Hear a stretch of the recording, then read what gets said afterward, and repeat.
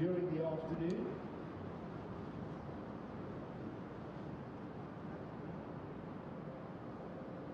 So surf fans, get your seats. Do expect a little odd rain shower during the course of the day, so we trust that you are prepared for that. Of course, if you want to keep those feet warm, right here in Pepper Street, go and check out Innsget Boots. It's never been a better day to go and buy fresh pair. I've got them on at a special price as well.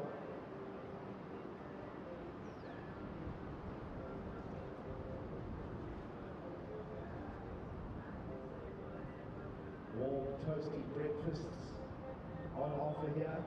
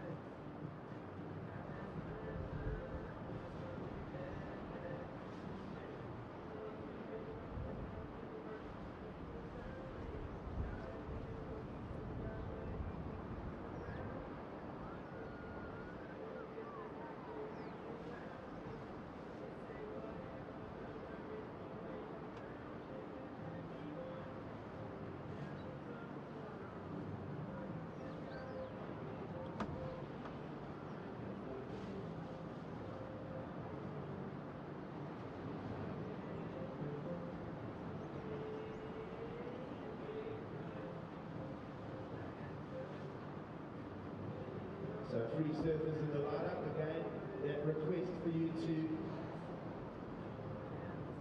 slowly shift out of the lineup. It's under 10 minutes to the start of finals day here.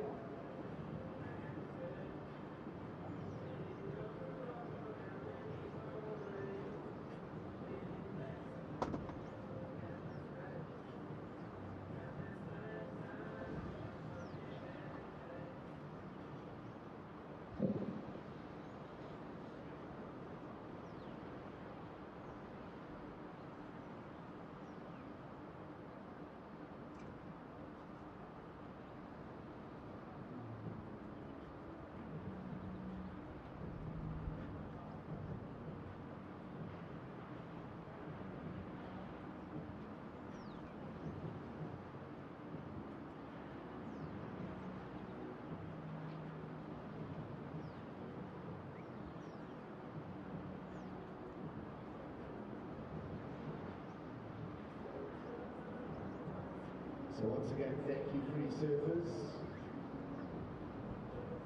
All the safety team approaching to be in place.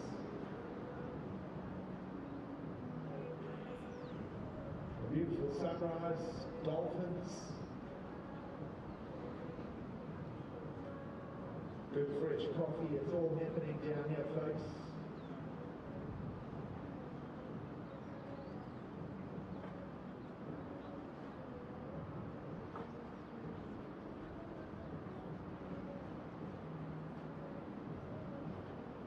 Heats will be 35 minutes.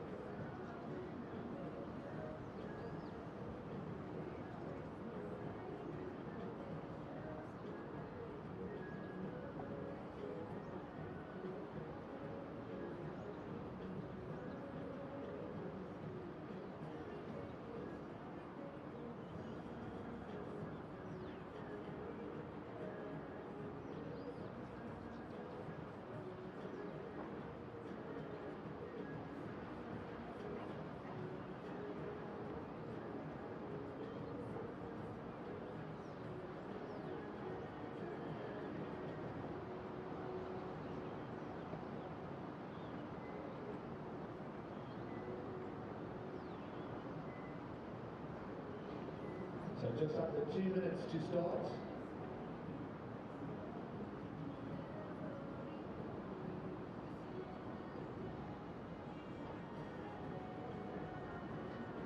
Awaiting the instructions of the head judge.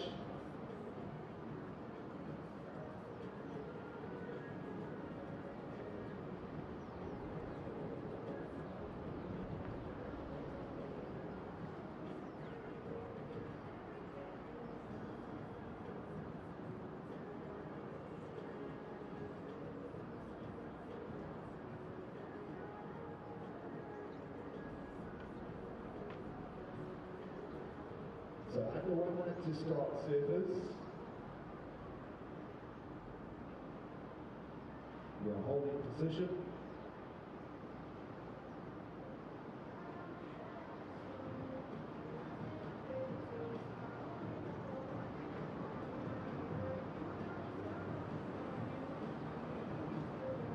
Quarterfinals of the Corona Open J-Day.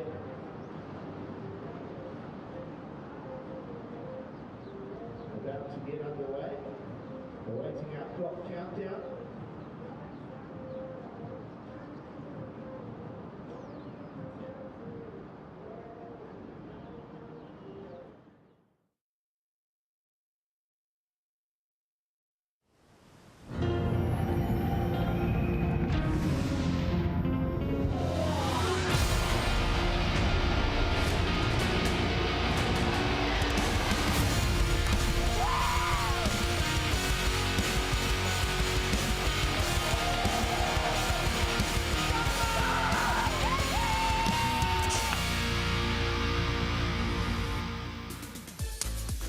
Good morning and welcome to finals day in South Africa. A distinct chill in the air this morning, greeting some of the world's best surfers. Get an early morning look at the famous lineup here at Jeffreys Bay.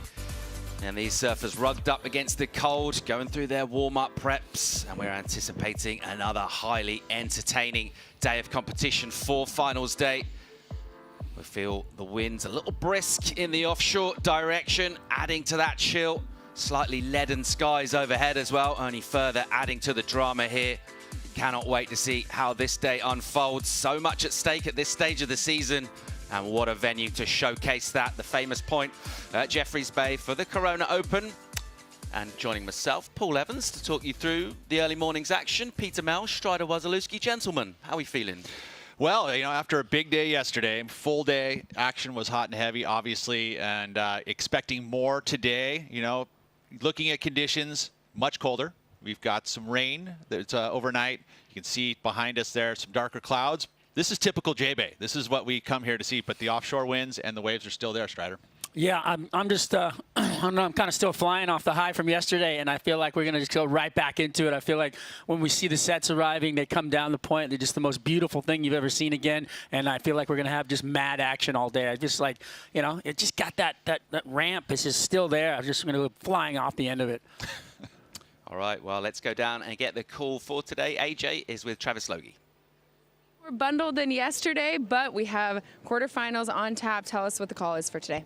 Morning, AJ. Yep, it looks like it's the plan is finals day. We're going to kick off with the women's quarterfinals, then alternate between the women and men all the way to finals this afternoon. The swells come down a little bit, but there's still some really fun waves out there today. And the good news is the angle's supposed to improve through the day, so we should see a lot of improvement today, so it'll be a great day. So walk us through how that is different or what we can expect to see in the waves as they form throughout the day. Yeah, so with that hard wind that came through this morning and the storm, the swell has shifted a bit west, which has made it a little bit slower and smaller than yesterday afternoon. But like I said, the wind's supposed to drop and the swell shift back to the south. And there's still some really fun 4-5 foot sets out there and all signs point towards improvement, and it's already great this morning. So. Every surfer I've seen has come out of the water with a smile on their face, so we like it, Travis. On to finals day, you guys. Thanks very much, AJ. So we're going to kick things off here with the women this morning. And let's see how that shapes up with our bracket for the women and see exactly how we got here to this stage. Setting things up with some great looking matchups What are we liking here? Well, you think about that first matchup, Tyler Wright and Gabrielle O'Brien. I'll just touch on that one real quick. It's been all Tyler Wright ever since these two have met on the championship tour. Gabrielle O'Brien, the last 2 events, has met in the quarterfinals, and it's been all Tyler Wright. So this is going to be a good one because Gabrielle O'Brien has a little bit of payback, I would think. So it's a great setup. Perfect venue, too, for both these surfers on the forehand. That was my favorite heat, Strider. Yeah, I think Tyler, she's got a favor in that one just because her turns are tighter. She's really kind of giving the judges what they want. They want to see that tight turn in the impact section.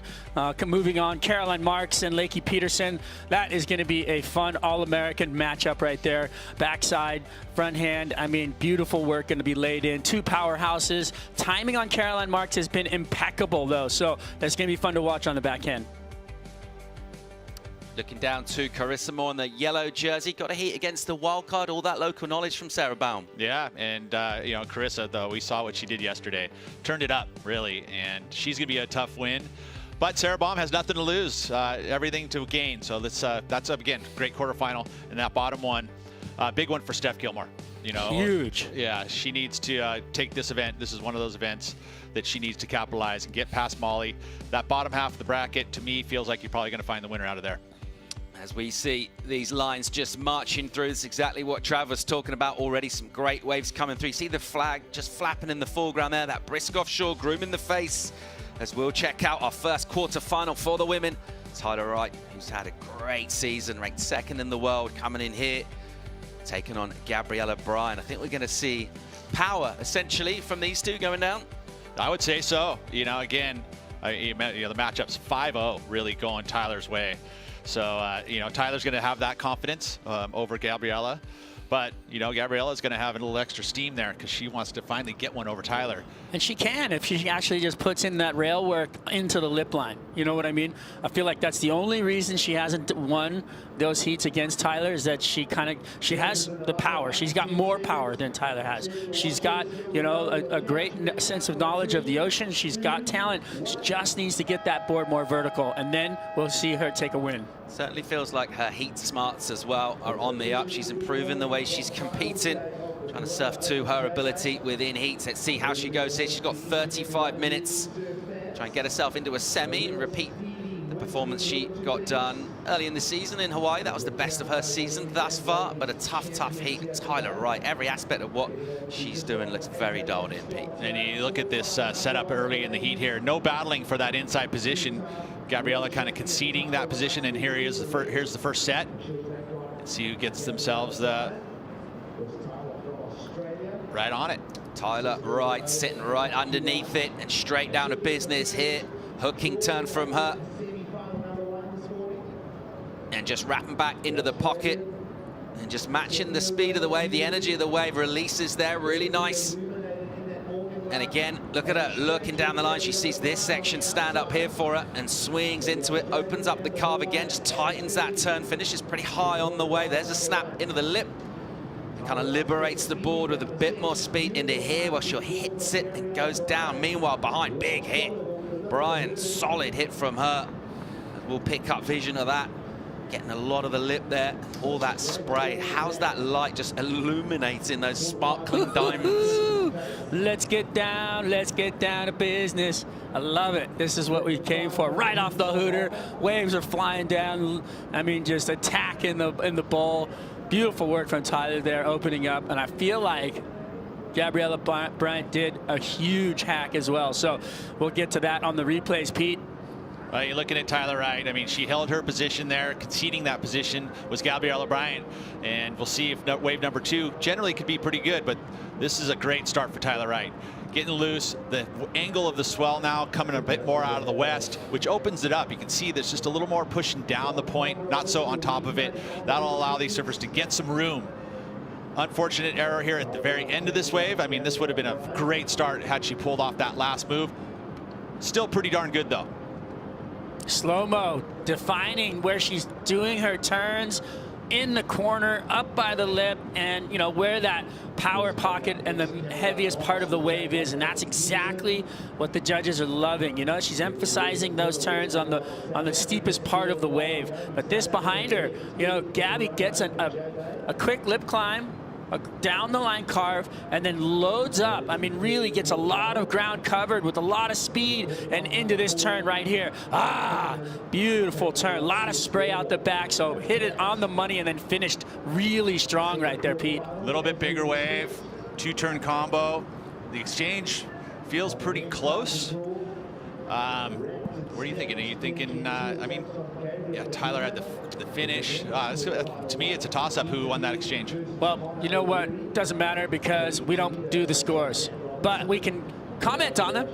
And I feel like I liked Gabby's wave. I liked the you know, couple hits coming down the line and then that big unload in the lip and then the other one where she finished strong. I'd say Tyler had it on linkage, but Gabby Bryan had the more authoritative finish. I would agree with that. I like that. Yeah. But we watched Gabrielle Medina yesterday and Ryan Callanan. And Ryan Callanan did not get the nod there, did he? He did not stride up. I thought he should have got the nod, but Ryan Callanan was beautiful yesterday. So many epic performances going down yesterday. What an incredible day, and it set us up sweetly here for finals day. And the surf still very much offering a perfect canvas, really, for these surfers to showcase. We're waiting for scores to come in here. Be interesting to see how this one goes. Tyler Wright taking that first wave, been given no priority at the start heat, but given the inside, essentially. I'm pretty sure, I think Richard Marsh would have been pretty forthright in his information, his instructions to Gabby about where to go. So obviously you know, an intentional tactic, maybe to seed inside. I mean, she's probably out of her lineup. Wave number 2 generally can be a little better a lot of times. The size of the wave was definitely a little bit bigger, but it was shorter for Gabriella Bryant. She wasn't able to get that nice long wave, which Tyler saw that, identified it from the very beginning, and it looks like the exchange is going to go Tyler's way. So advantage Tyler from the opening exchange as a point to split them. Good number for Tyler with a 7.33. Reasonable one as well for Gabby Bryan, 6.33, but just a point of difference there. So judges preferring the multiple linked up turns with Tyler, and even though she didn't get the finish, a variety as well from her. The rails were really clean, weren't they? The transitions were smooth. I mean, that slow-mo shot, it's like textbook stuff. And it helped, obviously, with the direction of the swell. You could see it just had that nice sweep down the point. She didn't need to be rushed going into her maneuvers. She was able to cleanly link it, like you had mentioned. You know, the higher impact coming from Gabriella Bryant, but just not enough turns. Travis Logie with the call mentioning the swell just clicking slightly more to the west. Let's dive into that and check out our Surfline forecast and see what we can expect for the day. Well, I mean, Surfline had been on point in regards to these 2 days being the days that we were going to see the best surf, and here we are. The idea being that we've had a more westerly direction overnight. That has brought the consistency and the size slightly down. And Travis had mentioned, and Surfline mentioning, that it is going to be a slight increase in the afternoon. Winds are going to be pretty much good all day long. I mean, it's been howling west winds. You can see there that little bump in the afternoon right there for time for finals. That's awesome. That'd be great if this thing can ramp up all day. I mean, it's funny how quickly these conditions change, though, right? We had yesterday it was the opposite on that forecast, and then now today it's switched to being bigger in the afternoon today instead of in the morning. Looking out for the rest of the waiting period, decreasing, you know, so today is the day. That's why we're calling it on. And you know, today's the day. Let's get it done. Can't wait, Pete. Let's do this.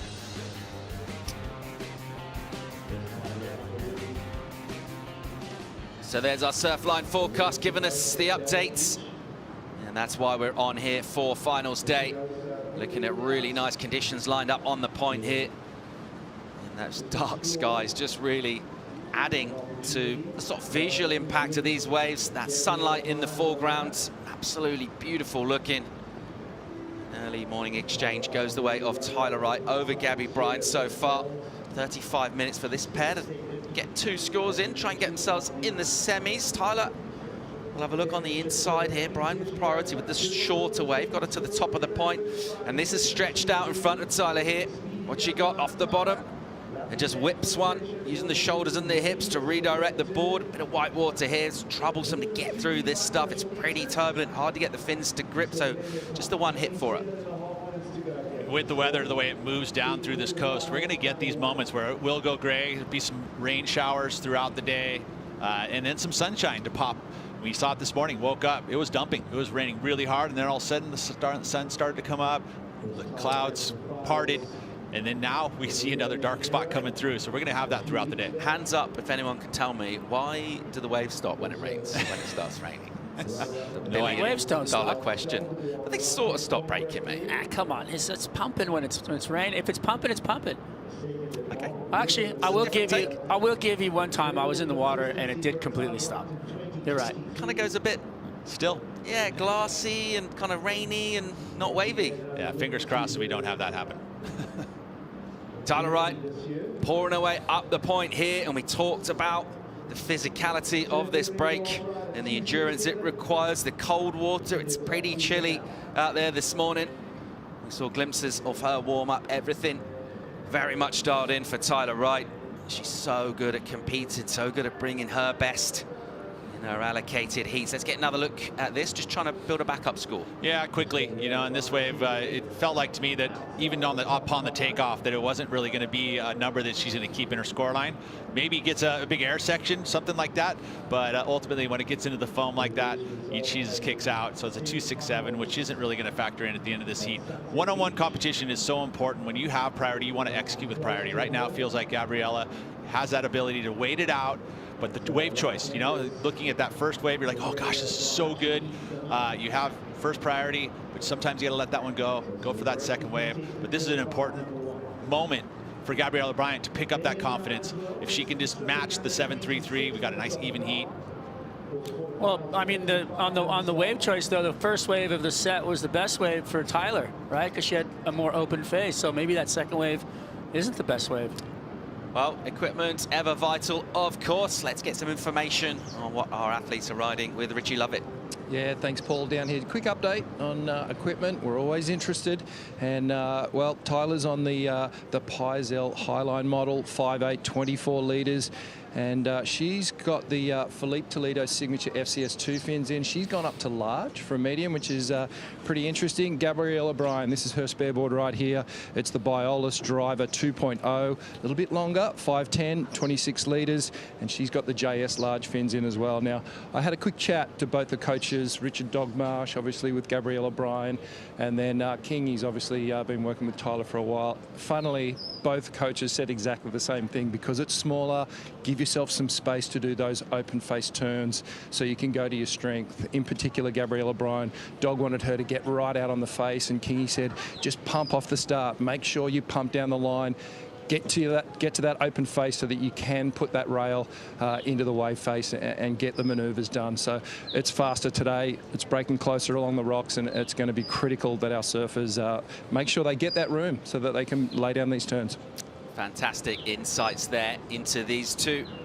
And they've got just over 24 minutes to improve their position in this heat. At the moment, it is Tyler Wright with that early 7.33 locked in. Plenty to think about for Gabby Bryant up the point with priority. And that instruction, those instructions from Dog, all of that preparation. You know, it's so interesting in regards to fins, right? And what little differences you can make in a surfboard. You have your design that you're so accustomed to, but then these little subtle changes, like going to a larger fin, a little more fin area, which gives you control when you're going really fast, right? Like especially when you can ride that kind of shortboard, still have that ability, the mobility of the shortboard, but then just adding a little bit of extra fin in there, a little area, gives you that ability to have that control. Didn't you create some fins, Pete? Don't you have a template? I wouldn't say it's a template, but I've got a foil that I've been working on. Yeah, it's. I mean, that's the thing. Like with you know, it's like tires. You know, for an F1, you know, it was all of a sudden you can put soft tires on if you need grip. You put a little harder tire, you want to go faster. Those are the same kind of things. You can add little elements to your surfboards in order to give them a certain feel, and they're just little incremental changes. But in a situation like this, you know, where you're wanting to go fast and get that out to the open face, there's things you can do to feel more comfortable, and changing those fins up is a great way to do it. Hey, Paul, on the Doppler says the rain's coming right now, and the waves have kind of slowed down. Maybe you're right on the money. He's changing his tune. Like, what do you mean? It's going to be pumping, it's pumping. But yeah, no, I understand what you're feeling. I have no science to back that up. Say it's drizzling a bit, right? There's some light drizzle, and then it absolutely pees down. It stops, right? Yes. The waves stop. It does. Yeah, I would agree with that. Right. I've been in situations like that. Yeah, is the rain laying the swell down? I don't know that it could actually do that scientifically, but it feels like it. Interesting. 22 minutes remaining in this. It's Tyler Wright with the advantage from the opening exchange. And those two will just sit and stew on that for a while, as we will get some extended lulls throughout the day. We mentioned that swell going a bit more west, so maybe some of those gaps between the action as well. I'm just thinking about positioning. We touched on it at the start of the heat. There was a bit of conjecture yesterday, particularly about where exactly to sit. You don't want to go too deep, miss the opening section. With the swell a bit more west, does it maybe open things up maybe a little bit less quick at the very top of the point? It could be very well that way. You know, and different sets hit different parts of the point. And you got to be able to identify that, and that's experience. That's time in the water. You start to see things. You know, you put all that extra hours, you know, outside of the hooter. You're going to be able to see and identify those things. That's why coaching, you know, bringing someone who is probably surfed more than anyone else, you know, a local, you know, person to ask and understand what, you know, with the westerly direction, where do you feel like the lineup is? Do you want to sit a little deeper, or do you want to sit a little wider? Well, there's a point out there where you can sit and kind of have the best of both worlds, because you can shoot to the left for those wide ones, and you can shoot up the point when the set comes if it's a more, you know, westerly one and it hugs more. So there is a point. You saw at the beginning of this heat, Tyler was right at that point because she shot over to the one that went wide, and she could have went up the point if she needed to. So she has got really, you know, the positioning really well worked out. And a lot of experience, right? A lot of experience in this lineup, been here, you know, testing boards. I remember, you know, when J-Bay was back on for the women, she came and spent, you know, a couple weeks just to understand the wave and spend the time. And it's important, you know. You look at throughout the years of people who have felt like, hey, I don't know the wave as well as I would like, going there off season or going there without the event and spending that extra time, enlisting somebody who can help you to kind of identify certain things is just a really great way to do it. And, you know, Tyler, obviously, those couple weeks when she did that, a long time, it was a few years ago that she did it, it paid dividends, because look at where she is at right now. Finals day here in South Africa for the Corona Open. J-Bay right now, women's quarterfinal #1, sees Tyler Wright with a small lead over Gabriella Bryant. More live action from beautiful J-Bay when we return.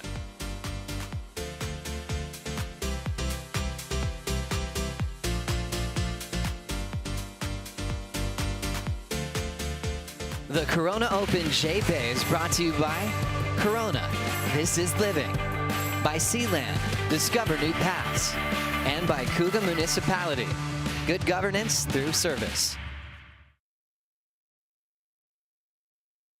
19 and a half on the clock.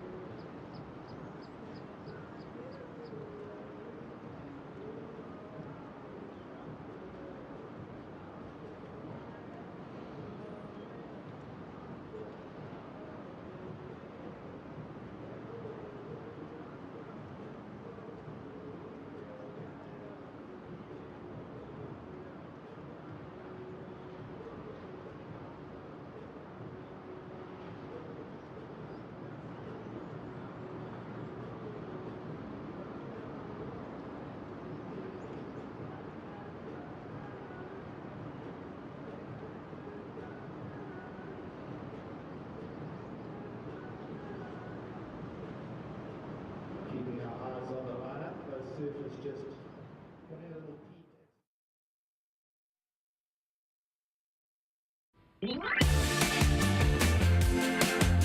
Gabriella Bryant is understanding the pace here at this size at Jeffreys Bay. We came up with a plan, and I just stuck to it, and yeah, but yeah. You're looking at Tyler Wright here swinging. It's pretty perfect.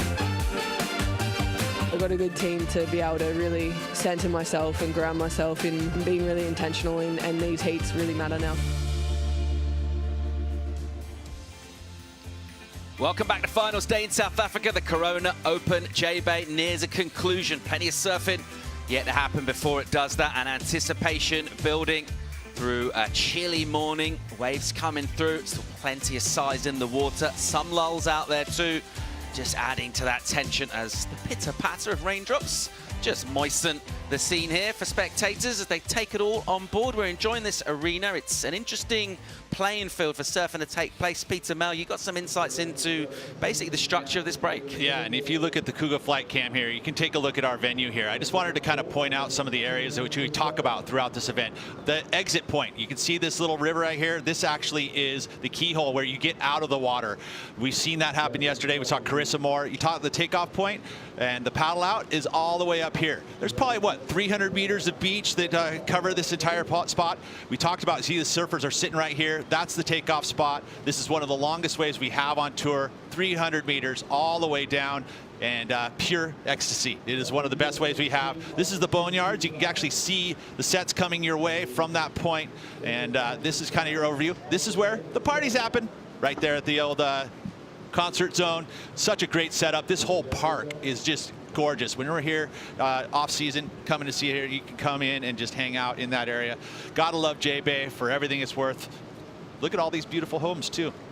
Incredible. If you were designing the perfect venue really for an event, lots of perfect ways around the world, not necessarily easy to facilitate competitions as well at the venue, but this one, it's all just laid out so sweetly for us, and such a great place for viewing really, for spectators able to make it down here. There's so many cool spots to get brilliant vistas on stuff like this. Tyler Wright in action, bit of a section in front of her, just folding. She'll wait for that, and unable to get around that. And you can just see that wind's lightened up a touch as it's raining. So that brisk offshore we saw kind of steaming up the face.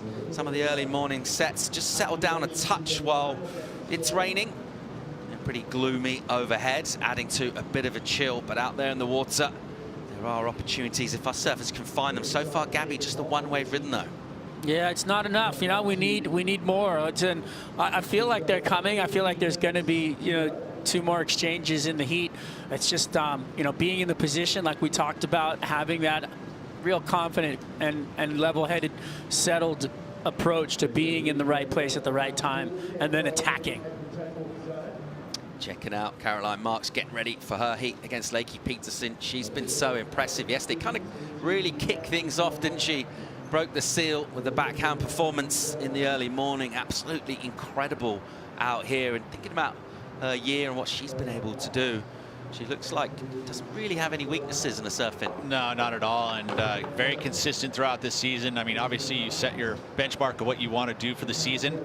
Caroline coming off of you know, a long time out of competition, to be able to get that consistency back as well as she is admirable. And this is another great opportunity, I will say, up against Lakey. Lakey probably has more on the line here, for sure, for her. If she can able to get through Caroline and move into the finals, maybe even get a win here, that would be huge for her Final 5 bid. Strider, we was kind of trying to read into vibes and try and guess what the surfer's feeling. Caroline also just seems so relaxed as she goes about the place. Doesn't seem to be feeling too much pressure. You know what? I saw her, you know, in and out of the contest area, and she just had this look on her face like, I just won the lottery.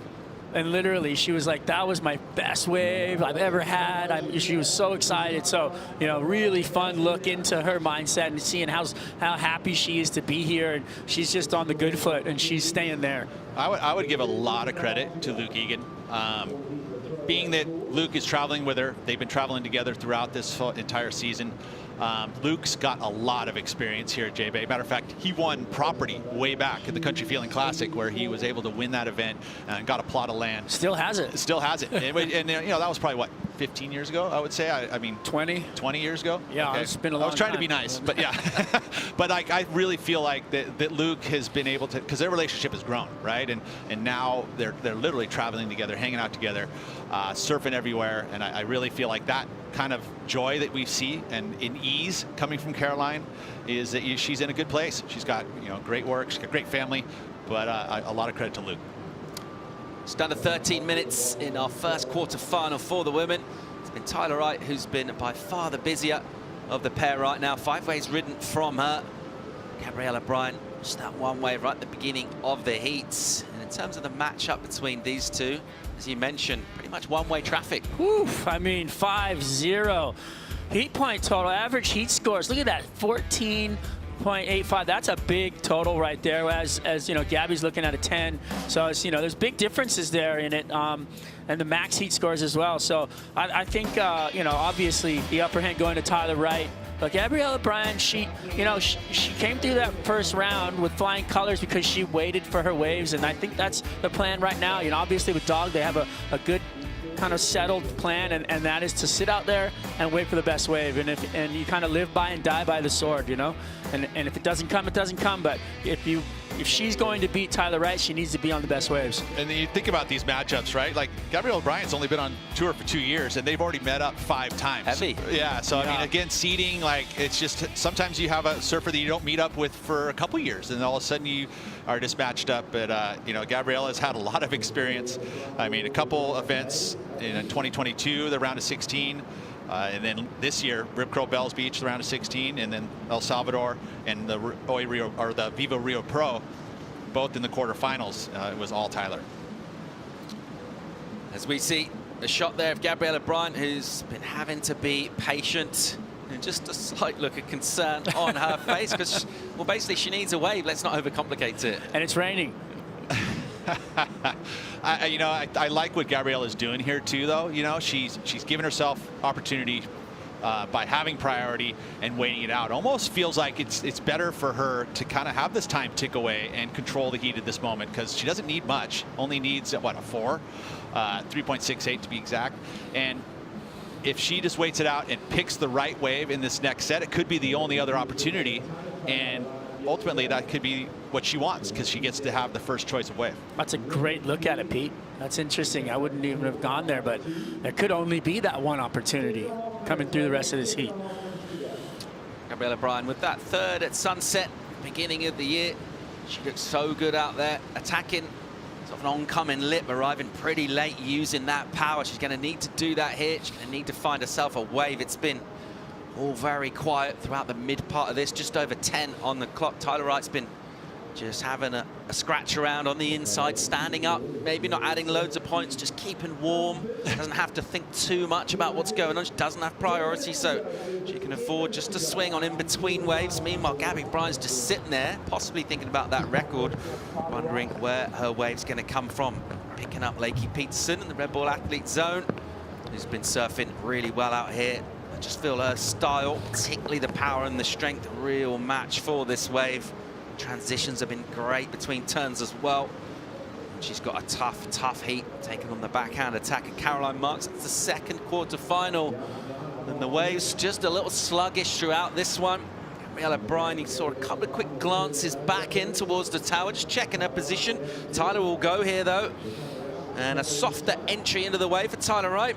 Opens up with a rip down off the rail, and then a quick setup snap for her, a smaller wave with just less energy, so she'll just go into the lip and float one down, being pretty patient here.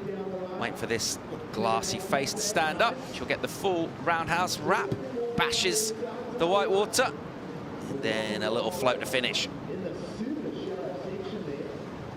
Well, it's going to be a little bit stronger backup now, so good choice there, as you can see, just right up on those shallow walks.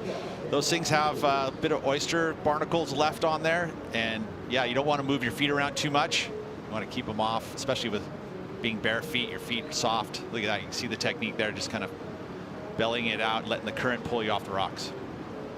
Yeah, Tyler, I feel like, you know, when you don't have priority, you have the ability to move around like this. And, you know, it feels good to just be able to have your options and catch waves and keep the body moving. You feel free. So she's going to stack up a few more points on her side.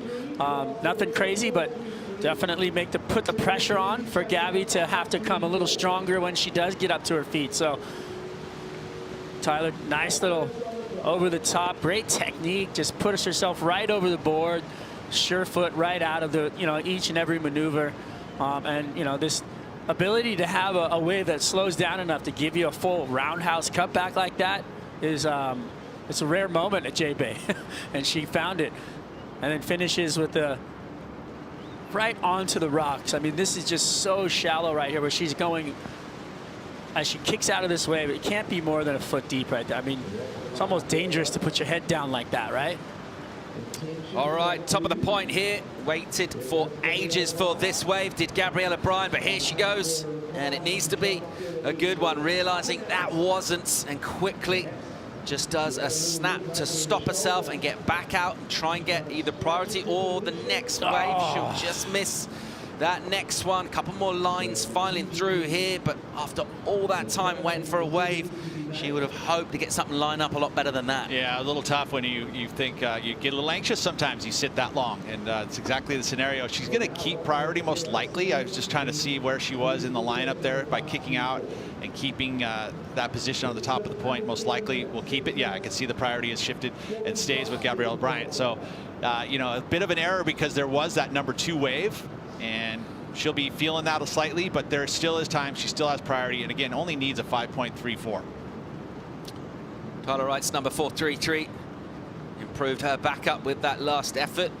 Good news for Gabriella Bryan there, despite the fact that nothing much has come her way. Tyler's been unable to add massive numbers. She's just speculated under the priority of the surfer from Hawaii. Bryan will have to just stay focused and dialed in and try and find one of these runners, which just hasn't really happened throughout this heat at all. 6 on the clock since that opening exchange. It's been pretty quiet. Plus, yeah, sitting out there, you're going to get cold. You know, your body temperature is going to drop. You drop anchor like that, you're sitting on your board. You don't have a heater like you do on the bed at Chamois, do you? You got, you know, it's definitely chilly out there, and you definitely want that movement to keep the heat going. Well, our event champions today are going to have to surf 3 times, if my mathematics serves me right. And, you know, sitting out there in cold water, extended periods of inactivity, it's going to take its toll. It's going to drain the resources in terms of the energy. And I think Tyler Wright pretty smart just to stay in motion, keep surfing, keep everything loose and warmed up and fired up. And that's what she's done here. She's built a bit of a lead, really, without having to think too much. Not a lot of decisions to make. Just the way the priority order has fallen. As we see some more lines fill in here, just slightly reluctant to make their way around the point, aren't they? We can just see just a slight ruffle at the top of the point from the wind as well, as these things feather and make their way in, and some nervous moments for Gabby Bryan. Yeah, and we touched on the fact that the swell direction, I mean, we look at where we are right here on the coastline. We're facing pretty much almost southeast, right? Like if you were to draw a straight line out to the ocean there, it is southeast. So coming from the west, it's almost literally behind us, whereas the swell is coming. And when it's more west, it has to wrap all the way around Cape St. Francis and get in here. And generally what that means is you get less consistency. It takes away some of the energy and the size. Direction's kind of nice, you know, because it kind of does open the wave up slightly, but consistency will be fairly low. And as the storm moves by, it will become more south, right? And that's what we're hoping for this afternoon. As the swell comes into the window more there, we can have more consistency and hopefully more size. Just over 4:15 on the clock here. Tyler Wright, a finalist last year at Jeffreys Bay. She's put together an impressive season in 2023 on the championship tour at the moment. She's going all right in this one. She's got herself a bit of a lead. It's not a huge one. 5.34, that requirement for Gabriella Bryan, which sounds very achievable really for surfers at this level, but you do need a wave to get that number, and there's not much at all that's come through for Gabriella Bryan. She's had priority in this heat for 20-something minutes, and at this point, as you get towards 3.5 minutes, you're just those doubts starting to creep in. It's the stress, right? A little bit of stress, you know, and look at Tegan, she's even moving her arms around, trying to stay warm. And yeah, again, it is going to be the wind, especially, right? Water is horribly cold, you know, probably around 60 degrees ish, you know, which it's chilly as far as a lot of our events on tour. But the wind, you know, and it's definitely going to be mid 50s, and when it's howling like that, especially out in the lineup, you get that wind chill. Here's the recap of our opening quarterfinal. It was all down to this opening exchange.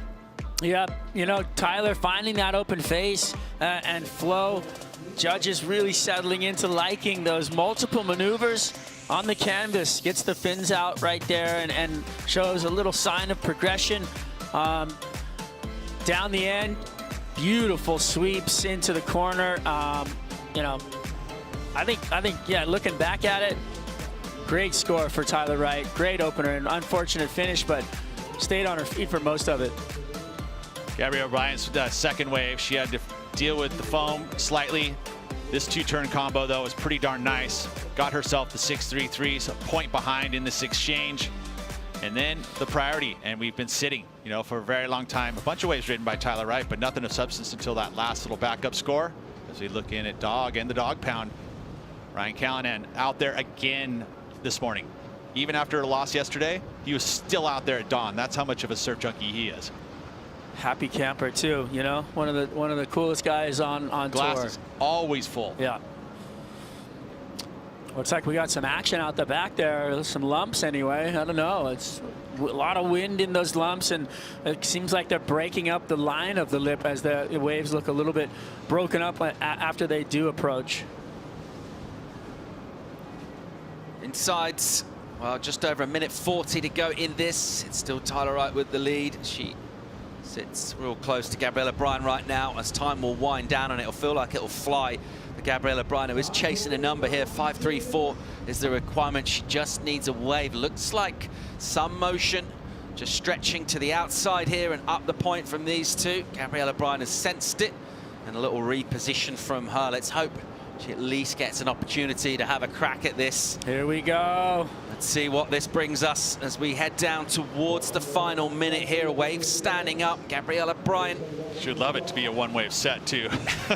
Well, it looks that way. It does look like it might be. Let's see Gabby Bryan having a swing here, kicking the feet and getting herself onto this wave. Here's the opportunity. 5.34, the number she needs. We'll look into the wave here from the channel. Here she goes. Snaps off the top with speed.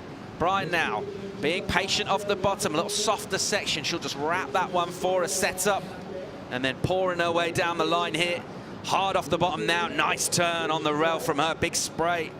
And again, another hit, just snapping that tail out in the pocket. That was really nice from Gabrielle O'Brien. And what a way to keep a cool head and deliver.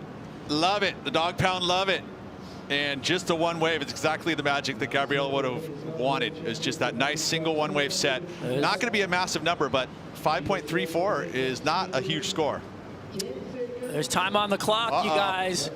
There goes Tyler Wright. Here she is, stands up inside, 10 seconds remaining, and wraps one. Keeps it clean and tidy in the pocket. Just a little flick off the rail to set her feet. That was really nice there, showing some variety. And this pocket will stand up for it. It's nice and steep. Throwing plenty of spray off that board. It looks crisp, still swinging. Just speeding up that turn to reflect the pace of the wave. So, a question asked for our judges. Well, two questions chiefly. Gabrielle O'Brien's number and then the score for Tyler as well. I tell you what, there's some nervous looking faces in the Red Bull athletes. I think Tyler's going to get it. I would agree, Strider. It's one of those things, right? First, we're going to see Gabrielle O'Brien probably get the number. It's just a matter of how much she's adding to it, because there is a point difference in the major waves that we've seen already. Gabby's wave right here looks a little bit sluggish at the beginning, though, you know, and the surfing wasn't 100% committed, I felt like. I mean, I'm watching, you know, it was good, it was solid, but I feel like she's holding back just a hair on these turns, right? Like, watch this one. Was that full Gabby, or was that, you know, a little bit of a pullback? I don't know. There's a lot going on in these turns, a lot happening on the inside there. I like the finish. Yeah, she flared on the finish for sure. Got the score, but this is the next wave, right, for Tyler Wright. Looking at carrying this 4.33 and trying to improve on it. And it feels like an improvement. It's just about how much of an improvement. Good surfing here, good flow, and a solid finish. So both these waves probably going to count in the top two. Looks like the score is in for Gabrielle O'Brien. Numbers in for Gabby, 6.27 for her. Goes solid into the lead and puts the requirement now onto Tyler, 5.27. Gabrielle O'Brien safely back on the rocks. She'll learn her fates shortly as the judges will assign a number for Tyler Wright, who's going to the semi-finals here at the Corona Open J-Bay. And these two really didn't do a whole lot wrong in that one. There's just not a lot of opportunity offered by the ocean when it came. They took those opportunities. Tyler Wright, what's her wave? A 5.27. Wow, yeah, it's close. It is. We'll see what the judges think. It looks pretty clear, though. They've made the decision. 5.6 for Tyler Wright. So that wave came right at the end of the heat. A clutch moment for a clutch performer. And once again, just showing her quality, showing her class. It'll be disappointment for Gabby Bryan, who was just starved of opportunity. But you have to say, well done to Tyler Wright, showing the quality early on with the 7, and then getting that crucial wave to turn the heat right at the end. We've got our first semi-finalist. That was fun. I love it when it finishes on the beach. I love it when they get the scores and they're coming out of the water. And Tyler really coming through right at the end of that. Finals day in South Africa. More live action. Quarterfinal number 2 coming real soon.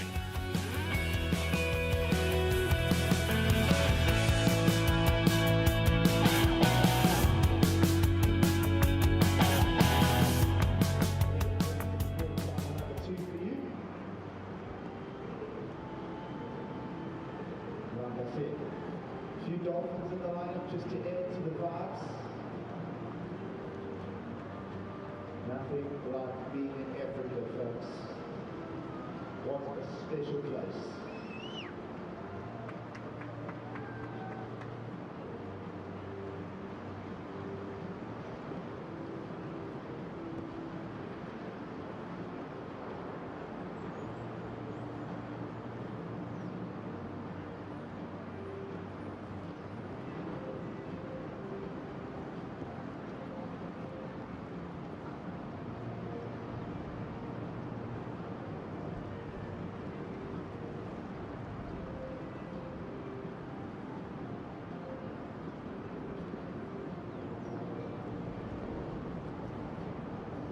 So last quarterfinal, 12.93 against the 12.6.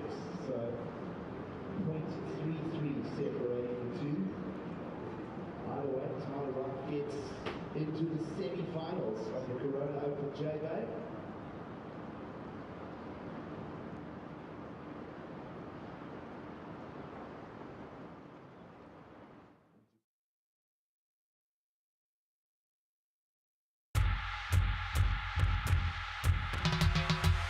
Here goes the backhand attack.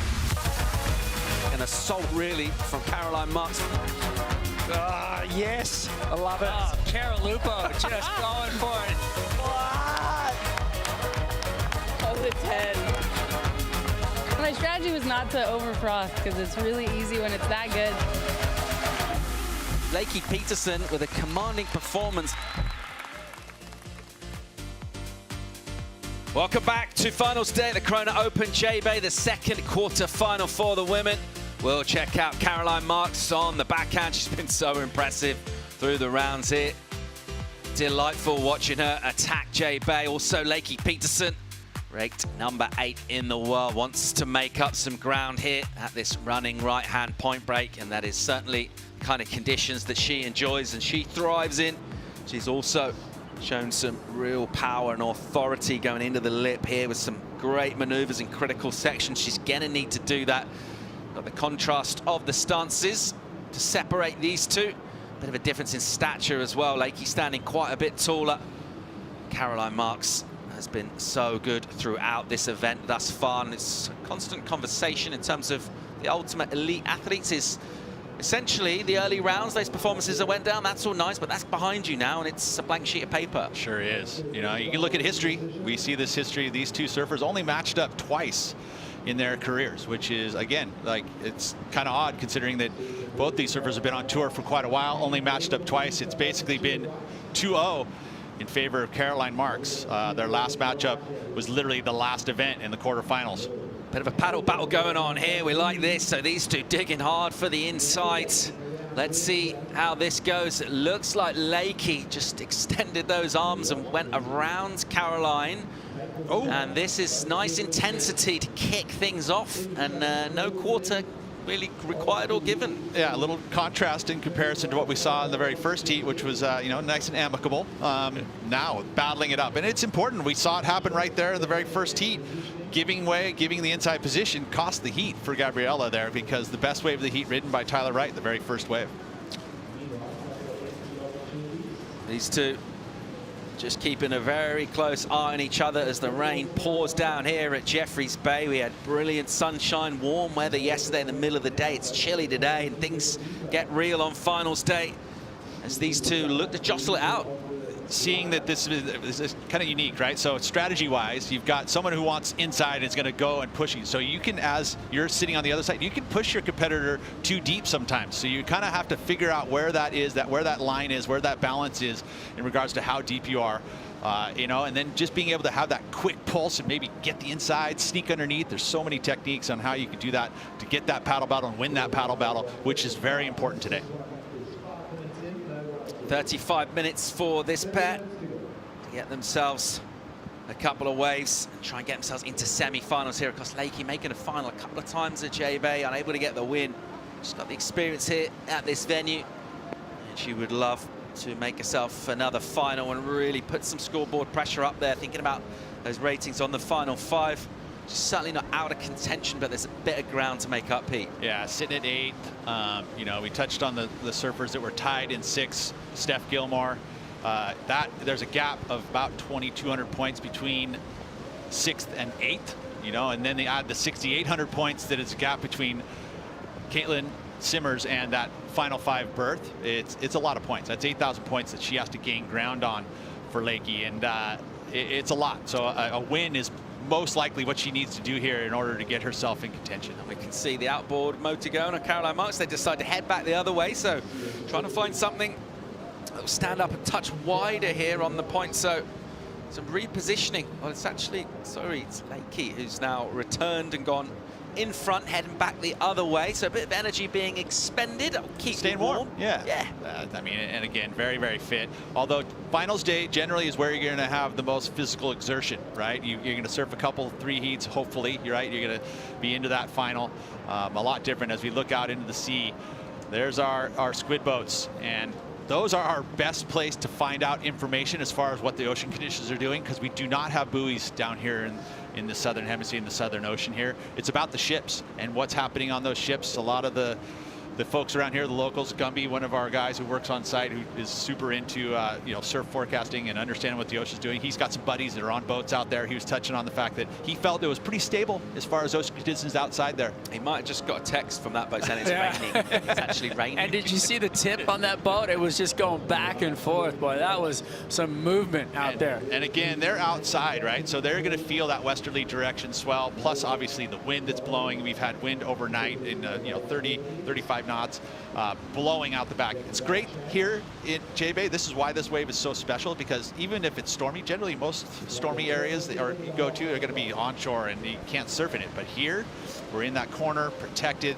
You know, that westerly winds blowing, coming across the point, blowing offshore.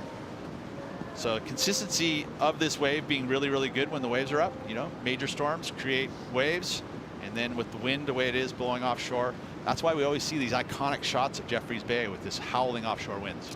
Makes it look like you're hitting the lip harder too. The spray goes forever.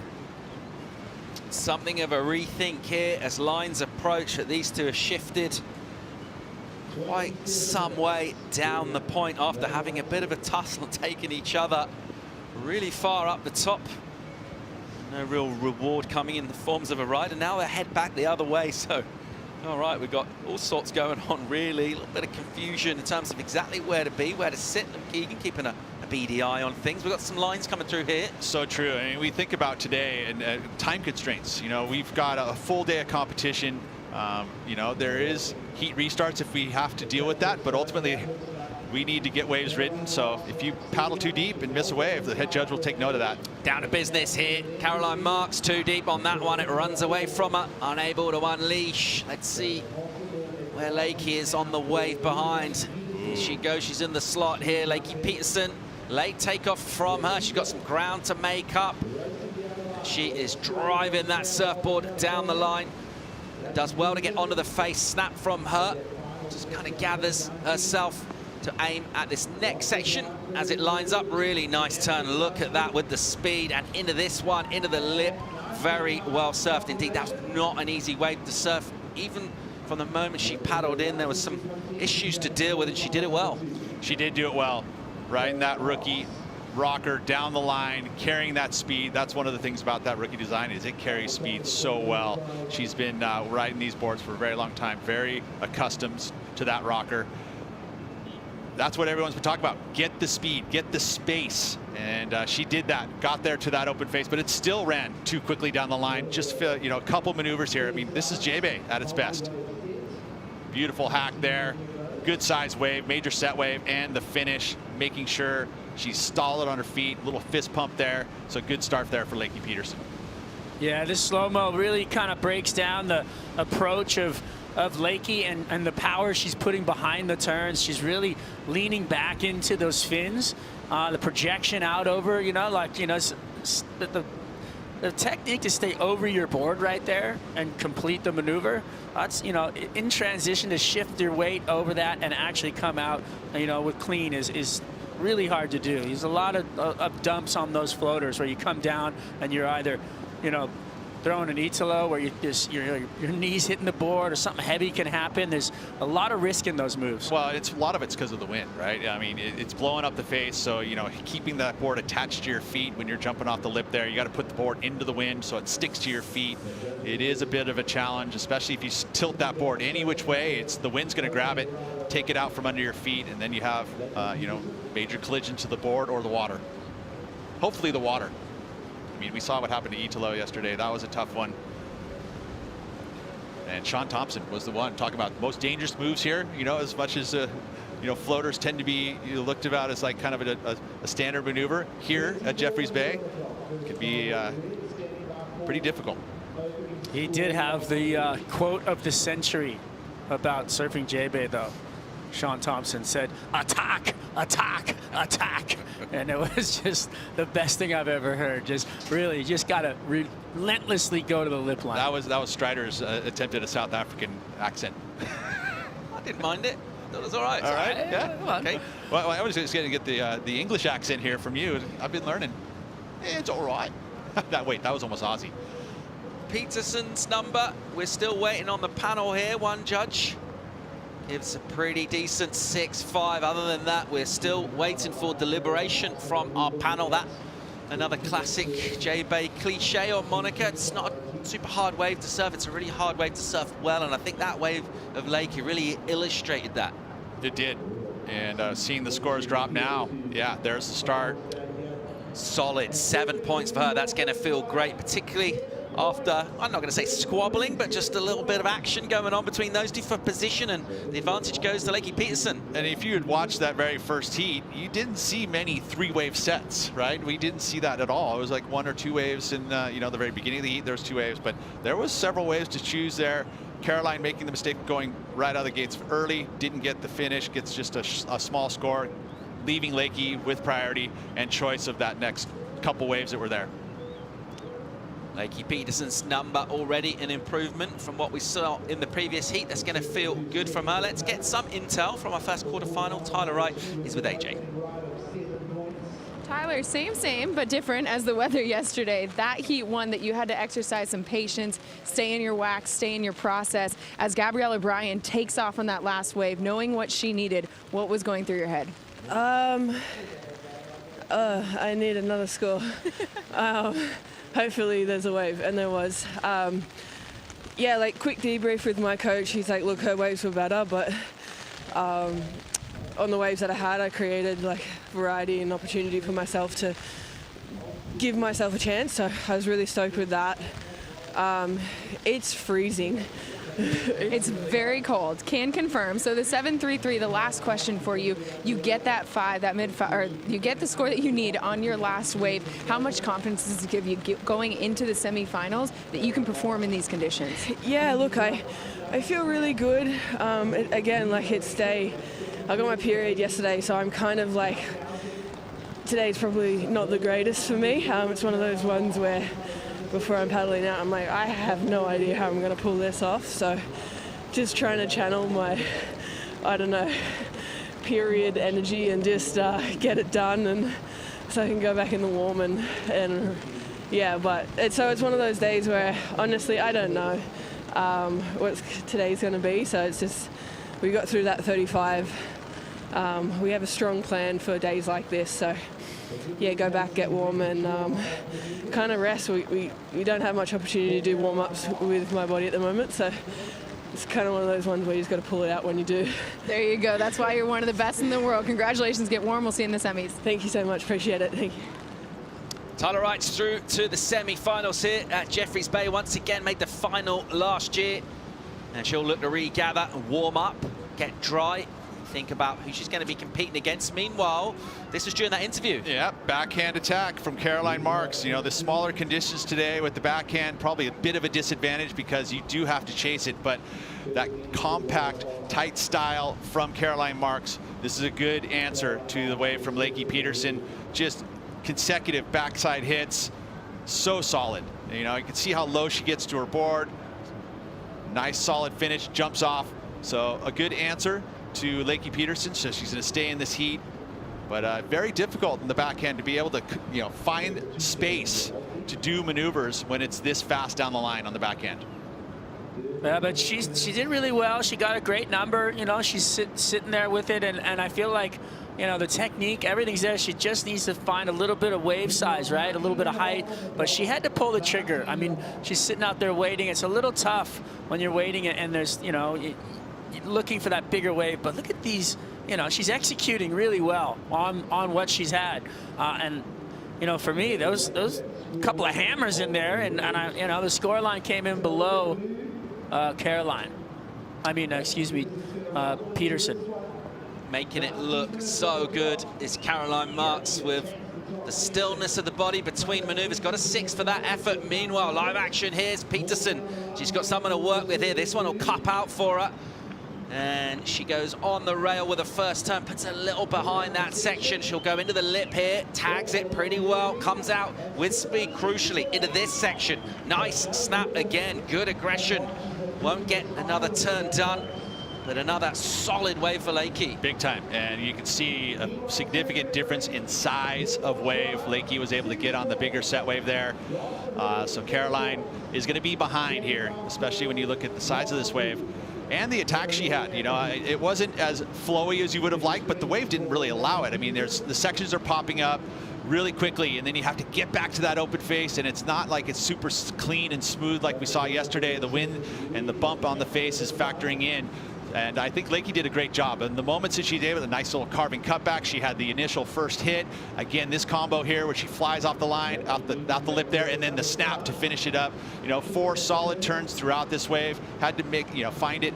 But, you know, the size of the wave, it was definitely one of the bigger set waves. Attack. That's all I could say there. She's on the attack and into that lip and the power pocket of each wave. You know, you were talking about the flow of a wave and what it's offering and what it's giving you. You know what?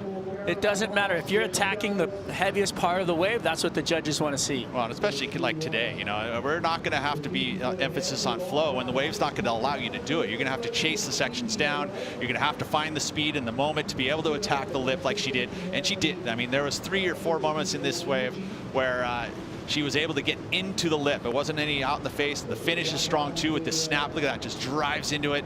The hooking snap, that rookie under her feet, solid. She's very accustomed to this board. A lot of board control too. When you watch her and the way she clicked off on that last turn, beautiful work. Great contrast in styles as well for our judges to look at. The flow, the smoothness of Caroline Marks, just the aggression, really much more muscular surfing from Lakey Peterson. Gets rewarded 7-5 for her. So what a great way to open up with a 7 and the 7-5, a big number from Lakey Peterson, and this is going to feel great. Yeah, it sure is. I mean, Caroline has been put into a situation that needs an excellent number, pressure being applied.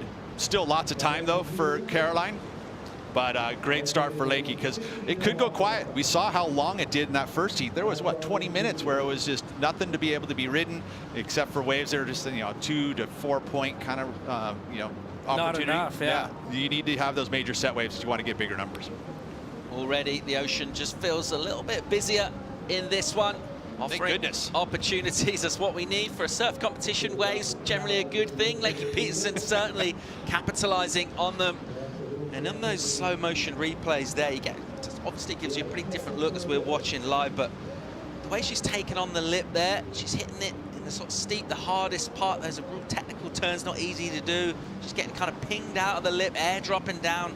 recovering into the bottom turn. Really enjoyable to watch. And with this wind too, not easy to do. You know, and once you get up into that lip and the wind actually accelerates up the face, you know, it comes up, and especially at the very top of the wave, if you're not timing right, if you're not hitting it with the, you know, the right angle with your surfboard or the right style of snap, you know, mistakes can happen, and didn't happen for Lakey there. So nice work by her. Just checking out the yellow jersey here of Carissa Moore. She's got a heat against the South African wildcard Sarah Baum, the goofy foot.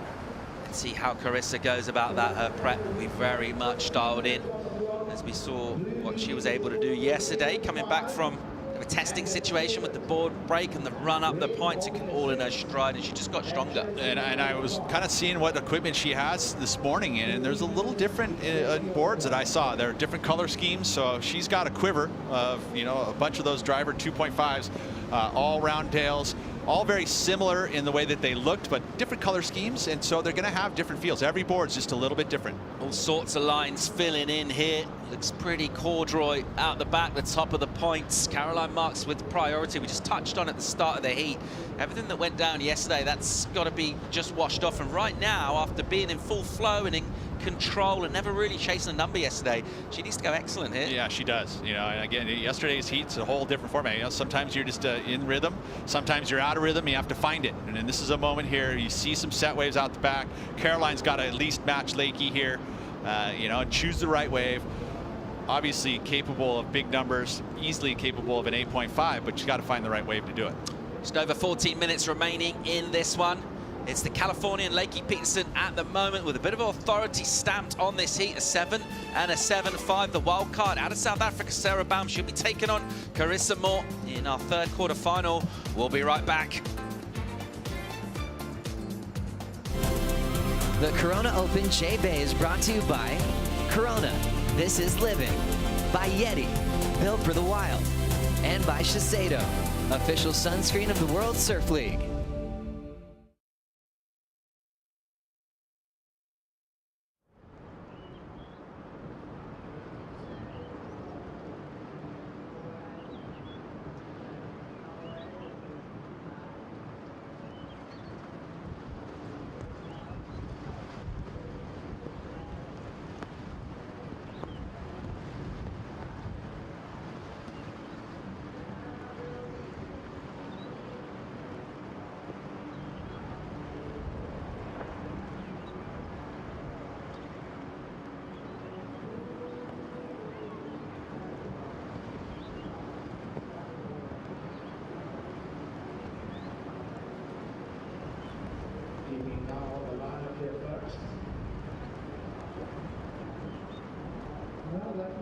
Peterson doesn't have the priority. She has the heat lead. Let's see if she can get a 7. Also, we know what that's. Number 8, Cheston in 8.5.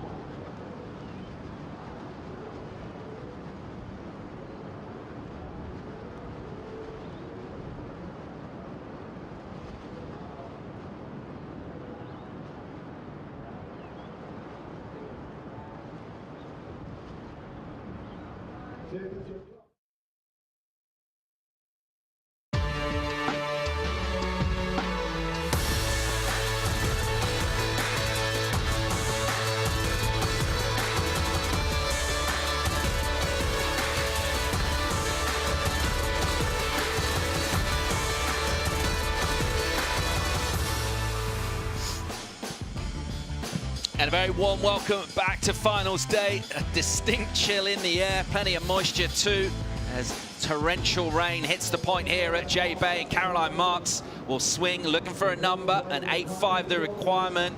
That won't be it. The body language says it all. As soon as she stood up on that wave, realized not the one she's wanted. Finding herself just a touch out of rhythm in this one thus far. 11 minutes and a few seconds on the clock for Cara. I think you're being nice there. A touch out of rhythm. I mean, she's definitely out of rhythm here. Completely out of rhythm. Thank you. Yeah, I mean, there was so many waves that just peeled down the point right there. She wasn't on one of them, and then the one she caught, she just decided to kick out on. But 11 minutes. It's not, you know, it's really tough though when you feel that you're out of rhythm, and then all of a sudden you make a wave choice, and it just doesn't pan out. You're like, it gets frustrating, and that's where really the true champions are able to psychologically change that up and not fall into that trap of being, you know, oh, things aren't working out. You know, it's so easy to do where you feel like, oh man, these things aren't going to work out for me today. Whereas in change, the champions are able to shake that off, turn it around, and make it happen. The other point as well, talk about scoreboard pressure. She's not able really just to maybe surf waves that come through. She needs an 8.5, so that's going to maybe affect her thought process as well, the kind of wave she's going to go. Yeah, and like after coming off of yesterday and knowing the type of waves that she was getting those kinds of scores on, they're not out there, right? So she's going to have to just switch the mindset completely to digging into what we have here and getting that score on what's offered, which is not easy. Lakey Peterson will sit with priority and a pretty sizable lead as we go past the 10-minute mark here. And the skies look to be brightening up from the direction our weather's coming from. I see some patches of blue over to the south, to the right of your shot as you look out to sea, and expect that throughout the day. I think we're going to see some frontal systems come through, and there it is, blue skies. Lovely. That make you happy? But it is raining here at the moment. Well, yeah, check back in 5 minutes. I mean, this is a place where weather moves in and out of here so quickly. I mean, think about what we had condition-wise yesterday. Beautiful, warm, light winds, you know, pumping swell. Next day, opposite difference. That's what weather does. It changes. Surf contests all about delivering according to the conditions available. And we look at forecasts and we try and kind of second guess and predict what's going to happen, but ultimately it's about doing the job in your allocated time slot. 35 minutes it is this morning, and it is Californian Peterson at the moment with a bit of a lead over the Floridian Caroline Marks. It was brilliant yesterday. It was Caroline. She's going to need to dig deep and find some of that stuff, find some rhythm. Find herself an 8.5. She's going to have to do that at the moment without priority for the time being, as well as Lakey Peterson will sit there pretty calmly.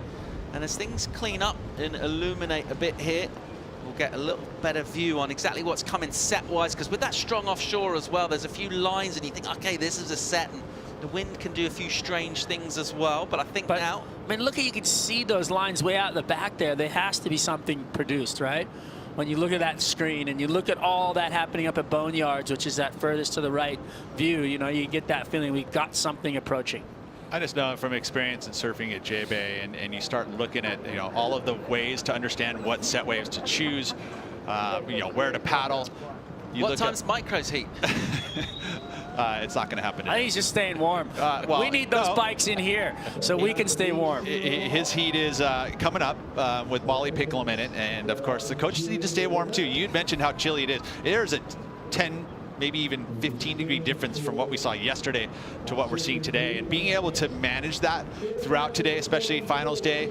You know, Tyler had touched on it. She was freezing. She probably would have jumped straight into that hot tub, you know, sitting there, and then once you get out for the interview, ultimately that, you know, maybe the hot tub isn't the best call. You know, you want to go in and get dry, get warm, separate yourself, get a heater next to you, get that warm up going on. Did you guys see that right there? See what? Caroline just missed a really good wave. I mean, that was a score for sure. That was a tough go. Just looked like it just softened up, did it? As she was paddling into it, backed off a little bit and then ran away. And then they showed it on screen there. The wave was just piping off, and then, whew. And that's conditions today. The west swell is going to have it where there's going to be those moments off the top. Here's the look at it. She misses it, and then, I mean, you could just see that board going vertical, whack, right there in the corner. How good are Striders? He's got all sorts of good noises that come out of him. How did it go? Whack! 6:40 to go in this Peterson at the moment, still with that lead, bit of a cushion. Marks wants to go excellent. She needs to find a way from under the priority of Lakey Peterson right now as things clear up, bit of sunshine poking through. And it is ruler edged and crisp. Still some great looking waves out there, some extended lulls as this swell angle is just giving us a few gaps trying to fill in. That's exactly what I was saying, is with that westerly swell, you can see it kind of pushes off and some of the energy will move, and then it'll move inside and double up, and being able to recognize that, make those moves as early as you possibly can, too. When you see a wave, go, oh, whoa, this was going to move inside. I got to get to it, or move outside to it. All those things. And we haven't had a ton of practice in this style of wave, so you got to kind of have to do it off instinct. What's Louis thinking? Louis thinking right now, he wants a set for Caroline so that he can, at this point, with 5 minutes to go, she's hoping that Lakey makes a mistake, or he is hoping that Lakey makes a mistake, as well as Caroline, and capitalize and gets that magic, set wave that are able to get that excellent number of an 8.5. 5.5 now. Top clock ticking away on Caroline Marks, adding a bit more pressure to her. 8.5 is still that number she needs. She's not connected at all this morning in terms of finding waves, and even on the waves themselves. She really needs to find herself a bit of quality, get into that excellent range. Lakey Peterson won't mind if things become becalmed, which is what's happened for the last couple of minutes. And just some info in regards to this heat here. Caroline Marks, if she takes the win, she would clinch her spot in the final 5. So I don't know if she knows that. That's definitely not going to be on the top of her mind. But just for you fans out there, that's the kind of situation that she is under right now. If she takes that heat win, she is able to clinch her final 5 spot. But if that doesn't happen, she doesn't clinch it, she's got to go to Tahiti. I think actually she might if Stephanie doesn't win. Oh, okay. Cool. Extra. There's actually some other stuff in there, that is boiling at the bottom of the plate as well. So much at stake here at the Corona Open. J-Bay, let's check out the recap of our second quarter final. Lakey Peterson just stamping authority on this heat. Yeah, and just in rhythm, right? I mean, that's what's happened is she's able to find the major set waves. No mistakes either. She's been able to find and execute.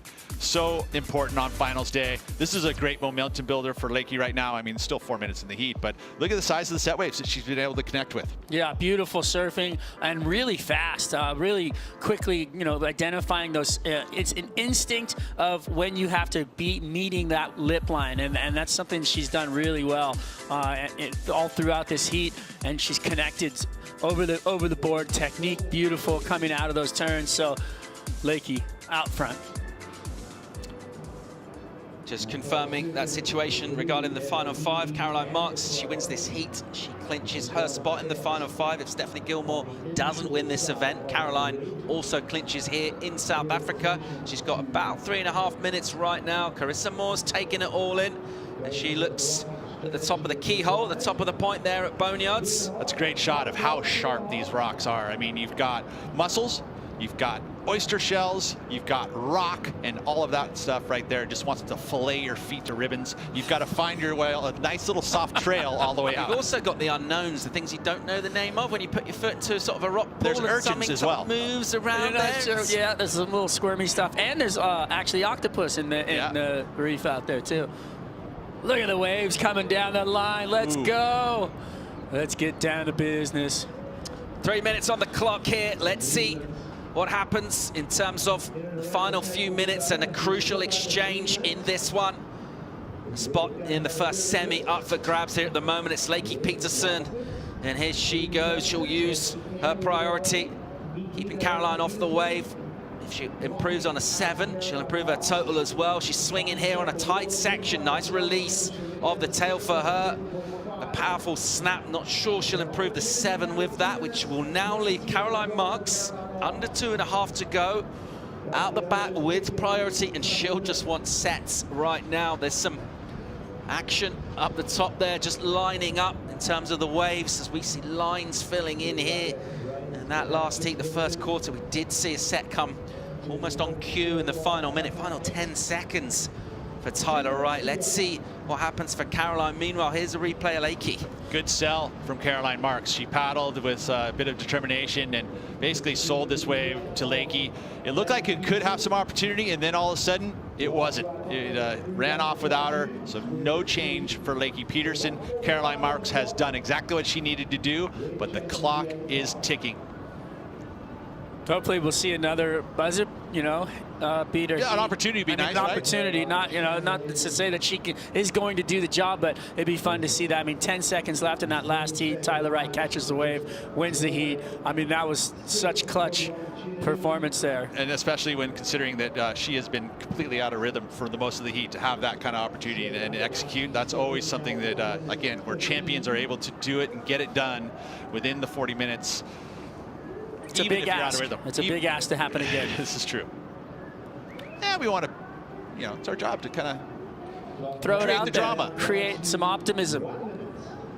Well, there's a lot of fans out there for Caroline Marks as well as Lakey Peterson. And, you know, Lakey Peterson, this is a much more important heat for her, trying to, you know, find her way into that final 5 and from a long shot, really. But she's been surfing like she should be there in this event.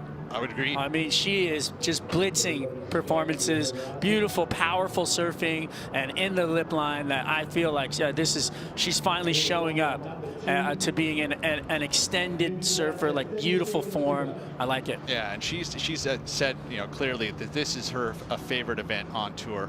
Although I would say that, you know, if we get into the Rip Curl finals, the WSL finals, that would be one other big favorite event for her, because I think some of her fondest memories would be some of those lowers wins back when she was a youngster. And some of ours too, watching Kelly Slater and Chris Brown and everybody down there at lowers just tearing it to pieces. I mean, it's such a great venue for performance surfing. Richie Lovett, big moment there at lowers as well. Yeah, he's coming in next. Whoa, synchronized. Lakey Peterson gets the win here. And Caroline Marks, who blazed throughout this event, just snuffed out, really unable to find opportunities, but a great performance from Lakey, who looked powerful and sharp. We're going to see the yellow jersey of Carissa Moore take to the water in a third quarter final. We're going to bring in Joe and Richie for the call. Stay tuned.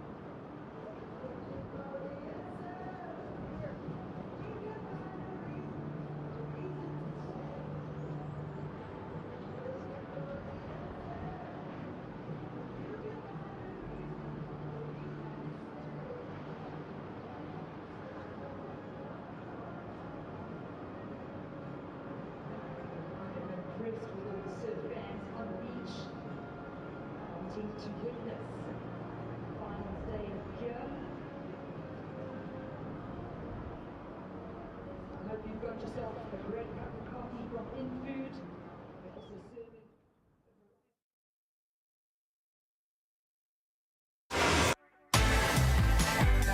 And the wild card gets the win. She sent world #1 into the elimination round. I was really just trying to think of her as another competitor, not Carissa Moore. Carissa Moore in the yellow jersey, swinging.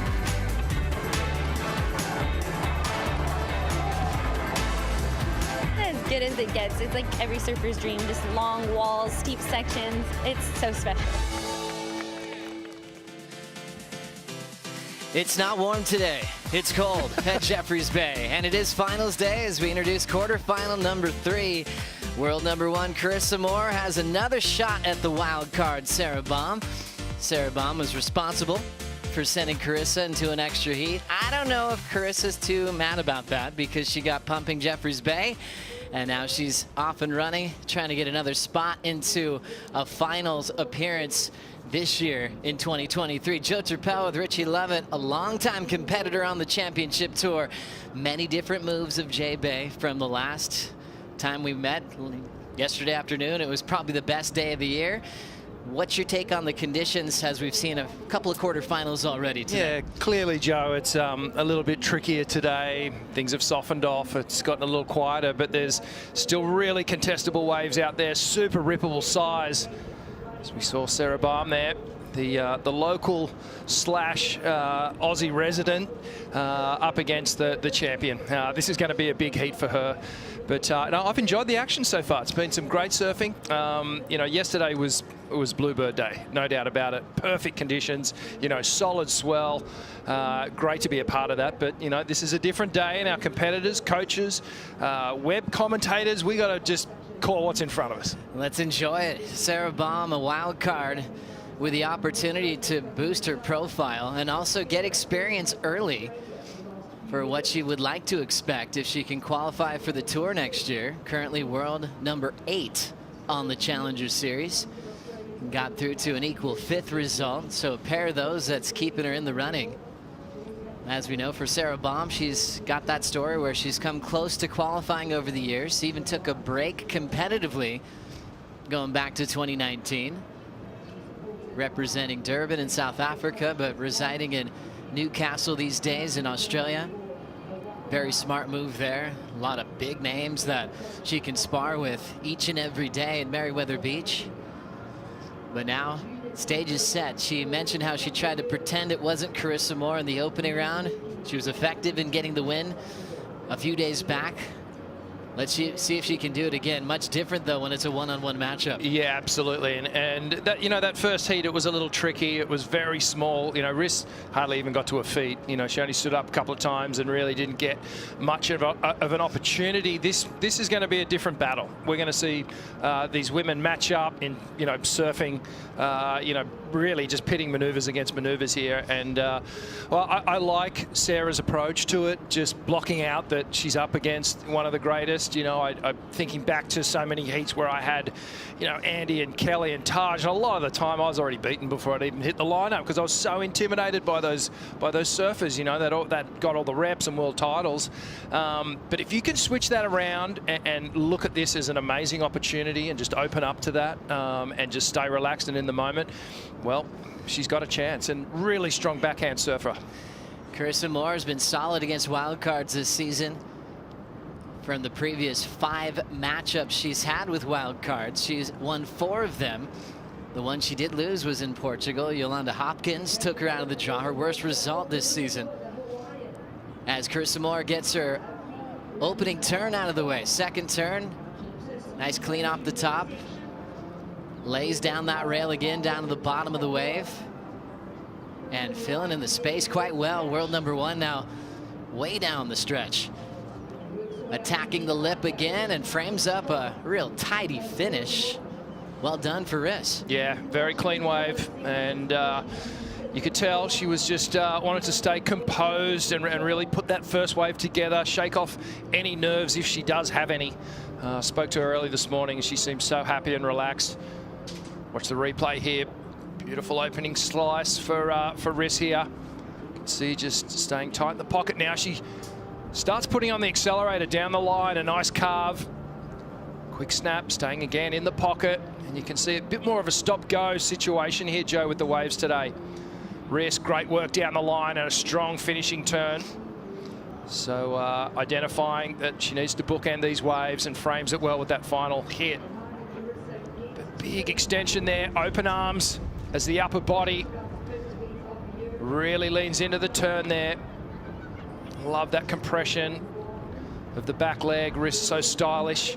The ability to tuck that back leg in and really reduce the size, the height of her body as she's going through these turns. Watch this, gets nice and compact, and now she pushes out of it. So being able to compress like a spring, it's harnessing that power as they go through those transitions. And again, nice and low. Watch this one, a little bit more on rail. Now gets the tail release. Identifies there's more option down the line, needed to get to this turn, and that's why she cut the one previous.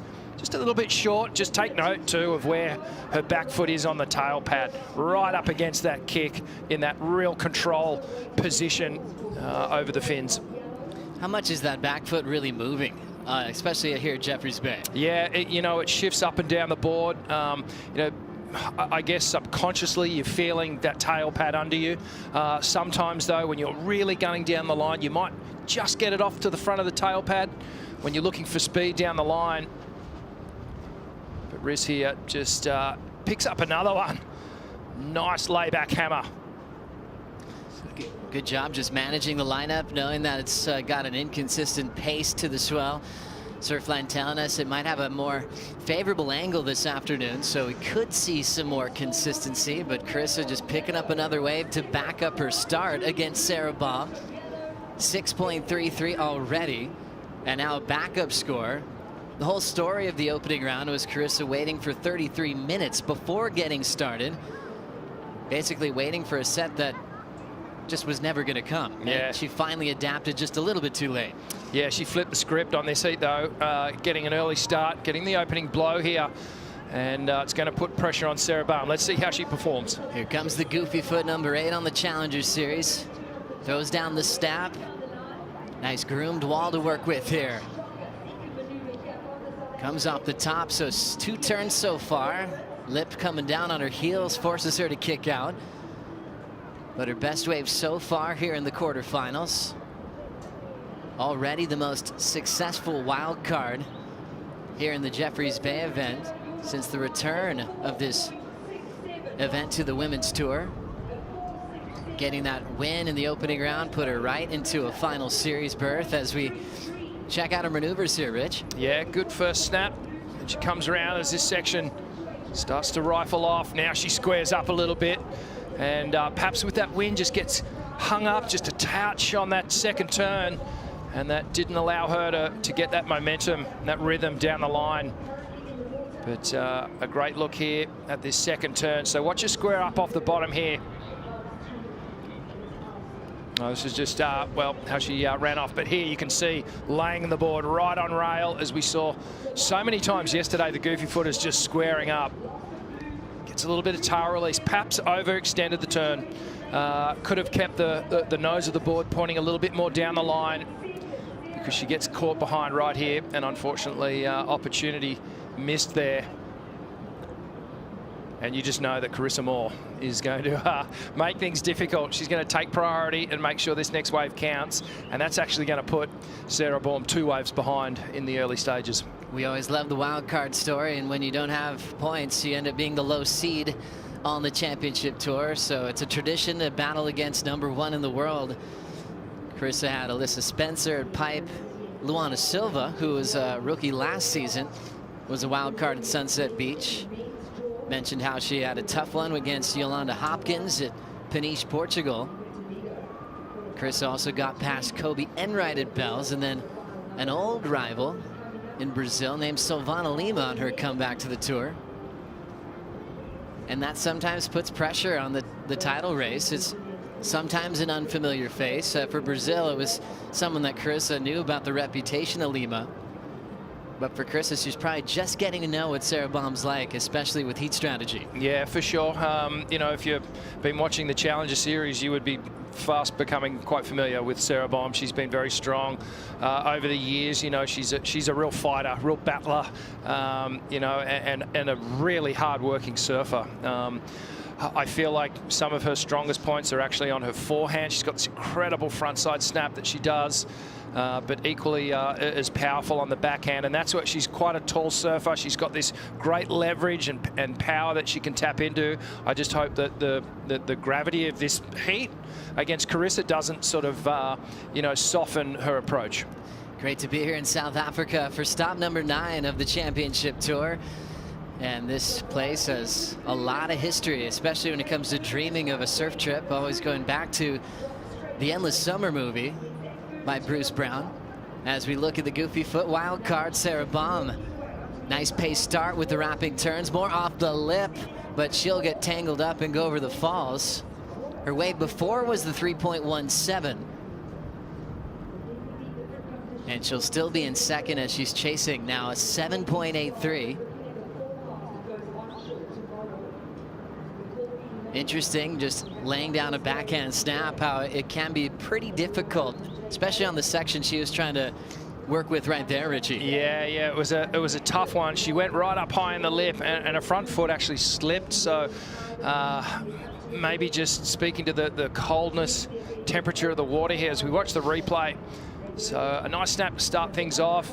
I love the pace here. She stays patient as she sees this section starting to wall up in front of her. Now watch the front foot, slips up towards the nose, and that just completely put her off balance. So that's two chances she's had and hasn't been able to convert yet. So perhaps the nerves just sliding in a little bit. She'll have to tidy this up if she wants to push Carissa. Well, now it's time for a special update for Griffin Colapinto with AJ. So, Griff, I know you would have liked to go a lot further here in J-Bay, but give me a little bit of an insight. What were your goals with your surfing coming into this event? My goals were really just put on a good show, and this wave is probably my favorite wave on tour, and yeah, I just really wanted to do really well. And yesterday I lost to Ian, and he just outperformed me, and the waves were really good, so it was a super hard pill to swallow. And yeah, I have some good takeaways, but yeah, I was so sad yesterday. It was a bummer. Well, I have some news that might cheer you up, because your year so far, 4 finals, including a win at Surf Ranch, your year altogether is enough. You have clinched your spot in the WSL Final 5. Congratulations. Wow. Did you know that was coming? I kind of did. Someone told me earlier, but I only found out this morning when I was in my living room. I was like with my brother and my dad, and we were kind of just like talking about, the stress that, thinking about being in the Final 5. And I honestly have like PTSD from the last 2 years of just barely missing out by like 100 points. And I got, 6th the year before, then 7th last year. So it's just, to do it now is freaking insane. And, I could go home and be a little more relaxed. So yeah, I was like almost started tearing up earlier last year when Kanoa ended up getting the score in that in Tahiti. It was a heartbreaker for me, and obviously amazing moment for him. But yeah, I'm over the moon. As you should be. It's not the only news that I have for you either, though. You have also provisionally qualified for the Olympics in 2024. What does that mean to you? Wow. How things can flip-flop just like that, huh? I know, I was so depressed yesterday. Yeah, those are my goals going into this year. My goals were to win 3 CT events, to make the Final 5, to qualify for the Olympics and win the world title. And pretty much, I won 1 CT event and now these, and so only thing left is to win the title. And yeah, it's just so cool to put it down on paper and now feel it all come to life. And yeah, I'm just so grateful, and sun's coming out, feels good. You've manifested and worked for it all. Congratulations, Griffin. Let's take a look back at the year that has been so far for Griffin Colapinto. I realize if I'm doing whatever is going to make me feel good right now, that's the best thing I could do for myself. Griffin putting on a show today on finals day. Our men's runner-up, Griffin Colapinto. He's on the way to the final. Colapinto just changed his career in one moment.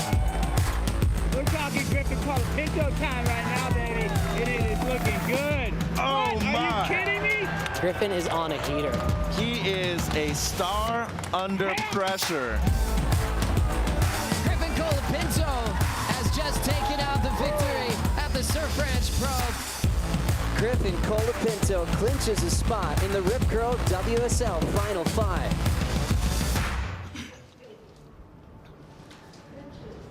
What a big moment for the Californian. Griffin Colapinto finally fulfills that dream. He'll be at his home break competing for a world title this September. 3 spots remain to fill out the WSL Final 5. Toledo getting the news yesterday as we get caught up in this heat. Carissa Moore still doing some work against Sarah Baum. Yeah, look at this beautiful looking wave here for Riss. Streaking down the line here, looking for speed. This one's running off on her, but now it slows up. A nice carve down. And again, opens up the shoulders, gets a nice carve, almost a little tube opportunity there. She comes right through to the inside and just stayed a little bit horizontal, Joe, on that final lip glide.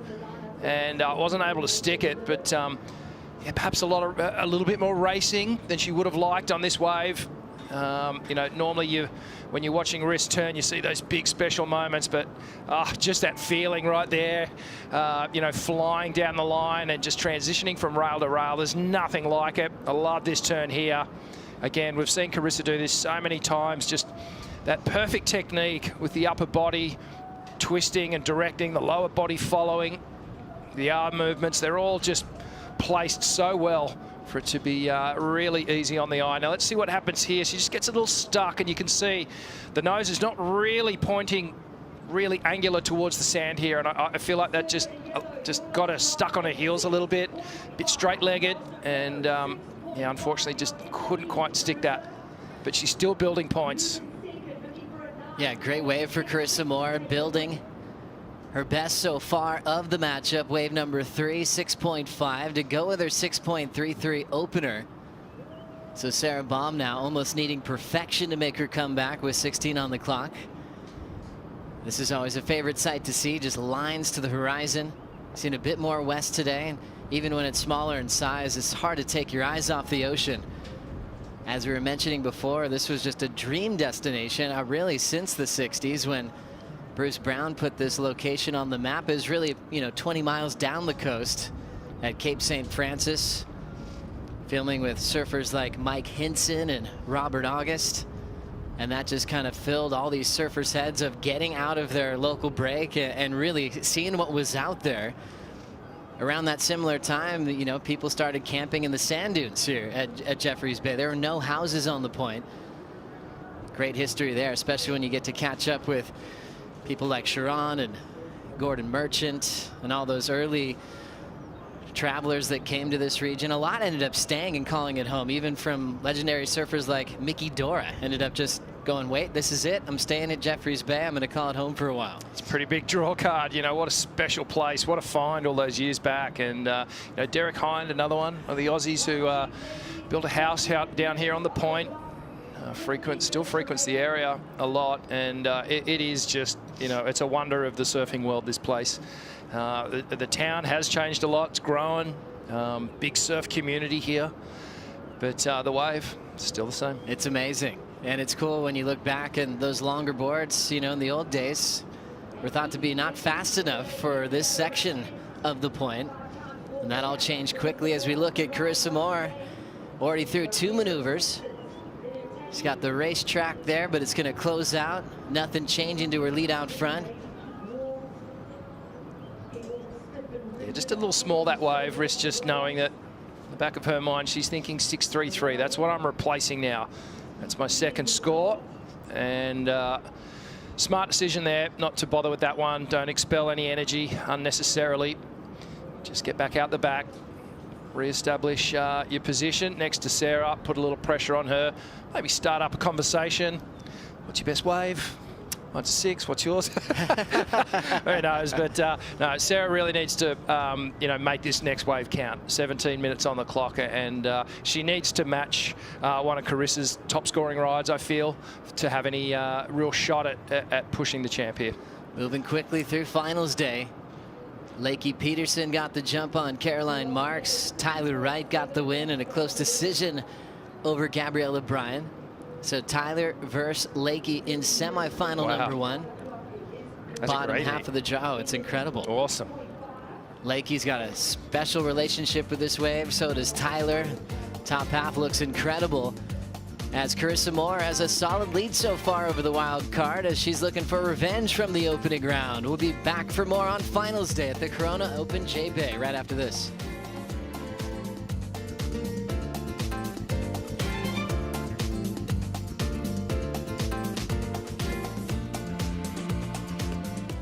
The Corona Open J-Bay is brought to you by Corona, This is Living, by Sealand, Discover New Paths, and by Cougar Municipality.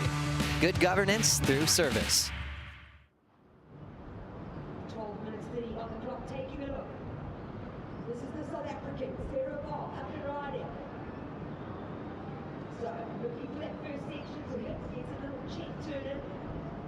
Give a bottom turn, there's a stronger turn off the top of Sarah.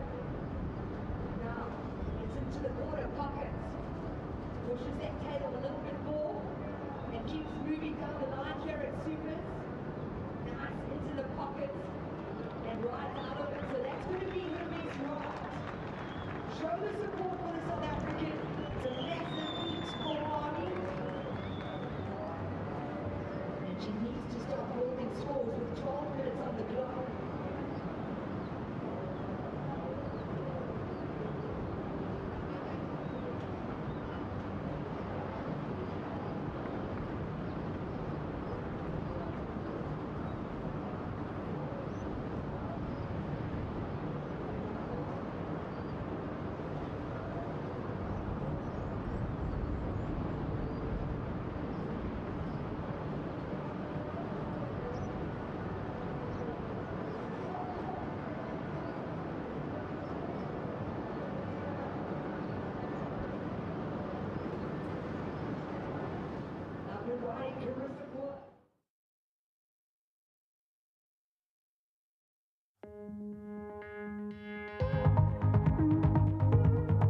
think one of the most important things about Rising Tides J Bay is that it is inclusive, and it does include girls from all different races, ages, different areas, all around South Africa.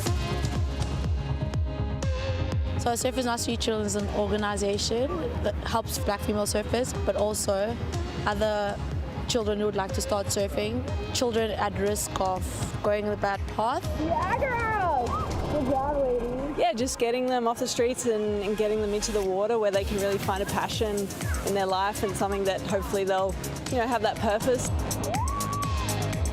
Katie Simmers, Stephanie Gilmore, Joanne DeFay, Sarah Bond, they're all out there pushing these girls, encouraging them. Yeah, this is the best part about what we do. Spread the love.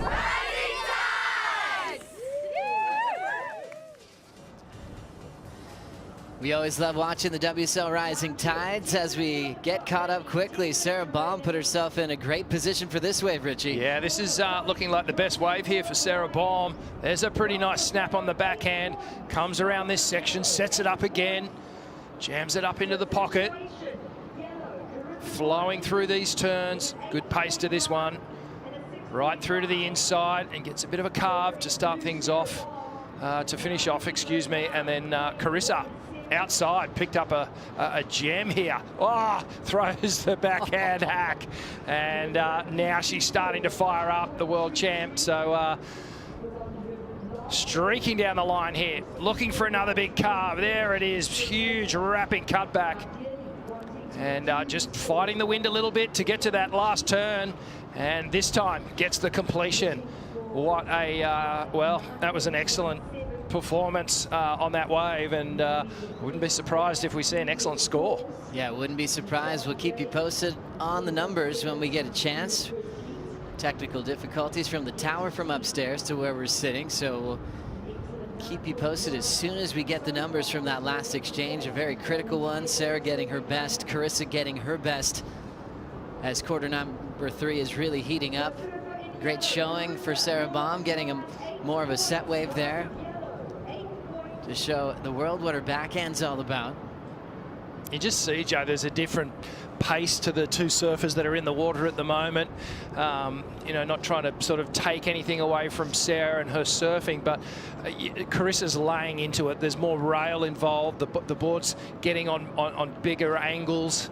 There just seems like there's more power in her turns, whereas Sarah's just sort of placing the board there and going through the motions.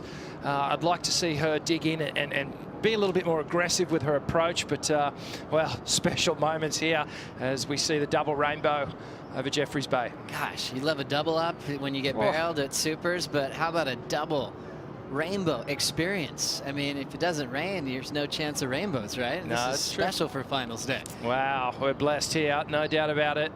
So we see Carissa just paddling back out up into the takeoff zone. And looks like we might have an update for some numbers. 5.33 for the wild card, Sarah Baum, as she sits with priority. Carissa Moore goes excellent again. An 8-point ride to take the lead. She leads the tour with excellent numbers in 2023 to go along with that yellow jersey. So a special season for Carissa Moore. Looking for her second win of her career at Jeffreys Bay. And it didn't come right away for Riss. She got an equal 9th result in her first appearance at this event, then backed it up with a win. But that loss where she got a 9th was a turning point for Carissa. It was actually one of those losses that really stung. It didn't feel good, and she was able to turn it into a positive and use that energy, turn it into a good one, and she's kind of been on a roll ever since.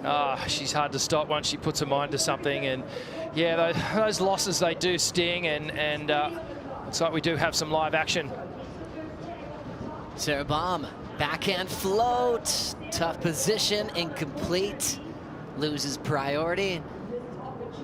See, that's kind of weird. 9 times out of 10, if she was in a free surf situation, I think she would make that move. I think she would land it, surf the wave down the line, and I can't help but think that there's some nerves involved here.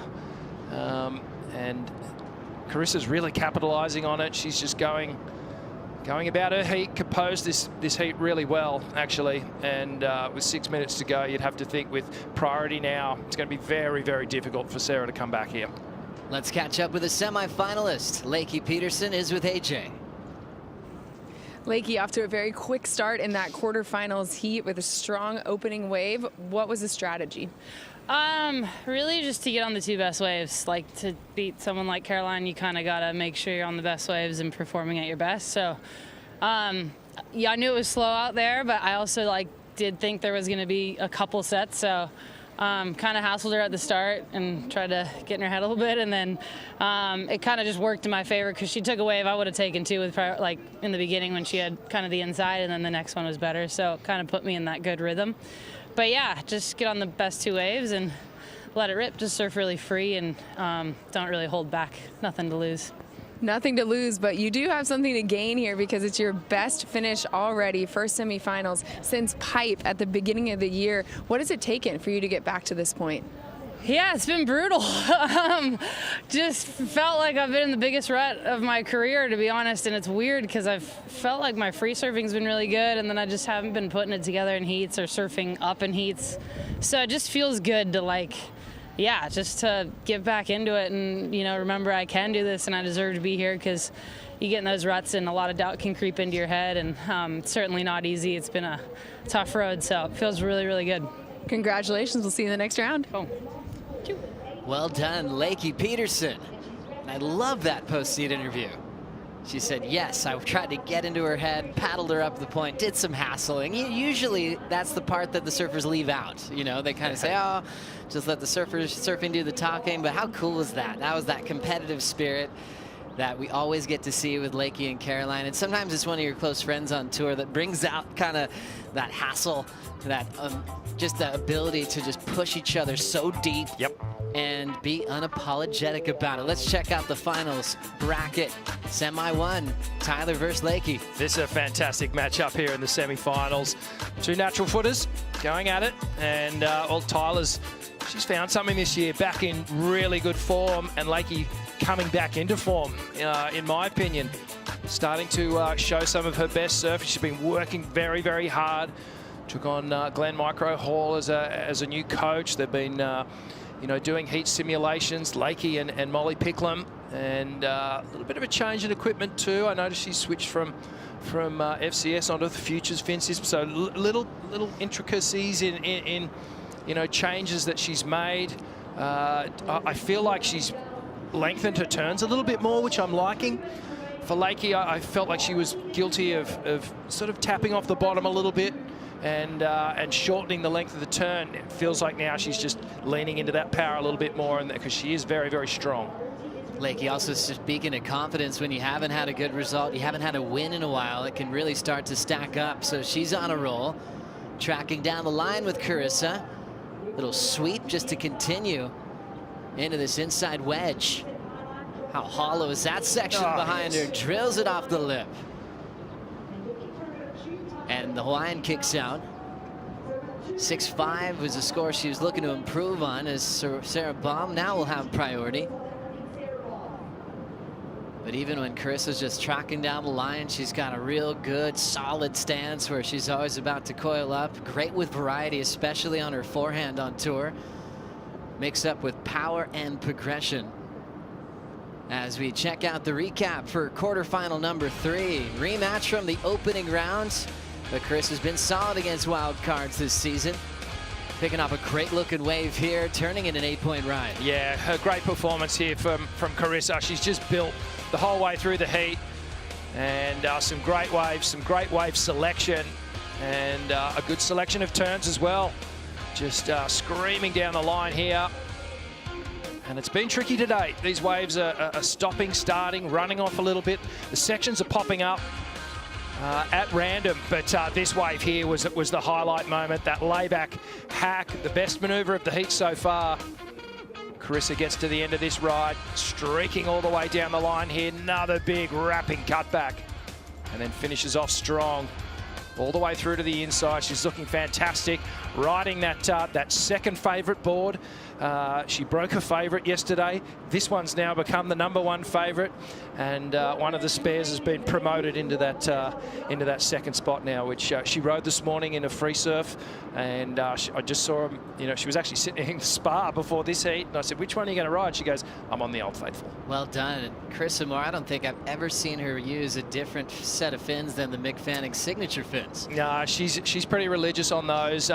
In a competition situation, she always leans on them because she's putting, say, an extra 10% in compared to when she's free surfing. She does ride other templates that we work with her on when she's free surfing at home and perhaps in the beach break conditions, and when she's not as powered up in her surfing. So it's top secret. Yeah, it is. But stay tuned. There's more to come on that one, I promise you. Sarah Baum on maybe her final wave here at Jeffreys Bay in competition. This one didn't really give her a real big wall to really get something into the 9s. But I'm really excited to watch her run at the US Open on the Challenger Series as Carissa Moore will take this lap into the beach and prepare for semi-final #2. Great roll there for Riss as world #1, and nice little comeback after Sarah Baum sent her into the elimination round. Wishing Sarah best of luck, best of waves on the Challenger Series as she's currently #8 in the world. And now we're all going to be expecting her to qualify at the end of the season. Yeah, and it's what an experience, what an opportunity to get a little taste of what it's like on the championship tour. And she'd be going back, you know, thinking tonight, wow, it's a different level, and that's you know, that's what happens when you jump from qualifier to championship to you know, from the challenger up to the championship tour. Carissa Moore with the goal of clinching the #1 seed. She knows she'll be competing for a title, but she's getting more points being in the semifinals. Up next, Picklum taking on Stephanie Gilmore.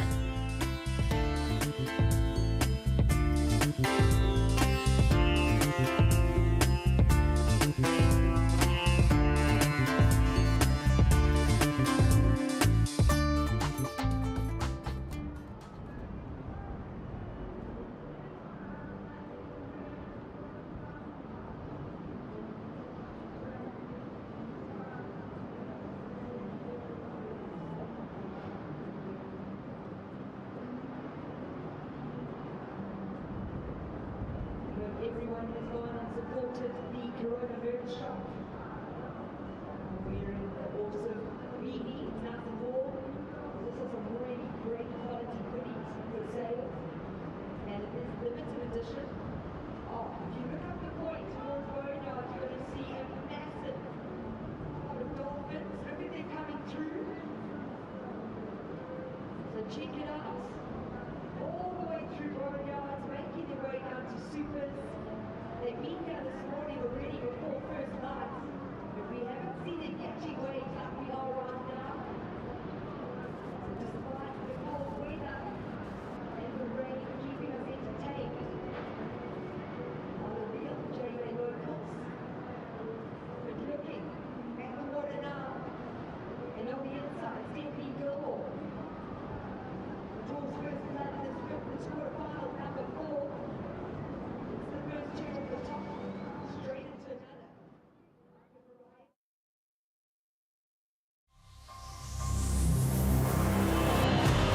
I got here and I'm ready to put in some good efforts.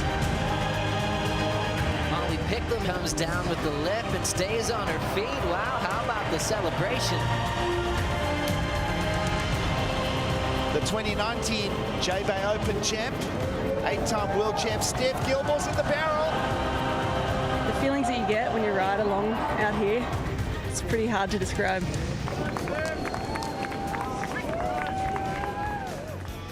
Happy finals day. We've had rainbows. We've got some dolphins going past us here on this amazing point, and we have two great Australian. It's going head-to-head. Molly Picklum just at the early stages of her career, taking on the best ever 8-time world champ Stephanie Gilmore. This has got to be a special moment for Molly Picklum, looking up for Steph her entire life and getting to battle it out against her at Jeffreys Bay. Picklum, the higher seed in this matchup. As you look at all the time on the clock and the dolphins going by, you'll see bottlenose dolphins here. You also see common dolphins here. The common dolphins are just a little bit smaller, but they like to surf, and they surf really well. Well, they are the true locals, aren't they? And hopefully we get that special moment where one of our competitors shares a wave with these beautiful creatures. But yeah, as a surfer, and when you're out in the lineup and you see them coming through, you instantly get this positive energy that comes over you. So we watch the replay here of Stephanie Gilmore flying down the line. Just tags that first hit, and the second one a little bit more powerful. Wrapping turn to stay with the energy of the wave. Now she goes again. Steph lays into this turn. Beautiful open-faced arc, and then just gets caught up a little bit on that final turn. So unfortunately, some points left on that wave. And I can see Tommy Whitaker right now, hands in head, going, come on, you got to make those last turns. It's been a cool change for Steph's career, like, you know, really having focus on a coach, you know, in her career. When she came on, she famously won a world title as a rookie. You know, she just had that kind of level above the top 17 at the time, went 4 straights, you know, and then started having new rivals like Riss, like Tyler.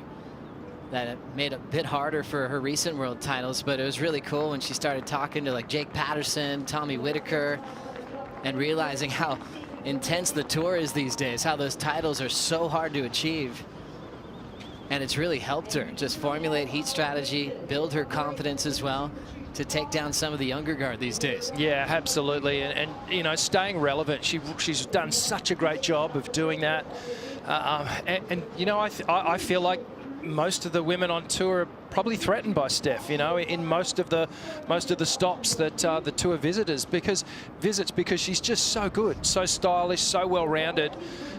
You know, obviously her strength, we talk about it time and time again, is on the forehand at point waves like this. But it looks like Molly Picklam's going to get her first ride. And joined by the dolphins as this wave is starting to break out the back, already with an S-turn back to the pocket. Picklam on the wind-up.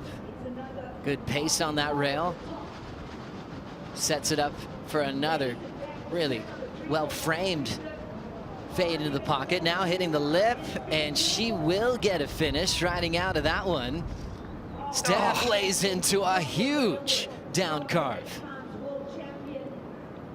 One of the best styles in motion. Rock and roll off the top. Can she ride away? Another end section that goes away from Gilmore. But real radical, dynamic performance from Gilmore, especially on that carve before the float. Putting a little extra on that inside float as well over the hollow part. She's not holding back this morning. Pup Picklam with a little jump start to regain first priority and keep that rotation nice and clean. What'd you see from Picklam here? Okay, let's have a look at the replay. Molly up and riding, clean snap to start things off, doesn't overcook it. There's more work to be done down the line. Now she starts to open up. A little bit more power in the second turn. Through to the inside, and then that third one drops that back arm into the wall, allows her to really get the board on rail. But the difference so far, Molly gets to the finish. So advantage with Molly Picklam in finishing the wave, but I'm still going to give the nod to Stephanie with the work that she did on the face, just those power carves.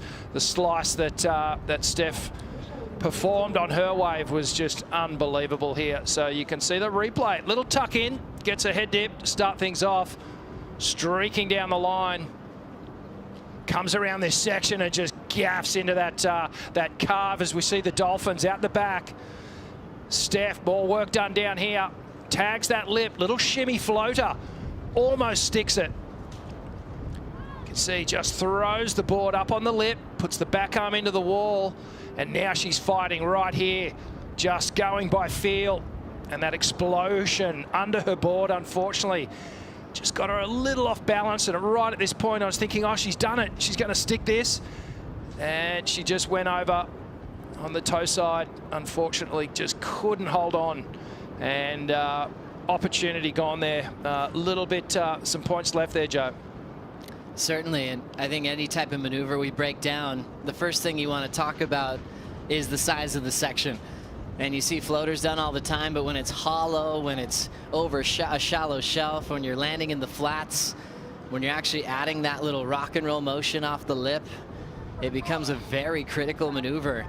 So Steph going for broke to try to max out the scoring potential on these end section floats, but she's gone down both times. Yeah, 0 for 2, unfortunately, and we're looking at just the very first score of Steph, the 6.33 on the board. That could potentially be up in the 7s, no doubt.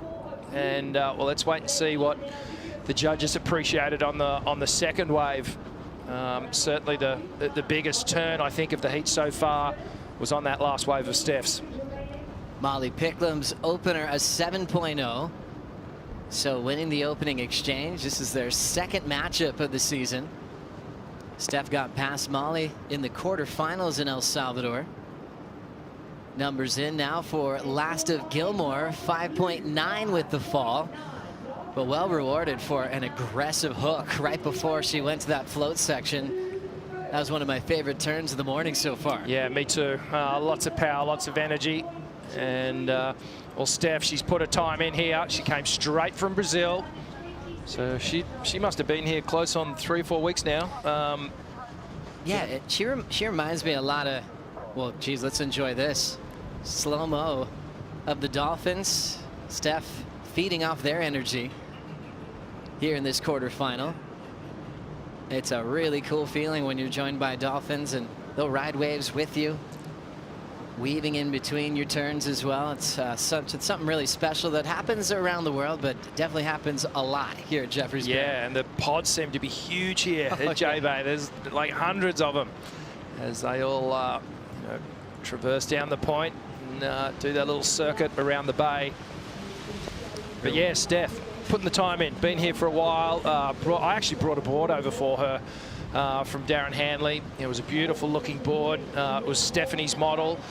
She's been working on not so much the rounded pintail. She's been working on those square tails inspired by what Mick and Andy were riding out here years ago, but glassed a little bit heavier because she felt like it was some of the surfs she had when it was pumping before the event. The boards were just feeling a little fluttery, a little flighty under her feet.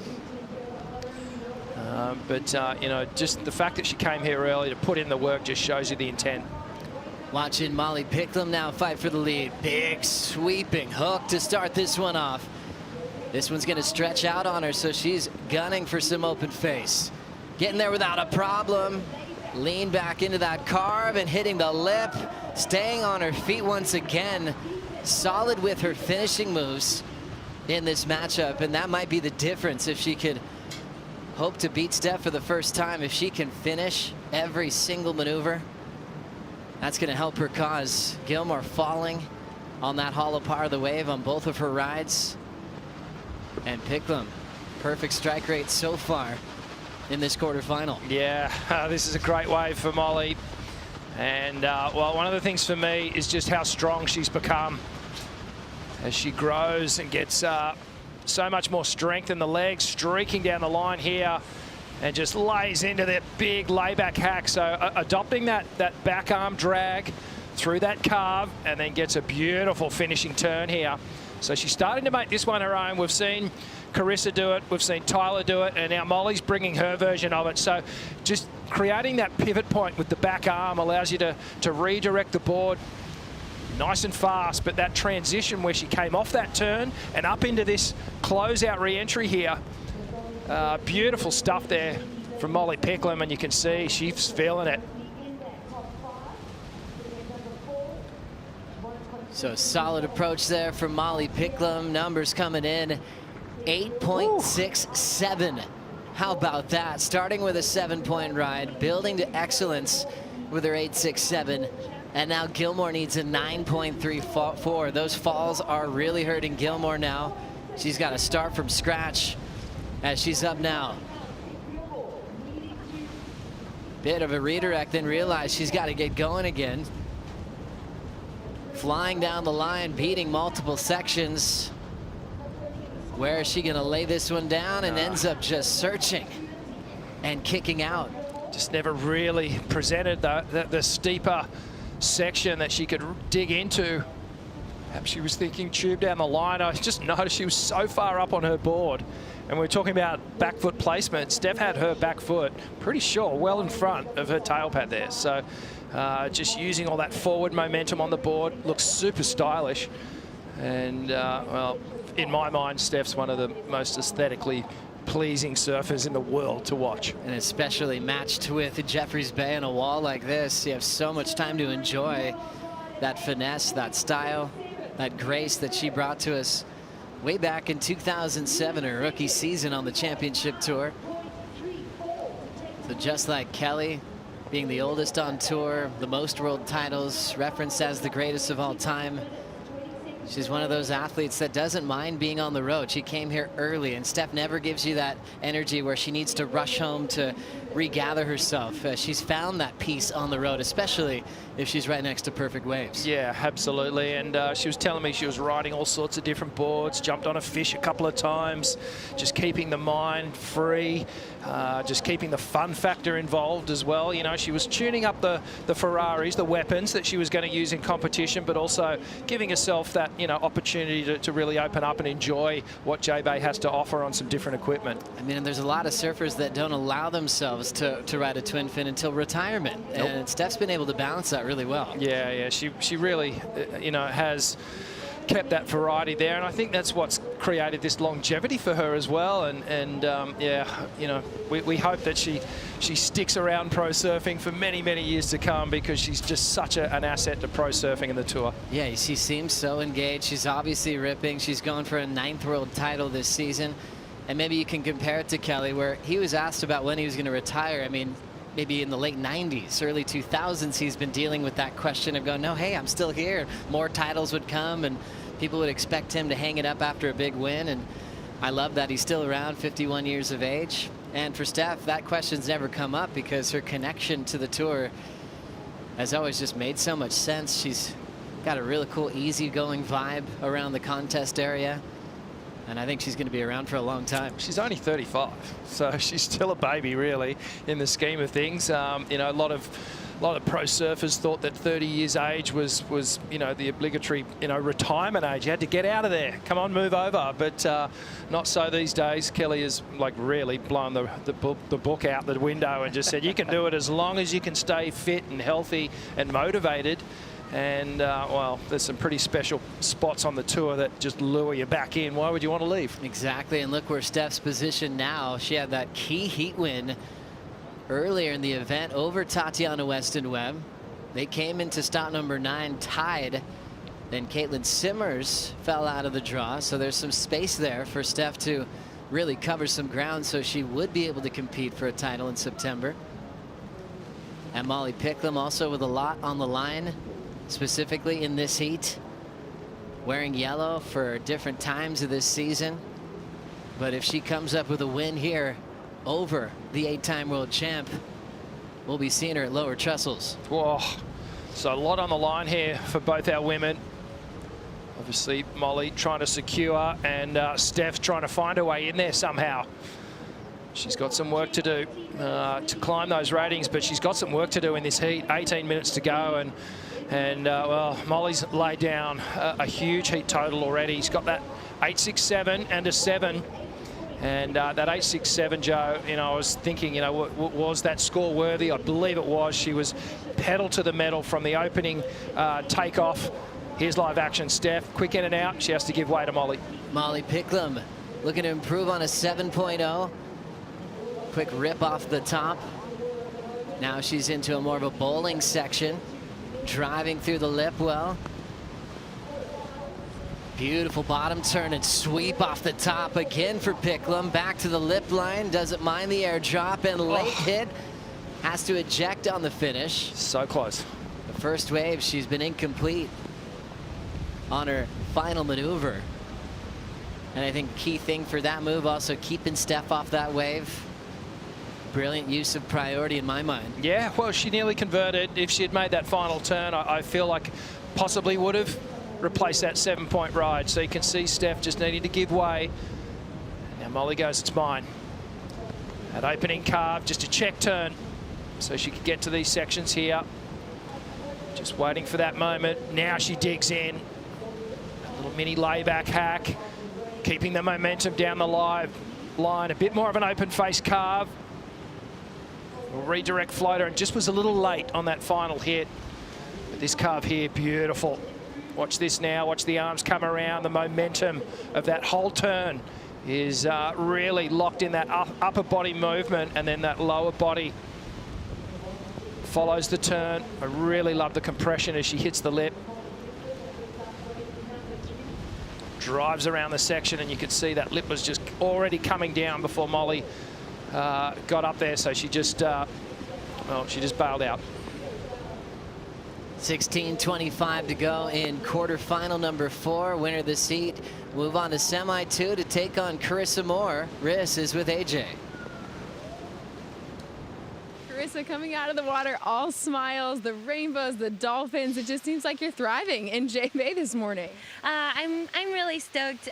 Yesterday it was just nice to finally surf some beautiful clean walls at J-Bay, which was such a treat. And then it's still beautiful and offshore, and there's rainbows, so it'll be a great finals day. And you're on to the semifinals. What's the thing you learned in the quarters that you want to carry with you forward?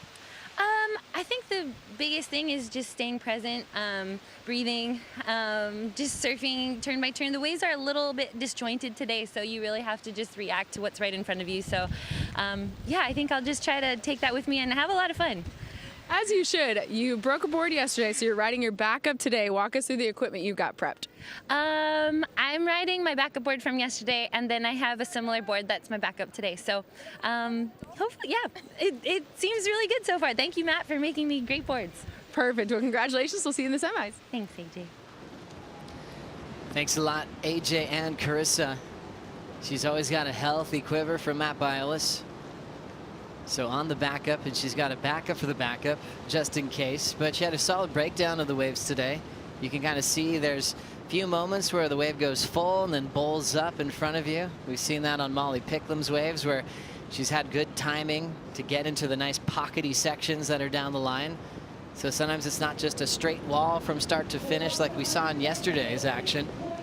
So timing is critical, where you're laying down your turns and waiting for that bowl section to really pop up. Picklam executing well, especially on her 8.67. Yeah, she's just got a good read on this wave, and you know she hasn't had a lot of experience here. She did come straight after the Bolito event last year, even though she dropped off tour, wanted to come and spend the time, obviously knowing that she was going to be back here at some point, and that seems to be paying dividends. And as you said, Joe, even yesterday, as ruler edge as it was, there are always little pockets on this wave, and that's what you're looking for as a surfer. You want to just ignite those turns when those little pockety sections present themselves, and that steeper, critical part of the wave is where you can get all your speed, you can harness all that power, and you can really open up your turns. Anytime you're sort of down on a flatter open face, unless it's just a vicious John-esque carve, you know, you really, it's more downtime. 13:40 on the clock and in a very important quarterfinal for the season. Remember, if Molly Picklam can stay out in front and win this heat, she will clinch a spot in the WSL Final 5. We'll see if she can accomplish that right after this.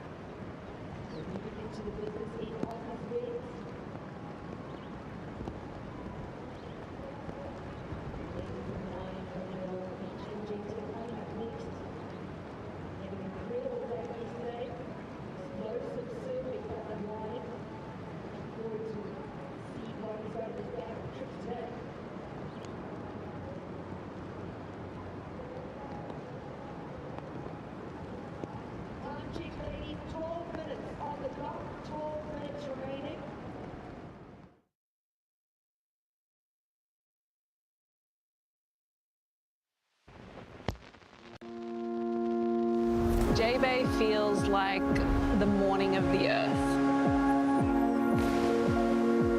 Gives you a feeling of being completely in the wilderness. It's unlike any other place on the planet. J-Bay brings a certain kind of spirit out of everybody's surfing. It gives you this soul, allows you to paint the most beautiful picture. You're paddling in, you get to your feet, you feel the offshore breeze that like blows your hair off your face. And then you just have this giant wall of water in front of you, all the speed in the world. Riding a wave at Big Perfect J-Bay is really one of those feelings that reminds you what it is that makes you want to be a surfer. This is the most beautiful, unique sport ever, and this is why I love it.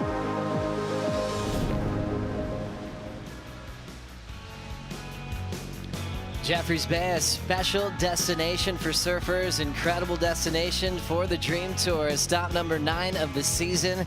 Every athlete absolutely loves coming down here to compete, rain or shine. Pumping like yesterday and groomed this morning with some really fun sections to work with. And how about the rain that we're dealing with today? Let's get a weather update from a man called All Weather Waz. Yeah, Joe, we're down on the beach, and you know what? It is freezing out here.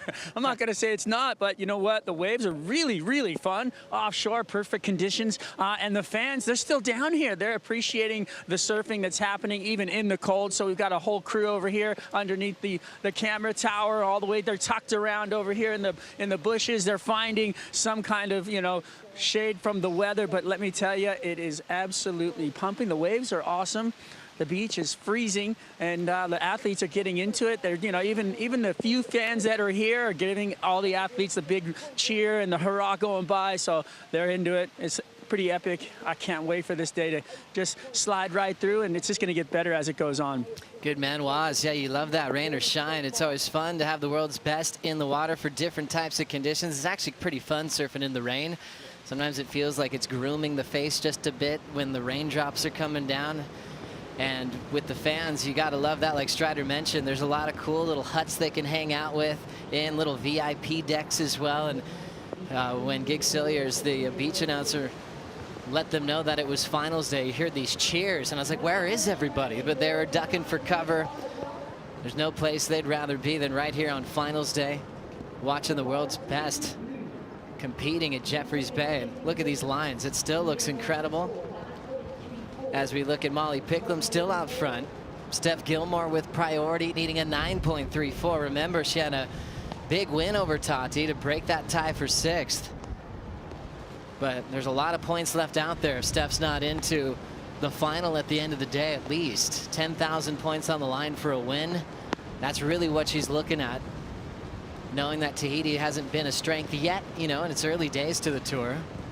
She really wants to make sure she's at least up in the WSL Final 5 before we leave Jeffreys Bay. Richie Lovett, let's break down some maneuvers with Molly Picklum. Yeah, let's, Joe. And if we watch the technique here from Molly Picklum, and if we freeze it right here, we can see just how much the board is on rail here. Look, she's just got that toe side rail dug right into the wall, but look at the eye side as well. She's got her point right here, and that's where she's going to execute the turn. We'll let it roll, and then we'll break things down as we get into the turn. So in particular, this is that layback hack that she does.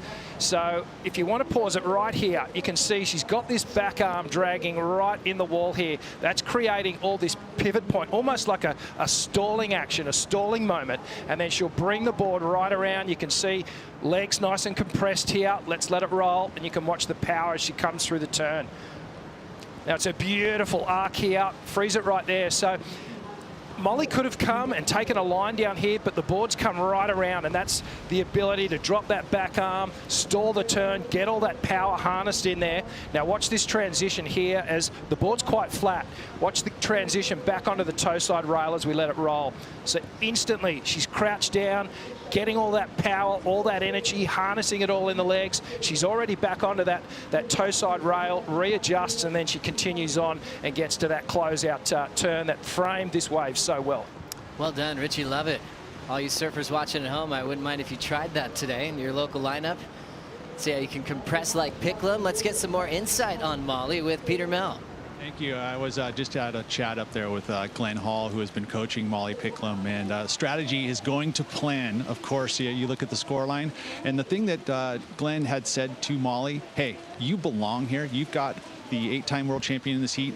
You got to execute just like she would. And of course, when you look at that breakdown, what she was able to do, be aggressive in your moves. And sure enough, she did that. And the finishing move, so important. Saw her pull that off on her first 2 waves. That's why she's got that 15.67 total. And Glenn, very happy at how the athlete is unfolding this plan perfectly. Thank you, Pete. Incredible insight. Glenn Michael Hall, obviously a super coach, but also spent time on tour. And he loved being a giant killer. He loved being a spoiler. He loved when people underestimated him because he always had the belief in himself. He took those opportunities to compete against world champions. And man, he had a lot of big key heat wins throughout his career. Also winning major QSs like up in Bolito in South Africa. So he's always happy to make this journey to this part of the world. Yeah, Micro Hall, well and truly one of the Golf Geek members, and he's introduced golf to Molly and many of the crew that he works with. But, you know, I just want to touch on his demeanor and his personality. So calm, so positive, so reassuring, and that energy gets transferred to the athletes that he's working with. And when you think a lot of the coaches on tour, they have that similar demeanor and that personality where they're really keeping their athletes calm and focused and confident on the job at hand. But he's doing some great work with Molly Picklum. But I also want to note with Molly, you know, you look at her shots, you know, on the website and stuff from not even 12 months ago. She's put on so much strength and body strength, and now that's translating into these bigger turns. So she's doing the work here. Important wave for Gilmore, already with a great connection. Second hook perfect so far for the 8-time world champ. Moves that stance forward and pulls in for the vision. Lighting it up under the lip again. All down the line motion to catch up to this section here as she lays into it. Steph Gilmore is able to find a finish on a very important ride. 4:15 left. She's chasing a 9.34 to move on. This is vintage Stephanie Gilmore. That final turn was just so epic to watch. And a great comeback wave here from Steph. Gets a nice carve to start off. Lengthens the second one, but stays nice and tight, high in the pocket. Sets up for a little head dip. And another snap here, and now she just puts on the accelerator. Comes from behind, lays into that big carving hack. Brings the board all the way around, and you know, we've seen so many floater maneuvers on that final section. Steph coming to that final closeout early and giving herself space. You can see here, tucks up right tight in that almond-shaped barrel, and then she gears down the line. His final turn, Joe, I love it. Just leans right into it here. Well, that was a snap down the line, and then she gathers all the speed. Whenever you're coming around the section here, that's when you have maximum speed. You're at 6th gear, and then Steph just lays into it, pushing on the back fin. Just gets so compressed, that back knee almost touching the deck of the board. That's how low she had to get in order to redirect the board and ride out double shuckers to finish off. Gosh, that feels good. I think that was involuntary. Just sometimes when you feel amazing, double shuckers just happen. You don't even know what you're doing with your hands after a wave like that. 2:45 to go. Yeah, this is tightened up. Chasing a 9.34. Remember, Picklum wins this heat. She clinches a spot in the WSL Final 5. If she doesn't, we're going to put that whole conversation on ice. Gilmore, though, needing a big result here. She wants to have a chance to battle with Carissa Moore. There's the signs of the numbers. Ooh. All agreeing that it's excellent surfing. An 8.77 doesn't get the lead change, but does get the nod as the best number of the heat so far. Gilmore's down to 2:10 to go and now needs a 6.9. Come on, paddle, Steph. Let's see a grandstand finish here. And 2 minutes on the clock. 6.9, so we need a multiple wave set here because, you know, Molly, with priority, she's going to try and block Steph. It does look like there's a couple of lines marching around the point up at Boneyards. So we could see an exciting finish here. You can see Molly, she's making her way down the point. And just is going to be Steph's new best friend here. So Molly Picklum, if she sits lower than Steph, she could just take off in front of Gilmore and run some time off the clock. There are the lines that Richie was watching. Gilmore's just going to keep paddling up the point. We've had a lot of Dolphins today. It's reminiscent of Kelly paddling up the point in some famous finals, and the Dolphins start joining him, leading the way. Gilmore's going to make Molly think about it here. Picklum doesn't even make an effort for defense, chasing a 6.9.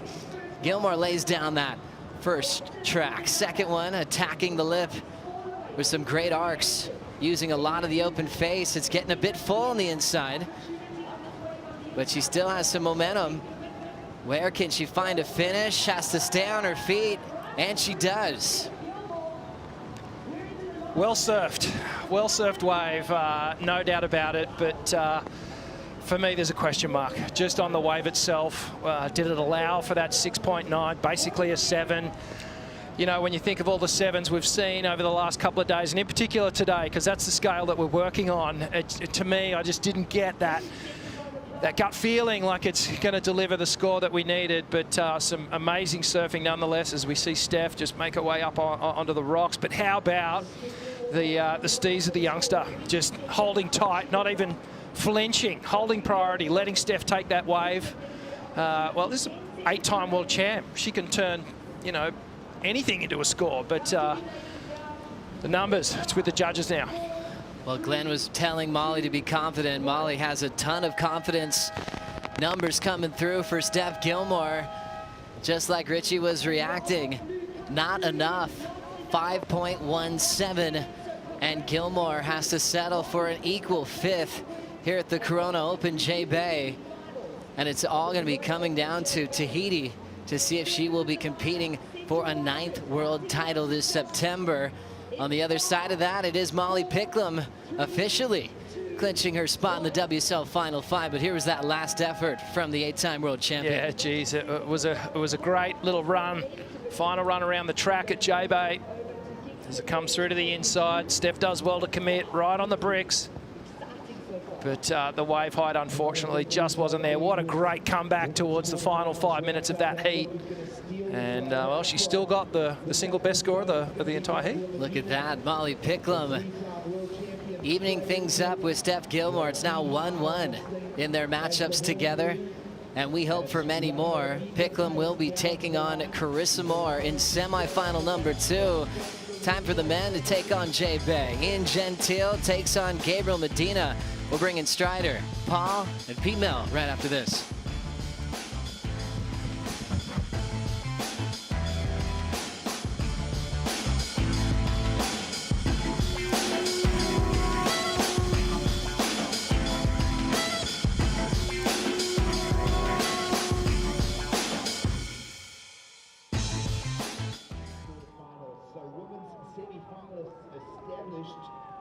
Big result for Molly Picklum. Not only does she move into the semi-final, she consolidates and confirms her spot at the final 5 at Trestles in September. Let's look and see where this heat will take us. Opening ride coming your way now from Ian Gentile, who's been surfing flawlessly on the right-hand walls of Jeffreys Bay. First year we see Ian here, and he is not disappointing. The surfer from Maui has been on a tear. Look at the highline speed here. He's going to just stir it out in the tube for Ian Gentile. Does it beautifully. Answering right back to Gabriel Medina here. Still more on the inside for the Hawaiian. Lip float to lay back to no recovery. Wow. First exchange of quarterfinal number 1. It's all happening, folks. Finals day here at the Corona Open J-Bay. We're not going to let a little bit of drizzle take our sunshine away. We'll wait for opening scores for that exchange.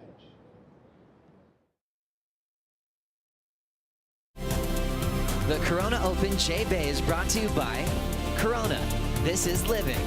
By Yeti. built for the wild. And by Shiseido, official sunscreen of the World Surf League.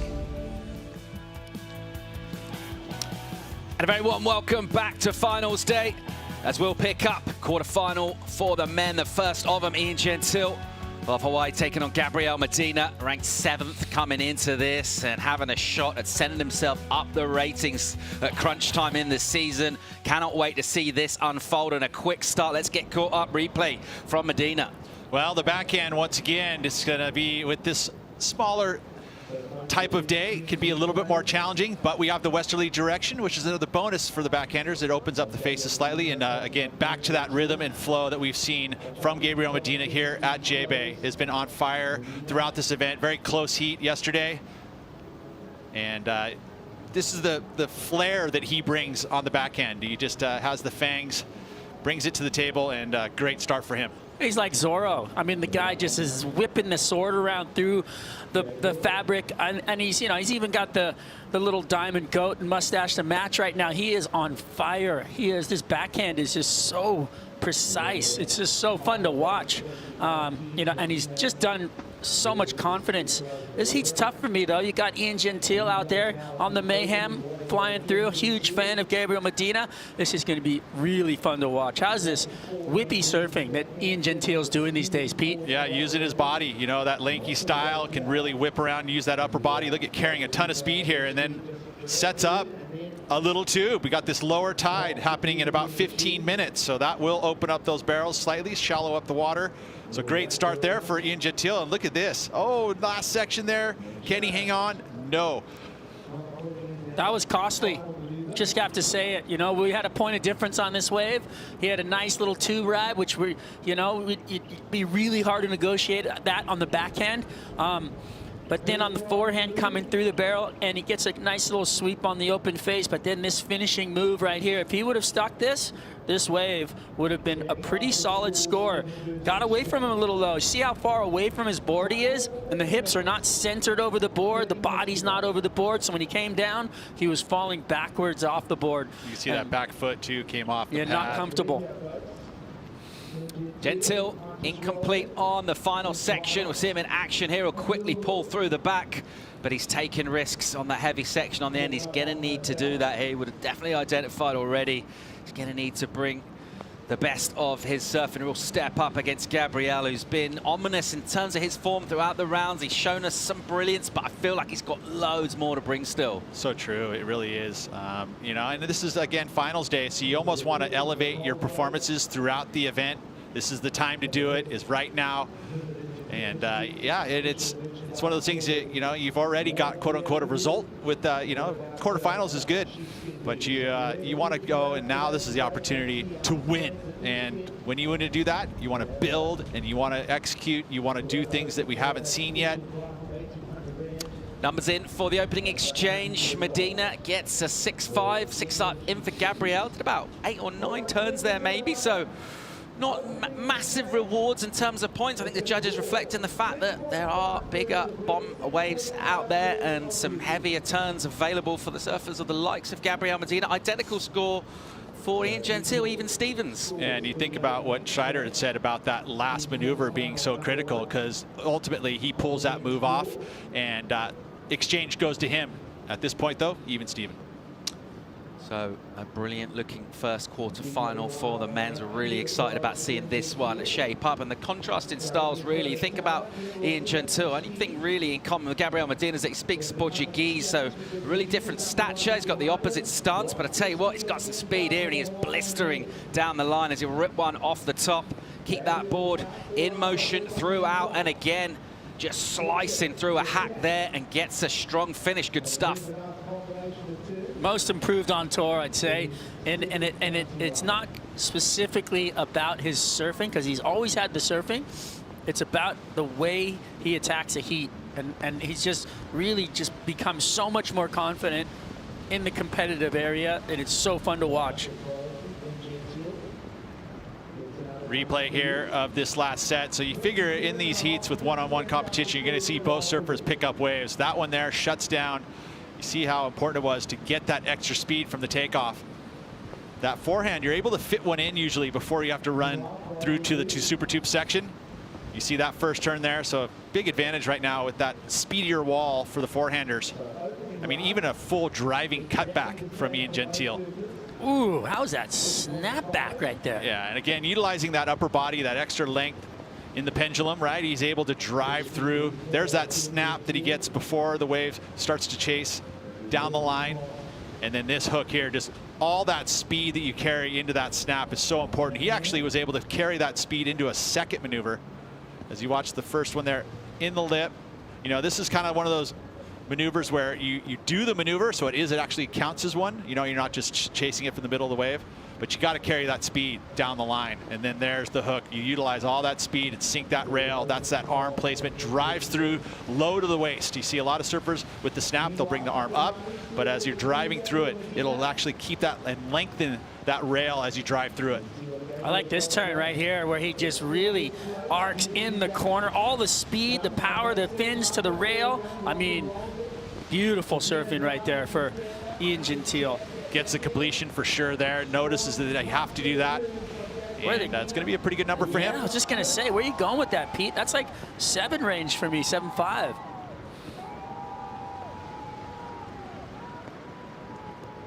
Replay here of that last wave. Now the floater is always helpful for the backhanders to get that projection down the line. One more. This wave stretching super hard. But there he gets into this slower period of the wave where he goes to work top to bottom, and he is so quick in transition. You fit 3 turns in there where a lot of surfers, and I guess that's where the backhand comes to an advantage, is that you're able to quickly top to bottom and fit turns in, whereas forehand, you're not going to be able to get that. There's not enough room there. I feel like with that, you have to look at the type of maneuver, though, that is going to get thrown down, and the fact that we're looking for big maneuvers in critical sections, right? Quality, right? Yeah, we need the quality as well as the quantity. So a lot of maneuvers that aren't as critical are not going to get scored as well as, say, less maneuvers in a more critical section. And then keeping the speed and flow within that, you know, again, so that's where that, you know, forehand and backhand, just because he fit 3 turns in there doesn't mean that it's necessarily going to be a totally better score, especially if, say, the forehanders were just 2 maneuvers, but that arc into bottom turn and top turn. I mean, that's the difference at the end of that wave. You know, the quality was there for Ian Gentile, whereas Gabriel was just fitting it in. Lots to think about for the judges. It's with them for the last wave of Medina. Doesn't need a big number right now to go back in front. In the meantime, as the rain continues to tip down out the sky, let's go hear from, well, the sunshine vibe of Molly Picklum. She's with AJ. Molly, you were on to your first semifinals since Bells, and you did it over the GOAT. How'd you do it? I mean, I'm so happy to have broken that quarterfinals. I felt like everyone was like, oh, how's it feel to keep making quarters? And yeah, it's good, but it's not good to keep getting, I want to keep winning events, you know? So yeah, and then to do it over Steph, obviously we had a fun one in El Salvador, and I knew it was going to be a big challenge. So I just wanted to go out there and like surf to win a bit, you know? Just put on my back foot and do what I do best. And yeah, I'm really happy to have gotten over her. It's like the toughest draw you could draw out here. Perfect right-handers. She's born bred in perfect right-handers. So it was a tough one, and obviously we know how important that heat was. Yeah, fate was in my hands really against myself and Steph. You've done so much. At this time last year, you were on the Challenger Series fighting for a spot here on the Championship Tour. Today, you have clinched your spot in the WSL Final 5. What did it take for you to make this moment possible?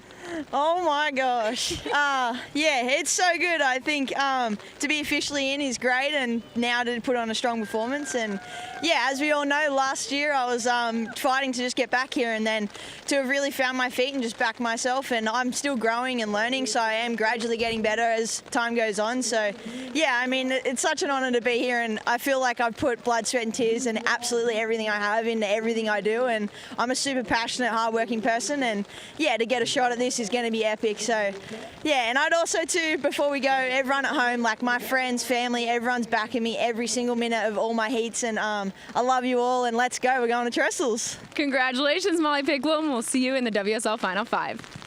Let's go. You've really got to take your mental side and have the confidence in yourself and the self-belief and really see yourself winning, and I do see that in myself. She is out for blood. I really like her aggressiveness. She's barely starting her 2nd year on tour, and next thing you know, she looks like she's in the mix. Your Sunset Beach champion, Molly Picklum. I'm stoked to be on the top because it's honestly where I want to be. It's where I believe I can be. World #1 runner-up at the Rip Curl Pro Bells Beach, Molly Picklum. At the end of the day, I want to be in Final 5 going in there first, so whenever it comes, as long as I end at #1 of the year. Molly Picklum clinches a spot in the Rip Curl WSL Finals.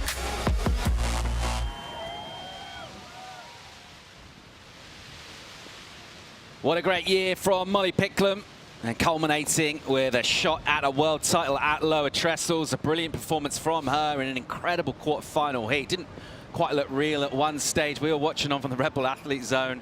Steph Gilmore pulling into barrels, dolphins off her outside rail. Molly Picklum just dropping hammers. Incredible. Yeah, it was a great heat, and congratulations to Molly. Specifically, you know, not making the cut, you know, rookie year, like that would have been heartbreaking, especially how much she puts into this. You know, and to get a chance now on the second year on tour, and you know, and she had to work hard to get back here. Take a look at this replay here, Strides. Yeah, you know, I believe this is the 7-point ride for Gabriel Medina, and a big score coming across two big section floaters to find his way down the line, and the tempo going really fast. The judges definitely, you know, picking Medina's wave over Ian's wave on score, and you know, he fit in quite a bit on the end there, so a lot of work done on that wave. But bit of flair though, right? I mean, if you look at the fireworks off the tail there, I mean, this is one of the things, even with all that rain, that's just his execution there. But watch the whip back, right? That's the important part of it, to get it fit in. He is so quick with reaction.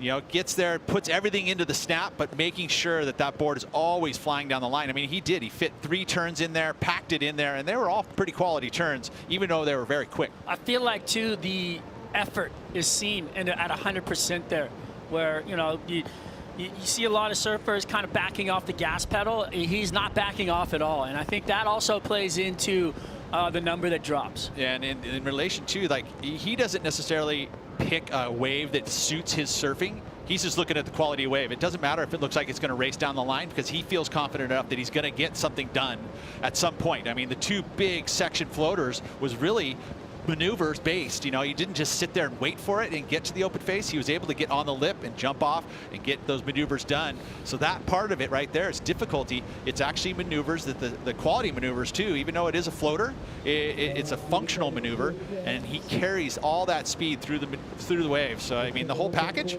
7 points. Opportunity here for Ian Gentile. Here he goes, great looking wave. Check the speed, and hammers the lip really hard, recovers well into it again, slashes a quick snap, and again just hammering down the line. A big hit from him. He'll get one more in here.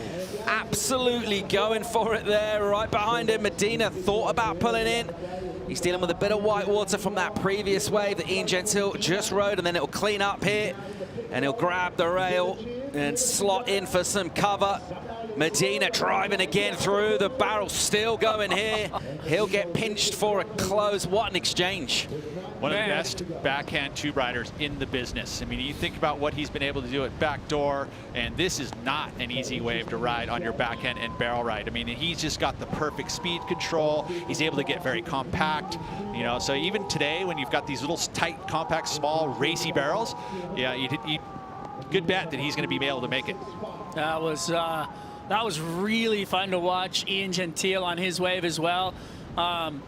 You know, the way that he attacks this wave, he's ready to fall at every second, I felt like, on this thing. Every wave, look, he almost goes down there. He snaps it into the corner, and then this one again right here, look, bang, he likes falling out of the sky, right back up into it. If he could have pulled off that last move, that would have been a great score. Yeah, big numbers, and it's not easy. We've got an extra couple knots, say even 10 knots of wind, right? Which makes the surfing done on the lip, in the lip, very difficult.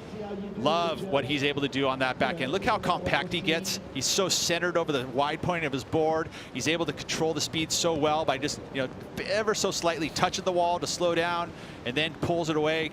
Look at this, looking into it. There's the technique, arm stabilized. You see he's using the rump as a brake. And so incredible. Anybody watching this, watch this guy's technique in the backside barrel riding. Yeah, you know what? It's something that is, unique to backhand barrel riding, where you can use your whole entire body to slow yourself down or speed yourself up. It's really cool, putting the body into the face to slow down, and then, you know, over the front foot to, you know, gain speed. Just no exit there for him, but beautiful technique. Medina unable to find an exit there, getting some good travel prior to that. Couple of maneuvers as well. Not sure it'll threaten his top two. He's got decent numbers in, the 7 and the 6.5 already.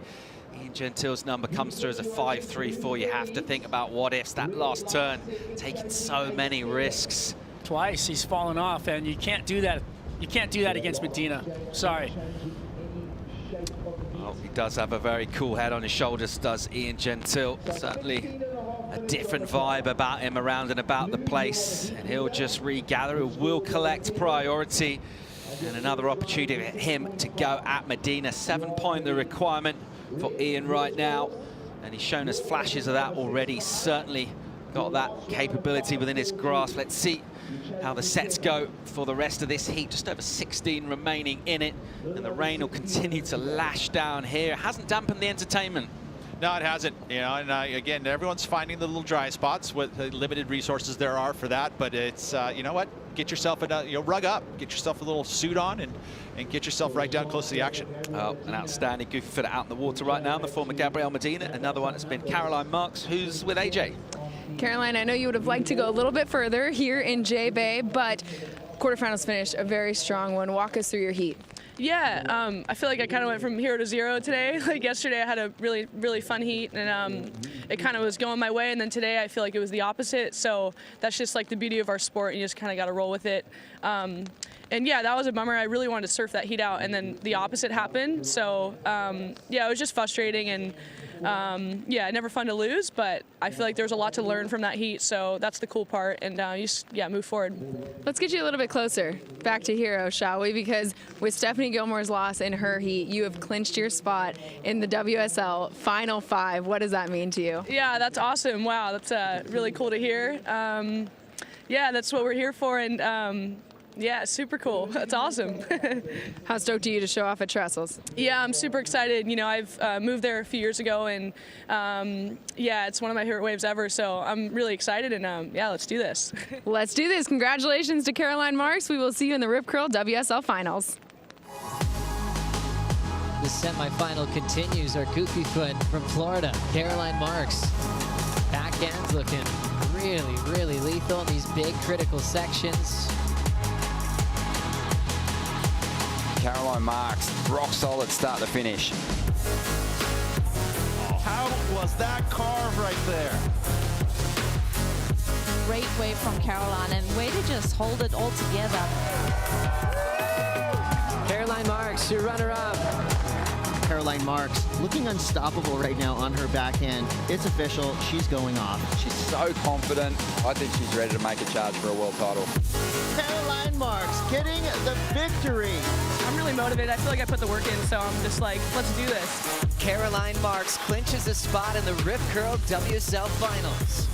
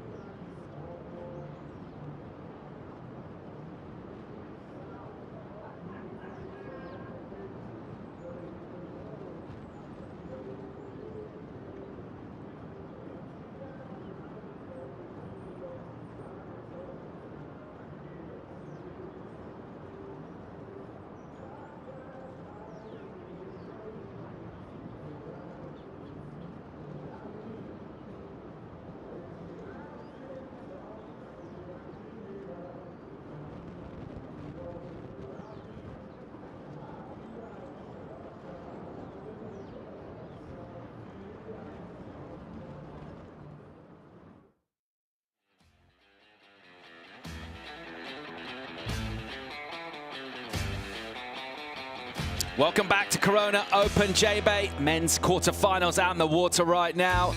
Ian Gentile chasing a number down against Gabriel Medina. Of course, if you want to keep tuned in what's happening with surf forecasting, Surfline Premium, scan the code for 30% off. Strider, you love a bargain. Yeah, I already did it. I got mine.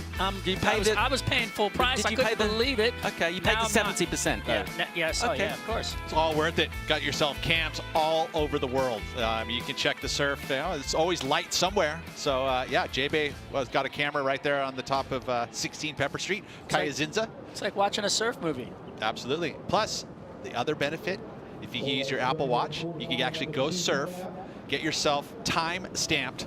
Every wave will be documented on the camera. I need you to can go do out there that. and I check haven't your done that yet. Yeah, why not, dude? All you got to do is take the Surfline app. I'm not as tech savvy as Professor Pete. There's a few words in that sentence I don't know. Say it again. What were the words? Time stamped? Yeah, time stamped. No, literally, it'll actually take your beginning of the wave and your end of the wave. Apple Watch. But you guys don't want to talk? Yeah, there you go. Yeah, the boys. Getting it all of the info. They get their priority, which I think is probably one of the crucial things, because when you're paddling, you get buzzed on your wrist, so you know exactly when priority's been given. So you don't have to like keep looking over your shoulder to see up in there and check the priority. But and your scores are all coming to you right on your wrist. I just want to link the camera. Right, that's the thing. It's pretty easy. Surfline app's got it on there. You can start your session, right? It'll actually track it all, timestamp each and every wave, and bring it to you all, so you don't have to go scrubbing through, you know, and check it all out, take all that time. It's just going to be there right for you. I want to see Pete's edit from J-Bay. I heard he did a mean hack yesterday. That was the rumor going around at dinner, wasn't it? Yeah. It was from Richie. He was trying to, you know, help a brother out. When you're old, you love a little pump up. Right, let's get caught up what's happening in the water. This one's just gone a touch quiet. Medina with the lead in it. Got that 7 to improve on his 6.5, and his numbers right now, they're looking pretty healthy by his own standards. I know he's got loads more. And you think about the difference in this one. Ian Gentile completes both those maneuvers at the end of his first wave and his last wave. We'd see probably the lead in Ian Gentile's way. So a bit of mistakes there, unfortunately. But I'm not sure how rattled he's going to be. I think he's a real cool customer. I do think he's just something different. If you think about even just seeing him around the surfers area, he doesn't necessarily look like a competitor. You see him in the Red Bull Athlete Zone. He's not wearing active wear. He does, he does a really nice smart casual. 0 logos on his board except for the Mayhem, right? Maybe a chino and a desert boot. Yeah, looks really good. No airbrush. He's not flashy, right? He's definitely low key, and I love that about Ian. I've been a fan for a long time, and his surfing. I mean, again, I touched on his errors, unfortunately, and he'll know that's probably right now at the moment costing him the heat. But you're very confident, Paul, that he's going to be able to turn this one around. Yeah, I just got a feeling he's got something for us. There's plenty of time left in this. 9 minutes, of course. Don't be overwhelmed with surprise if Gabriel Medina improves on his numbers as well, because he's still surfing within his unbelievable capabilities. Medina, a bit of a grimace as he scans the scene, sitting at the moment. He's not nicknamed the machine for nothing, right? The guy always produces numbers, is very difficult to beat. And he doesn't always need a reason to be competitive, but he's got one right now because he's sitting outside that final 5. Right, and that's motivation for sure. You know, obviously he has some history here at J-Bay as a champion, so he understands that he can win on this, you know, very prestigious event. All right, paddle here from Gentile. Here he goes, use his priority. This one clean on the face. He'll open up with a swoop. And again, just setting up, then it gets steeper here and it'll get racier too. He's way behind it though, and not a great choice. That was a mistake, huh? A priority mistake. Taking a wave like that where you know you need a pretty substantial score. You know, he needed over 7s here to advance, and that wave didn't have it on offer when you looked at it. Pete, what was he seeing? It looked pretty soft from here. Sometimes the waves will grow as an energy down the line, and you know, yeah, I think that was something that he may have seen. Or was Medina looking at it like, ooh, I'm gonna get a score, and sold it to him, maybe? Yeah, I don't know that was necessarily the case. I think that there was just, you know, hey, surf, right? The only way you're going to gain points is by riding waves. So, you know, sitting there and holding on too long with priority sometimes can be a bit of an issue. But, yeah, we can all reflect now and go, oh, that was a mistake. But, you know, if he surfed that wave and it grew and got energy, we'd go, hey, he's a hero, you know. So. But he wasn't, and it didn't. So you made a mistake. Yes. He's had a couple. Strider's very blunt. Couple of errors in this one. He's fallen on final turns and using priority here, and not a great use of it. And it did look pretty soft from the moment he stood up. Yeah, it did. But you can see there was that stretched out line, and that's what he saw down the line, thinking, hey, it's going to grow. And it did grow in energy, but it just was too quick to get there. Well, out the back, it looks like we've got some stacks. He might be able to get back out there and have himself another wave. Short stack, full stack. Look at the full stack. I'm talking, it is on. Some lines filling in here. Medina at the moment just sitting there pretty calm and patient. He might identify this next one though, but a movement from him in the lineup as these now clean, really ruler edge swells wrap their way in to Jeffreys Bay. Gabriel Medina, here he goes. He's up and going and flying down the line here. Check the speed from Medina. He's absolutely motoring through a high line. This one stretches out. Massive extended floater back onto the face. He'll clip a turn off the heels and set himself up and swing into the lip for a snap. And again, another floats. Dealing with this really well for a solid finish. The machine, he is so gnarly. And what a read, right? You know, knowing full well that he had to motor down the line. And that's the way that Ian Gentile wanted, right, with the 7. That was the type of surfing, you know, like, it's just the finishes. He just really is so confident. Putting that much energy into it is, you know, like I said, he is attacking, and Sean Thompson said it the best: attack, attack, attack, and he's doing it every turn. He's laying into it. He's just such intention with everything that he's doing, and I feel like you can, you know, he gets scores because of it. Yeah, it all started really, in my opinion, at the very beginning of that wave, and it's not scoring any points, but it was about the paddle into it. He had very much intent, paddling down the line, and backhand, when you know that you got to get down the line, all of that speed standing up helped him to get to this section. You know, he carried all that speed. The floater gets him to this moment. It was unfortunate with all that speed that this wave flattened out for him, you know, but you got to do what you got to do, right? And he carves it back and then made up for it with here just getting the finish in with this float and then right back into another maneuver. Like somehow he's able to just get that very quick and finish, which is, again, you see that the hop up and just barely got there in time, but makes sure that he completes it. Does well to hang on for that final maneuver. Had the head down almost between the knees. I will say though, gets a number. It's not a huge one. 5-1-3. Interesting. Yeah. And that's that horizontal approach. And the judges taking note that that's not necessarily going to score huge points. The wave flattened up, so there wasn't that critical section. When the moment he had the most speed on that wave, the wave let him down. All right, so a chance now for Gentile again with priority. 4:20 on the clock for him. Still chasing down that 7. He's already gone 6-5 on his very first wave.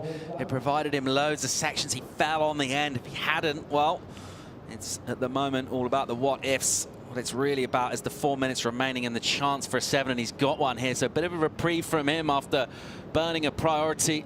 Oh, not a great choice of wave, and we just want more lines to come in here. Yeah, again, just you know, wanting the opportunity. I think all fans want to see, you know, just the execution of waves and how they, you know, deal with the pressure in the situations, especially the waves. And every wave is just a slightly different, unlike the surf ranch, which is a different style of competing. Here, you got to have a little magic. You got to be able to find and connect with the local flora and fauna. You know, the wave itself. You know, understanding it, seeing it. World champions have that ability to find the magic, though.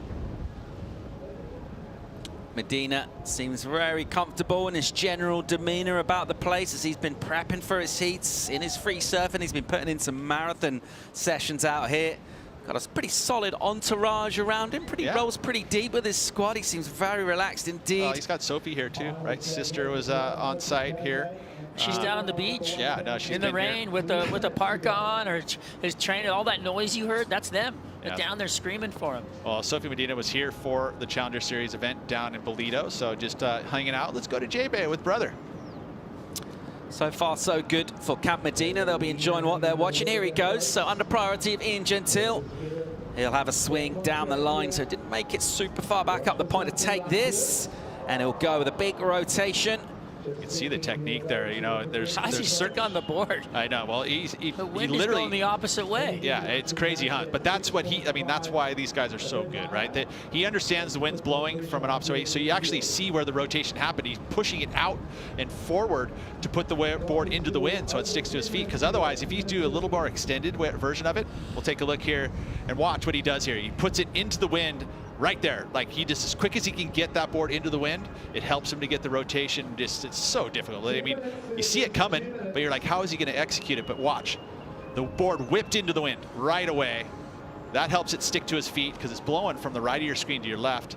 He just over-rotated over the board. He would have, I mean, he would have just stayed centered. He would have pulled it. And that's the quickness that he had to get the rotation going to get that board into the wind as quick as he could. And unfortunately, maybe do a 1.5. That was nuts. Final 90 seconds here. Ian Gentile still chasing a number, looking for the 7.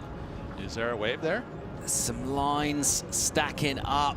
Don't feel like there's anything of substance. Quite tight at the top of the point, aren't they? Not really swinging wider with a bit more conviction as some of the sets have done. And they'll have to try and go something here. And it's a small wave from way deep, never going to offer anything like the score. That one just hugging the rocks. He'll flick out, he'll pick up priority again, and he'll have under a minute or so by the time he gets to the legitimate peak. I'll tell you, if one swings wide here and he's too deep, he'll be annoyed for putting himself all the way up there. But at the moment, just scanning the ocean, hoping for an opportunity. Medina is all the way down. Just keeping a beady eye on things as well. He'll shortly join the lineup where Ian Gentile sits there just waiting, hoping. Not looking like loads coming through here. Well, there is a little line of crease coming through, but with the offshore wind as well, it takes a little longer to fill in. And it also probably looks more substantial than it actually is, too. We got this overview. You're like, oh, there's a set. You know, is it going to have the energy? I mean, this is going to be his last chance. And look, this is more of the eye level. You know, is it number 1 or is it number 2? Wave behind it could offer something. He has enough time, maybe. Yeah, let's see. 15. Well, count 12-second here. interval. 12-second interval. It's going to be time. He's got to get to his feet, though. It's got to be before the horn.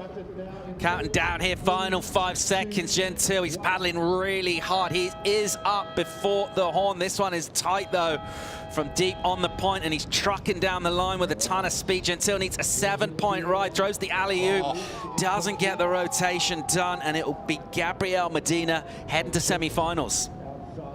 Team Medina down there hugging it out. Here he comes. He's on his way to the semi-finals here in Jeffreys Bay. So Gabriel, once again, making semis here at J-Bay, and once again, as with throughout a couple of his heats so far anyway, just giving us signs of what he can do, but you just feel he's got loads more in the tank, and I'll look to bring that back into semi-finals. An entertaining heat. They keep coming here. There's still plenty of fun waves on offer. We're going to check out Ethan Ewing and Conor O'Leary in the next heat. More live from J-Bay right after this.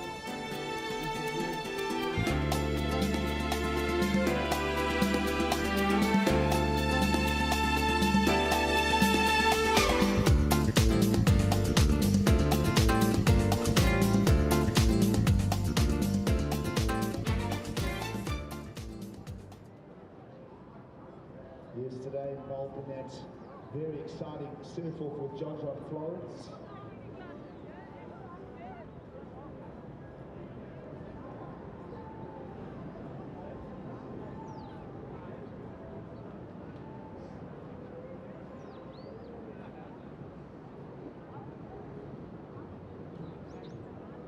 .35-minute heats.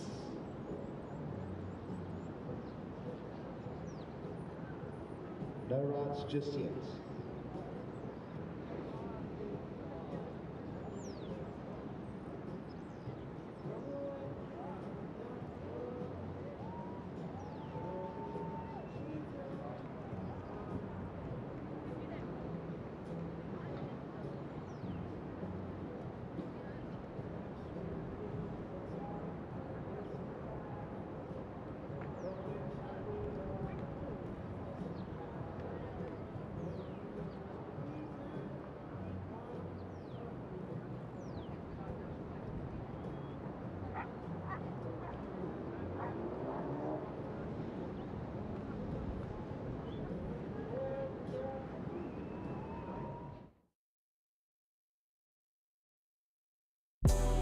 2024 Olympics? To be able to go and represent Australia at Choves would be incredible. You feel like you're representing every single person that lives on the same land as you do. You have to really go after it and wholeheartedly.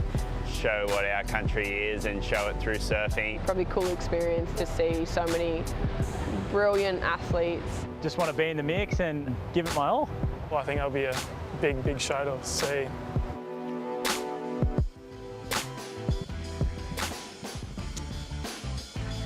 Welcome back to Corona Open J-Bay, second quarter final for the men, an all Aussie affair, as we'll check out defending champion Ethan Ewing, taking on the powerful Goofy in the form of Connor O'Leary.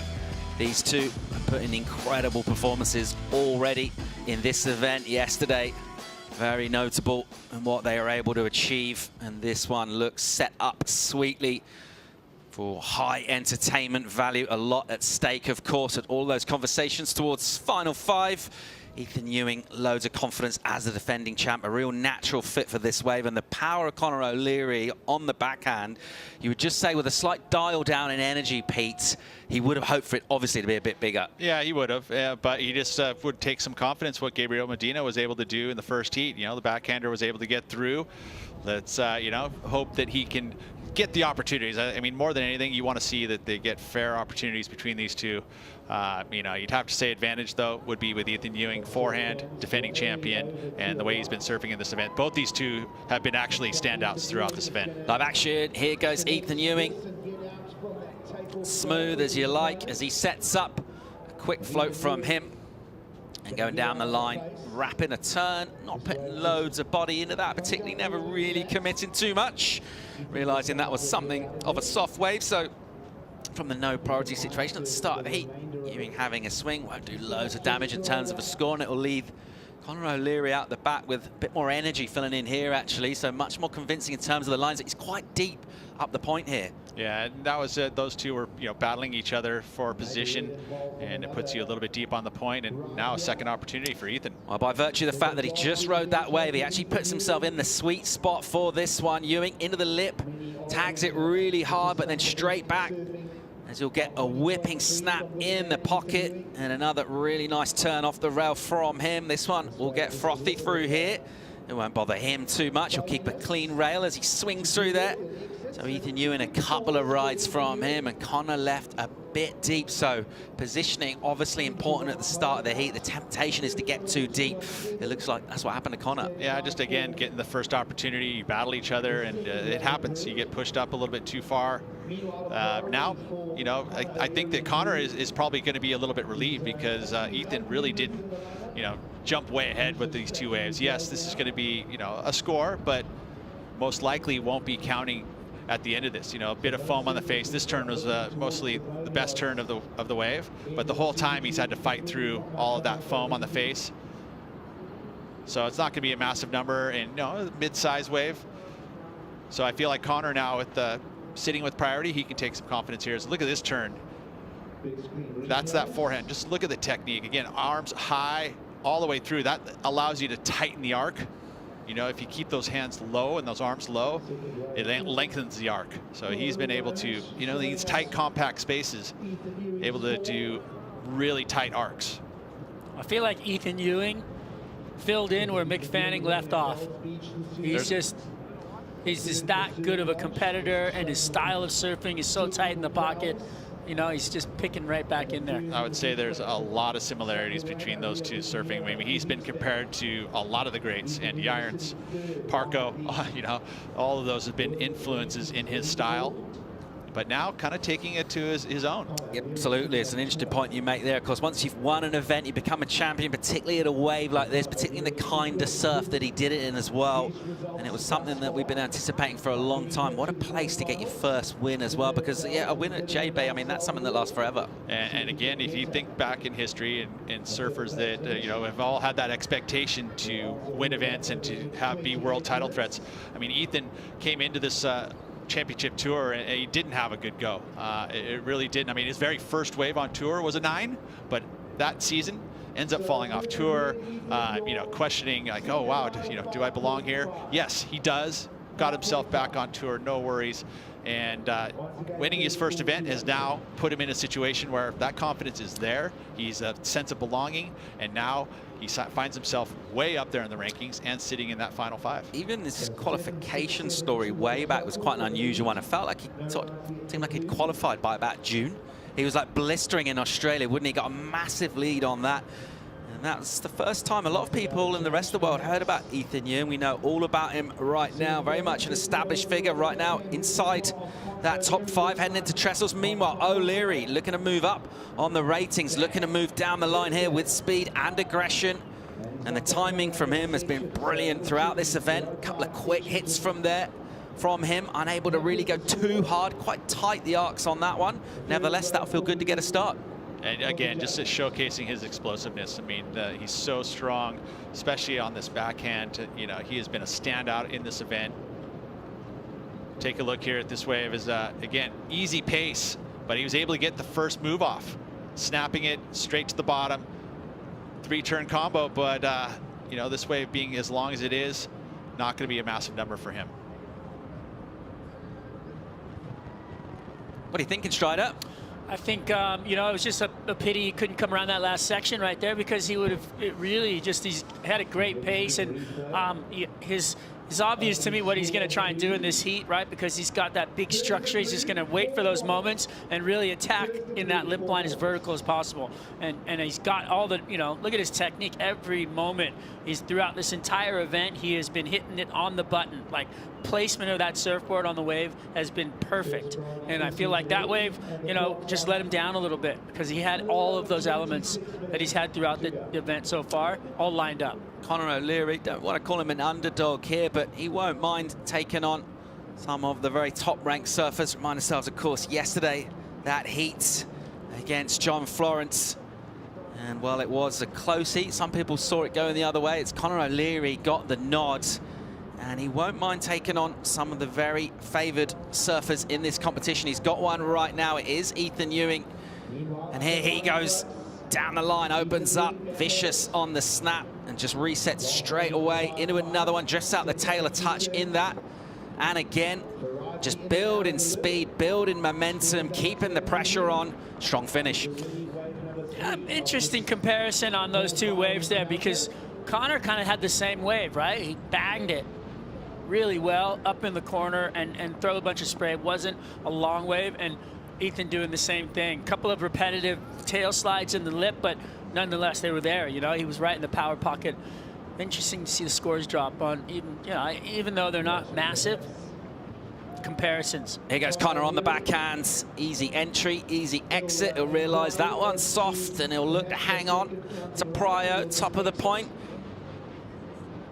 Judges will assign a number for Ethan Ewing shortly. Let's get another look at his wave. Winds up well. He's looking down at it. That was a vicious snap right there. Then he goes to the tail slides, right? Or he's pushing it hard, pushing through it back again right there, same exact turn, and then bang for the close. So really strong surfing right there. Yeah, it's going to be the best wave of the heat in my eyes. Even though it was a little short, but there was some high impact there. And this is, you know, Ethan being the #1 Australian in the rankings right now. But if you look down the rankings, Jack Robinson, Ryan Callanan, and Conor O'Leary, there's 2 spots available for that Olympic qualification. And it's important. And this is an opportunity for Conor O'Leary to gain some ground, maybe grab, you know, a spot in that top 2. And, you know, I think if you talk to any of these Australians, you know, it's very important to try and qualify for that. Here's an opportunity for Conor O'Leary to ride a good-looking set wave here, and that's more like it. He gives it a good crack at the whip. Has to just avoid that section and get going down the line. Another big hit from him, though, and much more speed, impetus, energy into this ride. And he buries the nose, and he can't really afford to make mistakes like that against Ethan Ewing, who's building his score.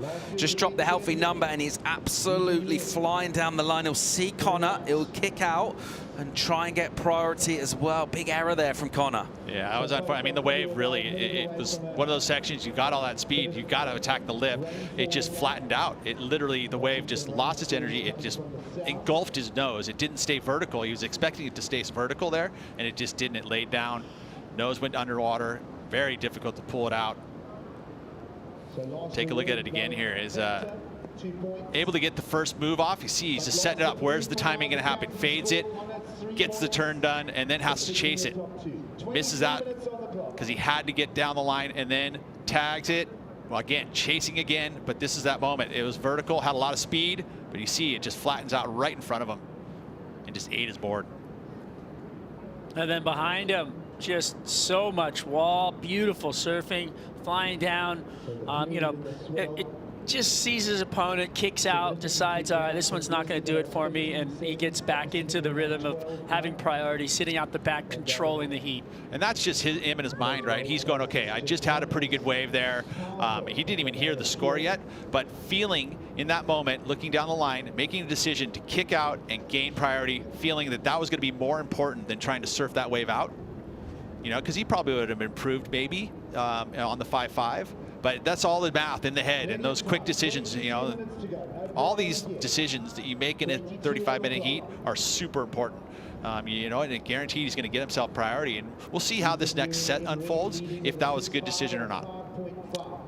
As we see Conor O'Leary down there in 12th. So an opportunity here if he can get into the semis, possibly even the final here. Great chance of moving up significantly with only, well, this is our penultimate event before we head to Tahiti.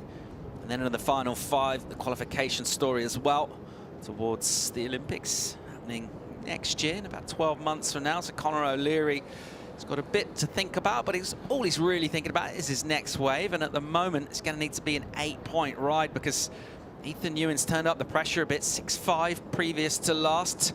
And Conor O'Leary's been stuck in small numbers for a little while here. It's gone all a little bit slack tide, pretty much on the dead low, and the waves have got a bit tighter. Someone who did make the most of opportunities out there was Gabriel Medina, who's with AJ. Gabe, you started off that heat very strong, couple solid scores, the 6-5 and the 7-0. How did that set the table for you? Yeah, it's kind of tricky out there. I just tried to get the waves that was waiting for me, but oh, I did so many floaters with speed and felt really good. It's just hard to surf, but I'm happy with the win. You know, it's semi is a good result here, and yeah, I just want to go all the way. Yeah, hopefully it gets better a little bit. The tide is super low, so maybe with the high tide, should be good. It is your first semifinal since the Australia leg. How important was it for you to break into this next round? Feels good, you know. It's an event that we surfed with great waves. I love being in good spots like this, and yeah, feels good just to go fast. E em português, quando as ondas estão assim, que é a sua estratégia? Feliz de ter passado, né? Tinha altas ondas nesses últimos dias. Hoje está um pouco mais difícil, mas feliz. Agora é semi e vamos para a final. Parabéns. Obrigado. Thanks, AJ. Gabriel Medina saying that he feels semis is a good result. Do we believe him? I think that it is a good result. But is that what he thinks? No. I mean, No. And there's a lot of reasons for that. Obviously, Final 5 at the top of the list. But again, talk about Olympic qualifications, qualification season. It is the last 2 events, and there is 4 Brazilians sitting in that zone right now. So ultimately, he wants to get that win because what that'll do is it'll leapfrog him probably into that Final 5. You know, with João Chianca out, Yagadora's sitting above him. You've got Felipe at the top of the rankings. So all of these moments are huge. So I don't believe him. I think he wants to go further. To answer your question. I like that, Pete. 19 on the clock here. Ethan Ewan, your defending event champ, going great as well on the ratings heading into this, which will be one of his favorite events on tour for sure. He's built a bit of a platform over Conor O'Leary. Loads of great quarterfinals. We're going to check out Jack Robinson taking on Felipe Toledo in the next one. We'll be right back.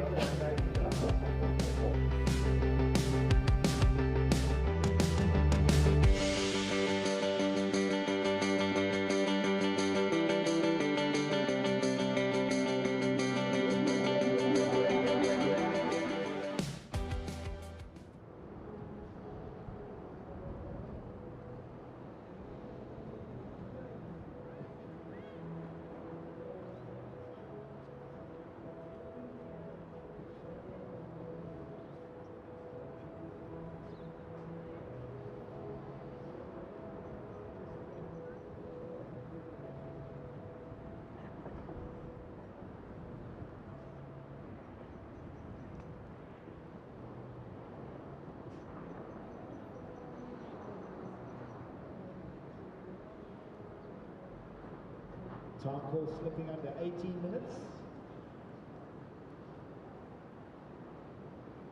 Ocean just going through the bottom of the low tide.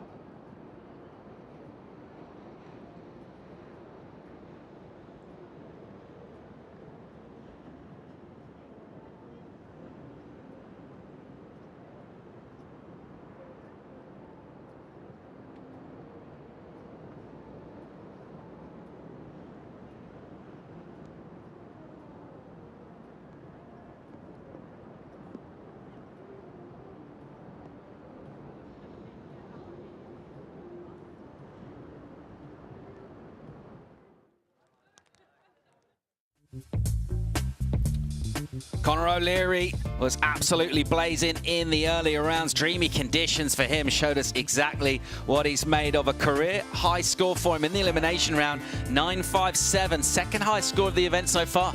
Beautiful stuff from Conor, just high impact. And just look at those conditions. I mean, dreamy as can be. Usually you're going to have to deal with a lot more wind.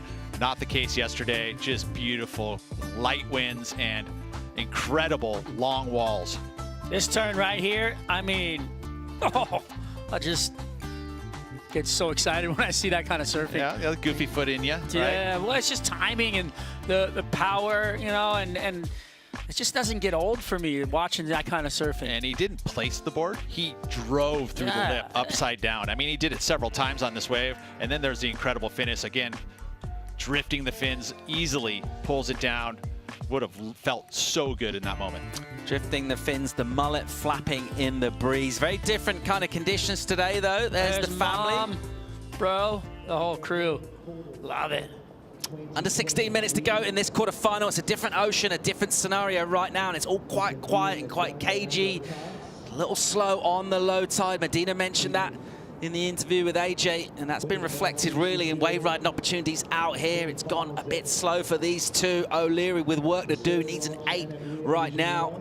So we'll need to bring back some of that excellent performance that we saw in the earlier rounds, or we'll get a couple of scores, a couple of 6s will do it. Ethan Ewing, you would expect, will maximize any opportunities that come his way. Ethan also with priority. Yeah, eternal optimist, right? You got the low tide, so hopefully what's going to happen is you'll get a little flood of the tide. We are in the bottom of a point here, so when the tide kind of fills in, it does bring some of that extra swell. Forecast to get a little extra energy with that turn of the angle of swell. All of those things, fingers crossed that we get a climactic finish with a lot of waves on offer for all the competitors.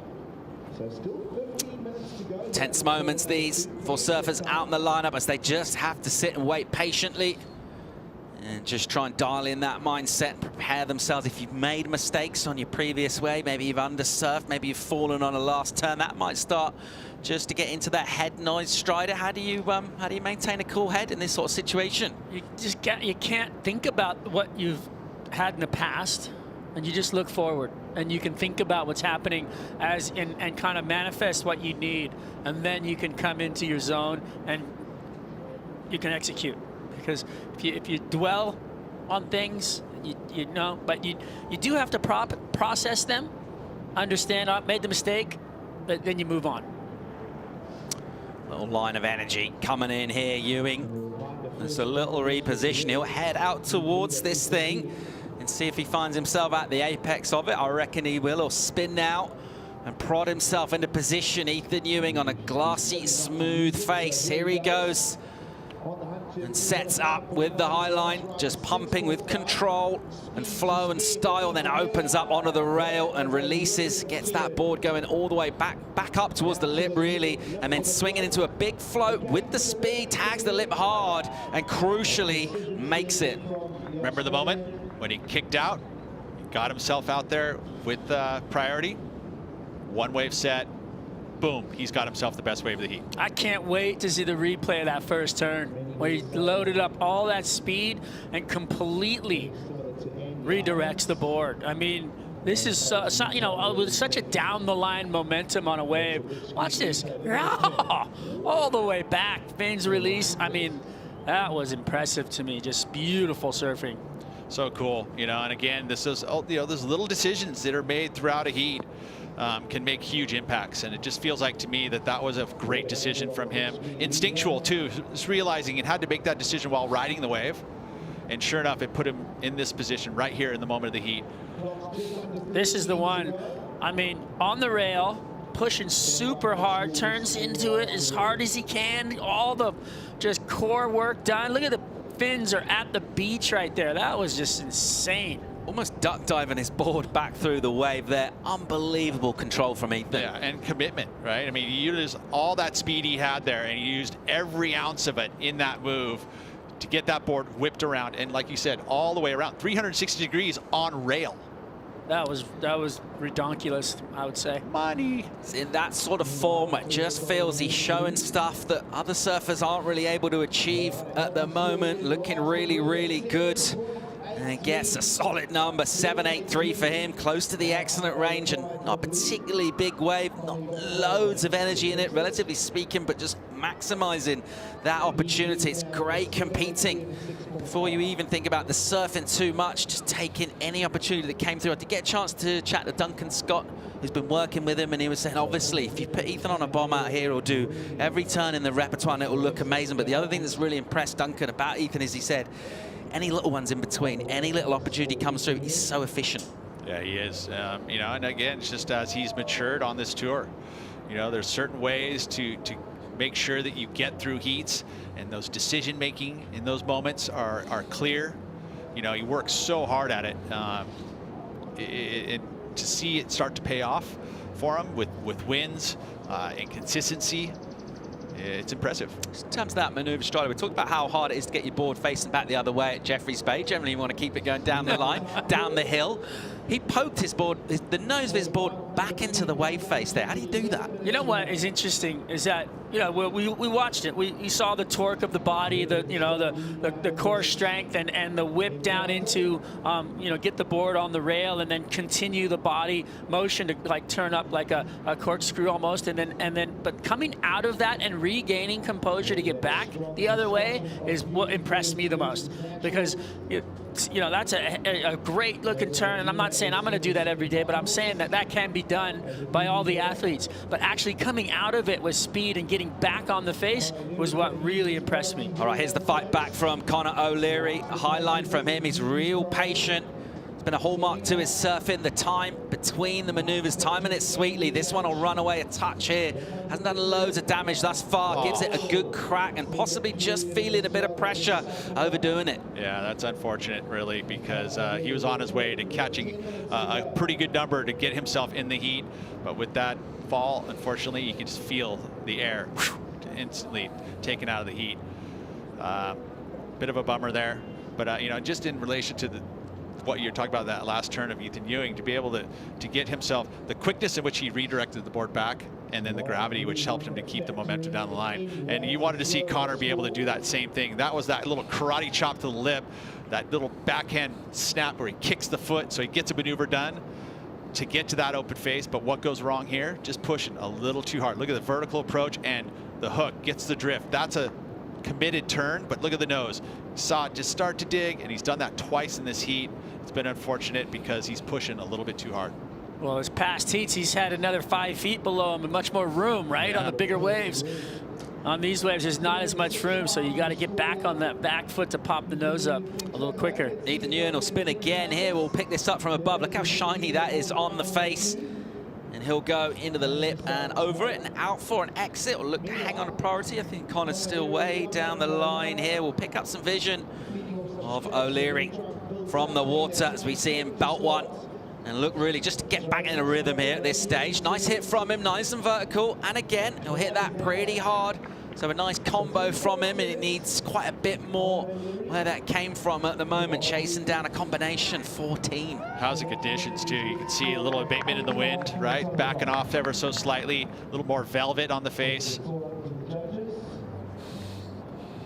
Sunshine starting to peek through. We're gonna go and we'll see probably that cloud cover come back over again. It's, you know, but it's just gonna have to, you know, it's weather. It moves in and out. I'll check the Doppler. Watching this here, again, the quickness. So he would have picked this wave up down the line. So he had to get high impact really quickly. 3 turns, finishing up very strong. again, this is where the advantage of the backhand, be able to whip it up into the face and go straight up in vertical. I'm just so impressed with how he hits it on the button every time he goes to, even when he's fallen, he just hits it so perfectly in the lip. And you know, you can see that by the way that the spray is displayed and how much comes off the back of that tail. So it's so incredible how his timing is just impeccable. You can just see him emerging from that turn. Kind of forget necessarily about the context of the heat and points so much. It's going to feel really, really good for Connor just to find a bit of form and rhythm, go through the turns, go through the gears, get completion as well. He's got about 7 minutes and 20 seconds to try and build a combination of numbers. Looking for a couple of sevens here against Ethan Ewan, who will have priority once again. So that's the way this will play out. Ethan controlling the top of the point in terms of sets coming through. And we just want a little bit more energy for these two. We want a platform. We want to see them both surf. Conor O'Leary stuck in low numbers so far, and this one's been a really different story from what he was able to do yesterday in particular. Those massive performances, but he's got to just refocus now on the task, and it's not insurmountable, a couple of sevens. No, it's not. You know, just unfortunately the clock, you can see it doesn't stop. It keeps ticking away, and so that time will run out. The amazing quote from Mason Ho talks about you know, surfing heats, the fact that you know, he's never really lost a heat, he's just run out of time. And that's so true when it comes to this. It's like you've got 35 minutes to be able to get 2 good waves, and sometimes they come to you and the rhythm's there, sometimes it's not. O'Leary spread from the panel. Last judge locks in. 5.87, much better from him. He's got out of combo. Now he's looking for a number in the excellent range, 8.46. We've already mentioned how he's capable of doing that. And think about that. That's another one of those decision-making things where he saw that there's an opportunity there where he's like, hey, if I can get myself out of combo and give myself the opportunity to get back to the outside, I know that I can execute excellent numbers. And give yourself the chance. You know, he's always doing the next right thing in a heat, never giving up. Check out the yellow jersey of Felipe Toledo here. And he's looked so good in this event. 9.67 the high score. That went down for him. He's taken on Jack Robinson. That's going to be a smoker of a quarter. Meanwhile, live action, Ewing wraps one. Just whips back in the pockets. And then he'll drive down the line. As ever, smooth, sort of cat-like really with that turn out the top. And that one more up, sort of through right in the pocket, and then throws in something different again. So distinct variation between the maneuvers, going through the gears, taking it all in his stride. Yeah, you know, throughout the event, he hasn't looked like he's been on point with where he's at, settled, you know, and today, finals day, he's starting to look that way, which is a scary thought for somebody, you know, who's come off a win here and really look. I mean, watch how clean his rails are here. It's just unbelievable how fast he's surfing. Beautiful, clean surfing, and over his board. There's no hiccups, no wobbles, no bobbles in his attack on this wave. You think about his equipment too. You know, it feels to me that his board's just ever so slightly narrow than, say, someone that's riding the same size as him. So it allows him to have that knife-like approach where he's able to transition from rail to rail super quickly. I mean, a prime example is that wave, the 783, where he's able to just lay into it and quickly get that board whipped around. And that's that little bit of a narrowness will help. Obviously, combined with the rockers there, you see just...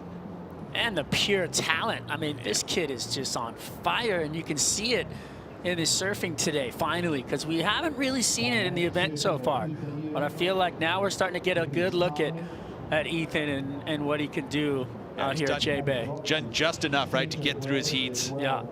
But today, needing to lift his power game, lift his game. The quickness is a little bit quicker. The power is a little bit more power. And he's put up a good 2-wave total there of 14.33. Still waiting on a number, and it feels like he's probably going to improve. Extend, right? Is that just going to put O'Leary in the need of more of in the 9-point range, probably, if he does, or maybe even back into combo? Still waiting for the judges to lock in a number for the last wave of Ethan Ewing. Good chance of him of improving his lead here. Some lines coming through. O'Leary in the lineup with priority at the moment. He's looking for an 8.46. That requirement might steepen. Ooh, I'm excited though. Look at these lines. Oh man, this is what we like to see. 6.77 for Ethan. So the number nudges up a touch for O'Leary. Had a paddle there. And Ethan will snaffle this thing from a relative inside position. Here he goes. Quick snap from him, real quick. And then he'll go into the tube, streaking behind the curtain. Ethan Ewing not making it. The next one's bigger. Down, and meanwhile out the back, O'Leary. Chance here. 2:45 remaining. He's looking for a big 8. That's a big turn. Oh, he's too deep. Low tide runner. Got away from him. That'll hurt. That was the biggest set of the day. O'Leary emerging there and just try and brush that off and find himself another opportunity. He's not had a great heat out here. There's been a couple of mistakes from him falling, a couple of choices that when he reviews and has a little look back at exactly what happened, you might question some of his decision making, but also the point is he's come up against someone who's been absolutely electric, blistering form. This guy, Ethan Ewing. Replay here. Look at the different techniques he has in the snaps, just with the arm placement. Sets up the barrel, but very tight quarters in there. You'd think that Connor would have been excited about this wave, but it just chased off, ran off.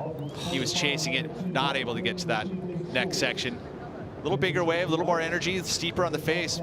Beautiful backside hook. Once again, cuts it slightly short so he can get down the line, realizing that it's going to chase and run. He could have got under the hood. He might have been able to thread the needle there. I think spit right after. Great reaction there from the family. Interesting point about the tide as well. You think maybe on fuller tide, on a slightly bigger swell, the bigger wave is going to push a bit wider. It's going to give you just a lot more room to swing, particularly the big turns he does. Right now, with it so shallow, the bigger waves, they're just running away quicker, and you just find yourself too deep. Yeah, that's true. You know, and having to identify that, but you got to be able to maximize the wave from top to bottom. You know, from the very top of the point, obviously, and so you put yourself in that position to get that high quality wave. It almost looked like it was going to happen for him, but you're right. You know, that lower tide, it tends to run very quickly. Well, O'Leary's got himself out of combination. Final minute here. He doesn't have priority, though, and that's Ethan Ewing who'll look to control that, and they've not paddled a whole long way back up the point here, so. He hasn't gotten by the quarterfinals, huh, Ethan, O'Leary? He just keeps getting right there. And then, poof. Coming up against Ethan Ewing in this one, who hasn't done a whole lot wrong in terms of his performance on the wave. The way he's controlled and managed the lineup as well. He seems ultra relaxed. Hard to really get a read on his emotions, particularly Ethan Ewing. He keeps that pretty dialed back, and kind of his thoughts generally remain his own, but he seems a very cool customer. Doesn't seem to get ruffled about anything in particular, but he'll be feeling pretty good about a spot in the semi-finals at an event that he's the defending champ at, and another commanding performance from one of these two Aussies, Ethan Ewing. Conor O'Leary will be pretty happy with the way he's competed here at Jeffreys Bay and some of the numbers he's thrown. Ultimately, disappointment for him, though, going out in the quarters. And at a crucial stage of the season, Ethan Ewing going from strength to strength. Nice little moment here from these two. But Ethan Ewing will be delighted to be still alive in this one. Next heat looks absolutely great. Toledo and Jack Robinson will bring in Richie Lovett and Joe the Lion Turpel for the call. We'll be right back.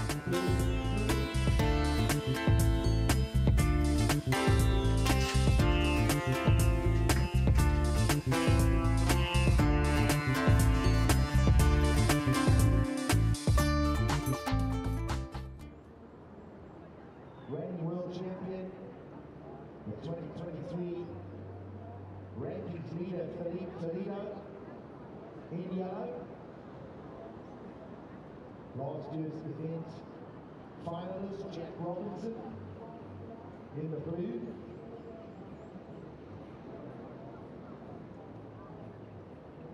Starting to think about the semi-finals shaping up. Gabriel Medina, a past winner, will now serve against Ethan Ewing in semi-final number 1. Of course, Ethan, the defending event champion. So 2 previous J-Day winners. Of course, who can forget those exciting wins of the man in yellow, Philippe Toledo, back in 2017, 2018.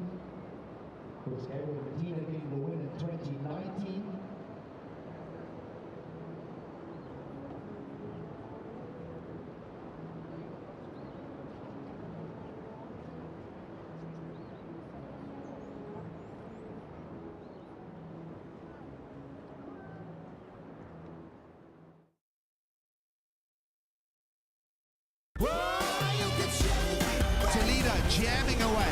Passion, speed, power, flow, and including a risky ending. And Australia sticks it. And again goes, yeah, you are kidding me. Toledo is your champion here in 2018. Back-to-back titles. Happy Finals Day. Quarters continue with world number 1 Felipe Toledo taking on West Australia's Jack Robinson for a shot into the semifinals. First half of the draw already set up with Ethan Ewing getting the win. He'll meet up with Gabriel Medina later on today as we're already getting started. Jack Robinson up and out. We'll now just set up priority with Felipe Toledo. Joe Chappelle with Richie Lovett, longtime tour standout with one of the heats that we've been waiting for. Toledo has been spot on throughout this event, not catching unnecessary waves, maxing out the scale just about with some big nines as we see Robinson on a racetrack again. How about that hook? Water still settling off that rail from the first turn into a third with a solid closeout finish. Bit of a sense of urgency from the Australian to take this heat early against Toledo. Yeah, you could feel that these guys were going to get into a bit of a paddle battle there, and no one was really willing to relinquish that inside position. So Jack went, you know what, I'll just get a couple little runners down the point here, get the heat underway, get set, and some beautiful turns here on this opening wave here. Jack just tagging the lip multiple times, gets to the finish, and looking really good. And you can just tell with each and every heat that he gets through, climbing back up the rope here, finding that confidence, finding that form that saw him high up on the ratings. Loving the colour on the board too against these grey walls today. Beautiful finishing turn, stays nice and low in front of the lip, gets to the landing. Great start. We see the end of Toledo just flying away, kicking out of that last wave yesterday, and even his opening round, he's turned in a bit of a masterclass. Seems like he's just gone another level compared to the competition. And we're not talking about airs like we did when he won this event back in 2017. We're talking about just solid rail work, unbelievable amount of variety, and explosive with the amount of speed that he's gathered. Numbers in from the very quick start from Jack Robinson. Turns in a 6.17. And Toledo just with the up and out has priority, but loving that really energetic start from Jack. Like you mentioned, he's starting to return to that winning feeling, and it's hard to believe this is his first Finals Day appearance since Portugal. Yeah, it's been a while. I chatted with Jack yesterday and just said, you know, how you feeling, man? And just, he was like, you know what, with every heat, I feel like I'm getting back into form. You know, the body feels good. And he said the heat against Kelly was a big one. There was a few nerves involved with that. I just think the gravity of that heat was weighing on him. But even on this first scoring wave here, this 6.17, you can tell he's opened up again. He's feeling a bit free. Here we go, Toledo. Oh my goodness. Felipe Toledo, first turn, snap to slide. Healthy looking wall. How about that searing carve through the open face, back off the top again. Driving off the lip line, beating so many sections. Another big smooth hook. Sets up that snap, right back to the top again as he meets the lip. Throws it off the lip again as a solid finish. Jack has just put a little fire into the lion of Toledo. So we see him hit it off the lip again, get a finish right in front of Felipe. This heat is on. He is still in sync. Toledo really making no mistakes all week here at Jeffreys Bay. Wow, just what a way to open up. You know, if Jack started strong, Felipe has just added a couple of weights onto the belt because, man, almost perfect, really. When you look at the approach of the wave, just gearing down the line, tags the first section here, and then just builds more speed. That gaff there, just incredible how he wrapped that in such a short space of time. Gets up on the lip again, all the maneuvers, everything, all the energy direct it down the line, up and down the wave. Just using the full canvas, just manipulating it exactly how he wants to. Comes all the way through to the inside and gets the little blow tail. And immediately the emotions start flying from Toledo. But have a look at the form here. Just keeping the energy low in the upper body, just so that he could get climb back up on the lip here. So a little sort of double hit, the space of one maneuver. But this turn here just tags it, gets the tail release, and puts that weight back on the front foot. And then this was Jack's answer behind, so a big carving arc off the lip, high up on the wave, and a little sort of double pump layback hack. And some good work done here from Jack Robbo. Tags the lip, comes from behind the section, and all the way through to the inside, and he gets his own version of the finish as well. So wow, this is a really interesting heat right from the get-go. We've got fireworks in the first couple of minutes. Changed gears well with variety and getting the finish. That was right in front of Felipe. These guys love a good battle. World #1 was held by Jack to kick off the season. Toledo fought for the yellow jersey as he's in his world title defense, winning last season in September. He'll be there again to try to back it up and go 2 in a row. And we're worried about his condition after the back injury in El Salvador, but he still won that event. And then the knee injury in Saquarema, which broke his winning streak in Brazil. But wow, is he off to an incredible start. When you talk about speed, just even in the comparisons, it's just he's in another league. He's just stepped it up another gear, hasn't he? And I asked Matty Bemrose about 10 minutes ago, how's he going to beat Felipe Toledo? I'll get back to the comment as we watch the replay again. Just look how much projection and speed he gets with every turn. He's actually accelerating out of the turn and just finding a unique path to take on the wave. And as you alluded to, Joe, he's using the entire, you know, width, height of the wave, just covering so much distance and ground. Every turn is done with intent and power. And look, we know he's had the air game for so many years. He's had that on lockdown, and it's this power approach that he's really worked on. And back to the point with Coach Matt Benrose, he goes, I want you to bring your power. You know, you can really stand yourself apart by really opening up, use the power that you've got. Make sure you pick the better waves or the best waves. There's a difference between the 3-footers and the 4-foot waves. The height difference, the waves slow up and they tend to give you a better canvas. And he also said, look down the line.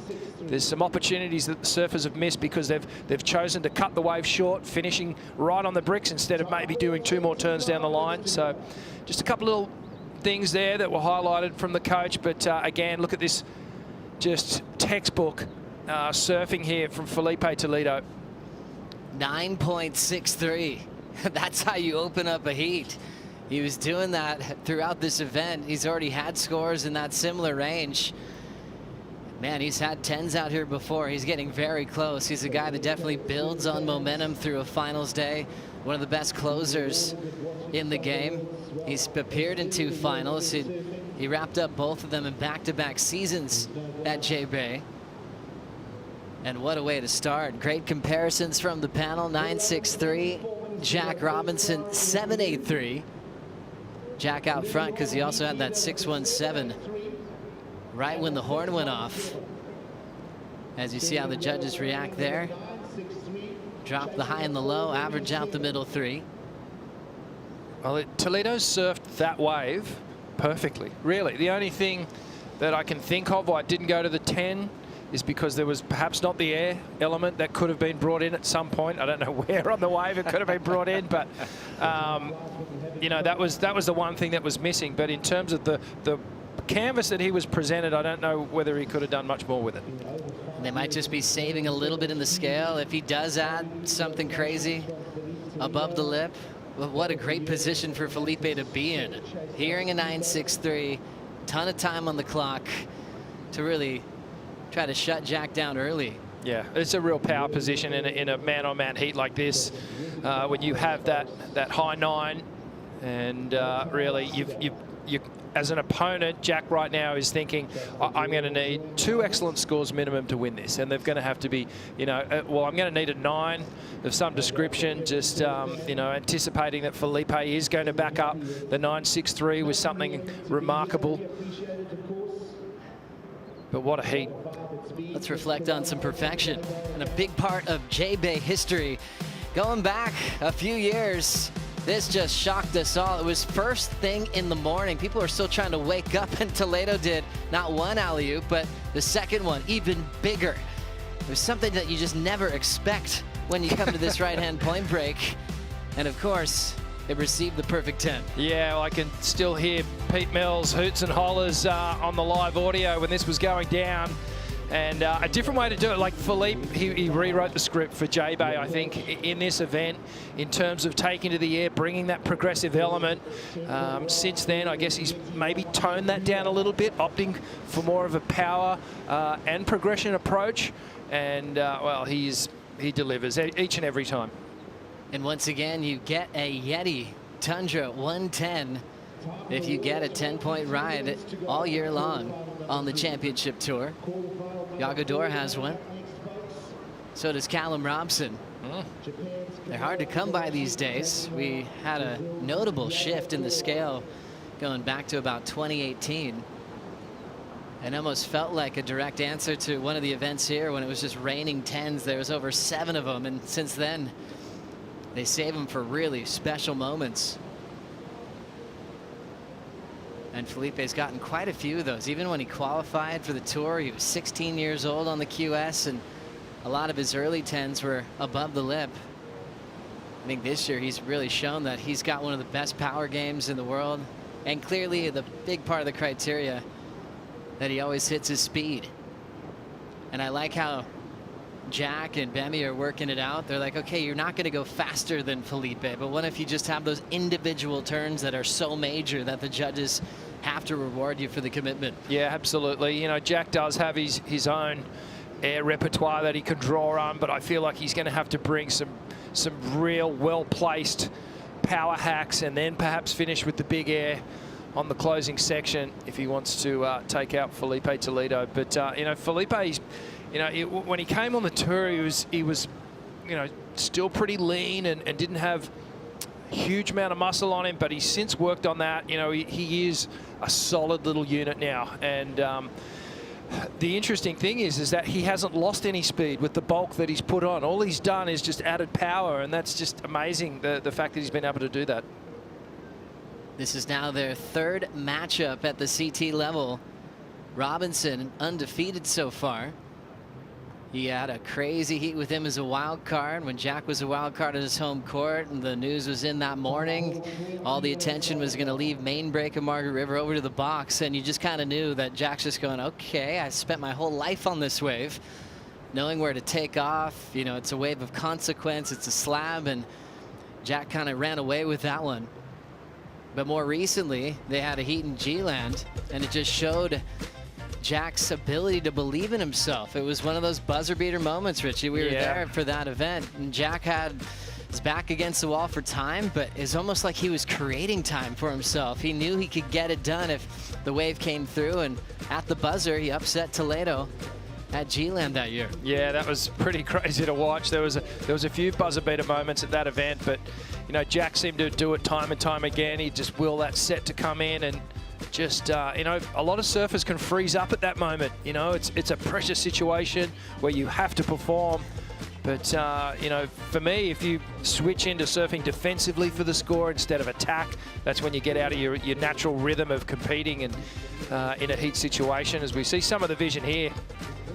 Just small G-Land in the scheme of things, but nonetheless, super fun.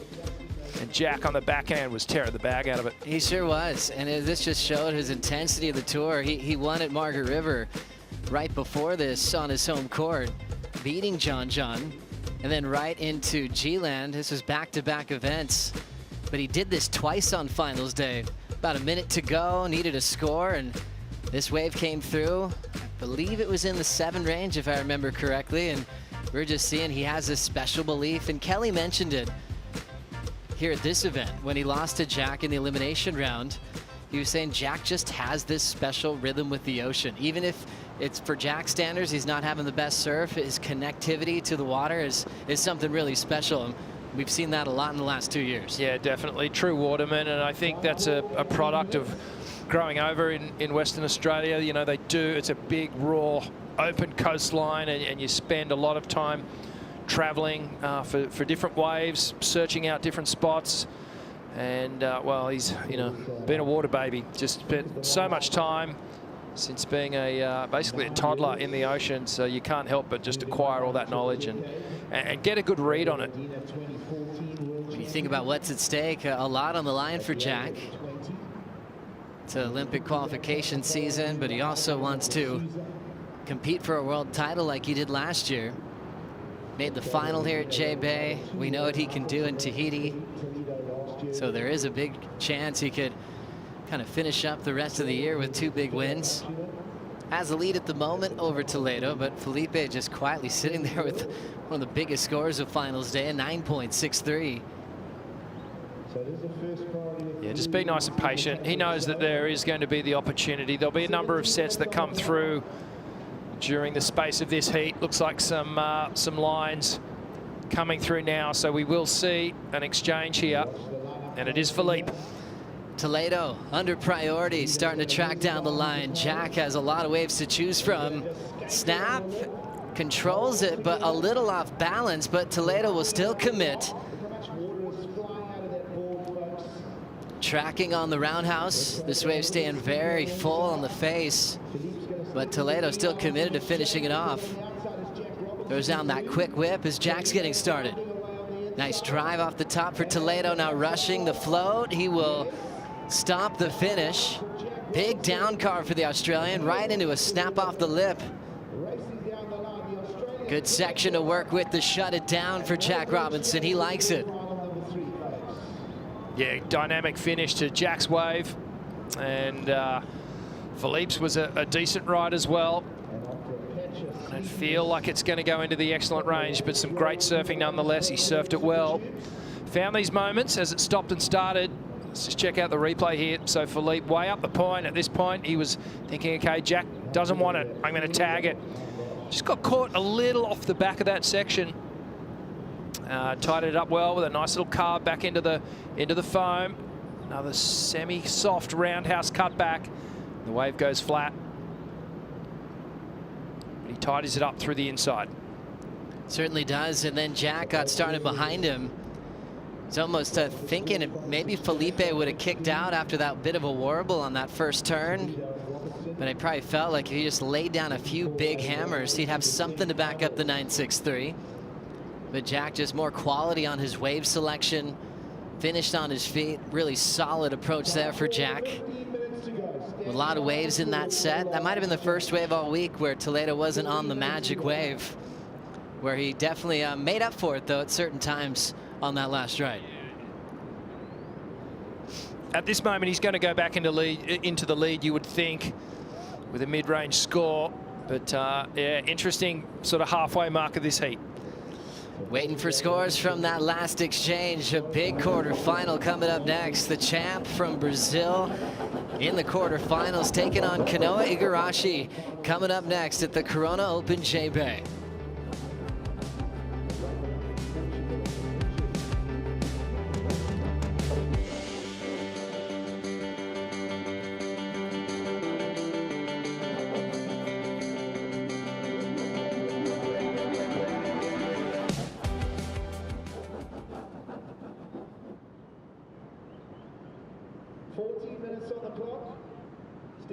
Schools.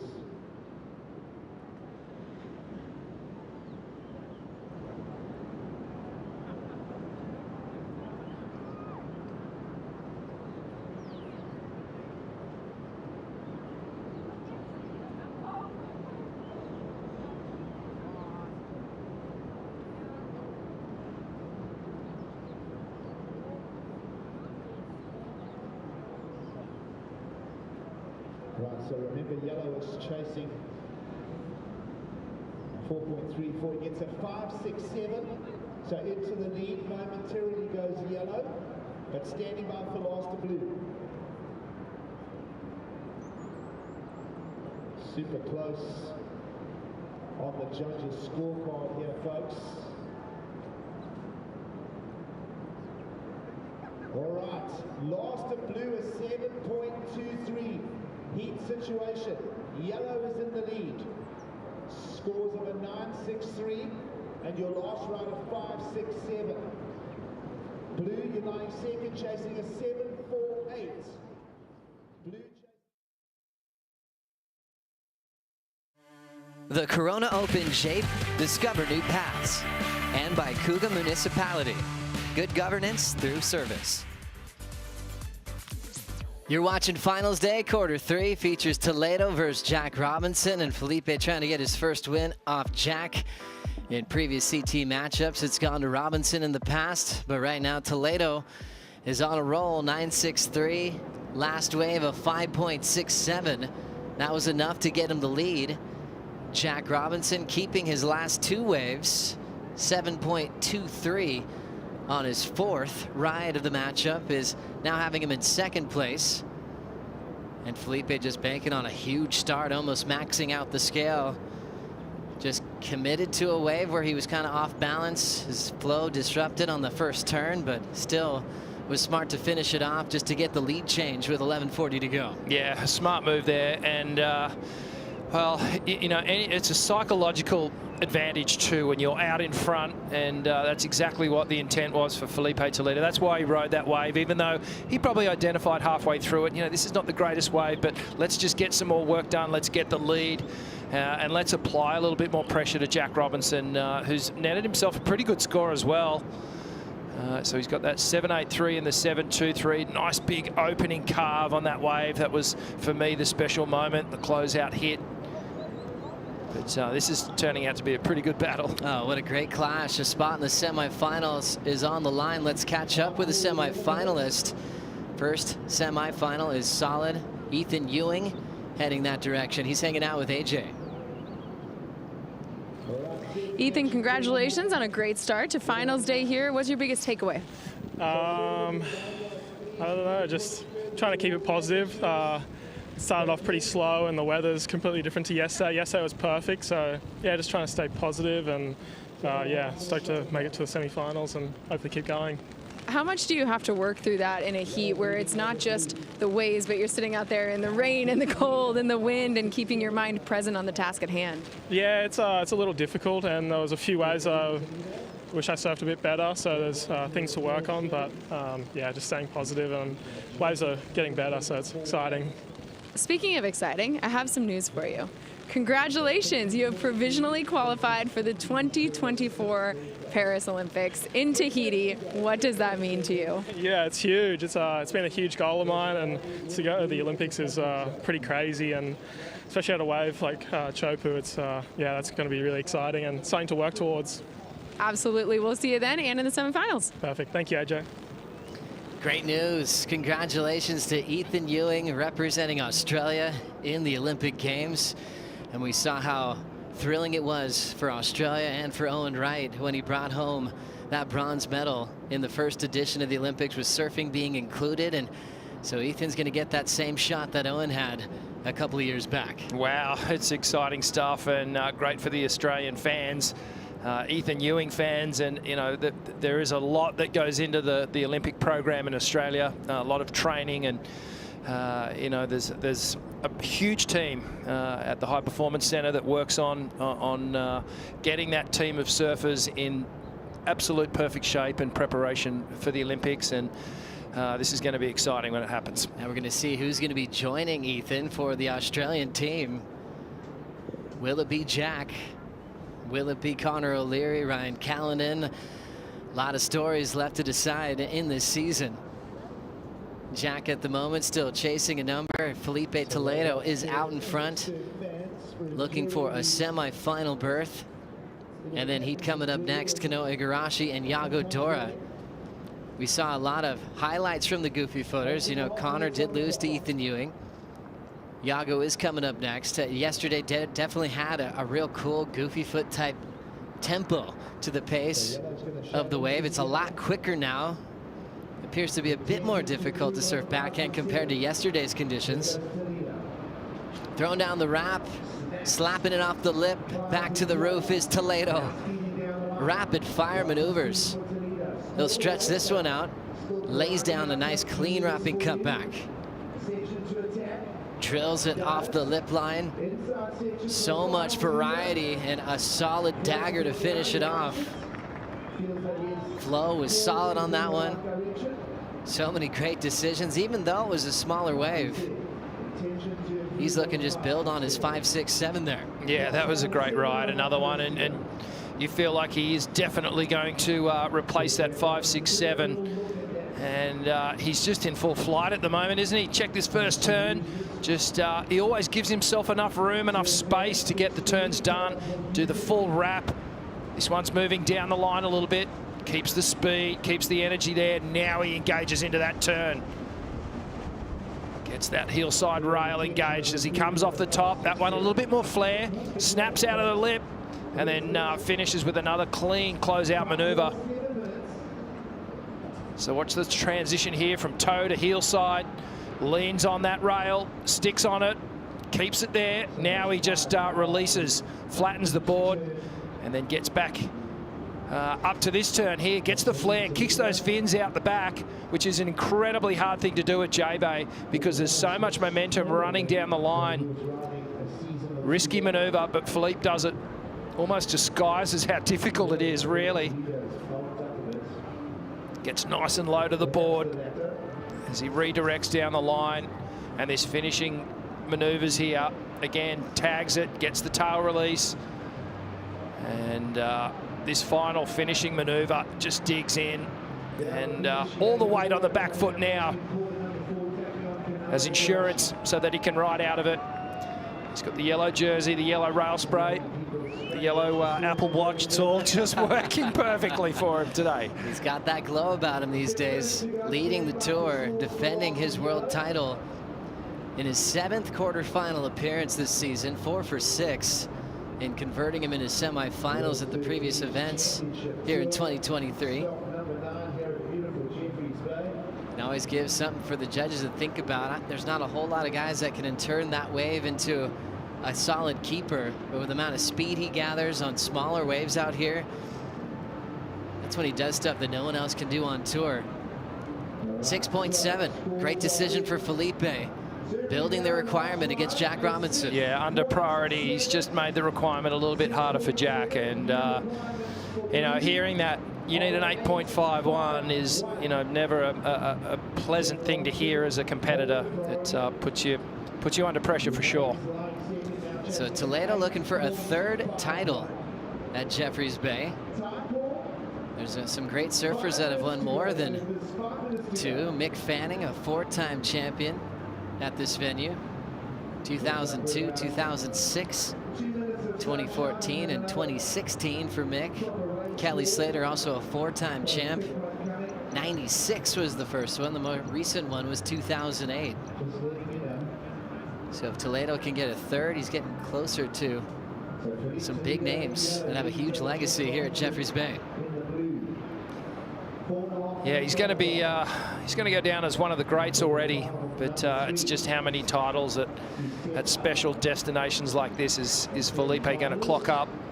I said it earlier, if he keeps winning them, I'm not sure where they're going to tattoo, find some space on his body to tattoo the victory artwork. I know, he's running out of space. He's running out of space. For a lot of winning in a short period of time. Toledo started winning big CT events back in 2015. That's when he truly became a world title threat. After just 2 years before that on the championship tour. So in his 3rd season, started winning big events.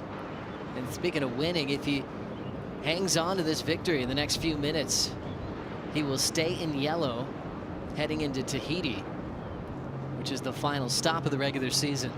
That's a cool feeling, isn't it? Coming into the home stretch as the best.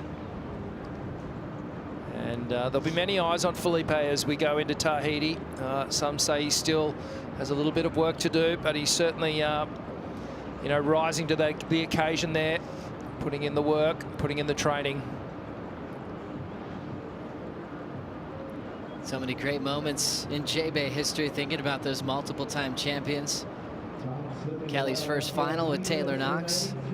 Had a final with Damien Hobgood years later. Then the great moment with Andy Irons in 2005, one of the most watched finals in J-Bay history as far as a replay is concerned, and deciding who won that final. Kelly had Mick in 08. More multiple-time champions. Big shout out to Jake the Snake Patterson. Went back-to-back, 2000 to 2001. First final was Pedersen Rosa, and got past Taylor Knox the following year. Parco, we mentioned his wild card win the other day, winning in '99, and then about a decade later won his second over Damien Hobgood.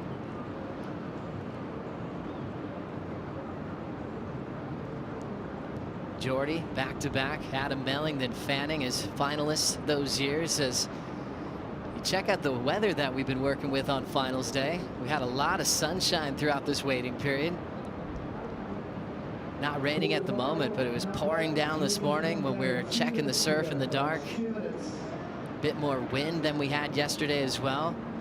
And we saw more west in the swell than we'd had in the previous days, but it's starting to track more to a favorable direction as we approach the later stages of finals day. So that's really nice to see it groom and get a bit more south of the angle today. Yeah, for sure. There was always going to be many moods today, different looks of J-Bay. The wind starting to come around the back of the point here like it did yesterday. But like you said, Joey, the canvases are just so smooth.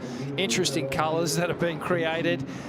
You know, we had these brilliant blue walls yesterday, and now we've got these gray, kind of dark, moody conditions. But the waves are there nonetheless, and it's been fantastic surfing. Yeah, and we get a bit more light on it when they hit the lip, and you see the white spray just fly to the sky, and Toledo did that so many times on his 9.63. Guy that just demands excellent scores from the panel. 55 seconds for Jack. Just dropped anchor with priority after he threw down a couple of 7s. Waiting to see if the ocean's going to give him a chance to fight back here. And if it doesn't, it's a great momentum booster for Jack after losing in the second round on his comeback from his injury. Remember, he had to miss Margaret River after he hurt his knee, so he wasn't able to defend his event title on his home break. Did something to his ankle at the surf ranch, so he's trying to get the engines going, but finally happening here at Jeffreys Bay.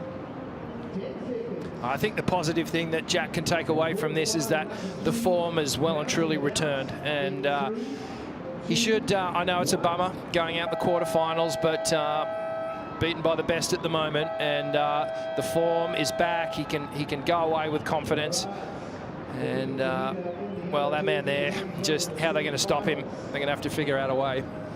I like how he's letting his hair grow out too.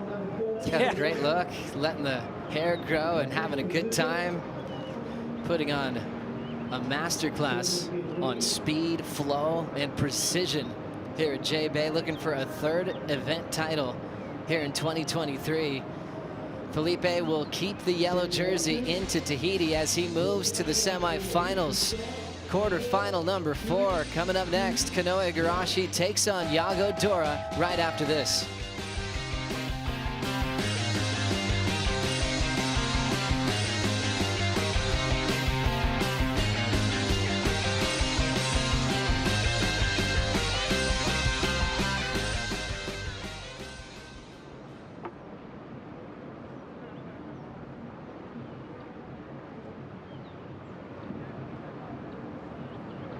Southerly breeze across our lineup. Kanoe Igarashi in red, representing Japan, for screw up. Surfing around Huntington Beach, California. Southeast slower year for Kanoa this year. Comes here ranked 16th. Best result in quarterfinals in El Salvador. So it's a East match in that here in Jeffreys Bay. I feel Kanoa with his precision serving who wants to become in the finals. Because you have a winner of the last event in Rio de Janeiro. Comes here ranked 5th. No rides yet in the quarterfinal number 1. Old school rules to start. It looks like Red's going to smack his way onto this. And here he goes. Opening right of corner number 4, folks. Kanoa Igarashi. He's been serving spicy and fast all the way through the round. WSL One Ocean is a global initiative aimed at inspiring the surf community to protect and conserve our one ocean to preserve the future of surfing. Today we are joining forces in J Bay to inspire and educate the next generation through surf therapy and ocean education. We're trying to create a love and connection with the ocean for the kids in these really underprivileged communities. That's what it's all about, is spreading the love for the ocean with the next generation and educating them on taking care of what we love most. It's about teaching the kids the sense of responsibility, also believing in yourself and knowing that you can be anything you want. Show us what you're doing to protect our one ocean by posting on social media with the hashtag WSL One Ocean and tagging WSL and WSL Pure in your post. What a win for Felipe Toledo, looking like he is on his way to maybe another big victory here at J Bay, and another one this season. World number 1, looking unstoppable. His brother Mateus this morning said, "I told you." And I said 100%. The guy's in fine form. Don't worry about any injuries. He's feeling solid. He has some tape on his knee, but he is fired up here on finals day. Last quarterfinal of the day. It's Kanoa Igarashi versus Iago Dora. Joe Turpel with Richie Lovett for the call. This is a great moment for Kanoa, returning to a finals day. Great to see him in this kind of form. And it's a comparison to a guy who's been on fire, fresh off a big win. Yeah, you'd have to say that Iago Dora has all the confidence in the world coming into this event. He's been brilliant on his backhand, but this is Kanoa Igarashi on his first wave. Nice little flare, Taj Burrow-esque snap on that second turn. Weaving down the line here. Drives around this section. Another quick snap. And, just catches an edge, so a mistake there. So this was further down the line, one of the bigger sets, so he's going to have to get some good work done down here if he's going to build some points. Well, and he's starting to do it. Again, going to that tail drifting maneuver. Quick snap under the lip, looking for the final hit, and does he make it? Yes, he does. Welcome back, Kanoa Igarashi. How about these turns? Wow, just leaning into this so hard, and that's given him all that speed and momentum as he comes into these final finishing turns. Just places the board so well on that one. Love that little shimmy off the lip, and again a third one. So just puts it up there, then has that little stall moment, and then aims the board, directs it towards the sand, gets the landing. Some smart surfing there from Kanoa. 2 waves quickly for Kanoa Igarashi to kick things off against Iago Dora. A 2-time semi-finalist at Jeffreys Bay, Kanoa Igarashi, and Iago made the semi-finals last year when it was pumping. And we'll see if Iago can kind of reminisce on how he opened up this event when he went really high above the lip. It was a bit of an air show on opening day. Doesn't really have that same type of texture or condition like we saw on that sunny day, but it definitely is a bit quicker, a little closer to the bricks on the inside. So he's not going to be able to count on all the time that he had on the open face in yesterday's conditions. Yeah, it's a different day. You got to wake up and be prepared to surf what's in front of you. You can't try and imagine that it's going to be the same conditions. Every single wave is different. So you need to be able to read that wave, and that's what these professional surfers are just so good at doing. Is just reading conditions, anticipating what the wave is going to do, And the decisions are, you know, they just come lightning fast. It's almost when you're reacting instinctively instead of thinking too much about it, that's when you feel like you're totally in the zone and in sync with what's happening out in the ocean. You think about just the different ways to win and to achieve event titles. From what Yago did to earn his victory on opening day, there's gigantic full rotations. And then transitioning to just overall performance through the round of 16 yesterday and just quality waves. And then you're kind of in round 3 going, what do I have now? You know, always going back to that quote that it's a marathon, not a sprint. You got to be very present, looking at the waves in front of you. And that's why I think surfers are the best athletes in the world. I mean, changing gears so many times when you're really fired up after a heat win, knowing you might have to wait a few days for your next one and stay in that mindset. I don't know a lot of athletes in the world that have to deal with that. No, it's, you know, it is such a unique sport, and it's pretty hard to simulate it doing anything else but surfing. And you know, if you're a pro golfer, you go to the range and, you know, hit 50 wedges. You can't do that in surfing, really. You know, maybe wave pools are starting to introduce that repetitive training approach that you can tap into. But yeah, nothing quite like it. And that's why we love it so much. And that's why we're loving Yago so much too. He's given us such a wide variety of ways to win this year. Yeah. This is not a stat and cement, but I think he's been using airs more than anyone else as keepers in heats this year. As we look at Yago throw the snap off the top. Inside track's already rushing. As he'll frame it vert and catch a rail. We saw Connor O'Leary get a little sticky as well, trying to find the backhand flow against Ethan Ewing, so he'll start with a fall. It's amazing, isn't it? Just how on fire the Goofy Foot surfers were yesterday when they had just a little bit more space, more of a perfect line on these walls. They could really time those backhand hooks. And today, it's just, there's a few extra little elements that have rattled them. Kanoa looking at a good wave here, quick in and out, bigger set. So wisely kicks out from where he was standing on that wave, but there's more behind it. Yago was forced to punch through that one on the inside, but he considered a late takeoff on his way back out. Here comes Kanoa now committing to this wall. Representing Japan, raised in Huntington Beach, California. Driving hard through the foam, great snap there. Driving through a beautiful slicing cutback right off the lip. Tried to extend the drift, put him in an awkward spot for the finish. Yeah, difficult wave to surf, Joe, with all that foam on the face. And reports that I've had this morning is that Kanoa is still feeling a little bit off, not at 100%. That cold flu is still just present. So, you know, this is a bit of an energy waster, unfortunately, this wave. Some good surfing. And again, I'm sort of referencing Taj Burrow in some of the maneuvers that he's going to. Similar style in that he tucks that back knee in and gets nice and vertical off the lip. There's some great vision here, just driving through this turn, and just does so well not to catch an edge on that one. And then look at this soupy section here. Just, wow, how do you even place the maneuver there? And you can see the lip just started to, you know, surge as he got up there, and it just swallowed him up.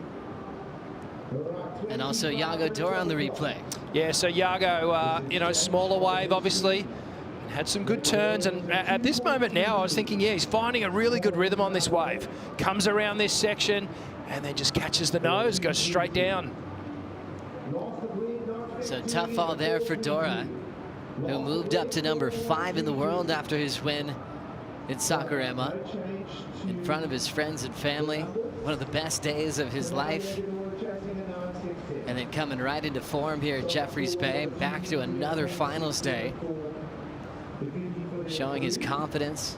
He said he wants to keep that happy-go-lucky feeling that he had in Brazil, and he's been able to channel that as well, playing a lot of pool and some fun games in between surfs. A couple of days went flat, so he just relaxed. So now thinking about a game plan and what he can do to kind of change the rhythm to the start of this quarterfinal.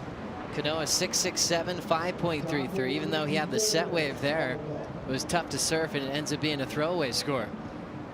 Yeah, so we've still got some numbers that we need to build in this heat. Still plenty of time on the clock, just under 24 minutes. But certainly the advantage with Kanoa Igarashi at the moment with that 6.67 and then the backup. So Yago Dora with work to do. Great opportunity to catch up with world number 1. Toledo is with AJ. Felipe, the weather a bit different than when we talked yesterday, but your surfing seems very much the same because a 9.63 again for you here today. What did you see on that wave? Thank you. Yeah, I went for the first wave and then kind of looked back. I knew Jack was kind of down the line. He had no priority, so I knew I had like a few seconds to decide to surf the first wave or not, and then it was kind of weird. And then I kicked out and waited for the bigger wave, and that wave came perfect timing. And yeah, I was just able to place my turns, right where I want it. I changed boards from yesterday too, but this one it's definitely a good one. And yeah, I was just trying to play with priority a little bit, strategy, and every time I surfed a wave, Jack was on the wave behind, but I always got the knot, like on the exchange, except for the 5, 6, 7. But other than that, happy with my performance, my surfing, and with another great result. What did you switch to for your board, and why was it working better? It's actually pretty much similar board, just an inch smaller. And I rode that board in El Salvador. It took me all the way to the semi, so it was, it was a good board. I was saving it. And today was the perfect conditions for that board. So yeah, super blessed. Busting out the magic board yet again from El Salvador. E em português, qual é a sua estratégia para no próximo range? Before that, we need an umbrella right here. It's chilly, man.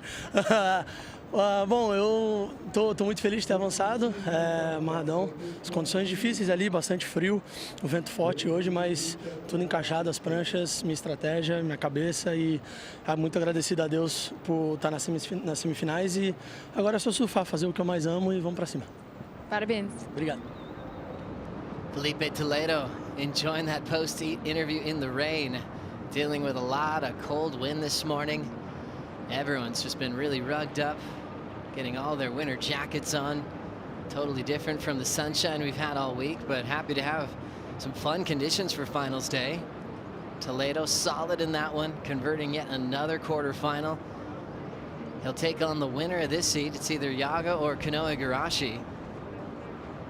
Toledo's had some classic moments with Kanoa over the years, some interference calls in the past from the US Open to Brazil.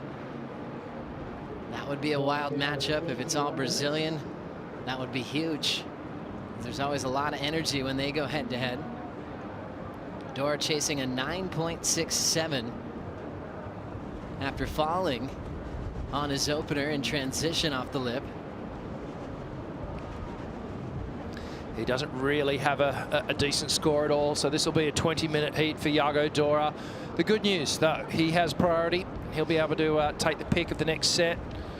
We'll shortly enter the competition zone, and well, it's certainly been fun waves today, and we may even get a little surfing this afternoon, Joe, depending on what time we finish. Oh, let's fingers crossed. And you guys can actually surf live conditions if you'd like. You could download TrueSurf, the App Store and Google Play. These guys have to sit during lulls, but it's a lot more consistent on TrueSurf. Kind of surf all these dreamy locations around the world on the championship tour when you play TrueSurf. 20 minutes on the clock here. Igarashi, multiple-time US Open champ. He was able to get a big CT victory when the tour went to Keramas in Indonesia. A classic final against Jeremy Flores. Got the taste of a big win, but found more consistency than he's ever had in his career last season, especially through the Hawaiian leg of the tour. And I think that was probably one of the most rewarding feelings for Kanoa. When he's a little kid going to Hawaii, it's a common thing to be intimidated by the waves for good reason. It's powerful, it's gnarly, the lineups are hard to figure out. And for him to just start off on such a roll like he did last year. He had so much confidence, and that flooded him through all the way through the Rip Curl WSL Finals. Yeah, I can't help but think that it was a change in equipment that almost sparked that kind of elevation in performance that we saw from Kanoa Igarashi, in particular his boards. He made the switch, and it was at this event, I think, last year where I really went, wow, this guy has improved immensely.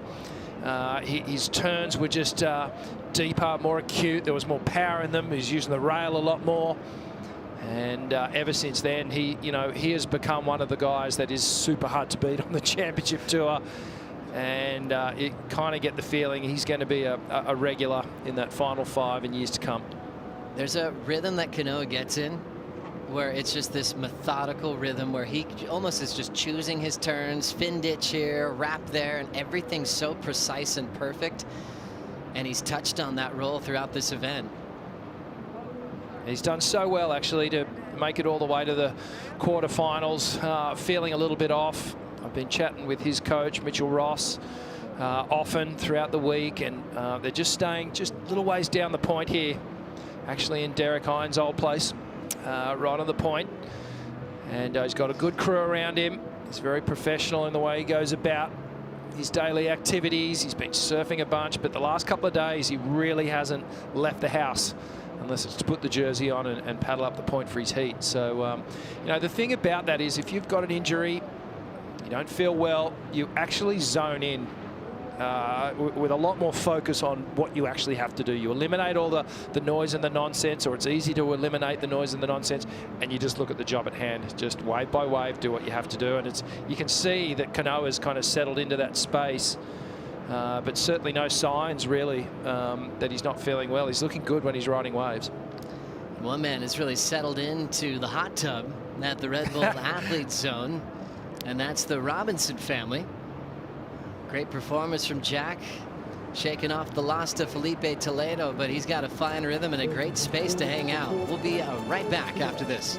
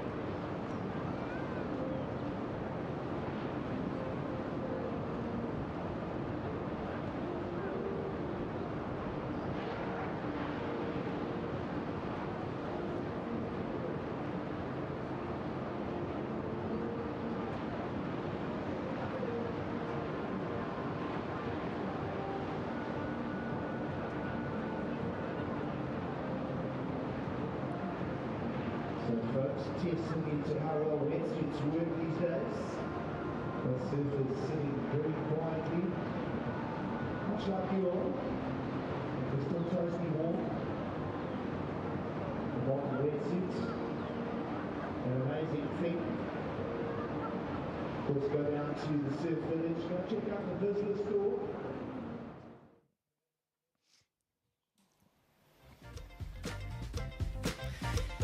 Sealand places people and the planet in the driver's seat of what they do, looking to protect the natural playgrounds that continue to inspire and entertain us. Sealand champions the local craftspeople that make their bags by placing an interactive QR code in every product produced, which links to the maker's personal stories. Event banners from last year's event were utilized to create unique bags for the athletes competing in this year's event. How cool is that? Big thanks to Sealand and all the people behind it for being involved in another great event here at the Corona Open J Bay. Stop number 9 of the World Surf League Championship Tour. Kanoa Igarashi still leads over Yago Dora. Dora falling on his start, smaller wave there. Not a big loss. There wasn't really a ton of points left in it, but he's still in a position where he's waiting for a set to come through, holding down priority. Yeah, well, he's waiting to start his heat, really, and if he had surfed that wave and didn't have the nosedive, perhaps he could have matched the 5.33 of Kanoa, and at least it'd be, you know, 1 for 1 at the moment. But right now he's got 14 minutes on the clock to get 2 waves, and when you start doing the maths and timing the lulls, it starts to become a little bit tricky, especially when you consider Kanoa. He's going to be looking to eliminate that 5.3 out of his scoreline. The way he's surfing at the moment, odds on that he's going to do that. Kanoa Igarashi into his second quarterfinal appearance of the season. Hasn't converted into the semifinals yet this year, but he's definitely on a comeback. And J-Bay has been a platform for Kanoa, coming back in different ways in the past to jumping on sharp eye equipment for the first time, turned in a semifinal, and something just looked different about his performance. He was surfing really alive and vibrant, big turns, huge transitions, and he took that and ran with it. Got his first win, multiple-time US Open champ. This sort of seems like a recovery year for Kanoa. Sometimes you see that in even world champions. The second year, they're kind of just letting go of all the energy they put into the tour. There's so much pressure there, so much commitment. Kanoa usually feeds off pressure situations, and you think of all he's accomplished. 5th in the world last year, almost won gold in the Olympics, got a silver medal, when the entire country of Japan was basically saying, we're counting on you to do this. You know, it was like government officials saying, Kanoa, let's have a meeting. This is a big day for you. Let's make it happen. And he almost did it. Wow. You know, it almost fueled his fire more. It didn't give him pressure to fold early. And I think one of the airs he did that eliminated Medina in the Olympic Games was one of the best airs I've seen Kanoa do in competition. He was on that kind of a roll. Wow, it's special when everything's clicking. We just saw him slapping his face there a little bit, just trying to stay in the moment here, stay with it. But here goes Yago on his comeback. Well, this wave looks like it's worth the wait. It's got some size, and Yago's coming off the lip, air dropping float. Is going to end up keeping him behind, but that's just the pace of play today. These waves are stretching out very quickly. For Toledo, with the speed he has, he's beating every section, and obviously on his forehand, you can see that as an advantage today. Yeah, that's the difference, isn't it? And well, the natural footers just seem to be keeping pace with the wave a little better today. Not saying that the goofy footers can't do it, but perhaps just the transition from yesterday to today, just not adjusting to the new pace. And unfortunately, Yago Dora, this was looking like a fantastic wave when he started off. It's a clean slice to open up the wave. Big drifting floater there, projected down the line. And within the space of like a meter, he was just caught a little bit behind it. And once that momentum had stalled, he just lost that pace of the wave. You can see the board just flexing as he landed on it, and right here you can see as he starts bouncing for speed, and then he just goes, oh no, I've lost it. Pulls through. So advantage back to Kanoa again. Sitting a lot with priority, and then getting that wave will be frustrating for Dora. He was trying to get very close to Kanoa's lead, if not take it on one wave, but now Igarashi has the lead and priority again with 10:30 to go.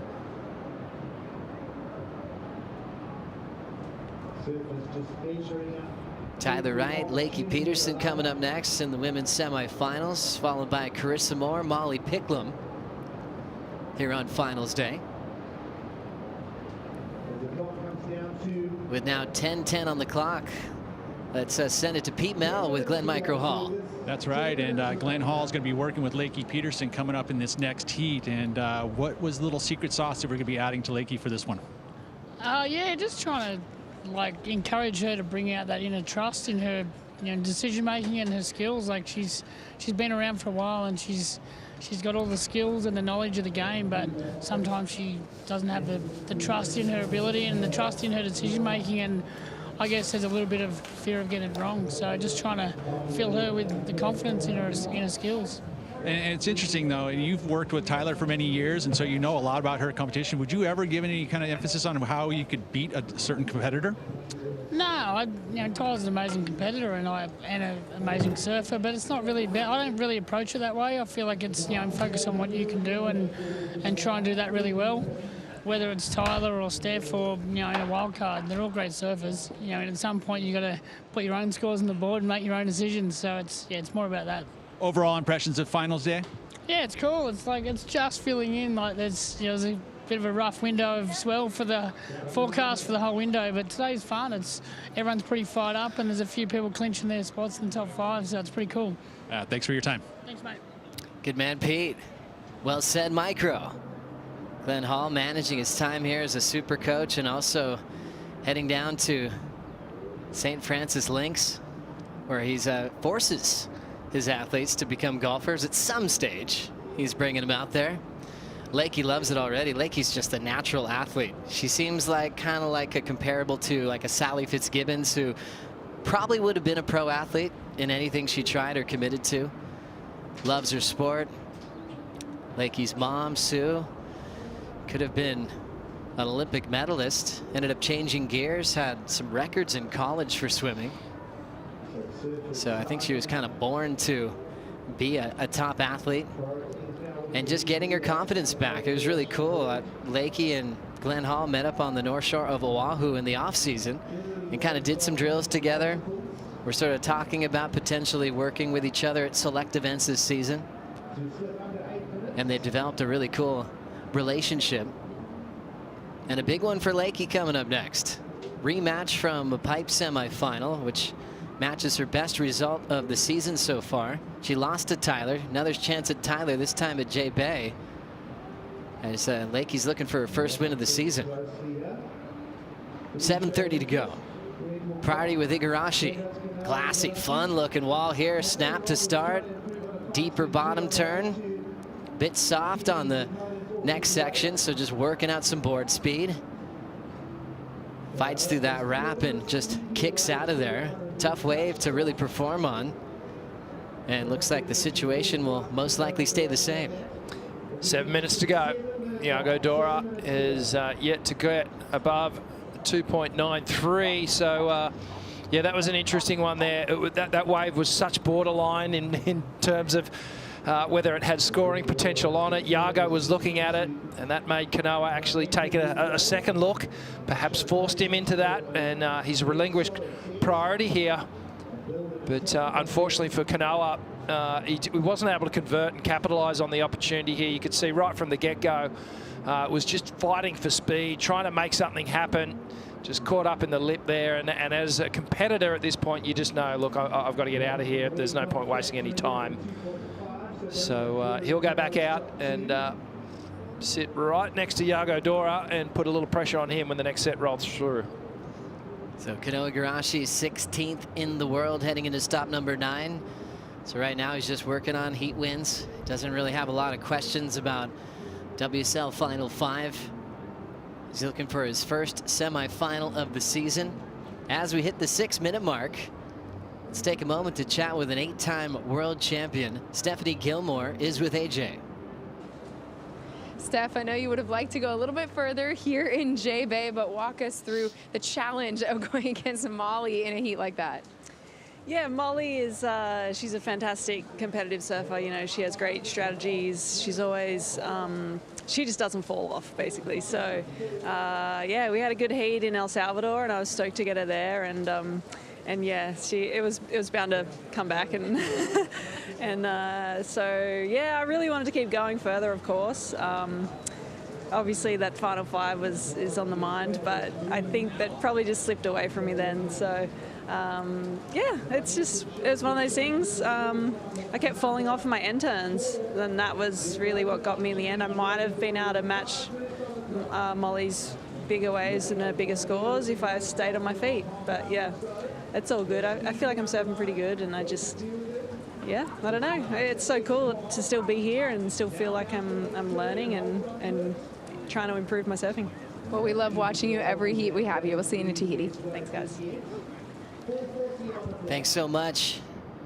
AJ and Steph Gilmore. Tough loss there. You could still see her digesting it, knowing that she's really needing a huge result. Now all focus on Tahiti as we look at the WSL Final 5. Things closing quickly with that picture on the women's side. Remember Carissa clinching a while back along with Tyler, Molly Picklum, Caroline Marks, as we saw Yago get this wave during the catch-up with Steph. Yeah, Yago here driving down the line, just spending a bit of time here looking for the moment where he can start tagging it, and coming right through to the inside, and basically a lot of speed turns, and it was only that final hit where Yago got the board direction, really started changing things up, but a fun wave to ride nonetheless, but not what he was looking for at this stage of the heat. And beautiful finishing turn. Love that little drift and glide off the lip. And he just hasn't been able to find these opportunities here. This heat's got a little sleepy with sets. So chances are the next heat will start to flare up again. Scores coming through for Yago Dora. 4.17. His best so far of the quarterfinal. Now needs a 7.83. That's doable. Definitely doable, especially for the numbers that Yago's been locking in. And he has that kind of super freak factor where he can have a one maneuver section and do something we haven't seen before. We'll see if he gets the chance in this one. Igarashi still leads, and when Kanoa's on a winning kind of roll, oftentimes you look back at the heat sheet and he's still keeping his first two waves. He gets off to a great start, and then the rest of it is heat strategy, making sure his opponent's not on the quality waves and managing his priority well. That's really been the story of this heat. Yeah, he's really consistent, isn't he? He's just dependable when it comes to dropping good scores, building pressure, putting your opponent in a situation where they need to match you.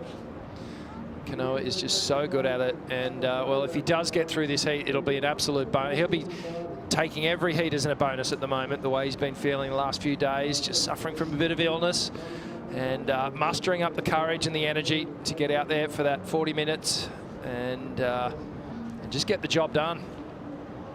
Well, as we know, John Florence was knocked out of the event yesterday.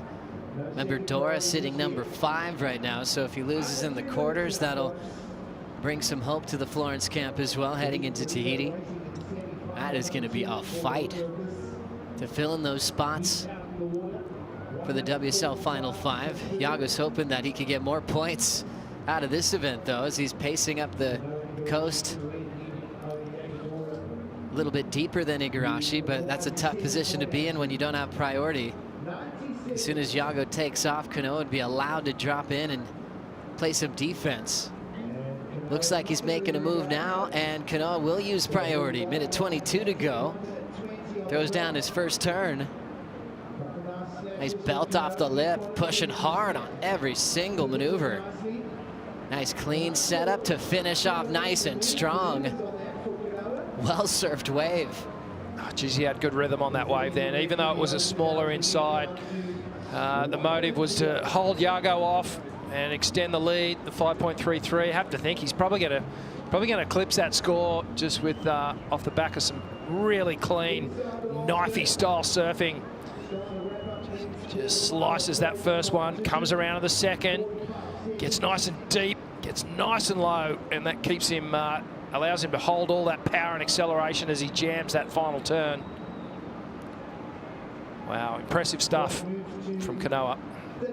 Kanoa Igarashi in attack mode on that last wave. But the key feature there was just having priority at the right time and keeping Yago off of it. It's not going to change his total out front number-wise. And we're going to run out the clock here.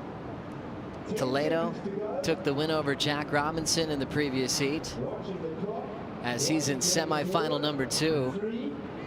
They're closing this one out. Yago is up in time, and he will get shut down on an inside closeout. So winning Sakurema, 5th place at J-Bay, still with a lot of momentum. Conditions seem to definitely be favoring the regular foot, but we still have a goofy foot left in the draw. Gabriel Medina is in the first semifinal. as he'll take on Ethan Ewing. And now Kanoa in his first semifinal of 2023. We'll have yet another matchup with Felipe Toledo. And in history, those have always been incredibly entertaining over the years. So it's time for the women to get back out of J-Bay. Tyler Wright takes on Lakey Peterson. We'll bring in Paul Evans and Peter Mel for the call right after this.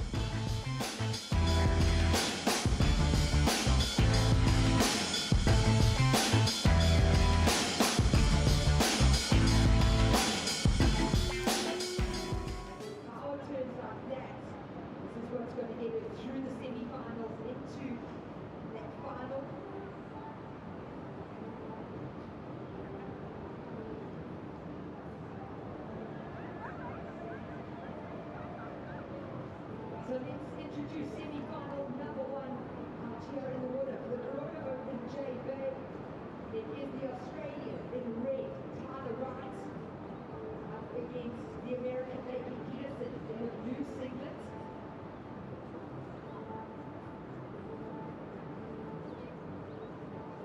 So Tyler placing second at the 2022 event, wanting to take the title here in 2023.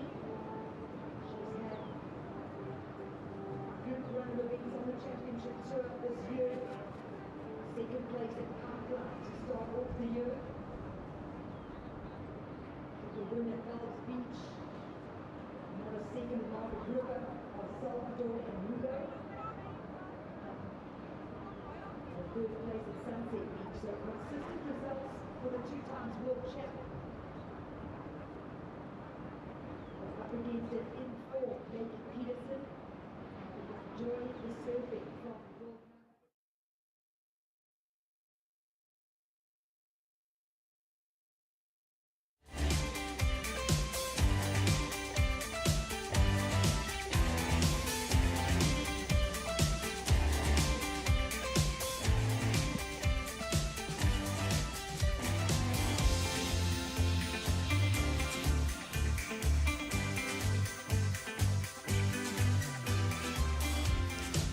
Semis in the water for the women. Now Jeffreys Bay continues to provide opportunities here on a chilly afternoon. Sun trying to poke through for this first semi-finals. We'll see a couple of heavy hitters. Tyler Wright of Australia taking on Lakey Peterson from the USA. A great looking matchup. There's been some good battles between these two down the years. One thing I think we can expect, a bit of water displacement. These two will be going at it hard, and feels like just a little more energy filling in from the ocean as this tide now begins to cover the rocks again at this famous point break. Here to talk you through it, joining myself, Paul Evans, Peter the Condor Mal. How are we feeling? Feeling pretty darn good. You know, you're into the semifinals now. We get to see these women. Very important heat for Lakey Peterson. Very strong year for Tyler Wright, and she would be happy to be back into the semifinals. Very consistent and strong year for Tyler. Looking at this wave here right off the hooter. Digs in there. And you can see the size, you know, we've gotten a little extra energy. Fingers crossed it'll be consistent enough, and we've seen some bigger sets here and there, you know, a couple waves in them, like 2-3 waves. So that, to me, says that a little fresher pump and swell. Yeah, obviously when we look at forecasts, when we look at conditions, we always kind of think about the next morning, the next call, but obviously the people making the real decisions kind of reverse engineer. They work backwards, so they look when they want to put the final, and they kind of work back with the allocation and looking at running the finals, the best part of the tide, the mid-tide coming in. It's all going pretty well so far. Yeah, and then we did that, you know, again, started pretty darn early this morning. We did have a little bit of a hold early, so we got an extra half an hour. But yeah, you're right. You don't want it to go too late in the afternoon. We will get that fuller tide. We saw that last night where it just moved right up onto the rocks. Quick number in for Tyler, 417 for her to open up with. Here's a reply from the American Peterson. What she got here, taller in her stance, but similar with the amount of power she puts into her turns. And she would look really good earlier in her quarterfinal. A couple of sevens from her, but just surfing with such authority, the way she's placing her turns, taking risks as well. Getting quite a lot of the lip also The way she's taken on those tricky sections, getting those airdrops down. She's going to need to bring that against Tyler Wright. Inevitably, we make comparisons, obviously, any kind of venue, but particularly at J-Bay, where, well, the waves look really similar, right? So it's a real chance to sort of showcase one surfer against another. And try and showcase a point of difference, right? Whether it's a little extra speed, you know, whether it's the progression element, you know, whether it's the combination of major moves by, you know, utilizing that the right timing. You know, somehow showcasing a point of difference. Maybe it's equipment choice. You know, you might want to, you know, we saw that Felipe was able to shrink his board slightly. It looks the exact same, but that extra inch shorter, or actually minus the inch shorter, helps for a little more mobility. I mean, and that man has been posting huge numbers. Lakey's gone to the same equipment that she's been riding, even on the, you know, a little bit bigger days. She's very confident on her Channel Islands, rookie 1.5, you know, and Tyler Wright has been keeping that Paizel looking really good under her feet. Super consistent all season long from Tyler. Incredible season from her. She made 5 finals, got the win at Bells. That's why she's sitting second in the world. Compare that with Carissa. Just made the 3 finals. A significant difference there, of course. Carissa's won all 3 of them. Tyler just getting that 1 win so far. Got a final here last year. She's been pretty relentless in a variety of conditions. Competing really well. All her processes seem down. She's in her interview. She's pretty open about everything and her processes and how she's feeling, and she's honest and, yeah, sometimes kind of tough on herself as well, but that's what it's going to take to compete with the very best. That's right. I mean, there's no better way to get better than to look in the mirror and always look at, okay, where can I improve? What can I do better? You know, a lot of surfers will sometimes look outward too, you know, like, oh, I got to get a new coach, or oh, I got to get a new surfboard designer, or, you know, and sometimes those things are part of it. But a lot of times it's, you know, check yourself in the mirror, you know, and start looking right there inward first, and then move from there. All right, working with Andy King, pretty solid stable right there. Also Medina on the other side of that, so a bit of talent in that squad. Tyler Wright with that strong season and looking to go and continue and get herself into what she's already locked in for Final 5 at Trestles, but looking to go in with a lot of momentum as well and taking down scalps. And you think about these surfers and the rivalries, and particularly sharp on the women's tour where it is more compact. They surf a lot against each other. This one actually 14 matchups, 8-6 to Tyler. Yeah, and basically 1 and 2 fairly locked in, right? I mean, these two could conceivably be to either Carissa or Tyler, maybe shift a spot. But I mean, ultimately, Carissa's still in this event, so she's going to keep pace with Tyler Wright. But those two have been the ultra consistent 2 women competitors that have been, you know, pretty much have set themselves apart. They've already clinched before this event, so that says right there that their consistency was so strong. Molly Picklum also locking in, and a brilliant performance from her. She'll be coming up against Carissa Moore. That means there's 2 spots left, right? It's not a lot, and there's a lot of talent there. Lakey is one of those surfers that is trying to get there. She's a bit way back, but if she can get through this heat, get into that final and take a win, that's going to be very helpful in finding her way back into, you know, or into that Final 5. Well, this is the platform. This is the chance to do it. She can take down Tyler here and get herself into another final at Jeffreys Bay. Think about her best result this season. She got the semi at Pipeline at the start of the year, so if she gets out of this heat, she'll improve that. She's already matched that result, and heading into Tahiti will be a wave that also appeals to her skill set.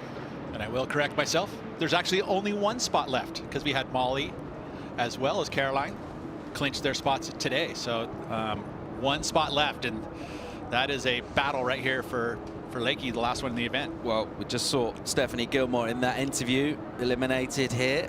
Bit of a surprise, considering you'd expect her certainly to go real deep into this one. So yeah, that opportunity opening up for Lakey, as you mentioned, quite a bit of room to make up in terms of points. Yeah, but not impossible. And so, you know, hey, it's like the old saying, chip in a chair, right? You're still in it. There's still an opportunity. All you got to do is, in this moment right now, is win this heat. Peterson will have that task at the forefront of her thoughts as she sits there pretty calmly. Priority is with Tyler Wright. Tyler sitting slightly further to the outside in a kind of becalmed and cool ocean. A little bit of light offshore just ruffling through. It's definitely dialed down in terms of the wind, which was very much a situation forecast by Surfline. There's the leaderboard, and we'll see where we are exactly. Tyler Wright with that strong season, 2nd position. right now. And Lakey Peterson just lurking with intent. And look in front of her, those names that aren't highlighted, well, they're eliminated. So a little chance here, Pete, for Lakey. And you look at this at the numbers, right? Caitlin Simmers finished this event. Before this event, she was at 38,660. She's probably adding, what, 1,500 points. So right around 40K. And you go all the way down to Lakey Peterson at 28,150. If she can get herself the win, that gets to 38,000. It's still almost not quite enough, right? So it needs to be good here, big here. The win will definitely help to close that gap. But then it's going to come down to Tahiti. Thinking of late season heroics and what Steph Gilmore was able to do last year, coming from almost nowhere, was worried about not making the cut at the start of the season. A relative wobble for a surfer of her standing. She built up that momentum through the late season, locked in for the final 5, and then we all know what happened next. So dramatic and entertaining. Lakey would love to bring some of that form, but she's going to have to get past Tyler Wright here. She's going to have to surf a really solid heat. One thing you know about Tyler, she's going to put up scores. She's going to always be competitive, particularly late in events, particularly at this stage.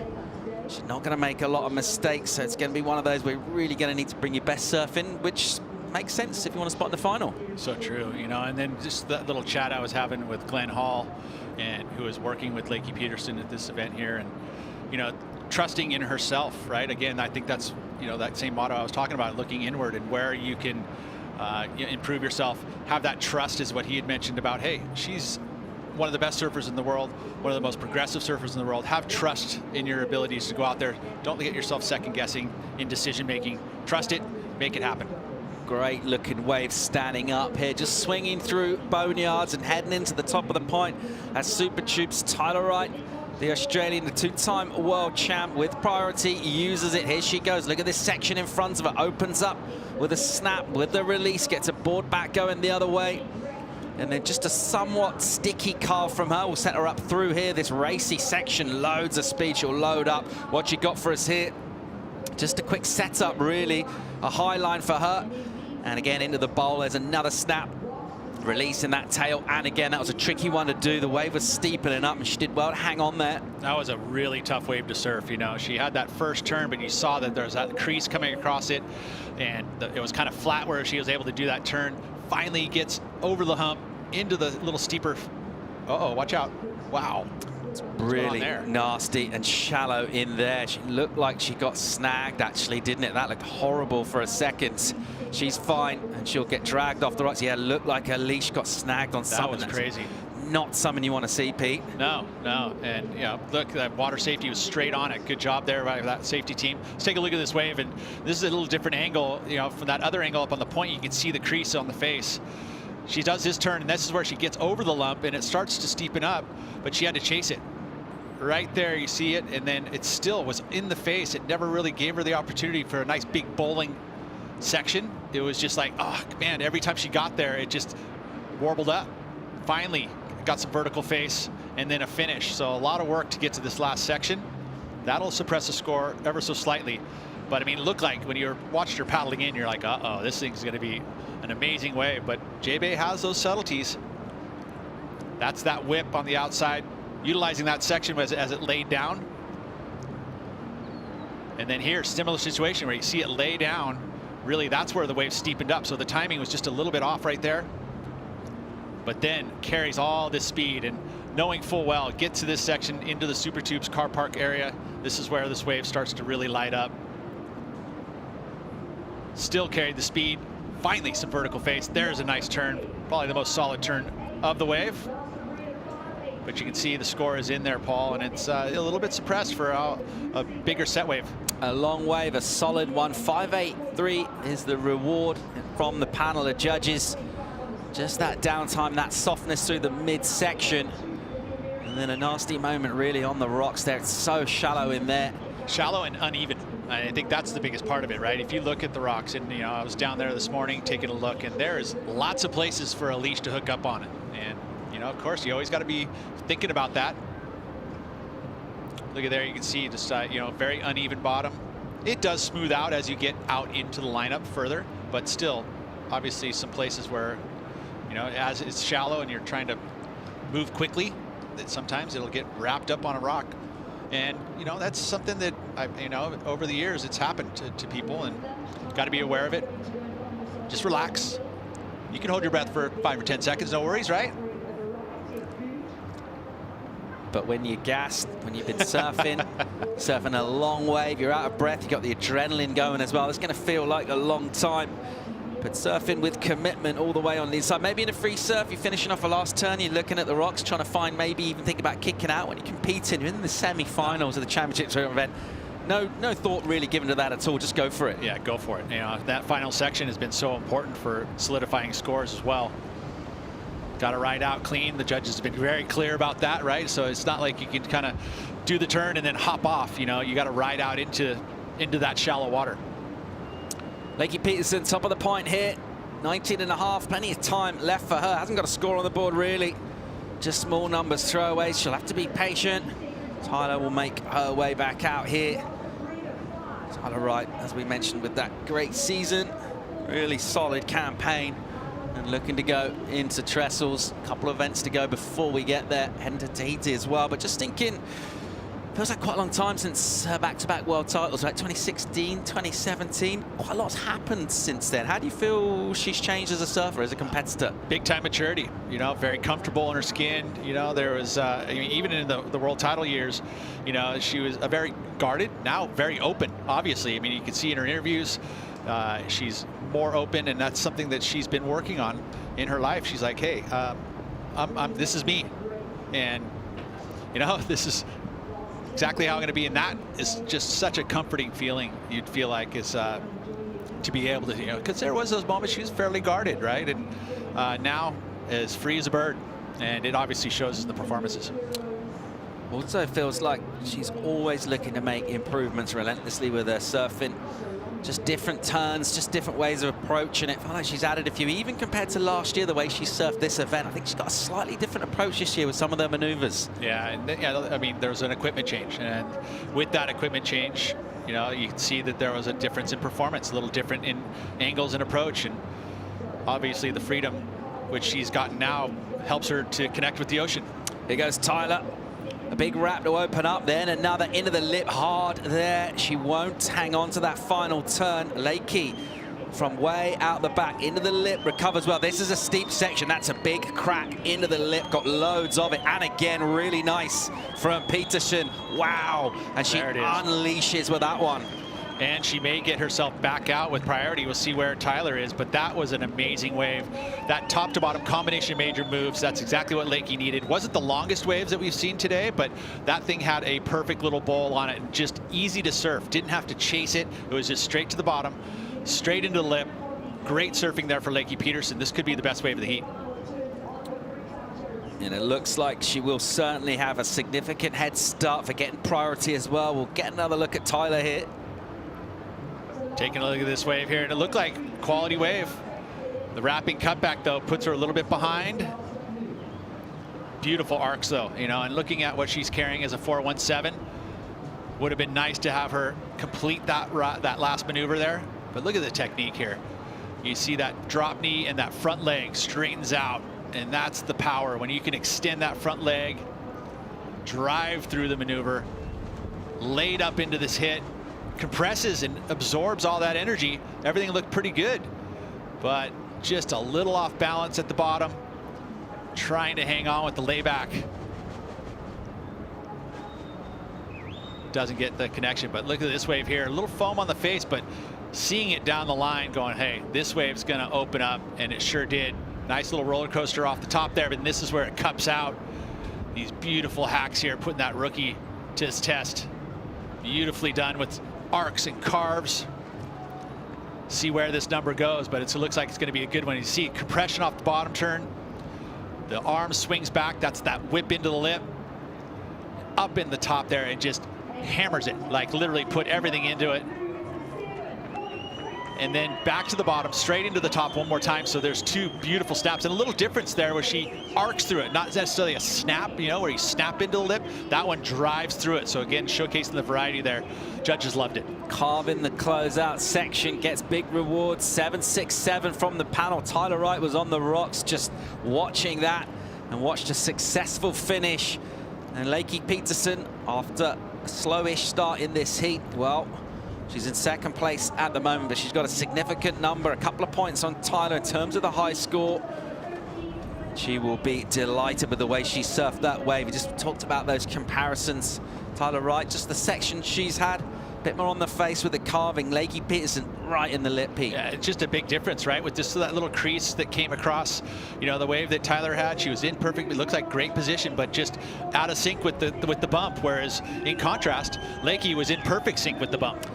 And also the other point as well, particularly on the replay, we noticed it when she took off on that wave. Lakey did look a little soft and wobbly. She almost got a little chip in, didn't she? She just stood up and had the time, and then by the time it hit the bowl, her timing was sweet. There was a little swell, like a little left, you know, swell that came in, and that read right there, because we do have this, you know, wind that's out there, and so there is a little undulation, and when you can get into that energy, you know, it's a little wedge effect. So she gets into it, and you can see right here, all that speed, it gets into this bowl, and that's where it steepens up right in this moment. That is such a good feeling when you've got all that speed and the wave just looks nice and smooth on the face. 3 big turns from Lakey Peterson, and the best number of the heat. Gets out of there quickly and gets priority, and that was so important for her at this moment in the heat with 14 minutes to go to have priority. And look at this, you've got a nice big set coming, and she's got the P next to her name, which means she gets right away. She gets to choose any wave she wants. Well, we're expecting a great matchup between these two. They usually deliver the entertainment, and this one has not let us down thus far. Still plenty of time in it, just under 14.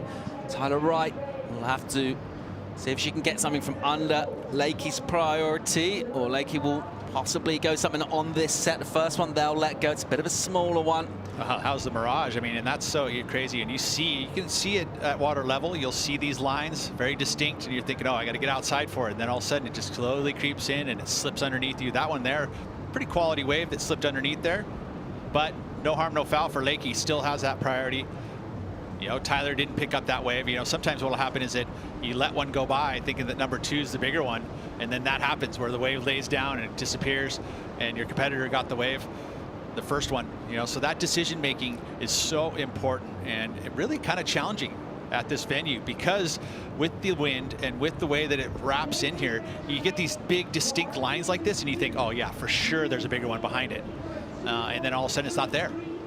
Definitely feels like a winter's day today here for finals day at the Corona Open J-Bay. We've been blessed with some pretty warm days. It almost had that summery feel, just in fact the wind's gone kind of onshore in the afternoon, and it has felt like a different season. This definitely feels like legit winter. It's grey, it's raining, the wind has been hacking offshore.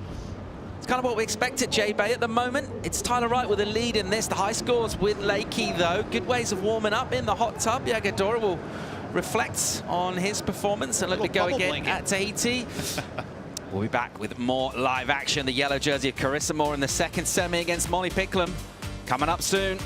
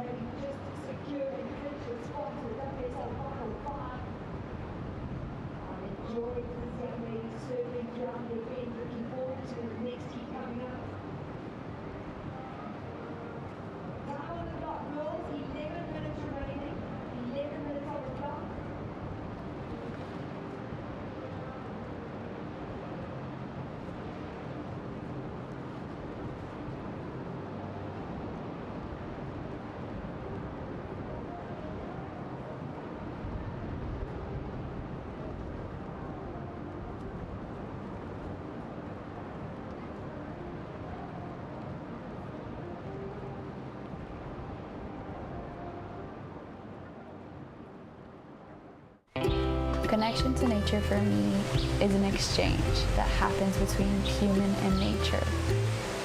It's an energy you can't explain. It's like you pull from it and you also give back to it. Corona Lay Days with Tatiana Weston Webb. Check out the full feature, worldsurfleague.com. Right now you're watching the first semi-final for the women at the 2023 Corona Open J-Bay. It features Tyler Wright, who's got a lead right now. It's not a big one. Lakey Peterson in the driving seat. The fact she's got priority, the high score as well. Just looking for a 2 for the lead inside 10 minutes here. And let's see if we get some sets filling in. Pete, I can't wait to see how this one closes out. Other than finals day, the lay days are pretty darn cool here. And we've had some pretty nice ones. We went to Shamwari, checked out to the game reserves. Always a fun deal. We also got to jump off a bridge, and you got to scare yourself.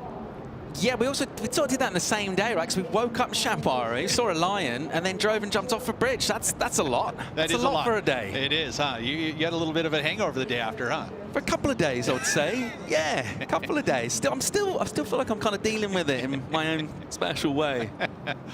So fun. Glad I was able to share that with you. You look very relaxed, mate, about the bungee jump thing. I've done it before. Okay. Second time's always been a little bit better, so we can come back next year. What's scarier, pulling into a giant barrel at Mavericks or throwing yourself off the world's highest commercial bungee jump? A lot more to think about in leading up to a day at Mavericks. Okay. A little quicker jolt. Are you saying I'm possibly not quite ready for that yet, then? Well, you know, yeah, we'll see. You can come on up and hang out. Hopefully this winter, you know, this is El Nino, and I was going to touch on that before we went to break about, you had mentioned how, you know, the weather is effect. I mean, it's interesting how you have warm water that runs along the equator affects weather globally. And it's the ocean temperatures are so important in regards to how the rest of the weather track runs. You know, it moves the storm track north or brings it south, all of those things. And it affects it even here at the bottom of the earth where we see, you know, I was talking to Giggs, local commentator who's doing the beach, also has worked on the championship tour, but he has mentioned El Nino, you know, and those are generally, you want to have very cold weather here. You want it to be chilly, you want snow in Cape Town. That's when you're going to know that J-Bay is going off. But you talk to the locals, it's been one of the best years in a long time, and so you just never know what's going to unfold here. But it has been warm, but there's luckily been great surf with it. Yeah, it's been an incredible winter down here in South Africa. It's been a feature of it, just constant swells. We opened up the waiting period here with just a little bit of relative quiet.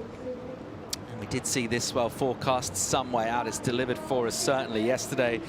Absolutely pumping all day, and there's still some quality out there. It's just dialed down a bit in terms of size. Also, Pete, in terms of consistency. Yeah, the lulls, isn't it? And that's to do with the direction. And you know, going back to this heat, I mean, we just went on a little bit of a tangent, but this is where, you know, those doubts can start creeping in for Lakey, because she does have the best number of the heat, and it's by a pretty good margin, and only needs a 2.33, which is a funny score, right?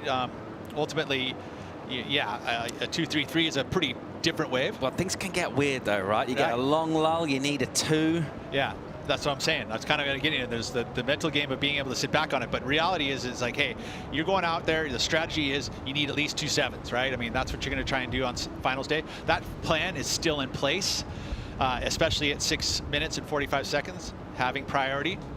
You don't want to surf to the 2.33, because ultimately you do that. Yeah, you get the lead back, but you're giving up priority, giving it back to Tyler, and maybe a set comes. So there's this balance of trying to figure out when you pull the trigger for the number needed. We saw it this morning. Tyler actually, you know, was able to get with what, 7 seconds left. She had dropped into second place. You know, same thing. It was a long lull, and Gabriella Bryant ended up picking the one. Gets the score. Somehow there was an extra wave for Tyler, and she ended up lifting it, and this is why she's in the semifinals. All about taking those opportunities if they come. A little bit of fortune just in terms of the way the sets have gone. There haven't been many of those slightly smaller set waves in between. That's exactly what Tyler found. Stood up with about 8.5 seconds to go. Got herself a number, got herself into this semi, taking on Lakey Peterson, who does have that high number. 7.67, but a real quality from Lakey. Tyler was with a chance to think about things here. It's so true, you know, and in that moment you could almost kind of reflect and go, you know what, a little bit of destiny. It was given to me, the opportunity, so I feel good that the situation is going to unfold in a positive light. You know, whereas Lakey, right now, again, this is where that clock, you know, she's going to be feeling that stress a little bit more, sitting in second and only needing a 2-3-3, which is basically one solid move. Lakey Peterson with all that experience on the championship tour. A couple of finals here at J-Bay. Hasn't got the win done. She'd love to do that. At the moment, she's, well, looking pretty good for a spot in the final in terms of her position in this heat, but she will need to surf another wave. We're inside 5 minutes now. She's only stood up, well, twice on kind of legit waves with one real small throwaway. So it's been a quiet one in terms of activity from these two. And Tyler, that heat that was slow earlier that she surfed, when she didn't have priority, she was on the prowl, she was taking off, she was keeping busy, keeping her energy going down the line. Not so in this one. She's just been sitting there, keeping a close eye on Lakey Peterson, a close eye on sets, looking up towards Boneyards at what's coming through. It does take a little while. Feels like the waves take longer with the offshore wind to swing in. And right now, it all looks a bit quiet, Pete. It sure does. Again, but you know, is there a 2-3-3 that has had, you know, moved through the lineup? Not yet. It doesn't feel like it. So it's been really, really quiet. I'm thinking about, you know, Lakey's season and the beginning of the season, Billabong Pro Pipeline. She got the equal third, so she's now finally matched her best result here. She's been stringing ninths, but you know, you mentioned the last few events of the season, she's been able to at least get in the quarterfinals. So that's been some confidence building. Definitely here, this is her favorite event. She was able to get herself at least into the semis and a chance to get into the final if she could find a 2.33 and hold off Tyler Wright. She's in a little bit of motion here. She's hardly sprint paddling, but she is just adjusting and getting a bit deeper. And there are some smaller, tighter ones. They do kind of flatter to deceive a bit up the top of the point there, and they can get real small and quick. Let's see what she fancies. Aware of the clock, 3:20 remaining, just looking for a tiny number, and it's been a long lull. It'll be an agonizing lull if you are chasing a number down. Could you imagine sitting it out and not getting an opportunity for a 2-3-3? That would be heartbreaking. And it really is those sort of conditions where it's all or nothing in terms of the sets off for you to go right up the scale. But in between, there aren't really twos available in the lineup, Pete. No, there's not. And you can't go out there and fake one either. It needs to be actually like illegitimate, you know, wave. There it looks like, you know, again, might be opportunity. Yeah, it does look like something's happening here. And we can see some lines wrapping in. Look at this texture on the ocean, 2:40 remaining. And it's an interesting one, too, is that the decision-making right here is really important because Tyler Wright's holding on to a 4.17, and she's going to be able to improve as well. So the decision-making in this next 2.5 minutes is so important. Peterson likes the first wave of the set. Here she goes, looking for a number. Lakey uses priority. Just over 2:15 on the clock. First turn, a redirect in the pocket, and then pumping down the line. Can she get out on the section here? Into the lip, arrives really late. She always looked like getting there late on that wave as it runs away. So only really one turn done. It was a quick whip for her, not the way she was hoping for, Pete. No, and the completion at the end was very important for her to turn the number. Guess what? Now with priority out the back and with a bit of rhythm with this ocean in terms of tricky heats with opportunities at the end. Again, here's a way for Tyler Wright, and she's too far out. She'll let that one go. Might be another opportunity for Lakey. Gift. Down the line here, we'll say thank you very much indeed. Lakey Peterson, here she goes, up and riding. And swings off the bottom. It's a little sticky out the back. A big swing from Tyler. Will keep attention on the inside with a big snap from Lakey. Driving through a shallow section again, hard off the rail. Oh! And Tyler Wright goes down as that one will run away really fast. So a bit of drama at the end of this. There's still 1 minute on the clock. Lakey's in the inside, dealing with the rocks. Tyler is disappointed with herself. And look at this. What a crazy turn of events. What a crazy turn of events. Well, Lakey Peterson's just trying to get out of trouble here. She's not going to get back in the lineup. She's just trying to get off this shelf. So the commitment from her to surf away. The tide is coming back in now. It's real shallow in there. Okay, let's check out Lakey first of all. Yeah, so this is the second wave. This is the wave here. It feels like a little sticky on the turn, but she does get a nice strong snap here and the finish, an important finish as well, as you see outside. This wave looked like it was going to be a pretty good one for Tyler, and then eye off the ball slightly. I don't know what happened there, but that's not going to improve her scoreline. Cutback's not enough to improve on the 4. And it looks like she was just going carrying the speed well. Then what happened? A little slip. Unbelievable. That turn of events there. It was the paddle out the back from Tyler, wasn't it? And she didn't get on that wave. Lakey Peterson on the inside, and look how much it means to her. Lakey Peterson will go to the final here once again at Jeffreys Bay. And what a way to keep your focus, keep yourself in contention. The big score early on, and she got it done any which way at the end, Pete. Oh, so cool for Lakey. That was a crazy turn of events. Didn't get the completion, and then gets gifted with a wave and an opportunity. Gets what, a 3.8 to turn the heat. Incredible stuff. All about getting it done, keeping a cool head. Tyler Wright will be disappointed. It'll be delight for Lakey Peterson. That's our first semi-final. Our first finalist locks in. Carissa Moore coming up next against Molly Picklum. Stay tuned.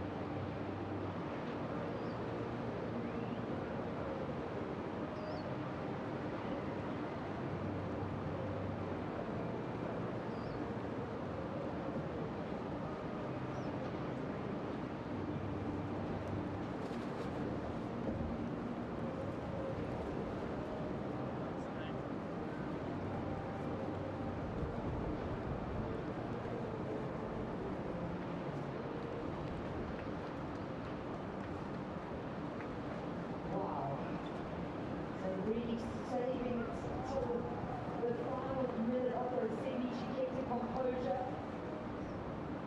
She was waiting for something. She knew what she was looking for. Unfortunately, she missed the opportunity with her second last run, Lakey Peterson. And then got handed that way for one. Peterson having it and finding the required score that's needed.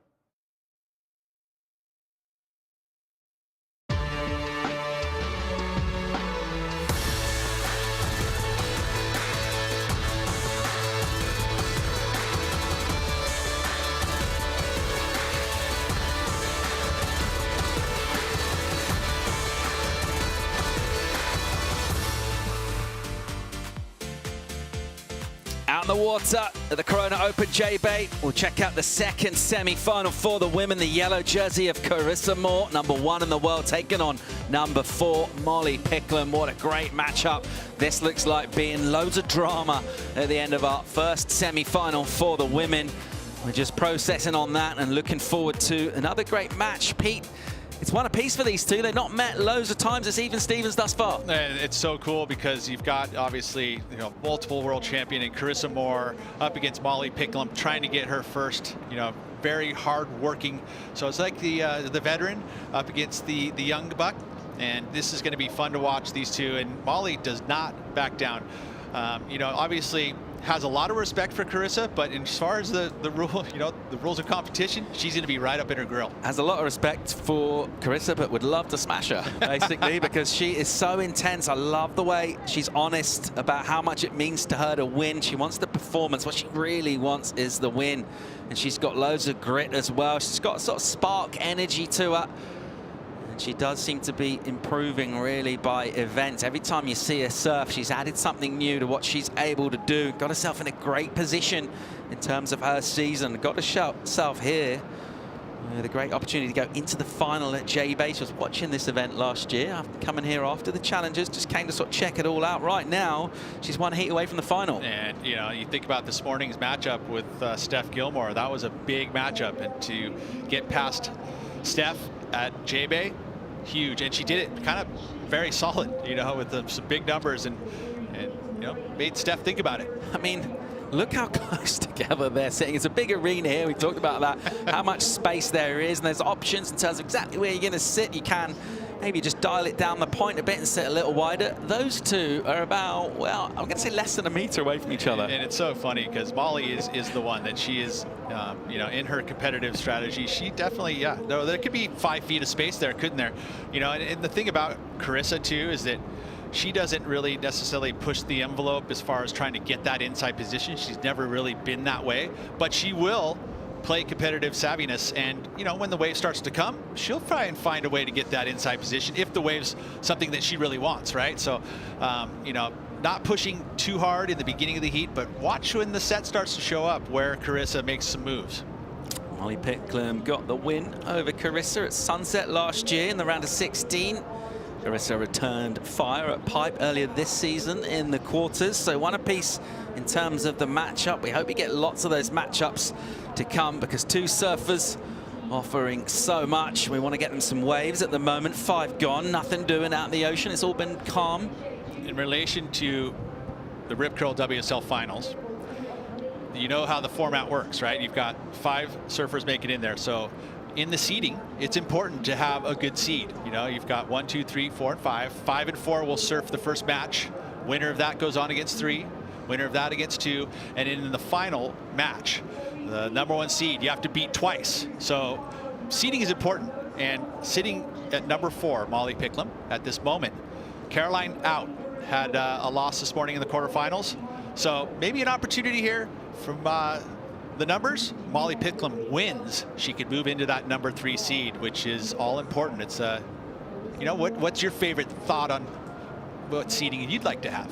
Well, you know what, that was some of the discussion, wasn't it, about that format when it came about, and the real kind of upset to that was what Steph was able to do last year from 5th going all the way. Other than that, it's been surfers sitting in the top spot that have got it done and have won, and it's a clear advantage coming as the top seed. However, if you're in the top seed, you can just see someone coming for you, and that was Carissa was pretty open about basically how scared she was when she saw what Steph was doing and just tearing through the rounds there.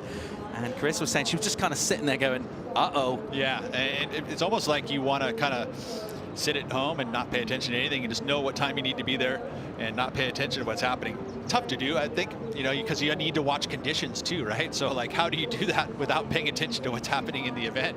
But I guess I asked you the question, #1 seed, I think that's the definite advantage. The other thing, of course, about this matchup, you know, if they were to face off there, the confidence that you would bring from a recent win over someone, particularly someone higher up in the ratings as well. Molly, she is the younger, she's the more junior in terms of the accolades she's had in the career, and hey, these scalps matter. It means a lot. Oh, it does. It absolutely does. And don't think that the champions don't remember them, right? So there's some scar tissue there sometimes. You know, especially when you're sitting in the grill looking. So now this is what I'm talking about. Like, these two are still close together, but look at them paddling to each other. They're seeing something out the back, and now this is where that, you know, who can get position for that first wave. You got to be inside, which means you got to be to the right. And that'll give you, because there's no priority in the beginning of the heat. I mean, they are so close to each other out here, sitting there waiting for waves. And now Carissa, she'll just let Molly head a little bit wider. And they know this, that they're deep now, right? So both of them understand their lineups. They understand that, you know, in order to make the wave, you need to be at a certain point when you take off. And sometimes there is that too deep scenario. So it's that fine line of how far you go up the point in order to get that inside position. Molly again making something of a move there as the sun will burst through, and you can see it illuminating the white water. That contrast from the sky behind, just adding to the drama of the occasion. It's cold out there. It's Baltic, single digits really in the centigrade, absolutely freezing. The water's not as cold as it could be. You're probably, what, a 4-3 in free surfs, 3-2 in a heat, that sort of thing? I would say that's exactly it. You saw a lot of the surfers are wearing shoes and socks, so they're keeping their feet warm because they're not wearing booties out there, so you want to have their feet warm. You don't want them to get chilly before your heat. You know, and we saw Tyler literally she's been in her wetsuit pretty much the entire time, putting the socks and shoes on. Same thing with Molly as well as Carissa. You know, it's important to stay warm, and that management, you know, there's not many venues on tour that you have to really deal with it, and this is one of those places. All right, here we go. First wave of this one will be Molly Picklum on the attack here, and just S-ing really and opening up with a quick redirect into the lip now. Nicely done, just tagging that. And then this one will run for a bit. She'll pick up the speed, being really patient here. Really nice, just whips it into the lip, kind of hangs up there for a while. And as the wave lands on the flats, she emerges. Very sturdy Molly Picklum has been. Look at this thing out the back here. Carissa looking at it, realizing not really what she wants. So Molly getting that first wave from under Carissa, and Carissa giving her a bit of room, letting her go. Yeah, and it would, I mean, in Carissa's eyes, she probably would have seen that wave and went, oh, okay, it looks like it was kind of stretched out. She was going to have to work to get to that open face, allowing her to go, yeah, go ahead, Grommy, you can take this one and see what you can do there. It's going to be an okay number for Molly, especially if this heat goes quiet. You know, we already have gone through, what, 10 minutes in the beginning of this heat that didn't have anything happen. So pulling the trigger here for Molly, but she had to race it. So Carissa would have identified the fact that she would have been running down the line, and it wouldn't have given multiple opportunities, but she surfed very well on this wave for how small it was, and where the opportunity showed up, she was able to execute. We saw that section on the outside. She got the little drift, this section here. Again, with the wind, you know, vertical approach with a wave that's moving down the line super quickly. That's a challenge to do, and she kept it together, sees that there's going to be one more opportunity on the closeout section down the line. And I love that hanger. You know, you talk about that where you get that little chip of the fins and you kind of hang up there for a second and then fall down with the lip. Little dramatics. Judges will eat that up. So it's an okay number for Molly. We talked about the cold when you're just sitting there as well. And the other thing at this level, doesn't matter how much experience you've got, there are always going to be nerves, and you're sitting there, time's ticking away, you're feeling the pressure, everyone's watching. How good does it feel just to get a wave, ride a wave, pick up speed, make sections, make turns, and gets a number as well, 6.5 solid. Yeah, that is pretty good, and that's a virtue of the fact that she was able to, you know, execute the maneuvers in the lip. So judges will take that difficulty there and see that, and post a good number there of the 6.5. And, you know, we've seen that be in the two-wave scoreline. So good work there by Molly, you know, pulling the trigger and a good decision making, because she got a score and she's right back out there. Yeah, Carissa has priority, but Carissa has just a 0.43 as a number. First punch landed by the Australian Molly Picklum in this one. Doing well, surfing up a smaller, racier wave and hitting it pretty hard for that 6.5. Getting the advantage, it means a lot at this stage. It means so much to get into the final. We saw the emotions from Lakey Peterson in the first semi-final. It was a tricky one, a dramatic one. How's the reaction from her, Pete? It's so cool. I mean, she knows how much this, you know, means, especially looking at trying to get to the final 5. It's very important. Well, let's find out exactly what it means to Lakey Peterson. She's standing by for an interview.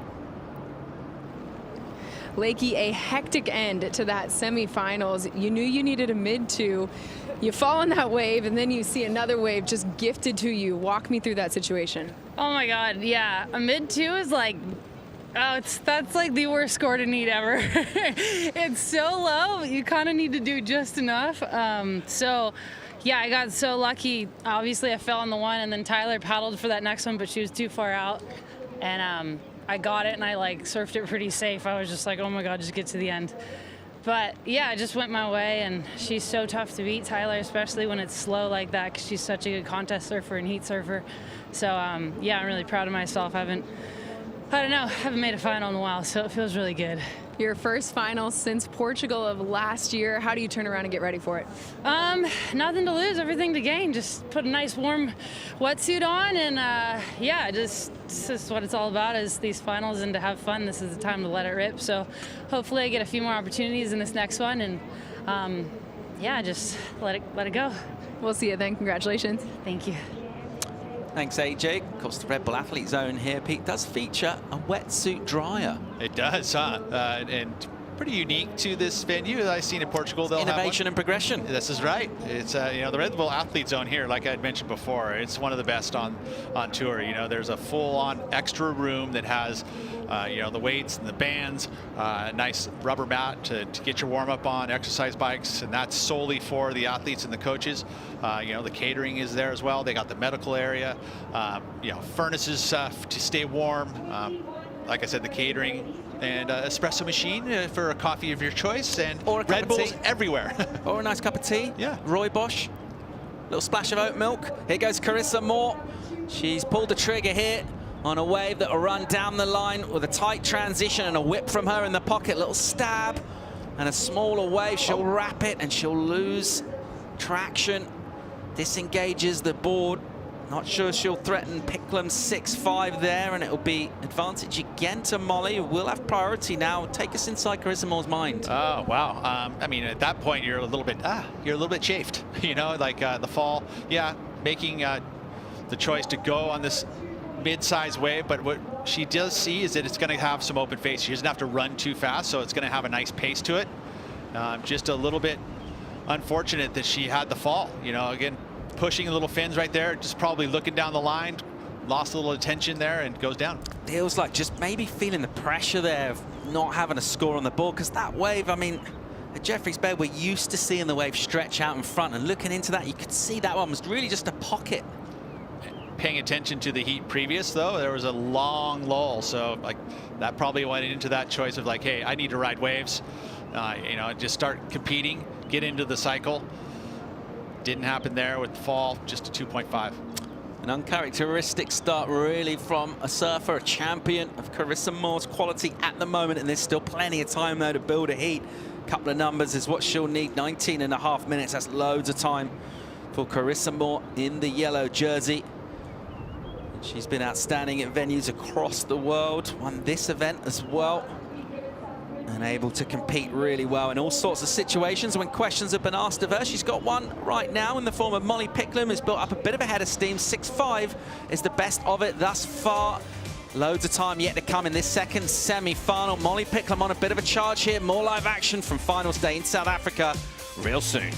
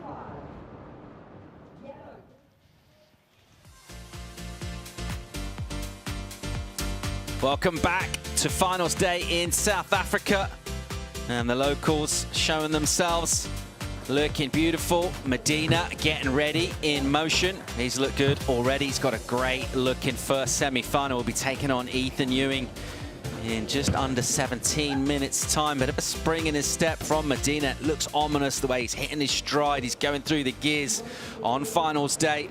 He's a big day performer as Gabriel Medina. He's going to have to get past the defending event champ, though. That's all coming up shortly. At the moment, we're focusing in on the yellow jersey of Carissa Moore with, yeah, not a great opening half to this heat, Pete.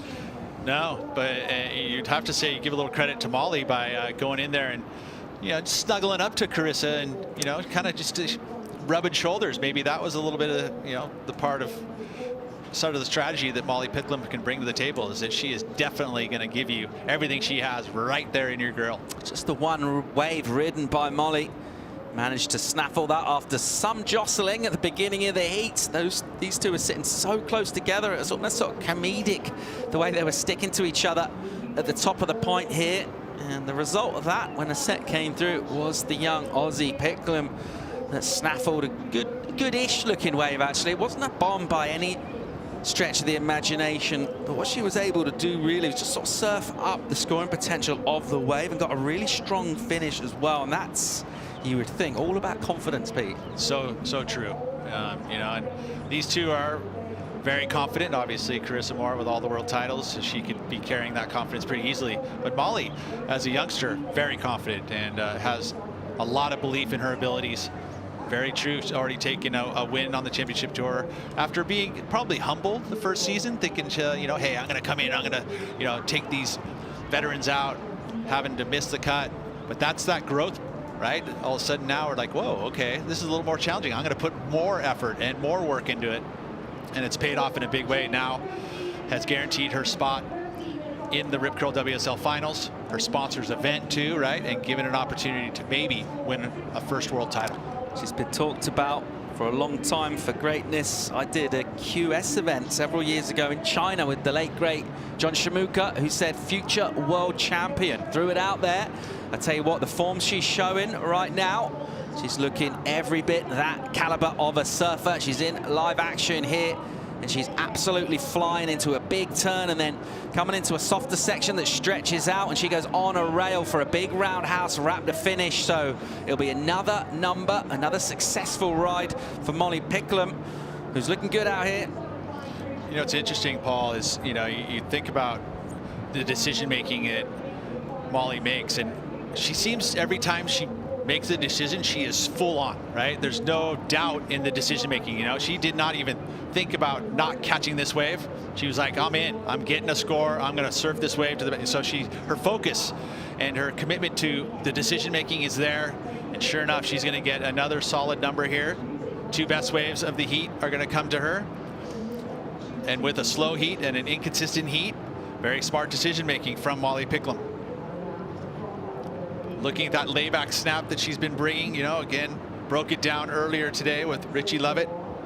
That back arm, you know, the pressure, when you put that back arm there, it loads it up on the back leg, you know, and so you're able to surf off the kind of back third of the board, off that type of the rail. And it's always the most positive part of the rail, so you can really press on it. And everything pushed back like that, you get this real powerful style, powerful approach, and it feels so good. That's why you see a lot of competitors go to that style of maneuver. You know, it showcases power because you're able to push as hard as you possibly can on that tail block. Showing some sharp skills there. Also a touch of pragmatism to the approach as well. You're thinking about your heats. A semi yesterday was just crazy in terms of the wave going down. Some bombs this morning. You're planning on getting solid waves overhead, flying down the line with tons of speed. Actually in your heat, it's not really like that. Bit of a change of gear, bit of a change of tactics. She's been able to make that shift. Didn't sit there with priority for ages, waiting for an absolute bomb. Just realized, yeah, this is an okay wave. It's a runner. Goes through the turns, gets a reasonable number, 3-5. What she does is apply even more pressure to Carissa. 12.5 minutes has not got going in this heat. Needs a 7-5. Well, we've gone through pretty much every season in this heat even. You know, we had downpours, and now we've got blue, beautiful skies. Goes to show how this spot, this region, it's the Wild Coast. You know, there's many things happening here, which is so fun. Absolutely beautiful looking as we check out bright sunshine in the early afternoon here on finals day in South Africa on the Eastern Cape, Jeffreys Bay. One of the outstanding, iconic venues from tour. A lot of anticipation about this event delivering. It absolutely has. So far, so good. And we're looking to finish strong here, hoping this swell will stick around. We have had lulls in this one. Carissa Moore, she'll need some energy from the ocean. She's got such a good relationship with the ocean down the years, and she's going to need to plug into that in the remaining 11.5 minutes in this one. She's not got going at all in this. You think about what, going through the brain of a champion like Carissa Moore, is it a good solid tune you start singing in your head? Is it just almost a meditation? There's all sorts of ways and different tools you can use to keep yourself in the moment, centered. I mean, obviously she's been able to figure that out. And it's funny though, because your personality and your moods change throughout a day. So sometimes one tool that worked one day may not work, and you got to find another one. Has anyone ever had a good song stuck in their head while they're surfing? That only ever seems to be kind of like. Well, that's what I'm saying. The champions probably do. That's the secret. You got to find that good song, not the one that got trapped in your head when you were earworm. Yeah. All right, 10:45 in this. Moore with priority. That yellow jersey glowing in bright sunshine. The good news for her, sets. They're stacking up here at Super Tubes. Couple of options available for Carissa Moore. There's the first wave of the set that she's close to. There's another behind as well. She'll let the first one go, as does Molly Picklum. And I think she'll be very likely be interested in this wave here. She's going to put herself a little wider now, get in the right position. Molly will also just look, just in case. Here goes Carissa, kicks the legs. Good looking wave here, Carissa Moore. She's going to need to get going though with the speed. She'll just highline this section. Absolutely blistering pace from Riss into the lip. Just drifts that one out, back down to the flats. And again, gone through the gears with the speed. Throwing up loads of spray because she's going that fast, and she'll tag the lip. It's going to. Ooh. Was there control? Question marks, right? We both feel it a little bit. Very patient. Surfed the wave great because she was always having to move way down the line. She could have easily gotten caught behind, but such a great read. Carissa Moore. Let's check the replay from her. She needed this wave, Pete. Yeah, she sure did. I mean, this is the biggest wave of this semifinal so far, and great read by catching and staying high up in the wave. One maneuver here, but this is where she gets the space, gets the snap, and then the finish. Does she complete it? I would say oh man, that is an interesting one where the judges will see if that's complete. Up and over, a little drift. Keeps it together too, looking down the line. She knew that she had to race it. Got there with the carve, had to cut it short to get the closeout move in. Nice vertical approach on that. Holds on, holds on, holds on. Does she have control? No, and the score is in, and judges probably saying not complete control. Board just started to squirrel, didn't it? As soon as she got onto the flats, the number reflects that. 4-2-3. This is uncharacteristic from Carissa Moore, with not a lot of opportunities in this heat, hardly any really. I've had what, 2 sets throughout the whole 20-odd minutes of this, and Carissa Moore falling on what foot. That's a good turn for her. It's pretty routine to land that. Yeah, and it felt like that wave dictated how she had surfed it, because she was pressed for time the whole time. She was racing it, and gets a moment and had to hurry the turn, and unfortunately that affected the performance, and then obviously affected the score because she wasn't able to complete it.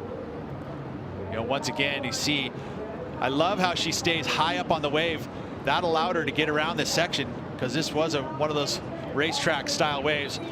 The one maneuver there, really, again, she saw that section was building up down the line, and she had to go for it and cut it short, and all 3 of those turns were hurried. Live action, here goes Riss again, so making her way back up, gets an opportunity. Here she goes into the lip, and she'll float that one up, and this time she will hang on. It's going to feel a lot better from her. So wasting no time at all by getting a reply, by being in motion, just making her way back up the point as that opportunity came through. Molly Picklum will remain up the top of the point here. 7 minutes now. And a number to come in for Carissa Moore. 5.78 the requirement as we stand at the moment. A 4th wave for her. And this one will remain tight and close. Numbers are modest. Molly Picklum in the lead, but only 10 points from her from just 2 waves ridden. She'll look to certainly improve on the backup. Doesn't like the look of this set. She'll be patient. Yeah, it feels like, you know, again, we're going to have a great comparison. The 6.5 of Molly Picklum in comparison to Carissa Moore. She caught that one down the line. Probably didn't have the same connection. So very fortunate that she was able to pick this one up on the way back out. Gets the carve. This way pretty quick. And a finish move. So 2 turns. Big free floater down to the bottom. Is this the 5.7 in order to turn it? Doesn't look like it. But much better stuff from Carissa Moore. This is much more the kind of surfing we'd expect from her, particularly, namely, just taking on that lip and getting the completion. She arrives at it pretty early, gets quite a lot of it, and able to change that board direction for the finish. And the number in for Carissa Moore there. What it's done, it's not the number to go to lead, but it's brought the requirement down. 5.17, it's her new high score. There's the spread from the panel. She's back in this heat now. She's gonna have to 5.5 minutes by the time she gets back in the lineup. Let's see how much time she's got left to go on the attack again. 4.84 is her new requirement. And interesting that she just got those 2 maneuvers done, but the pace of the wave peak, she had a lot more time. She wasn't racing that one the whole way, and she had a chance to have a real good swing at it. Yeah, she did. But it's unfortunately the quality of the maneuvers really weren't there still. I mean, even with that closeout move, she didn't really have that super confident approach. She kind of fell with the lip, kind of bounced out of it. You know, didn't hammer it. Yeah, she kind of just floated with it. And the judges took note of that. Weren't going to give her the number needed to turn the heat. So still pressure on Carissa Moore, now sitting outside of priority. Molly's going to stay pretty darn close this last 5 minutes to Carissa. It's all pretty tense right now. In our second semi-final, we're trying to determine who's going to face the American Lakey Peterson. At the moment, Molly Picklum, the Australian, just 2 waves locked in for her. It's good enough for the lead right now. Carissa Moore will take her place back in the lineup, so 4.5 for her to chase down a 4.83. She's going to have to do it under the watchful eye of Molly Picklum, has got priority. Yeah, and you see that Carissa, she moves inside of Molly Picklum, and that's a good strategy in order to try and force Molly to take a wave, you know, because obviously that number needed by Carissa Moore isn't a huge number. As you see, the shoes, there's some of the tricks. He's going to go run up and find the little secret trail and secretly make it out to the ski hole with his shoes on. Medina getting ready for a heavy semi-final clash, taking on Ethan Ewing, event champ. So Medina 7th at the moment in the ratings, taking on number 3 in Ethan Ewing. Cannot wait to see how that one goes down. We're about 3.5 minutes away from that right now. We're looking at who we're sending to the final from our second semi. Carissa Moore in the yellow jersey. 3 wins on tour this season at the moment. It's in a little spot of bother here. It is not a huge requirement. If you just purely looked at the numbers and took them out of context, you'd think for a good high 4, that's highly gettable for her. Tell you what, in this heat, she's really struggled, Pete. Yeah, it's been a little bit of a rough one. I mean, you'd hope that your semifinal is going to produce a lot of opportunities, but this one has limited opportunities. Only 6 waves ridden in this entire heat in 35 minutes. You saw a little look at the Apple Watch there by Carissa Moore. Having that watch on your wrist, you know the time. Always it's nice to have a little quick, you know, because commentators are going to give you most of the time, but you know, it's always that nervous, like, oh, you know, 2 minutes and 40 seconds now. Oh, 2 minutes and 30 seconds. We talked about the competitive intensity of Molly Picklum. 2.5 on the clock. She's got priority. What's she thinking, Pete? Well, at this point, she's just going to be, I mean, confidence-wise, you're telling yourself, okay, I've got the lead, I've got priority, I can sit here until the moment I have to make that decision. You know, you're not going to try and battle too much there, not think too much. You know, you've got your lineups, okay, you're like, this is where I think that where the majority of the waves are going to come to. But as soon as that set comes, that's when you start to make those decisions, and you kind of have to go from the gut at that point. You're not thinking about too much, in my opinion. Trying not to think about too much. If you offered her this scenario at the start of the heat, she'd certainly want to be in the lead with priority, but it's a relatively fragile one. She's only stood up twice in 32 odd minutes of surfing out at Jeffreys Bay. It's been a little bit wave starved in terms of action. Let's see if we get some energy coming through to close this one out. 1:45 on the clock. Mora's gone deeper, sitting further outside. Molly Picklum, because she's got priority, she'll sit inside. If Carissa takes a wave, Molly fancies it, she can just drop in on her, but at the moment they're gonna have to continue to be patient. So true. And you know, you think about strategy wise what Carissa's going to do here. She's just like, okay, 4.84 needed. It needs to be a real wave. It's not like it's just an easy one. It needs to be like a legit set wave, and really what she's hoping for in this next minute, that a two-wave set pops up. But you know, you look out the back, you look at Boneyards, which is that wave breaking right now way up at the top of the point. That's such a great indicator of any set coming this way around here, because it's literally wrapping all the way around Cape St. Francis to get in here. And it looks pretty darn quiet here, Paul. It does look quiet. It looks good if you're an Australian, if you're in camp. Molly Picklum at the moment, 45 on the clock. And she's in a solid position in this heat, and it all really hinged on that opening exchange and that first wave. Molly able to get a 6, and there was no priority right there, and we were having a bit of a chuckle about how they were kind of battling and sitting on top of each other. Molly stole away. Carissa presumably must have just relinquished that inside and let it go, and she turned it, converted that opportunity. And at this level, sometimes if you don't get many opportunities, you're going to have to make them count. Looks like a wave coming in here, Pete. So true, and again, this is limited time right now. It's going to be a pretty easy decision for Molly. Going to force herself to go on this wave, and there it is. She's going to find herself in the finals. Molly Picklum, just the third time she stood up. She will not mind that one bit at all. She's through to a final here at Jeffreys Bay, and she's done really well in a tough heat to dispatch Carissa Moore, who will bow out in the semi-finals. Molly Picklum getting that 6-5 early on, and other than that, not loads from her throughout the rest of the heat, but it was enough to get it done. A couple of errors from Carissa Moore, who lost the rhythm that she showed us throughout this week of competition here at Jeffreys Bay.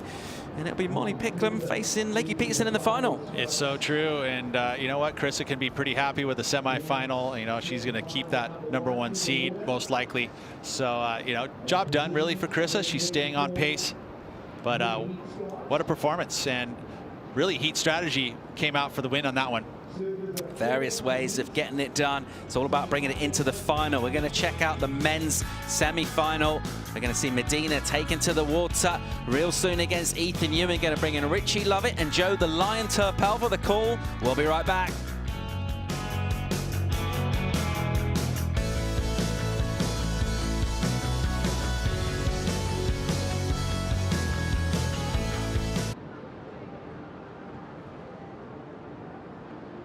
Surfers in the lineup, set your watches, 10 seconds to start, now counting you down. Set your watches in 3, 2, 1. Alright, good afternoon everybody, and welcome to the semi-finals of the Corona Open JA. Women's finalists established. And now we'll turn our attention to the remaining 4 men in the draw. Gabriel Medina versus Ethan Ewing. That's any 2 will see Philippe Toledo take on Kanoa Igarashi. So one duty for the left in Gabriel Medina. Of the 4 surfers remaining on the men's draw, 3 of them have tasted victory here at Jeffreys Bay. So experience in the lineup shining through. Last year's winner Ethan Ewing out of the lineup in blue. 2019 winner Gabriel Medina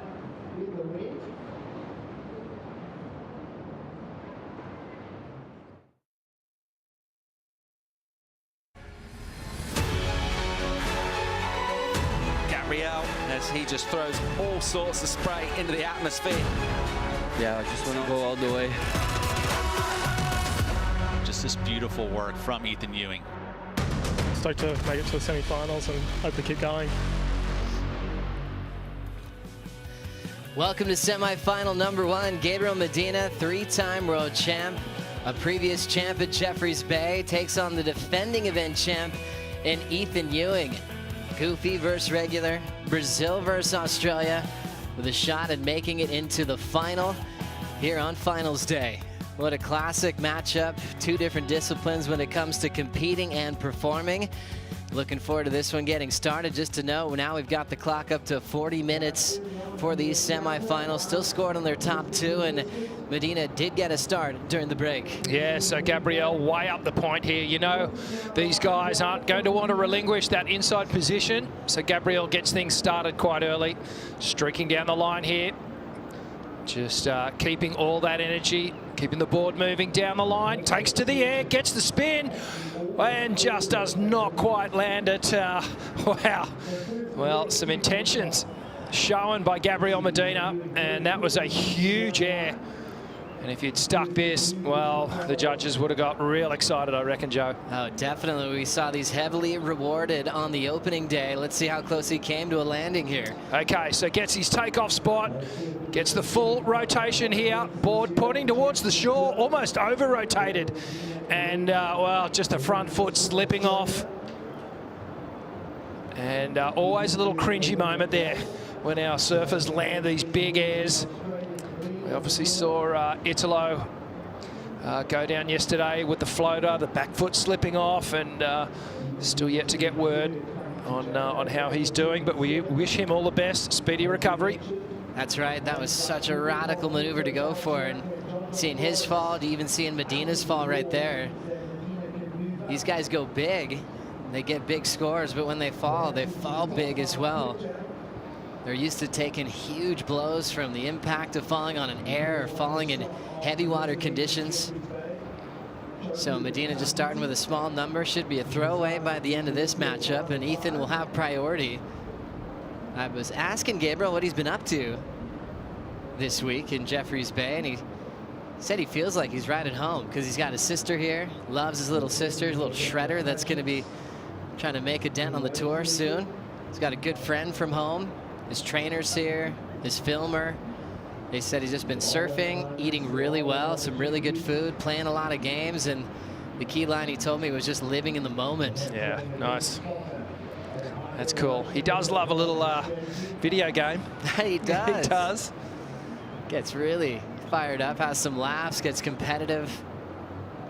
A lot of these guys have that in common. They just want to keep playing and keep their competitive edge sharp with, if it's a game of cards, in between heats, just kind of always figuring out a way to win no matter what they're into. Here comes Ethan. Ewing with the drive into that big first turn. Frames it up well, second hack. Really quick down the line. The man from Stradbrook throws a little variety with that last little wrap into the pocket. And now pacing into a power gouge to shut it down. Perfect start for Ethan Ewing against Gabriel Medina. Wow, what a way to open up against the world champion, Gabriel Medina. He's, some would say, at the height of his powers right now. And Ethan Ewing surfing into an incredible place on the tour here, just showing incredible form. Watch this first turn, layback jam, quick, down the line, gets the second, throws even more spray. Round the corner here, tail release snap, and just keeping nice and centered as he enters that last turn, jams on the brakes, full redirection, and just beautiful to watch here. And I guess one of the most favoured surfers on the tour in regards to style. As we watch the slow-mo here, hands perfectly positioned. And Joe, I don't think there's anyone else on the tour that compresses and extends as much or as well as Ethan does right at this moment. Just pay attention. Look how compressed he is now. Now he extends, stays compressed. he's like a spring as he's dancing down the walls on these right-handers here at J-Bay, and then throws that back arm in for that really critical direction change. The nose of the board completely buried, and he's able to just force it out with all that weight on the tail. Super strong in the thighs, and that's going to be an awesome score to start. Just every single turn would have been a shot in the mags back in the day. That perfect style you're talking about. When we first saw him on tour, you couldn't stop thinking of some of the legends of the sport that it looked like. But then as you've seen him come into form, it's definitely his own approach. It's unique to himself. He's developed his own style and approach, and he probably honors his heroes at different sections of waves or certain positionings of his arm placement. But I don't know. I think it's kind of his own path these days. Yeah. You know, it's definitely Ethan Ewing owning his approach here on tour. Yeah, I agree with you. There was comparisons made to the great Andy Irons a couple of years ago as his career was developing, but he certainly has found his own flow now. As we look at Medina, just getting busy down the line to get some speed. There's that first snap right into a backhand float. Transitions just with a speed line off the top. Bigger wind up. There's this cool connection, and he was able to get there quickly on the end section. No water there to brace that fall. Falls on the finish, but great effort to try to shut it down. Yeah. There's the whip with that wrap off the higher line of that wave, and he'll step off. Ethan Ewing trying to back up the big score that's already come in. A 7-5 on his opener. Yeah, it's a good way to start the heat against Gabriel Medina, and Gabby won't be happy with the finish on that wave coming off. We've seen so many surfers actually just not complete their rides today. As we watch the replay, so Gabby pumping for speed on the backhand. He's been the goofy foot leading the charge on finals day. Projection floater comes around this section. He's got to cut that one short. And now he squares up. Bang, hits the lip, throws a ton of spray, and then just stabs it up there really quickly for that final turn. But then the wave just troughed out, and he wasn't able to land that one. But nonetheless, some great flow on this wave, and two surfers look like they're the height of their powers. Love his approach, changing his equipment at the previous event, still working well for him at J-Bay. Yeah, definitely riding a lot of foam in his boards over the last few years. And I think they've just shaved that down a little bit just to get a bit more sensitivity in the rail there, a bit more bite on the face. And sprays are always changing as well. We brought all the big five over the painted on the bottom of the J-Bay quiver, but we haven't really seen too many of them come out of the board bag yet. That's true. He brought a lot of old boards too. That's he's been relying on. They're not that old, but he made a couple of changes with Johnny Cabianca, his shaper. And you see some athletes will actually jump on a new shaper's program to show the judges something a little bit different. And even you get a different feeling after they've been on tour for a while. For Medina, he's still with Cabianca, just making a few adjustments with a little less volume. Little knifier blade. His boards were quite big for someone on the tour. I mean, he's so strong. Gosh, he trains so hard, and he's built like an Adonis, man. But you know, the boards they had a fair bit of volume in comparison to the other riders on the tour. But they just sit on the wave so well, and they you know, keep him right where he needs to be, able to generate all that speed, and he has the power and the strength to push it hard. He's one of the only surfers on the tour that does switch to an extra large fin at times. We've seen him do that throughout the year. He generally rides the FCS2 Performer template, great all-round fin, and he hasn't really wavered from that template in the last 15 or so years. Such a solid competitor that qualified, and he was still 17. Had an old mid-season rotation back then and started off full-time on tour back when Lower Trestles was a regular season event. Got going in that one, a bit of a warm-up, then ended up winning 2 events in a short period of time. Unbelievable in France, also taking out Joel Parkinson in the final in San Francisco. And then had his first complete year in 2012, so got the call up with John Florence, which created an instant rivalry, and also Miguel Pupo. Such a fun time in pro surfing. Medina became the first Brazilian world champion in 2014. Definitely his most consistent events were the heavy water waves of consequence. So we could tell right away that he was just built differently. Even going to those venues for the first time, he knew how to pick the right waves. His connection to the ocean was there.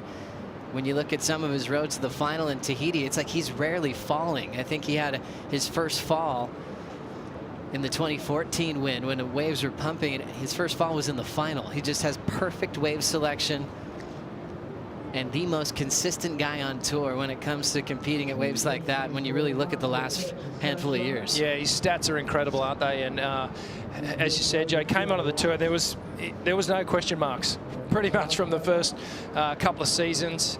He was very capable in all the tour locations.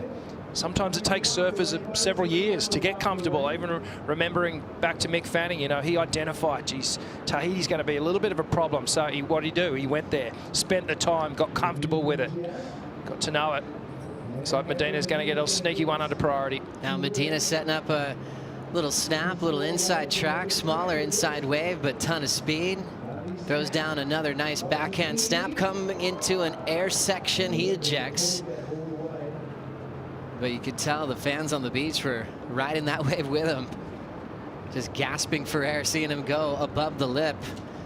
As we were talking about surfboards, we got to check in with Pete Mel about the change in Gabriel Medina's equipment these days, Peter. Well, you had mentioned it, you know, and I went there and I got into the locker room. This is the 6.0 that he rode in this morning's early quarterfinal, and Kingy informed me that it didn't look good as like he wanted. So he's on a 6.1, so an inch bigger in this, you know, even though the conditions are small like that, he made a switch to smooth things out. This board, like you said, lower volume, but you know, if I was looking at the rails are similar to what those bigger boards had. It's like the top of the rail, the shoulders, I like to call it, is where that thinness has come from. I think the thickness in the middle is very similar, but that lower volume is coming from just a little bit of foam shaved off throughout the entire board. But I love the tail of this one. It's like a hybrid of a squash and a round tail mixed, you know, and as he gets to a board that he wants more positive, he's going to get a rounder option, which is a little bit more grip on it. This one here, kind of a hybrid between the both. I like the way this board looks. A little low volume for me, but just the subtle stuff that we see from Cabianca, you know, the hybrid tail and also that lower volume. This one actually got crunched, as you can see there, earlier today. So the rocks come into play as well. They certainly do. Thanks so much, Pete. Quick ride there for Ethan Ewing as he's trying to work on a backup. But we like the breakdown. And very interesting to note the rails that Pete was talking about. So similar to the older boards through the middle, but the knifier blade towards the shoulders or the top end towards the nose to give him more of that edge to knife through. And cool point there, going an inch longer actually in these conditions. Yeah, that is interesting. Even though it is a lot smaller than yesterday, just that little extra rail line can help you smoothen out the turns. As we see Ethan Ewing here, beautiful snaps. Comes through to this longer section, just glides over the roof of it, but caught behind, unfortunately. But let's check the slow-mo here. So very centered over his board, Ethan Ewing. You can see, look how compressed he is again. Just keeps all that energy. Just perfect alignment. The big drifting floater gets the board underneath his feet again. And for me, Ethan's one of those guys that stays so contained in his upper body and the expression. It only comes out at certain moments, and then in comparison you think to someone like Joao Chianca, who's very expressive with his upper body. He's almost trying to contain himself, but it's the opposite for Ethan. You know, he's contained and looks for moments where he can express and extend the arms to help with the turn. It's almost like a snowboarding stance, how he keeps everything along that center line. And then when he needs to. So efficient is a really good way to describe his style. Ethan Ewing looking for his second win this season, winning Bells, which was an emotional victory for the entire Ewing family. His mom had won that event a few decades before. And he grew up just with her Bell trophy right next to his bed, dreaming of doing the same thing one day. And the whole crowd in tears when he was on the podium. Such a special tribute to his late mother, Helen Lambert. And driving off that energy, keeping him in a solid spot in the WSL Final 5. We come to a position now where Ethan It's basically a heat win away from clinching his spot at lower trestles to compete for a world title, just like he did last year. 23 minutes and 40 seconds to go. Ethan's starting to set up position for a potential wave. He lets it run through, and how about this? We've got the Waz on the water. How you doing, Strider? I am doing amazing. You know what? It's been nice in the booth, but let me tell you, it's nice to be back on the water where I belong. It feels like I'm back at home, and I'm just excited. This heat, insane. The intensity of the athletes, watching them catch waves, and then watching the paddle back by. It's just so fun to see the demeanor of each athlete. Medina just all the intensity and all the rhythm and all of that pace is probably twice as much as you see out of Ethan Ewing on the paddle back out. So, you know, Ethan kind of calm, collected, and you got Medina just going right back out into the lineup. Really fun to watch. Just looking out into the horizon over there, you get the colors of the storm passing by and the waves coming in.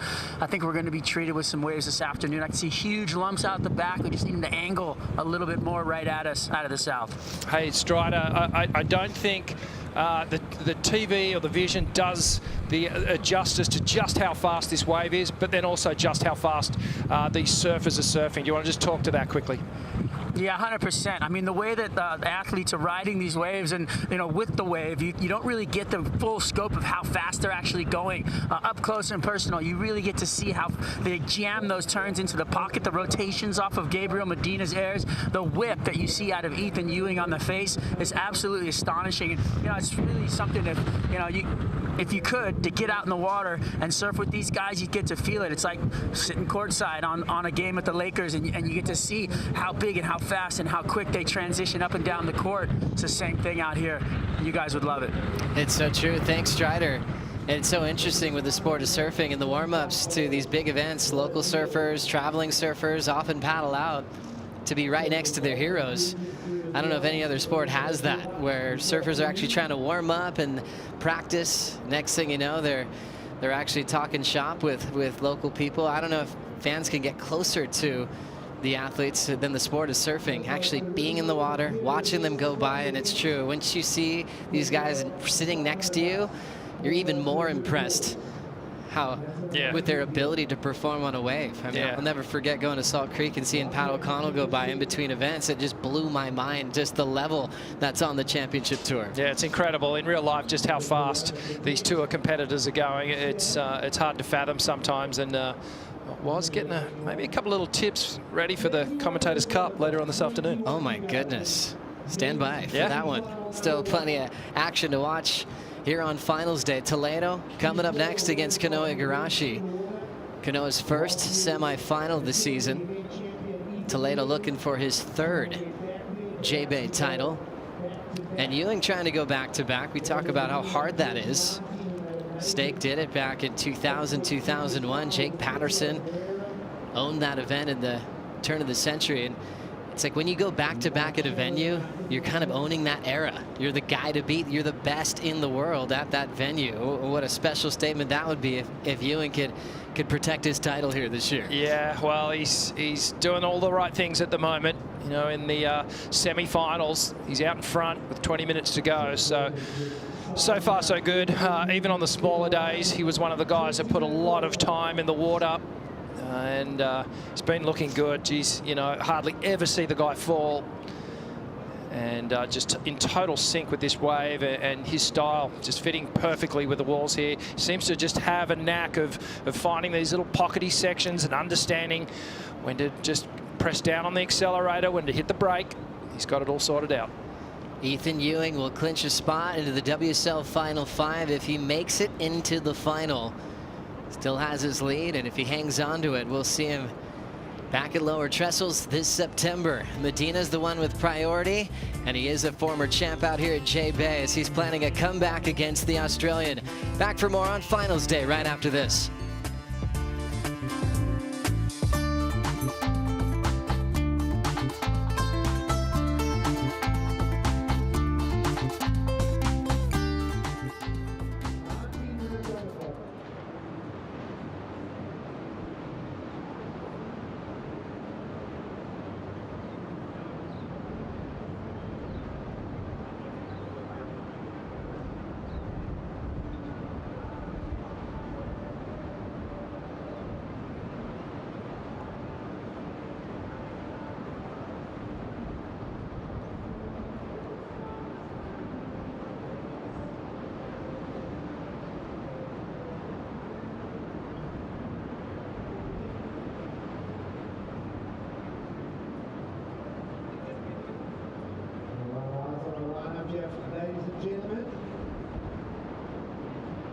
The three-time world champion is going to find an opportunity. Healthy looking wall with a bit of strength on it. Medina will go to work. Then snap to start. Rooftop floats. Puts it down. Lip lines again. Continually down the line. Medina now in exchange.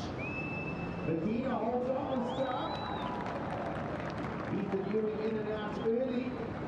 So game on, folks, in semi-final number 1. As we slip underneath the 18-minute mark. So mounting a comeback now. Looks for the wrap. Alley-oop is a huge one and stomps it. Time again. Leveling up, doing my thing, yes, that time again. Defending the title, king of the ring, it's that time again. Don't wanna win, I'm cutting you off, cause it's that time again. Yeah, it's that time again. Yeah, it's that time again. Leveling up, doing my thing, yes, that time again. Defending the title, king of the ring, it's that time again. And Gilmore getting busy.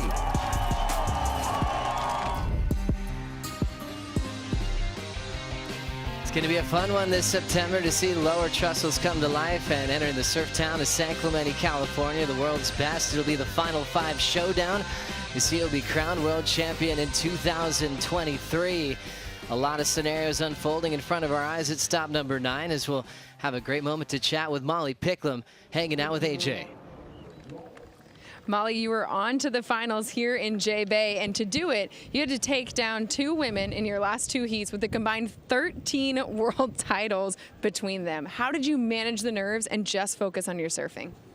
Yeah, I felt like the last 2 heats, obviously big names, and I don't know, I just kind of wanted to just play my game. There's been enough waves just to trust in my surfing and make it pretty simple, and I think that's when I shine best, is when it's just left for my surfing to do the talking, because that's my strongest point. But yeah, unfortunately for Risa, went real slow in the end, but also I wish I got more waves. I should have went her 1 wave and I would have had a decent heat total, but yeah, I'm happy to have gotten through.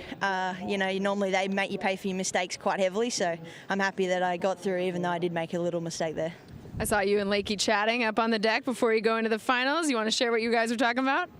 Oh, it's just, I feel like we've been traveling all year together, and we've been talking about it for ages. You know, we're really close, and yeah, to share a final together is amazing. We travel, spar together, bet together, you know, everything. So yeah, we're just having a good old laugh, seeing what's going to happen, who gets second and what they have to do. So we'll see what she has to do. There you have it. Congratulations. We'll see you in the finals. Thank you. Also, everyone back home, thanks so much for staying awake and cheering me on. Let's go. Let's do this. Thanks so much, AJ. What a great moment for Molly Picklum, taking on Lakey Peterson in the final. During the break, Medina got this wave. Yeah, good looking wave for Medina. Just spends a bit of hang time up on the lip as he streaks down the line, comes around this section, clicks with that second to last turn, and then the final turn a little bit better. Deeper off the bottom, gets more vertical. And another mid-range score as I feel it. I can't see it going too high on the scoreboard, and still a little bit of work to do. Ethan still has the advantage here with that 7.5. That's right. We saw Medina keep that score as he's building. 6.87's his best so far, so getting very close. These guys now meeting up for the 3rd time this season. Ethan Ewing undefeated in 2023, but the story was flipped in the previous years, where Gabriel was getting the first couple of wins off the Australian, so they're even 2 apiece. This one will settle it for the time being. See who could get this win and move on into the final. But yeah, Ethan got past Medina on road to his victory at Bell's. That was in the round of 16. Also got him at the Surf Ranch, which Medina has owned for so many years. And more rainbows greeting us here on finals day, as we'll break down some moves with Richie Lovett's going to draw all over Ethan Ewing here. Yeah, this is the fun part where we get to really break down the style and performance of some of our athletes here. So Ethan Ewing, you can see the full extension, compression as he comes into this turn. And, well, right about now is a great place to pause it. You can see the upper body. You can see both the arms extending down this way, drawing the turn right around. Let's just pay attention to the extension of Ethan Ewing, where he is now compared to where he's going to be. And watch the board. The board path is going to go from here, and he's going to wrap it all the way around. Let's play it. So the full extensions of the arm. Now he starts to compress. He gets the tail release, frees that moment there. So right there, he's completely weightless. And now he's re-engaging back with the fins. The board's going to redirect, come back down this way. But a really good example of how Ethan's turned just what could have been a check turn and just a simple snap off the lip. He's wrapped it all the way around and made it a major turn on this wave. Really impressive stuff. Really love that breakdown, Richie. That's a championship tour type maneuver. And again, Ethan's got it unlocked. Sorry, Joe, just to talk a little bit more to this vision, you could see where Ethan's arms are. Look at them now, centered, really centered, like that snowboard sort of stance, and just keeping everything composed on that center line. And now he starts to focus on where he wants to go for this final turn. And eyes looking at that very moment here. He's looking about there, this lip. Now he starts to throw this back arm into the wall, jams right around that center point. And again, all that weight straight on the back foot once the turn's completed.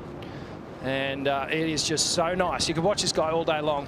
That was gorgeous. Gorgeous surfing, a full complete rainbow. That's probably applause for Ethan Ewing here at Jeffreys Bay. Brilliant. And I love when he's pumping down the line like you're breaking down. His hands are basically touching the deck of his board when he's just driving. So centered. He's so centered and so low and ready to spring into action. One of the best styles, whether it's 2 foot or 20 foot, it doesn't change. Magic moments here on finals day, greeted by dolphins this morning that were riding the waves with the athletes when we kicked off with the quarterfinals. Yeah, postcard stuff, isn't it, really? All we need now is the set just to roll through and it'll all be complete. It'll all be magic. Yeah, that's what they're waiting for. Ewing still with the lead in priority. Trying to make it 3 in a row this season over Medina. And trying to appear in back-to-back finals. If he wins this heat, he clinches his spot in the WSL Final 5. 3 spots remaining on the men's side. Griffin got the news earlier today that he'll be at his home break to compete for a world title. For the first time in his career, Felipe has been in every edition of the Rip Curl WSL Finals. As now we're trying to work out the #1 seed. Lakey Peterson versus Molly Picklum.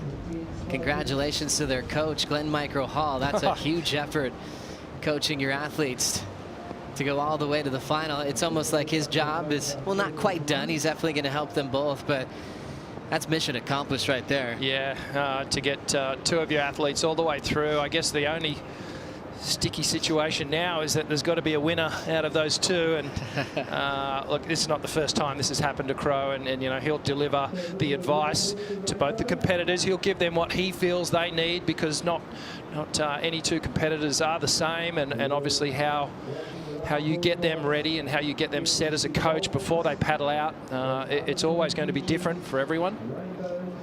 But Molly, she seems to be always up for the challenge. Whenever she makes that final, she's like, let's do this, bring it on. And you saw the fire as well with, you know, one of Lakey's previous sparring partners of Caroline Marks, you know, when she hassled her deep, got in her head a little bit. It's going to be the same energy with her current sparring partner, Molly Picklum. Picklum's been known to be vocal in finals like she was with Tyler Bells. So looking forward to that one. Still a bit of time before we get there. And this wait is getting a little bit longer, which usually goes to the advantage of the heat leader, especially when you have the high single score as well, which was the opener for Ethan Ewing.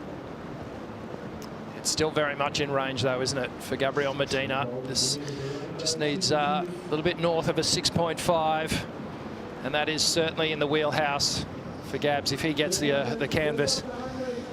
And before we were talking about his strike rate and the waves of consequence, how that came immediately. What I was getting to there was it's been really cool how he's been lifting his game in waves that, you know, he wasn't getting results in. You know, you look at Margaret River, you know, taking the win there this year. That gave him a lot of trouble throughout his career, which is amazing that he's actually becoming more dangerous and actually still paying attention to the waves on tour, that he wants to produce big results. This one wasn't always easy for Medina. Had an all goofy foot final against Italo, and he threw down some of the best backhand work we've seen at Jeffreys Bay on some big heavyweight sections. Yeah, that was some big solid surf. in the final then. Gabriel, he's had a pretty odd year, really, when you look at results. This is another great result for him. It's been a series of nights. The win over at Margaret River. And let's see what he delivers here. First turn, a big whip in the pocket. And he gets stuck on the second move. Well, I couldn't really tell whether that was just a throwaway because there was nothing much happening down the line, or whether just made a rare error, caught an edge. Caught up with Iago Dora when he was hanging out in the Red Bull Athlete Zone. He's talking about the challenge of today as we watch this again. So Medina squares up off the bottom. Nice snap to start things off. And was just a simple readjustment turn before he looked like he was going to start accelerating down the line. Just caught an edge. Yeah, and he was just noticing the challenge of today. As he said, he just didn't quite fire in today's conditions. Struggling for sections to work with. He also identified that it was a lot tougher for the regular footers as well. And Gentile chimed in saying during his heat, it was actually really hard to see. It got really windy during his heat. And just going down the line, it was, you said, water in your eyes and still trying to perform. Things have kind of calmed down since then. Yeah, sometimes there's actually no contrast, and it's hard to actually get a view, like a clear vision of the line, the wall in front of you. That rainbow sticking around. Now is 6:55 on the clock. Ethan still out in front. Let's now catch up with Strider Wazalewski for the call. I think he's actually underwater at the moment. We'll catch up with Waz in just a second. Loves his time in the ocean. Loves his insight, watching the best compete right in front of him. So we'll catch up with him shortly. 6:25 situation remains the same. The three-time world champ seeing the door open slightly. Dora was sitting in 5th coming into this contest after his win in Brazil. John lost yesterday as well. And so Medina knows he can reach a spot in the WSL Final 5, potentially with a win today. We'll keep you posted on those numbers as Kanoa prepares. Yeah, Medina's just been, he's just been circling, hasn't he? Trying to figure out where the little opening is to get himself into that Final 5 situation. And he's taken a big step forward at this event, getting all the way to the semi-finals. If he can get out of this heat against Ethan Ewing, he'll be one step closer. Gabriel Medina made the decision to take a break. That was a huge announcement because he was the reigning world champion, doing flips at lowers, and you thought he would just steamroll into the next season. But after going so hard for so long, he just took the first half of the season off, came back as a wild card in the back end, but then got hurt himself. And then his time off kind of continued. And when he finally won at Margaret River this year, he mentioned how it took him a while to kind of re-engage with that winning feeling. Even if you're surfing a lot, it's a different type of energy when you're on the CT and kind of getting the rhythm of winning again. Obviously, Medina's been great at that, but he kind of got off to a slow start, even for his standards at Pipe, which he wins or finals in the past. Portugal, he's often on the podium, just didn't find that same kind of success there. But at Margaret River, he felt it again. He felt like he was back and truly ready to compete for a 4th world title. Medina scratches into this one and just ends up kicking out. 4:30 to go. Yeah, well, time's ticking away, and Joe, I think it's been about 13 odd minutes before since we've seen a completed ride here. So a little slow stage in this heat, and that'd be frustrating times for both our competitors. But you talk about energy, and Medina's got it. Even his presence on the tour, the other competitors can feel it. You know, I remember when he came back and he turned up at G-Land, like everyone was like going, "Oh, he's back! You know, look out!" So, you know, he's definitely found that form again, feeling comfortable back on the tour, and yeah, there's more world titles there. Oh, certainly. Proud representing the Goofy Foots in history. And he leads it as far as legacy concerns with 3 world titles. Some great Goofy world champs in history. Tommy Carroll, 2-time world champ. Damian Hardman also winning multiple world titles. As we check out the recap, Ethan versus Gabriel Medina. Ethan getting very close to clinching a spot in the WSL Final 5. Wow, looks like a different day. Nice and sunny as Ethan just jams these beautiful turns as he continues down the line. Just, it's a real marriage with these guys, isn't it? With Ethan Ewing and Jays Bay, it just works together. Oh, it's so perfect. He's so in sync. I love your breakdown. I just love even when he's driving, he's almost touching the board with his hands and could spring load himself into spontaneous moments. He doesn't really repeat a lot of turns. He just responds with authority, with power, with progression. And he'll keep you honest, just guessing what he's going to do. We saw that the surf entry featured a lot of big blowtail reverses, things that he saves for certain moments, certain types of sections. And he could be having a run-in with this man. We'll see how the next heat unfolds. But Toledo's got Igarashi. And Felipe has been perfect so far in this contest. Yeah, he really has been on an incredible roll and showing no signs of weakness as yet. Kano Igarashi sticking to the plan. He's entered the water way down the point, right in front of where he's staying, and he's making his way up the point here. So just immediately relinquishing the inside position to Felipe. And will that be a defining factor in this next semi? Ewing now takes off on this wave, a few turns down the line. Speed track will set up the float. Oh. And he'll end up going down in transition off the lip. Wow. So some might say this is a little momentary lapse in judgment here for Ethan Ewing. So was that going to ever better the 6-point ride? The wave didn't look that good, but it's opened the door for Gabriel to get this one. Now Medina, backhand float, comes down with some control, looking for something big. Let's see if he goes to the air, ends up rotating in a tough wind direction to pull that one around. But with his great footwork, he almost got the spin, but incomplete. Minute 25, Ewing still out in front. As these guys are now feeling the pressure of the clock. Let's have another look. First, Ethan making a decision here. Yeah, so Gabriel just selling it to him. Ethan had to take it. Clean snap to start things off. And then really got going when this wave stretched out. There's the float. And then right here, he's probably going, why did I take this wave? Medina definitely did a good job on the sell. Yeah, so Medina streaking down the line, gets that little lip glide, float up. Setting up for the big maneuver, the stance widens, takes to the air, but I mean, you couldn't ask for a more difficult wind to perform this maneuver, and you can see the board just fluttering under him. He did well to control it and keep it under his feet to this point, but never really got the height and the rotation that he needed. And I wonder, should he just have surfed that wave and just tried to blast it with power and well-placed maneuvers? Right to that 6.6. It's a good question. With Medina's ability above the lip, he probably felt like he could really force the score with a full road. But it ends up incomplete.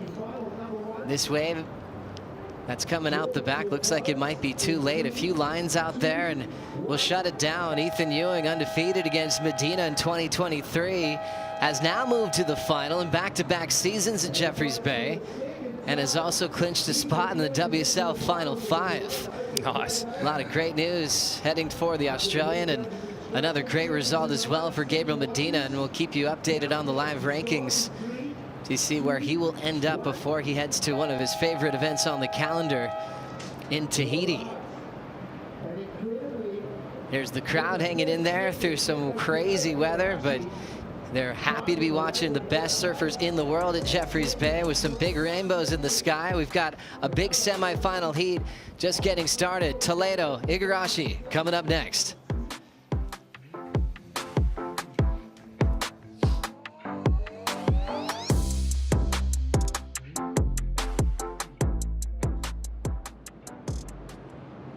Congratulations, Gabriel Medina, third place finish.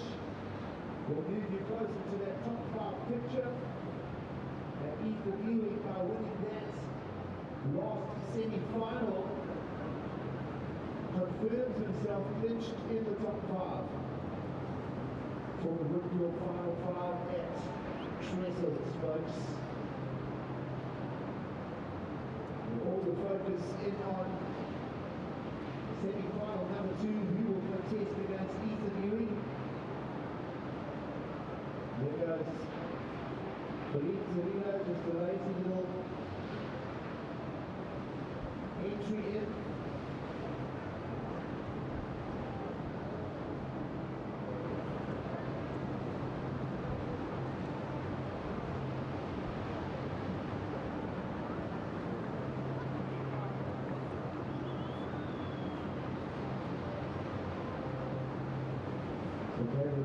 Still taking 6,085 points towards the leaderboard campaign.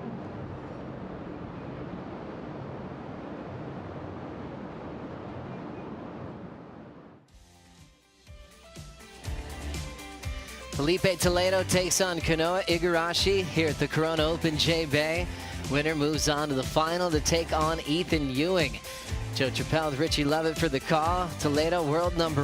Kanoa Igarashi coming into this event 16th in the world, but we're happy to celebrate his return to form. He does that at J-Bay. He loves this wave. He knows how to connect well with the wall, even though he's been under the weather. He's been using all of his energy for his heats. Already got a quick start during the break. Oh, what a way to start off. Look at these opening turns here from Kanoa. Just picked an absolute gem. Took off as the siren went. Streaking down the line here and just on fire, on a knife's edge. Pushing hard, gets to the finish. And that's exactly the sort of form that Kanoa is going to have to bring to this heat against Felipe Toledo. And have a look at the score. 8-point ride. Hits the excellent range. And precision is what I think about when I watch Kanoa surfing. Just the placement of his maneuvers. Really good positioning. Tags it up into the lip there. This is that final turn. Didn't over push that. I'm glad he didn't, you know, do a really super high risk maneuver that could have maybe warranted a fall. And then here goes Felipe behind him. Big wrapping turn to start off. Up behind the section. And you just know that Felipe is going to be able to get around it. He's the fastest surfer on tour. But he was way up the point there. Even still, big wrapping turn here, full extension on that one. And that allowed him to just lengthen that turn a little bit more. Two-stage bottom turn, jumps up onto the roof. Pumping down the line, all the energy in the legs. And somehow makes this thing. This is remarkable. You know, look, I don't think this score is going to come into play as the heat rolls on, but still some incredible surfing. Strider Wasilewski, these guys have provided a lot of entertainment when it comes to positioning and heats throughout their history together on tour. What did you see before their first waves were ridden?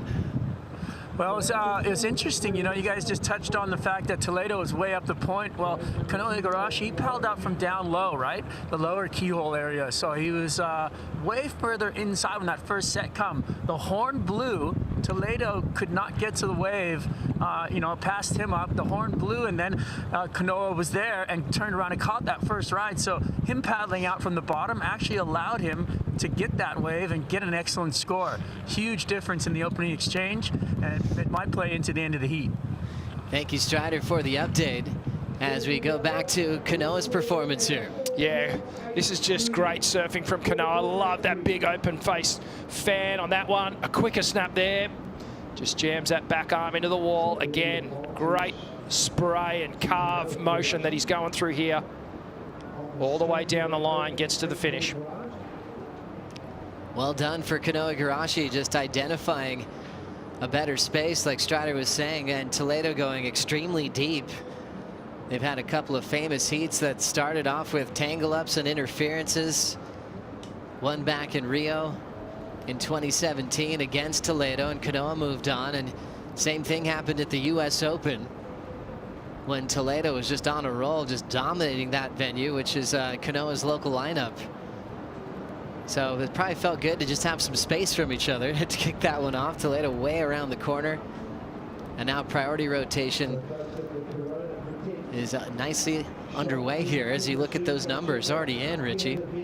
Great start for Igarashi. He's done well to just open up quickly in a lot of these heats all the way through to this semifinal at J-Bay. dropping an 8-point ride. Let's catch up with Ethan Ewing with AJ. Ethan, congratulations. You are on to the finals here at J-Bay. What is it going to take to defend your title? Yeah, a lot of hard work, and I think just being smart with wave selection. It seems to be getting really slow, so I think yeah, just trying to find the best waves and yeah, do my thing. How are you going to stay locked in between now and then? Just get warm, and yeah, it's pretty cold. I was cold at the end of that heat too because we sat there for so long. I was like moving my legs to try and stay warm. So yeah, just get warm and watch the waves. Congratulations. We'll see you in the finals. Perfect. Thanks, AJ. Ethan was on fire and on point with his turns out there today. A good solid ride for Ethan Ewing. That's the strongest ride of the opening exchange. This guy's been razor sharp and he's brought that form right here to Bells. Ethan Ewing has just won the Rip Curl Pro Bells Beach. How was that turn? That's a great start for Ewing. Needs to go big right there. He does. No regard for that wave's life whatsoever. With the big arcing carve, which is what he's known for. Ethan Ewing, ha! The body mechanics, the technique, the skill of Ethan Ewing on display. Every heat matters, especially towards the back end of the year, and you're really close to the top 5. Ethan Ewing clinches a spot in the Rip Curl WSL Finals. Big congratulations to Ethan Ewing. He's done it again. He's going back to lower trestles this September. He's been on such a tear this year, finding so much consistency, and it's just so clear. He's doing it at J-Bay. Back-to-back finals. Can he do back-to-back wins? We'll find out soon, Richie. A couple of people have done it, and he's on track. And it's going to be interesting to see who he comes up with. And it's a pretty daunting, prospect. Any way you look at it, is it going to be Filipe Toledo or Kanoe Igarashi? But great that Ethan's secured his spot in the final 5. Thinking back to last year, the performance wasn't quite there. You felt like there was, he almost stumbled, really.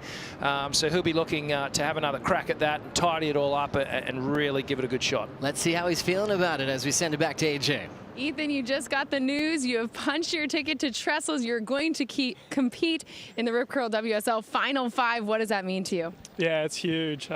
Just since last year making it there and not performing, it's just been a huge goal of mine just to get back there and just try and do better and, yeah, have a shot at a world title. How have you worked towards making sure that when you do get back there, the result is different this year? Yeah, last year, I don't know, I had a good year, but then just not performing in the finals kind of left a sour taste in my mouth. So, yeah, I've just been trying to work on everything in my surfing and just trying to be overall better. And, yeah, shot at a world title is pretty cool, so I'm just going to do whatever I can. Congratulations. We'll see you in Trestles. Nice, thank you. Looking forward to it. Ethan Ewing with another shot at a title this year. We're running out of room now in the final 5, Richie. Yeah, not many seats on the bus left. Still 1 or 2 tickets up for grab, I guess. But, yeah, it's coming down to crunch time. It's crazy. You look at it now. You got Toledo, who's in the water. Griffin Colapinto, Ethan Ewing. We're down to 2 spots left. Remember, Joao Chianca lost yesterday in competition at Kanoe Igarashi. And that surfboard kind of got the bad part of that result. Big hole on the top of it just out of frustration, but he's a passionate human being. You can always tell how he's feeling emotionally. He was so happy to be in J-Bay, and he's going to put everything he's got into his performance at the end of the road. And Chianca is dangerous in slabs. He's had free surf trips out there in the past. He's definitely going to be a favorite to win that whole thing. You got Dora, who's incredible out there as well. And as he lost earlier today, is world number 5. Medina just exiting out in the previous heat for a semi-final result. So we'll be focused in on the live rankings.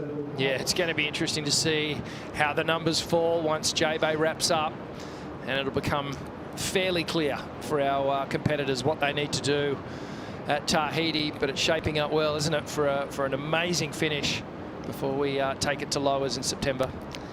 Adaptation, we've been talking about that a bit this week, and different types of conditions that J-Bay has delivered to the world's best. What are we thinking now as things have clearly slowed down since what we had this morning? Yeah, wave choice is still very crucial, but with so much space between the sets now, it's becoming more and more important that when those sets come, you do capitalize and convert into scores. And that's exactly what Kanoa's done. You know, that was just, you couldn't have scripted that start to that heat any better. You know, very rarely do we see anyone coming up the point. Everyone normally starts up top, makes their way down, and that just worked into Kanoa's favour. Just right on time, perfect. As soon as the bell went, he was up and riding. Wow, what a cool start for Kanoa Igarashi, but it does remind you of how things went in the opening round, where Toledo just dropped anchor, sat a bit wide that day, and Kanoa looked like he was about to run away from it. He just had a few sevens, really solid combined heat total, and then in a blink of an eye, Toledo got 2 big, excellent range scores and got the win to go straight to the round of 16. So with Toledo in the water, even though Kanoa's got that big start, you know, there's still a lot on the line here for both athletes. No, you can never write Filipe Toledo off, even when there's a couple of minutes on the clock. I mean, he can convert ordinary waves into excellent waves. He has that ability, and then there's only a couple of surfers on tour that can really do that consistently. He's one of them. But he's sitting way up the point at the moment. So you know, when that set does come, because we know it eventually will, we'll see if he's too far up there. But with this higher tide, perhaps it is going to allow him to come all the way through. And I don't think we're done with this swell yet. I think it's going to keep producing some fun lines through the next couple of hours. Yeah, a couple of different swells in the water now. Predictions were that it would go to a more favorable direction in the afternoon. Just definitely a little bit slow in between sets. But a good part of the waiting period. So Travis Logie and Renato Hickel were telling us we're going to get long semifinals. So 40 minutes to make sure they have a ton of time. You could just hear a couple of whistles in the background there. That normally means the competitors' area starting to line up. Coaches, spectators starting to let our surfers know that there's a set rolling through, and it is going to be Filipe Toledo. The fastest surfer on tour, covering some ground. Big punch off the top from Toledo. Drills the next section. Kanoa can't help but watch out the back. Third turn, solid, quick float. Hustling to get to that final turn. I don't know how he got there. Oh yeah, it is Filipe. That opening punch, he almost knocked himself out. He was just so much power, gave everything into that first turn, and was quickly able to regain composure. And this was an incredibly fast wave, and Filipe to be able to fit these turns in, it really does sort of defy logic. You can see there just a little off balance as he hit that first section. The second one blasts the tail out, gets that projection off the lip for the third, and then completes the ride with a beautiful closeout hit. And just stabbing the lip there on the opening maneuver. Backs it up with the second one. Love these water angles. You can see here just projecting, pumping down the line, and when in these smaller conditions, Joe, you can see our surfers, they're not taking that longer bottom turn line now, especially Filipe. He's pumping, always accelerating, pumping the gas, driving off the bottom of the board, pressure on the fins, keeping all that momentum forward down the line, just jams that turn. And looking good. Great comeback wave. I don't think it's going to be up in the 8s, but it'll be, it's definitely put Filipe back in this heat, well and truly.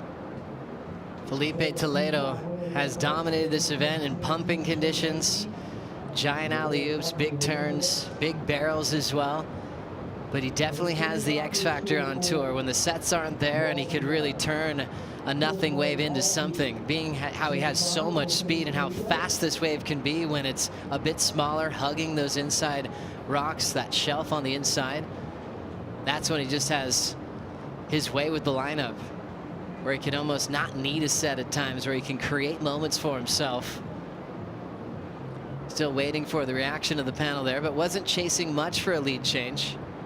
Igarashi playing the smart game, dropping a big number, an 8-point ride, and he probably won't be moving with priority until he sees a great set come through. No, he knows that if he really wants to shut this one down, or at least put Filipe under some pressure, he's going to need another big score here.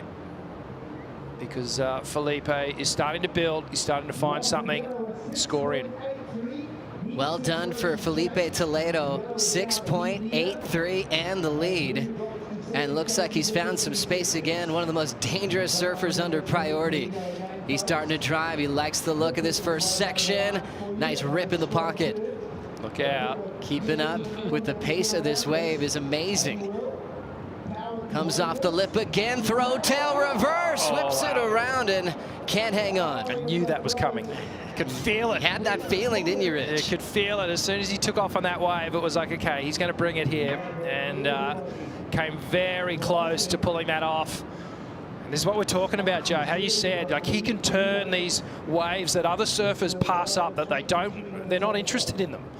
And Felipe goes, okay, well, I'll take it because I know I can convert this into an excellent score. Wow, Strider, Felipe is definitely heating up out there.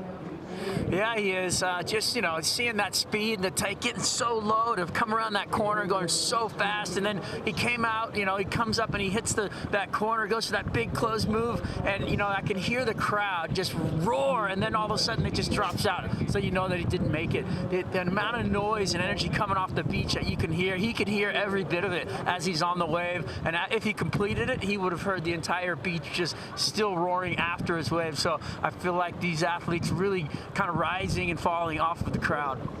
Oh, certainly, Striders. We have another look at that nose pick reverse, and how quick was this spin, Rich? Oh, God, and I think that's the thing that actually worked against him. He was trying to do the foot adjustment right as the board was spinning back around. He was trying to get back on the tail because he was so far up the front. That front foot was about maybe 10 inches off the nose.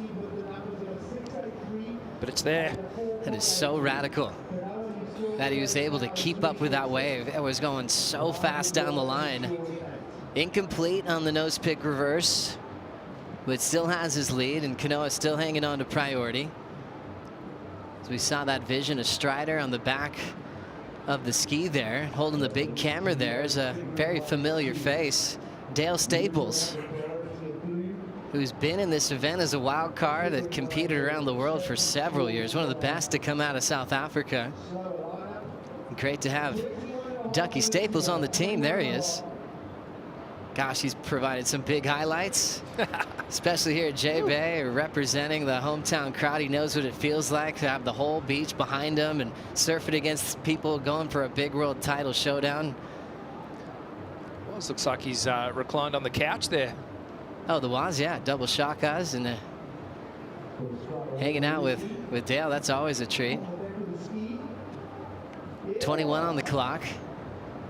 Kanoa just one wave, but it's brilliant. An 8-point ride. Big comeback to form. His first semifinal this season. Something he did quite often last year to finish number 5 in the world. Best year to date. So he's kind of almost a wild card kind of spoiler in this title showdown. Yeah, Kanoa only needing a small score, but that's not what he's after. And riding his opening wave in the first minute of this heat. So it's been close to 20 minutes now since we've seen Kanoa ride a wave. And surely that's it starts to play on your mind at this point. You start to go, come on, there's got to be an opportunity here. At some point, the body's maybe starting to seize up a little bit. The feet are getting cold. And so much on the line, so these guys trying to stay warm. Halfway through semifinal number 2. It's a 2-time J-Bay champion, world number 1 with the lead. Getting waves under priority. Proving that he's got what it takes to pick up a 3rd title this year at Jeffreys Bay. Molly Picklum prepares for her first final at this venue in her first start in South Africa. Women's final coming up next. Much more to come in semifinal number 2 with Felipe still out front.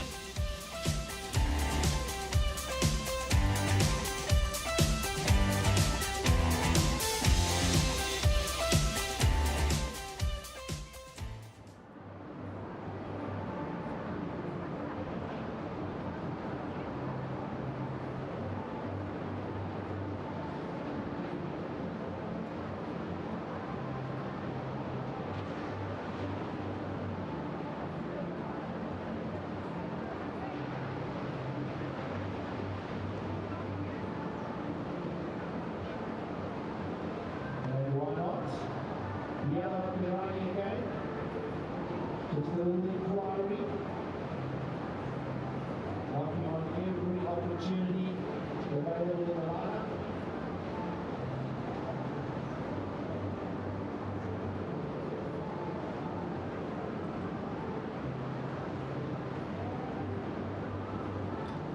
Something so special about finals day. Awesome to have each and every one of you part of this as we stamp this into the history books.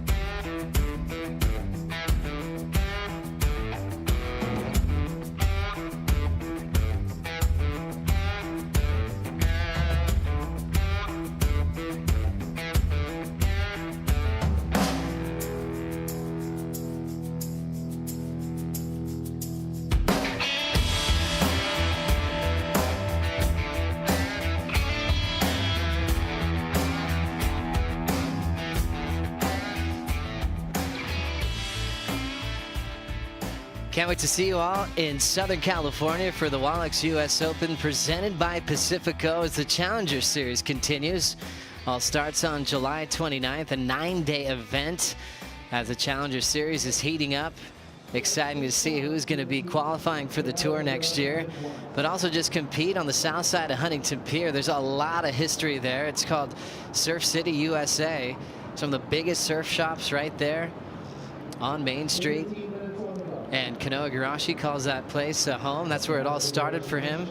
You really think about these two guys in the water. There's a lot of US Open titles between them. But a special place for this man. Kanoa representing Japan. But his parents left Japan and raised him in Huntington Beach to actually have a pro surfer. That was their plan when he was just a little kid. You never know how that's going to work out, if your kid's going to, have a connection to the ocean like you're hoping for. But gosh, they had the dream, and it came true. Yeah, and well, he's fulfilled the prophecy today, doesn't he? Really, And one thing I really like about Kanoa too is that he's doesn't take a step backwards when it comes to letting us know his intentions. He said he wants to be the best in the world. He wants that world title. He wants the Olympic gold. He wants all the accolades, and he's not going to stop until he gets there. And he really has worked hard over his career. And he's doing it with another pack of surfers that are in his generation that are all pushing each other now. And we're really lucky to be part of that.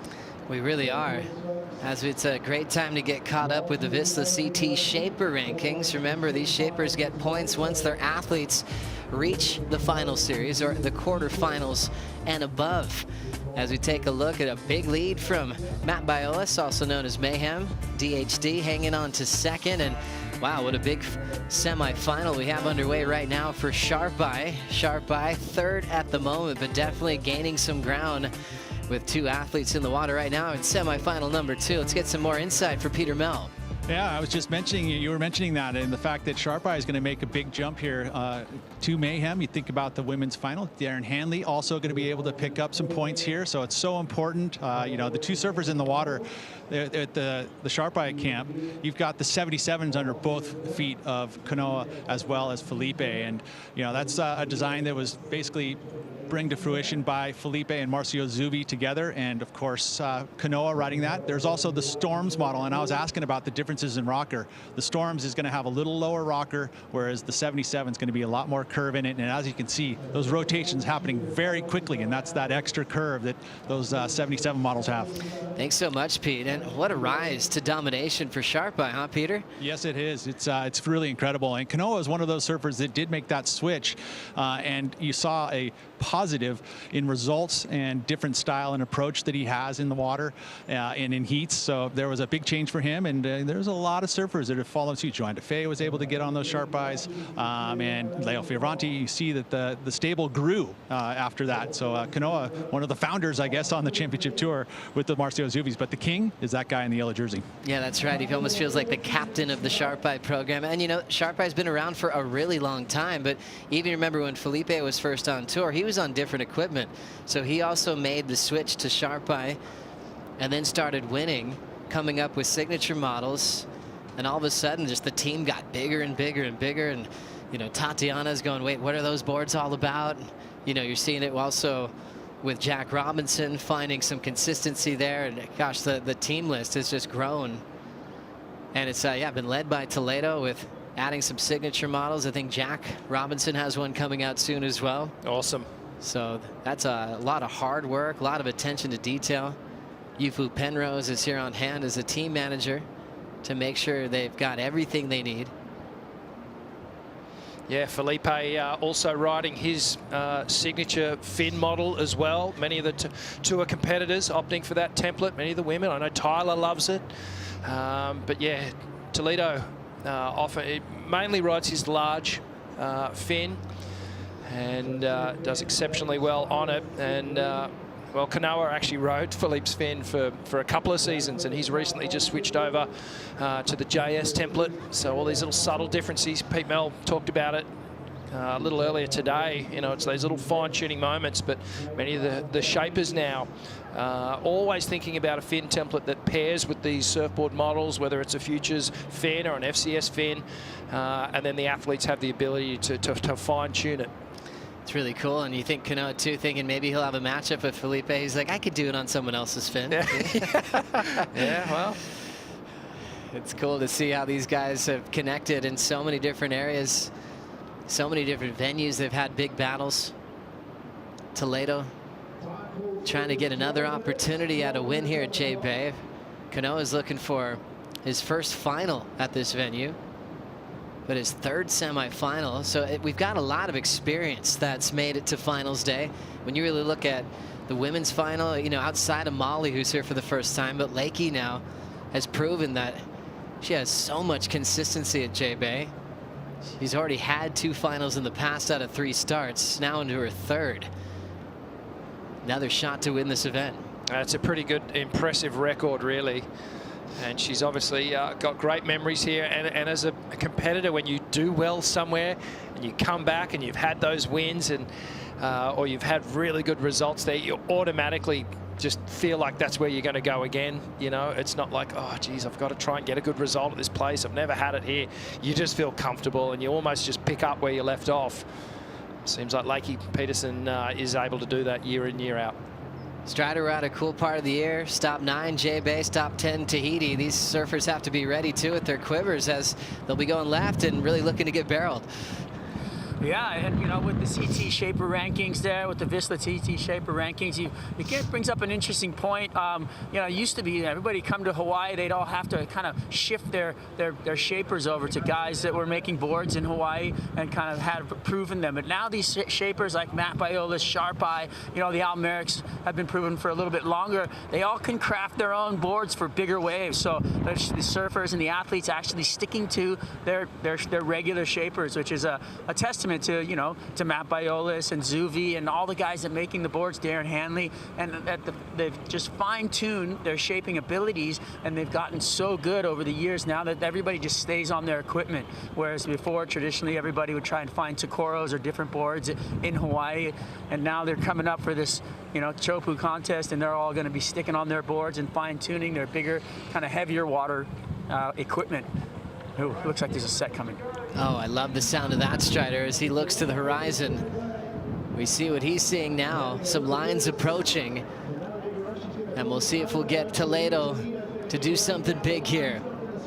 Nice clean cutback to kick this one off. Harder off the bottom, nice blitz off the lip with the airdrop. Creating some space. He's on the windup. Higher line, now back off the bottom again. An absolute power gouge in the guts of the wave and a blowtail to top it off. Oh, he's good, isn't he? Wow. You can see the celebrations there from the Brazilian camp. That's Bruno, Felipe's longtime filmer. And right next to Pinga as well, who's discovered a lot of talent in Brazil over the years, oftentimes world title talent. Yeah, he's been right there in the pit, hasn't he, with all the Brazilians as they've come through. But what a wave. Again, you know, Kanoa didn't even look at this thing. This was all about Felipe going, yep, okay, I'll take this and I'll turn it into something. Just slams it off the lip there as we look from the from above. Streaking down the line here. That's a better indication of just how fast he's traveling. Watch this turn here. Just gaffs it, somehow redirects, and has enough space to get that last turn in there. And just slicing. This was the opening carve. Then Felipe pumping down the line, staying low, tags the lip, drops out, and then reconnects with the wave face. This turn here, Joe, just so much energy and power. Gets the tail release, compresses straight back onto that toe side rail, and just flares it out the tail again. Busting through the lip, lands it, and showing a bit of emotion here. He was like, yes, that felt good. I don't know if you could do a cooler finishing move than that. Half the board blown out the back, but total control on that progressive finish. Toledo just building under priority. You think for how long Kanoa's been sitting, you can get cold out there, even though he's playing a smart game plan with the 8 that he dropped a long time ago. Toledo's just been able to surf, and looks like he should easily improve on his lead out front. It's going back into their history. It's 5-2 in favor of Felipe Toledo in their history in one-on-one heats at the championship tour level, and they've had now a couple of meetings in the past at this venue. Felipe's won all of those, going back to 2017 in round 2. That's when he turned in an almost perfect heat total, 19.63 against Kanoa. They also had a previous semifinal out here in 2018.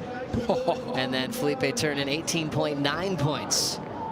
Wow. Numbers in now for Toledo, under priority. Flips everything on Igarashi and turns in an 8.5. Okay, so let's just for a second think about what's going through Kanoa's mind right now. Hearing this score over the loudspeaker, he's actually gotten a better ride than what Kanoa opened up with. Kanoa hasn't stood on his feet for close to, what, 34 minutes now.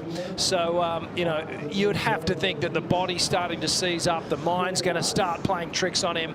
Let's see how composed he can stay in these final moments, but his requirement has gone from something relatively small up to a 7.3. Strider, how cold would Kanoa be right now sitting for this long? What? He's got to be freezing. I'm freezing. It's cold out here. There's no doubt in that he's cold. We heard Ethan Ewing talking about it in his post-heat interview, how he actually was getting cold at the end of his heat. You know, he's sitting for that long. There's no way you're not feeling the effects of the elements.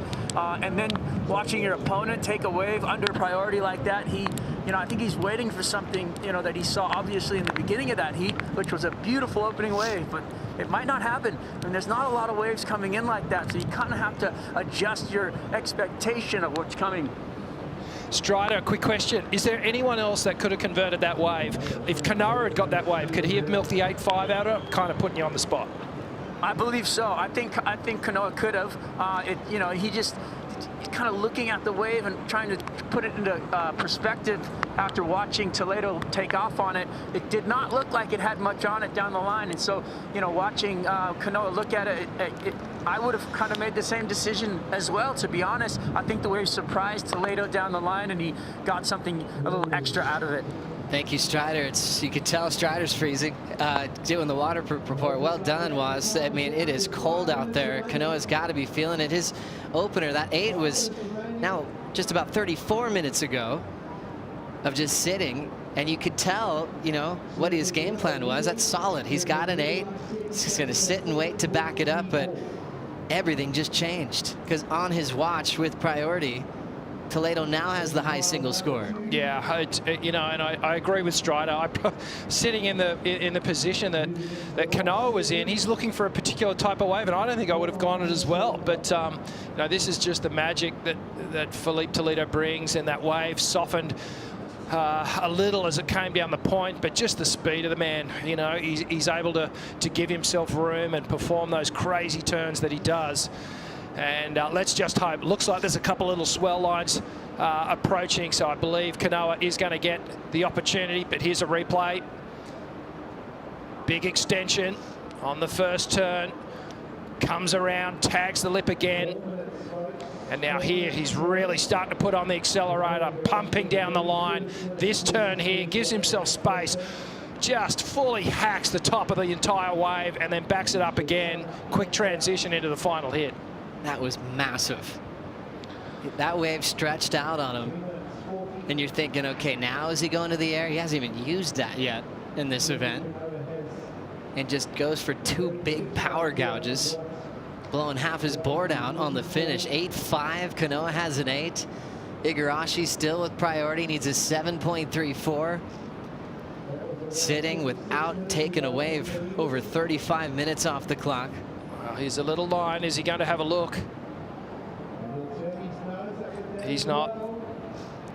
And Toledo's just having a look. He's just hanging in there, trying to stay warm. This happens sometimes when the tide gets a little high here at J-Bay at this size. It looks like there's waves marching around from the top of boneyards, and then they just disappear. They just sit down as they come into the Super Tube section. You really need a more stretched out swell right up on the top left of the screen where you can see a Red Bull jet ski there. We want those swell lines hitting that outside position out there and then stretch down the line. So Kanoa, he's got 2.5 minutes here.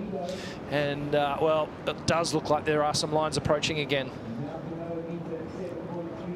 What a heat to witness Toledo's magic at J-Bay, from solid, well overhead surf, almost maxing out the scale, 9+ rides, showing up on a different day and just showing that X factor of turning in waves that people let go by, and he's just going to turn him into an 8.5 in this one.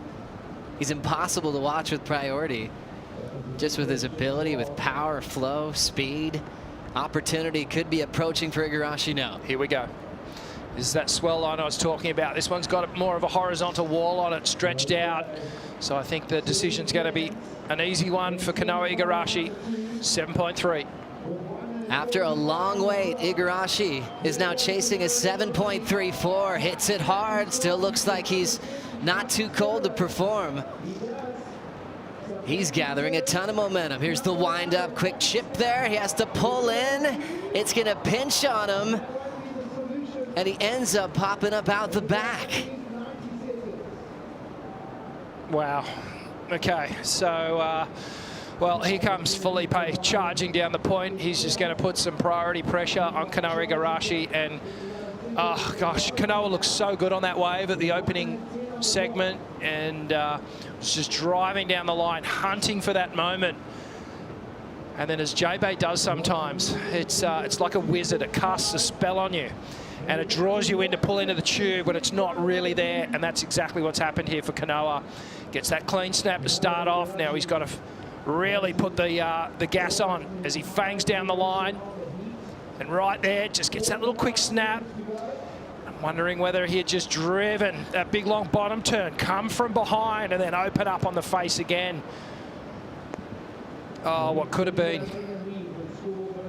Tough one for Igarashi with such a strong start. You can tell when you're trying to compete against one of the best, you have a very strict game plan. He didn't want to budge from it. But just J-Bay didn't give him any sets. And Felipe, with his brilliance under priority, just created all the magic he needed to perform an 8.5, 6.83, all under priority. And now making a move there. We saw Felipe play some defense. Kanoa did get priority for the final second here. It's just a little closeout on the double up on the reef. It will be Felipe into another final at Jeffreys Bay as he takes on Ethan Ewing. And well done to Kanoa Igarashi. Now a third semi-final result in his career here in South Africa, and his form is back. Great to see him find that winning feeling again. Yeah, all things considered, an amazing event for Kanoa over the last couple of days. Feeling far from 100%, being able to get a semi-final finish is just an incredible result. But the final sets up well. It certainly does. World number 1, Felipe Toledo, having a chance to battle it out with Ethan Ewing, who won this title last year. So J-Bay champions going for more trophies in the men's final. Women's final coming up next. 45-minute final with Lakey Peterson and Molly Picklum. We'll bring in Paul Evans and Peter Mel for the call.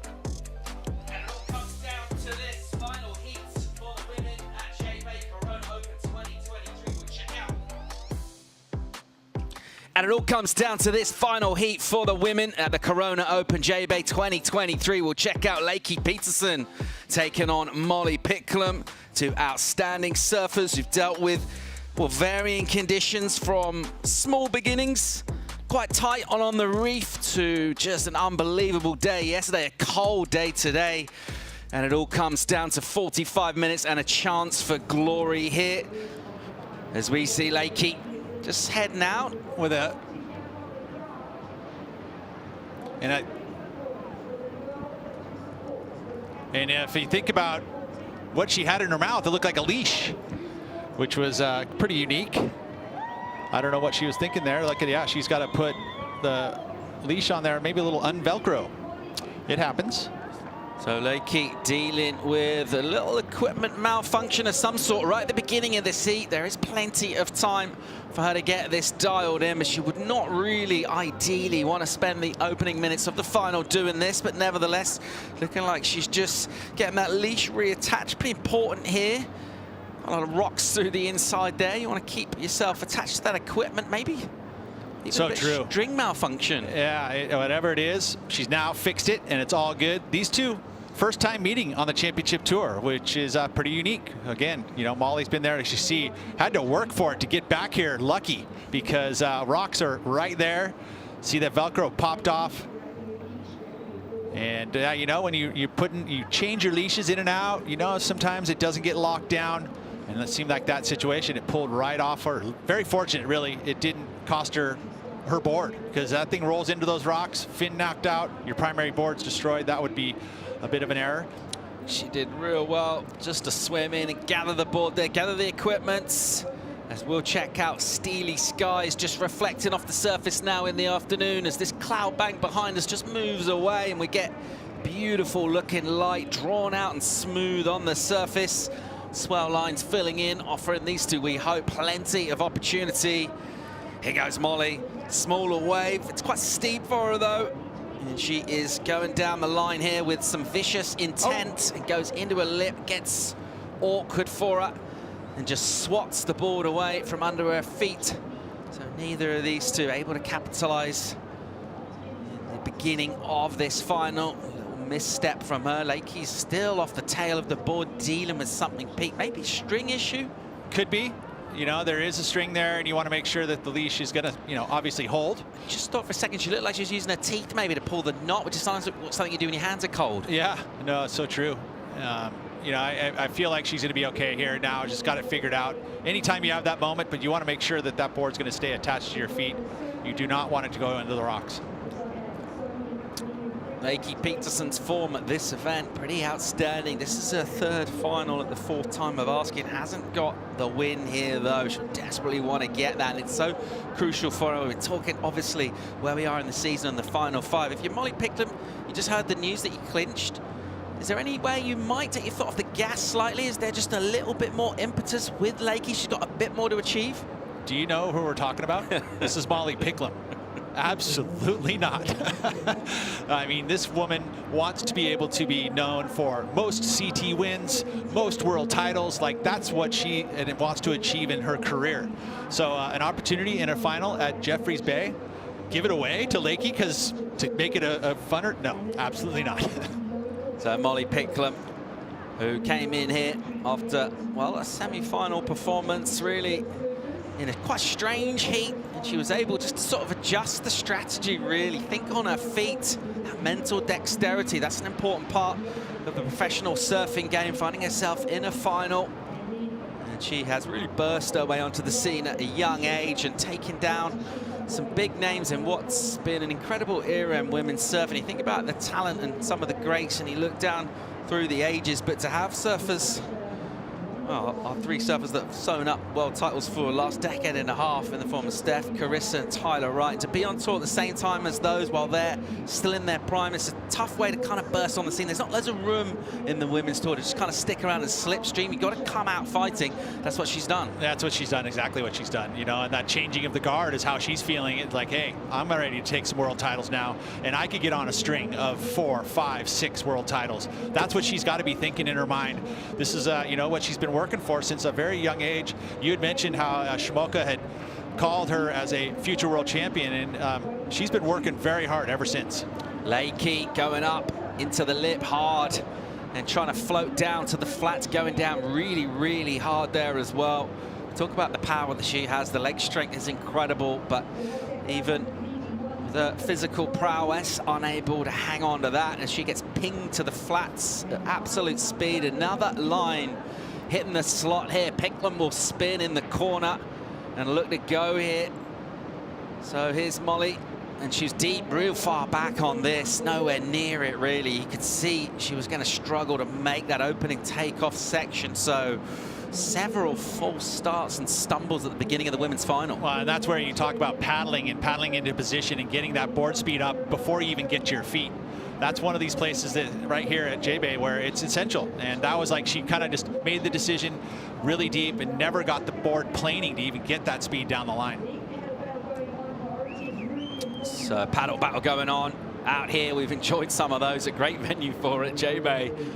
Let's see who's Snaffle's priority here. Crucial to get these advantages. It goes to the American Lakey Peterson. She'll pick up the priority. Well, and you look at this, you know, outside there, it looks like there's some lines approaching, and seems like a bit of an adjustment as they're moved slightly in and deep down the point a little bit to make sure that they're in position, because a lot of the surfers have been chasing from, and especially with this fuller tide, moving down on that super tube section of the reef. Much more energy hitting the point now than what we saw previous couple of heats, last couple of hours. Here's Molly from underneath Lakey's priority and swinging, and this one again will just run away from her here, and not a great choice from her. She'll end up without adding a massive amount of points. Lakey will just speculate, get to her feet. She'll look down the line from a standing position, but she'll also put herself inside, and there's a wave here. And I wonder if she'll be able to get to a spot and able to spin. She will. Here's Peterson. Still looking for a first legit ride, really, in this final. Here she goes now. And she'll go flying past Molly Pickler. Big, quick hit from her, and the wave will stretch out. I wonder, Pete, this positioning, are they too deep? Well, I don't think so. I mean, it seems like they're on the normal takeoff spot. It just feels like this, you know, again, the westerly angle, I guess, usually kind of turns and opens up, but this tide, it's running even faster. And it's that size, too. We're at that kind of 4-foot size. And it just runs the reef super quick, and it's just hard to find the space to get maneuvers done. Generally speaking, we get a little bit of a migration just down the point of touch from the beginning of the heat towards the midway. Obviously, surfers making their way back out. They can pick up opportunities as well. At the moment, they're just struggling to make this opening section. Let's go and hear from Strider Rosalewski in the water. Yeah, just having a paddle by now, and the surfers really, the positioning hasn't changed. I think what's changing is the swell. I feel like maybe it's hitting that window a little bit more, maybe opened the window a little bit more, and the direction has come a little more south, and we're going to get more opportunities throughout this final. That's what we're hoping for anyway, and we'll get, it is running really close to the rocks though, so it's just every wave has just been super hard. Feels like a bit more consistent already in this one, though, Strider. Plenty of time left to go, but already some good-looking sets filling in. Yeah, and if you look out on the horizon, too, from out here in the lineup, you could kind of get a look at, there's a lot of big swell kind of coming by that you could see earlier, but it seems that the angle is coming towards us more now. So I'm just hoping, keep my fingers crossed, and get more action. All right, great stuff. Thanks, Strider. We're still looking for a first legitimate numbers in this. We've got a 2 for Lakey Peterson for the one quick hit, 2.67, and 1.67 for Molly Pickler, but otherwise nothing of any real quality to talk about so far in this. You can see that tide filling in, covering most of the rocks here, and just filling in those gaps. That should help things, generally speaking. A pushing tide, a flooding tide will help us swell, particularly if there's a swell on the wane. That's what we want. It has been quite consistent in this one, Pete, but you know, we talk about nerves, getting things going, but there's been a couple of misfires so far. It's quite surprising. Well, you're thinking it's 3:30 local time here, 3:37. Our high tide's around 5:30, around a 5-foot tide. So we still have a couple more hours of that tide. So there will be some adjustments in this finals about where the waves are going to be breaking, you know, where that takeoff zone will be. Ultimately, it's got to be right off the keyhole, you know, and this bigger sets come, that's where you're going to want to be. But if you're going to try and make sure, I mean, we saw Felipe in that last semi, he was able to manufacture a score on a wave that really didn't seem like it had that great a quality, and it got an excellent number. Just forcing the issue. Rosany Toledo demonstrating his skills. Very impressive indeed, and just absolutely lightning fast on the attack, showing why it's such a good match for this wave, and that's why it's delivered results here in the past. He's going to be setting up for an incredible looking final for the men, taking on Ethan Ewing. Cannot wait to see how that one goes down. So interesting. You think about, you know, those two surfers have been in the finals for the last 3 years, and you know, you become quite a specialist. You know, we always talk about, you know, why is that the case? And you know, it's that speed and precision that both these surfers carry. That's why they're back into the finals. The other interesting thing about it as well, they're pretty different kind of surfers, right? So they're both like a real natural fit to this wave. You look at the venue and their names leap out at you, but they look pretty different when they're surfing. They do. I mean, they're very obviously precise and fast. I mean, those are the similarities for sure. But there is those subtle differences. You know, it looks like Felipe will use and look like he's working hard for, you know, to get down the line to do his maneuvers. He's using a lot of body English, whereas Ethan seems to be just like you know, utilizing the board positioning to get his speed, not working as hard, but still carrying a lot of speed. Some lines filling in here and just wrapping. You can see the wrap there. It's a good illustration of it. That set outside as it just comes past Boneyard. Angles a bit out to sea, and then that shoulder just tapers and bends in with that tide, bringing things in. It'll also take us just a touch out of the wind as well, maybe a little bit more shelter as we bring it in closer here. And that's our tower. That's quite a clear indication that priority is with the Aussie, Molly Pickler. Yeah, it's a big board, right? So you make it so it's visually there. It's also on your Apple Watch. So, you know, a couple different ways to find out, you know, the information needed. We also have our commentary that'll give you scores. But it's kind of nice to have it right there on the wrist because, you know, there's a lot of punching through that happens. And sometimes there's just that moment you need to know the information and it's not being given to you. You know, sometimes they'll see surfers wave their arms and so forth. But now it's, you know, technology's there to have it right on your wrist. Classic frontal system weather pattern, as you see, a patch of really bright sunshine and then dark, ominous skies, those big pillowy clouds just looming in the front. So key here, really, and all South African surfers, you talk to them about what's happening with the waves and the swell and the forecast, that sort of thing. They're so dialed in and in tune with the passage of the weather. And it's really interesting to see how these patterns play out and the rhythm of the swell moving in the coast here, the rhythm of the waves at Jeffreys Bay as well. Just been absolutely incredible over the last couple of days. And you touched on it earlier, Pete. It's a really interesting point. We're not actually facing into the swell here. We're in a sheltered location. And what that means is the storm winds, essentially, the big howling winds that churn up big seas, they're offshore here. It's incredible. Yeah, and that's why this wave is world class, is because you still get the energy to wrap in, but you get these nice, clean offshore winds. It's just a special place on the globe. You know, the fact that we've got, you know, South Africa has this very long coastline that all faces south. There's these places that hook in, and this is one of those places that hooks in, and it's protected from the wind, but you still get the swell. Well, a long paddle from Molly Picklum, and not a great use of priority at all from her. She really struggled to get onto that wave. We talked about that offshore. That one just kind of stood up and wouldn't let her in, and she was paddling hard, and she's a really strong paddler as well, and couldn't get onto that wave, and unable really even to get to her feet there. Well, look at it. It's interesting. See, she's usually you want to be underneath, and she's paddling hard, but you can see the wind blowing. Also, you know, the swell slipping underneath with this fuller tide. It needs that shallow water to grab the bottom and lift it up, and she had to work so hard to get over the ledge. And at that point, you don't have that board planing speed. You get to your feet, and you don't have any extra speed, so you're super deep. Really, she got the pump in, but at that point, it really was way too late. That wave ran off, and it had some scoring opportunity down the line. Picklum unable to do much with that, apart from punch through and surrender priority to Lakey Peterson, who will now sit there in the reds and look for her own opportunity. She'll really just want an open wave, essentially. She'll want something with some wall.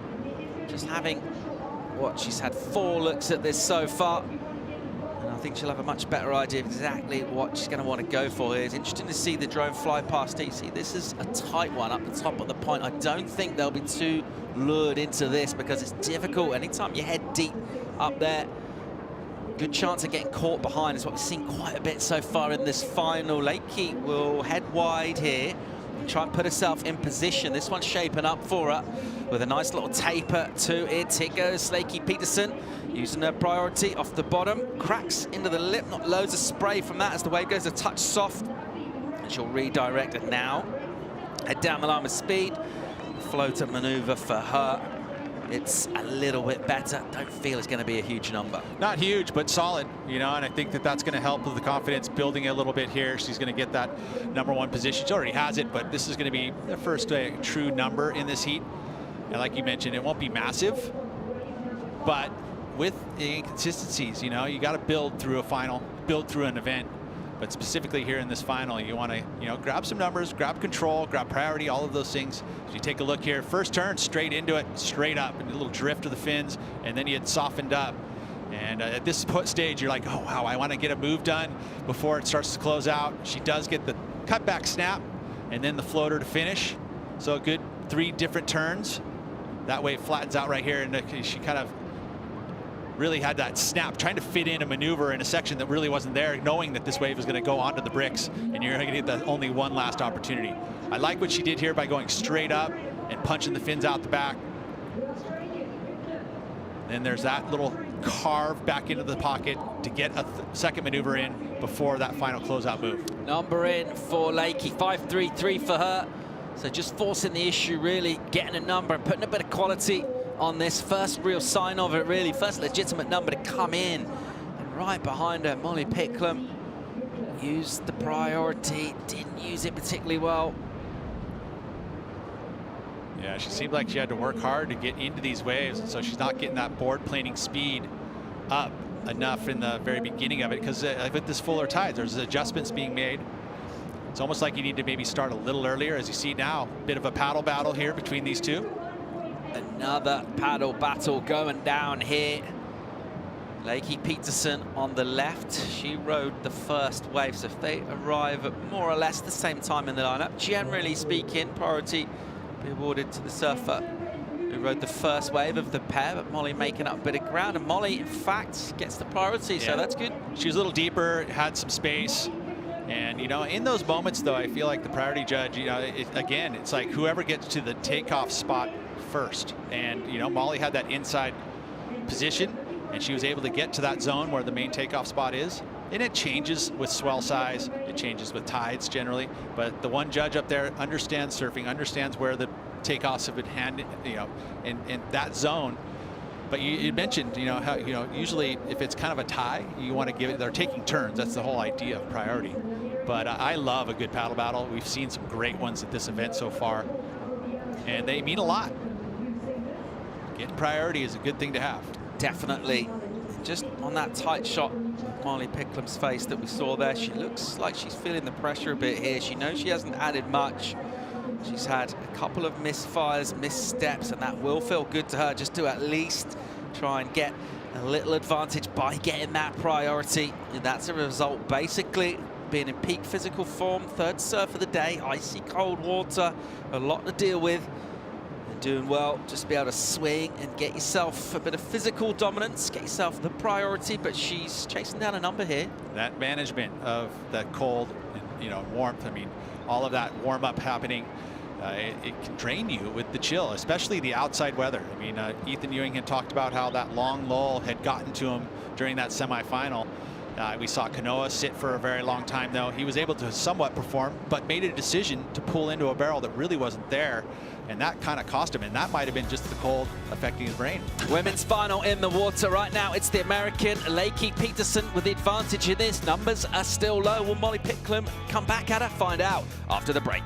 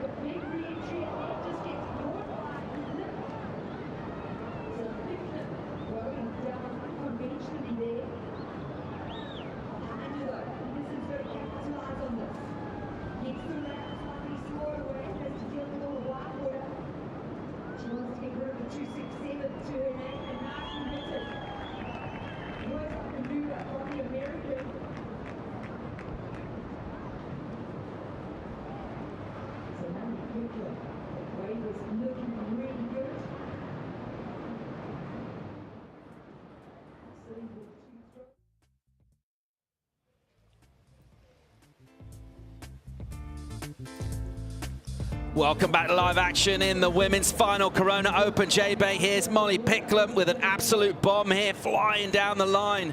Rips one off the top and still motoring here.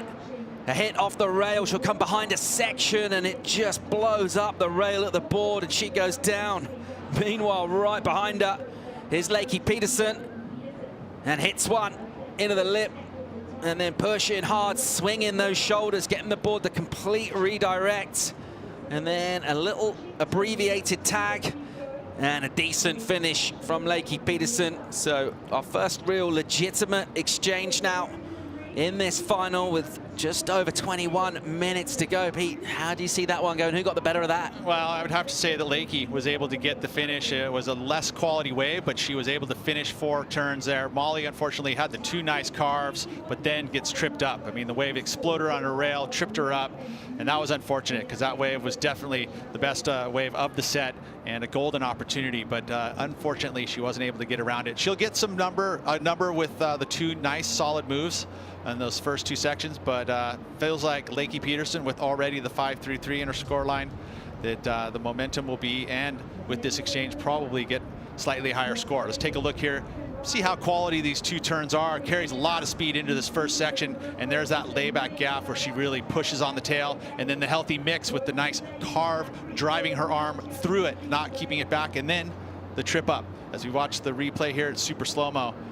This is that second turn where she carves down, and there's the difference.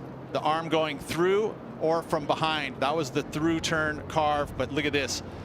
Just too tight, you know, that's that line you got to take that keeps you high up on the wave so you can get around the section, but if you get too tight, the wave just wants to grab your feet. Now looking at this next wave, doesn't have quite the same quality that we saw from Molly's wave, but gets the turns done. Gives you a nice healthy mix of different moves. Make sure she completes the finish, even with all that foam. That foam makes it kind of slippery. You add air, you don't get that same kind of grip, so you have to be really careful, and it makes you a little more tentative in that foamy water. That's why you want to find that clean water, open face. But she does well because obviously with its inconsistencies, anytime you can see a set happening, you're gonna make the choice to go. So nice combination of moves for Lakey and a solid finish. She was not gonna mess that one up. She wanted to make sure that she completed it.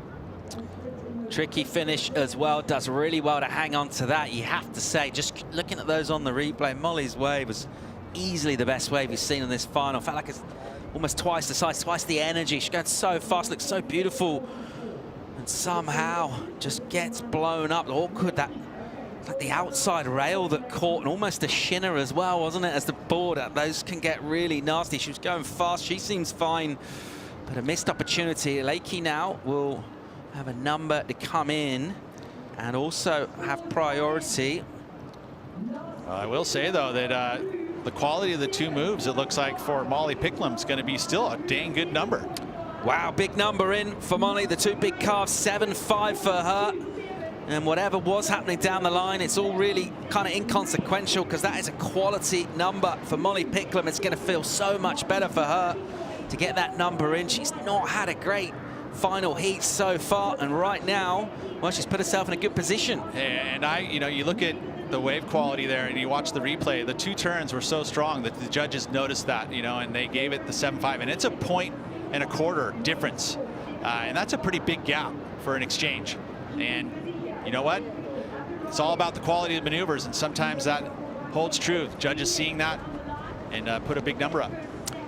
Here goes Picklum, a smaller wave for her, just swinging on the inside, looking to put it back up on the board, hitting the lip, tagging it again.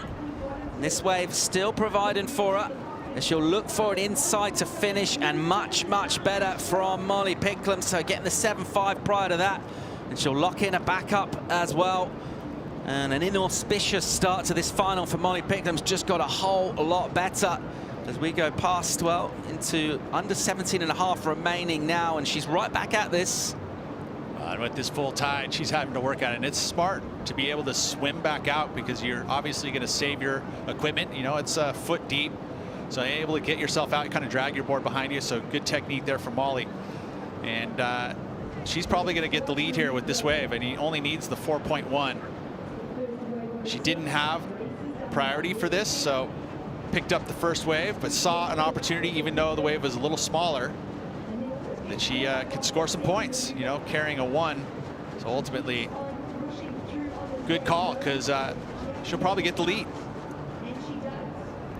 Watch this here, much smaller wave though, and they will take that into account. But she is pushing hard. She wants this. Obviously, we've seen how competitive she is, how driven she is, and it showcases in her performance.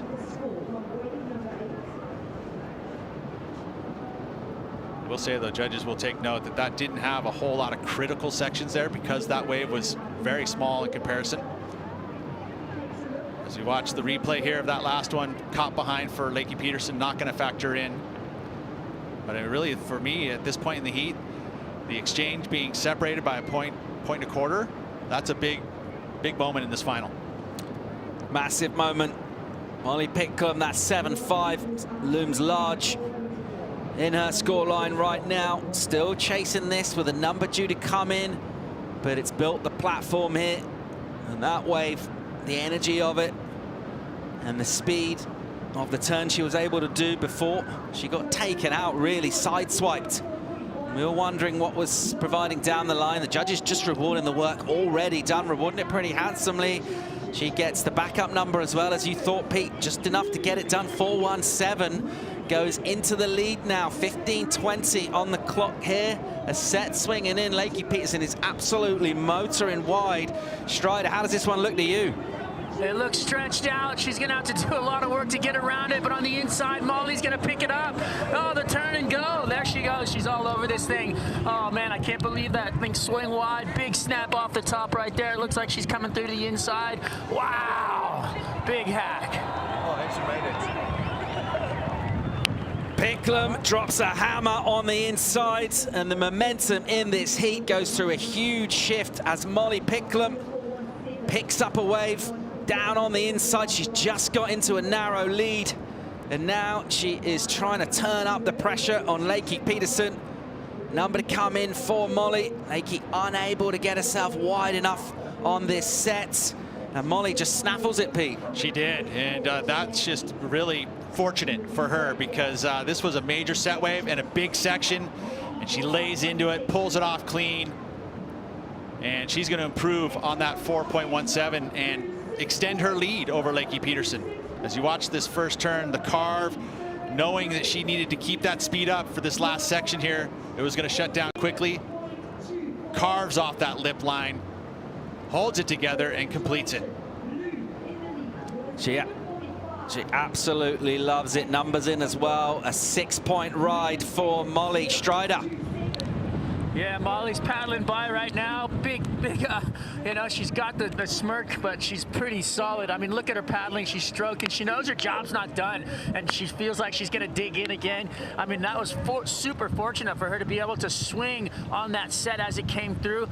Positive notes out here. The swell seems to have come into the window, and I feel like the breeze of it's coming right in, and I love it. I think we're going to get a lot more. We've had a lot more waves than we saw in the last semi of the men, so the women just capitalizing on it right now, and that flow seems to be happening.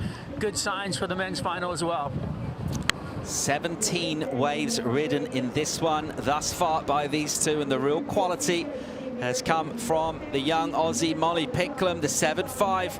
And then that last wave, good enough for a 6-point ride. And we talked about her competitive intensity at the top of this final. And from a position where it wasn't really going great for her, and we kind of thought, like, on her face, she looked maybe a touch rattled. She's looking good now. Yeah, and it's amazing, you know, when you look at surfing and you know, the changes that can happen in such a quick amount of time. You know, you never want to give up. Molly, I don't think ever, well, you know, a little frustration, yes, but never wanted to give up. And sure enough, in these last 5 minutes, she's been able to produce 2 good numbers, the 7-5 and the 6, even though they were waves that they were kind of pieces of. You know, her quality of surfing has been good. Let's see if Lakey can answer back. Peterson here. Nice looking wall for her. Great first hit. Looking for 7-2-4 to go back to the lead. Look at this thing open up. There we Another go. Good turn for Lakey. Hard off the bottom. Good snap into the lip as well. Where's this going to go score-wise? 3 good turns. Critical section. Speed, power, flow, Pete. Yeah, and you got to love that. It's just that back and forth, similar to what we saw at the Wimbledon final, right? This is happening right here at Jeffreys Bay. Back and forth. Feels like this could be a lead change. Those were the strongest turns we've seen from Lakey in this final.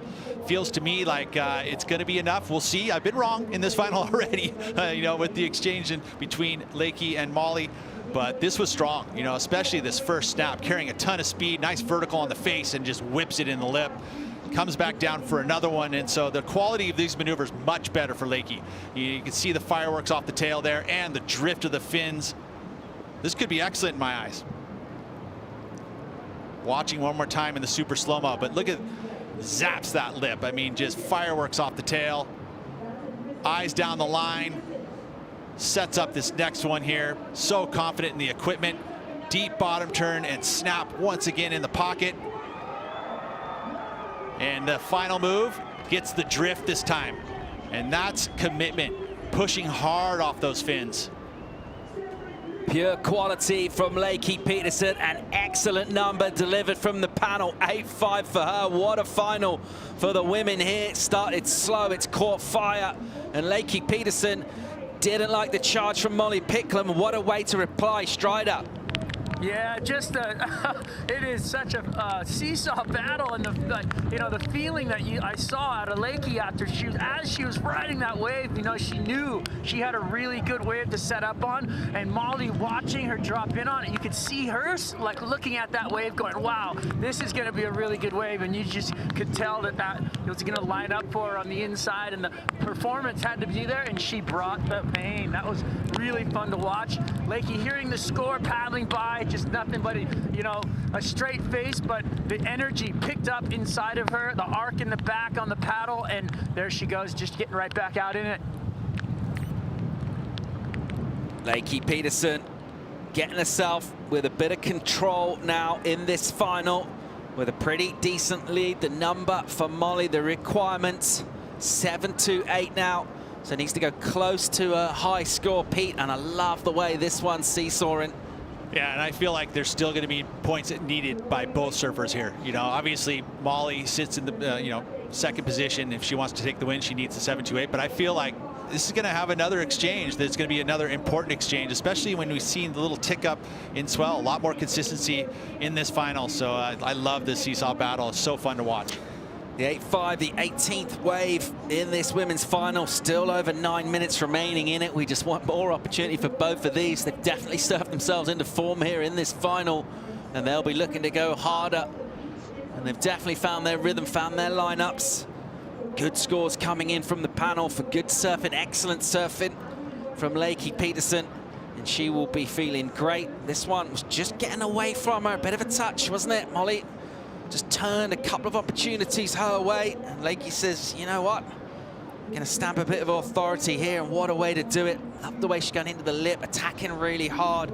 Strong finish as well. You've been in a final, as she has here, multiple times. You want to get the win. Doesn't want to finish second. No, absolutely not. And you think about Lakey and where she wants to get on that leaderboard. The win between first place and 10,000 points, and second place 7,800. The biggest gap between placings in this event, and the points is that between first and second. So those wins are so crucial in order to gain points and find herself into that final five. You look there, she can't catch Caitlin Simmers, but she can close that gap and make it much tighter heading into one more event. And so obviously that would make a very exciting final event on the tour at Tahiti. 4 spots have been taken. They're pretty much solidified. Only 1 spot remains. So we'll see that battle ensue. But I know that Lakey understands how important a win is in comparatively to finishing second. Like all of a sudden you've got a 2,000 point or 3,000 point gap compared to 5,000. I mean, it's huge. Lakey Peterson right now back up the top of the points. Second priority, it's Molly Picklum. The ball is in her court. There's lines stretched out, wrapping in here. 7.5 remaining. The number is a 7-8 for Molly. Let's see how she goes about identifying a wave. In order to do that, Lakey's not going to hang around. And she's going on the inside here, driving off the bottom, bang into the lip. All goes wrong for her. She'll throw that away. Meanwhile, here's Molly.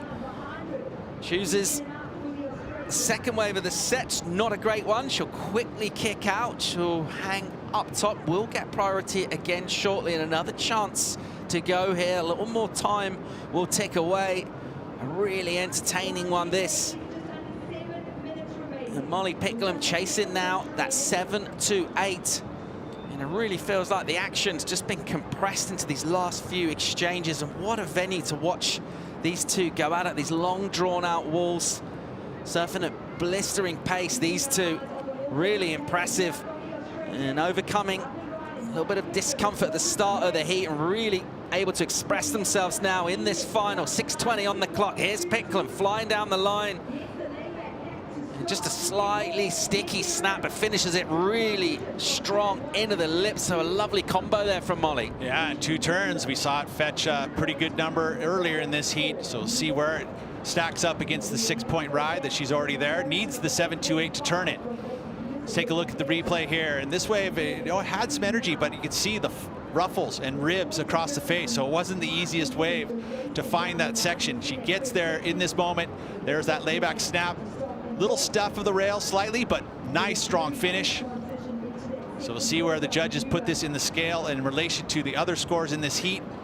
I feel like that, again, Lakey needs to replace that 6.27 if she wants to really solidify this final. Yeah, the finish was solid. Almost just that little wobble in the first turn, almost put her a little bit later and allowed that last hit to be really radical. And she recovered it really well. It was a solid finishing turn. Let's see where this goes with the panel. In the meantime, let's check out the recap here. And Molly Picklum flying. Yeah, and this is where you get to actually see, you know, the 2 big scores. This was the 7.5 where she got tripped up at the end, and Lakey's 6.27. This was the first exchange that was separated by 1.25 points. I felt like it was maybe, in my opinion, a little closer in the gap, but ultimately, hey, it is what it is. Lakey was able to find the big number, though, the best wave of the heat. We're going to see the 6-point ride from Molly Picklum. This is a great comparison. Was that last wave better than this? Because it has to be in order to turn the heat, but this was the big number for Lakey Peterson. Just some dynamic 3-turn combo. Great stuff from Lakey. Good to see her back in the final and surfing in her top form. This is that last wave, and I think the score is in there, Paul. Not enough. Yeah, that little quality in that turn there. There was some loss of speed through the maneuver. Obviously put her late, which was a nice dynamic 1-turn finish, but not enough to turn the heat. Score won't count for Molly. 5.17 for her. Just a throwaway. Still looking for 7.28. And where are we with priority? You would have thought that'd be a sign. Well, there's Molly. There she is. So Molly with the priority there. And another chance to go to 7.28. What she doesn't have is a ton of time. Under 4 minutes now. Molly, she'll be feeling the pressure now, chasing down a number. It needs to be a pretty good one. She'll need to find a quality wave, something between, or just under her high score, essentially, which was a great-looking wave. Probably say just wave-wise, by far and away the best wave of the final. She'll want something like that. Here's another look at what Lakey just did. Yeah, well, she had priority, and she executed it here on this wave, and it's that mid-size set wave, which runs very quickly. See where she does on the final move. A little stumble there, so the quality of that last move not great. And numbers already in, doesn't change anything. 4.7 in for that for Lakey Peterson. It's as we were. The only difference is we'll lose by the time she gets back out. Another minute or so. Molly Picklum needs to get going here. 3 minutes on the clock. She finds something. Molly Picklum on a tight one just off the rocks. It's cupped out on the face. It's a smaller wave. There's a really nice crack from her though, and she'll look to pull in. Didn't get super deep there. Still going. Opens up, just jams that one. Kind of carves an S into the face. Not sure we saw a 7 there, Pete. Nah, I would say pretty safe that it's not going to be there. I mean, it could be an improvement on the 6-point ride, but just not enough size. So what that means is that the sections that she's going to be able to do those maneuvers on, not going to be as critical.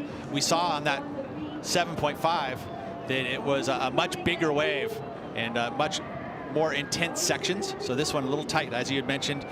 Beautiful first turn. That was a great style. Not that deep in the barrel there, so the judges will take note of that. And then the finish, nice carve, but just not enough quality there for my eyes to turn the heat. Did she go too early with the priority? She went right onto the rocks to get that. She went pretty deep. It was a smaller wave, maybe just feeling with the rhythm, and there wasn't going to be loads out in the final couple of minutes. Impossible to predict the future. You've got to go with your instinct. She's great at reading the ocean.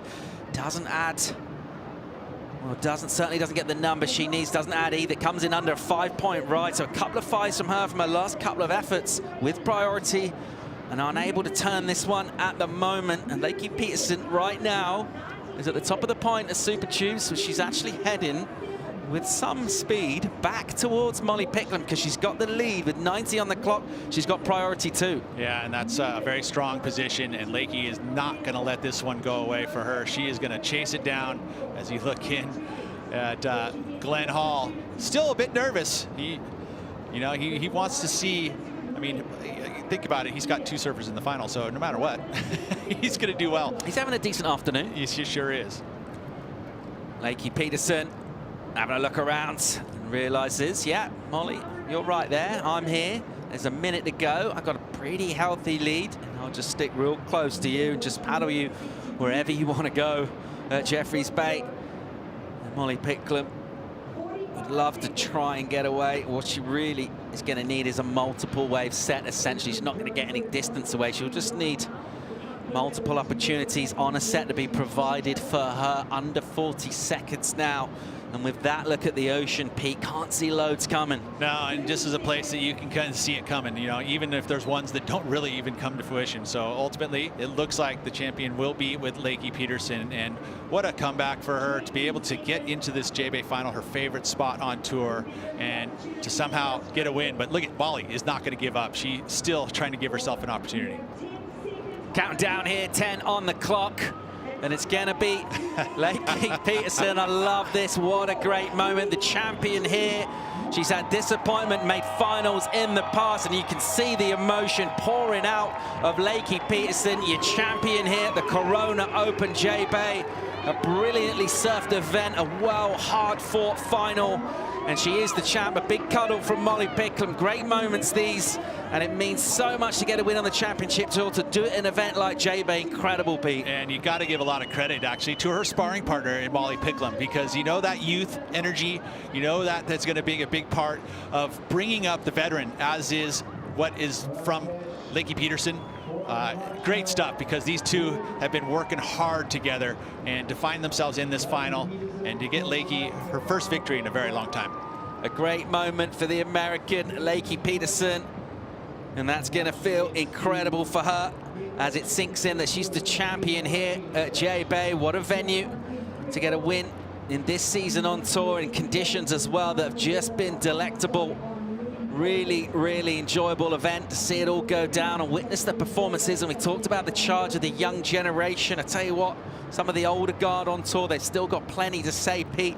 And Lakey with the strength, the power, stamping her authority on the final. Yeah, it's so true. You know, the resiliency and, you know, the gift of that solid wave given to her, and the fact that she was able to execute and get the number needed. Let's go and hear from Lakey Peterson, your Corona Open J-Bay champion. Well, Corona Open J-Bay champion Lakey Peterson, raising up to number 6 in the world, looking in at the final 5 right now. Congratulations. I know it's emotional because of all the hard work you've done, but just give us a couple words. Yeah, it's I just want to dedicate this to Bridget Allen, who we lost a year ago, and yeah, during this event actually. So this is for you, Bridget, and yeah, just feels amazing. I can't believe it. It's been a really up and down year. Sorry, but yeah, I just feel so good. Everyone works so hard, and the level is so high now. It's just so hard to win, and so yeah, it's been a hell of a year. So to come full circle is pretty special for me, for sure. Yeah. Well, congratulations, beautiful work. We've been watching you this whole event. You've looked like the informed surfer. It must feel amazing to be on your way through to the Tahiti in 6th place. Let's do it. We're right there. All right, we'll let you get back out and go celebrate with the fans on the beach. What a worthy champion, Lakey Peterson, doing it with style, with good numbers as well, and getting a win over a very much in form Molly Picklum. The emotion pouring out of her, it means so much to her. She mentioned the hard work that she's done as well. And incredible to have it all come together at a venue like this, at a time in the season like this, crucial with that final 5 conversation, Pete. It's so true. And, you know, and again, it hasn't been easy for Lakey. You know, she's been working very hard, but it hasn't come easy to finally get the win. You talk about this being her favorite venue on tour. Well, now it's absolutely solidified, because this is a very emotional win. And again, the youth has been really charging the veteran guards. You know, they're lifting their game as an example right here as a champion. Well worthy. Our champion, Lakey Peterson, in a final that took a while to get going. And when it did, it really lit fire. Ding-dong battle, the seesaw battle. And Molly Pickham took control of it. Lakey Peterson good enough to find those opportunities and just impose herself on the wave here. Molly, well, she'll be disappointed to get second. We talked about how competitive she is, but otherwise, in a pretty incredible season for her. A runner-up at J-Bay, still pretty solid. Yeah, a runner-up at J-Bay. She's won this season already. You know, after last year, she's probably feeling that, you know, stress of, you know, not re-qualifying, and then to come here this season and solidify the spot in that Final 5. She's going to be at the Rip Curl WSL Finals at Trestles. Good friend and sparring partner, Lakey Peterson's going to get a nice, big, emotional win. So it's a win-win for both these surfers. Exciting stuff to watch that final. You got to love the resiliency of Lakey Peterson, able to get that number. That 8.5 was so special because the lead was all to Molly at that point. And, you know, these seesaw battles are just a joy to watch. Well done, Lakey Peterson. Well, there's just one more heat to go. Our last order of business, the men's final. We're going to check out two outstanding surfers. Ethan Ewing, defending champion, is going to take on Felipe Toledo in the yellow jersey. Joe Turpel and Richie Lovett are going to talk you through it. We can't wait for it.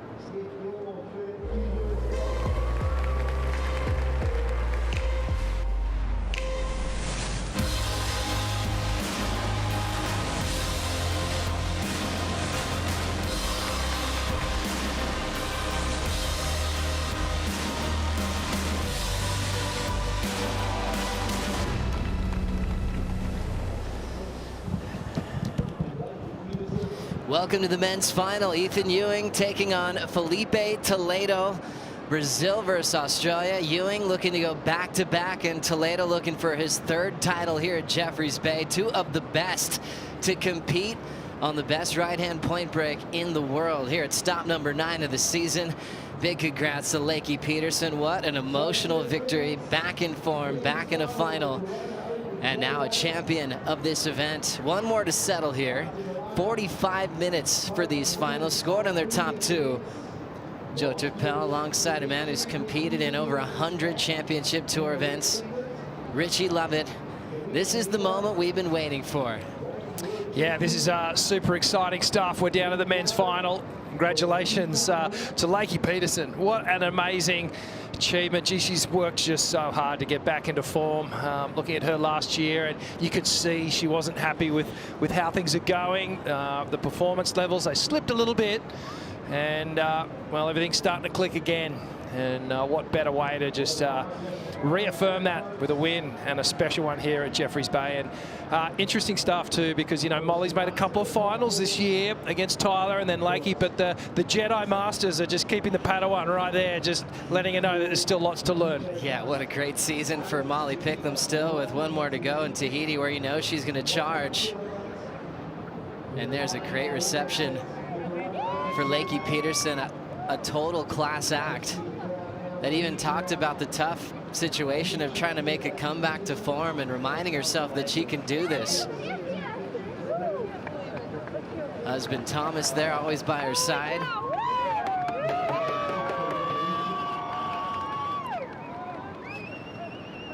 And there's Glenn Micro Hall. Mission accomplished. Lakey got here so early to prepare. Her favorite event on tour. She's had so many finals out here coming close, and now she can officially call herself a champion.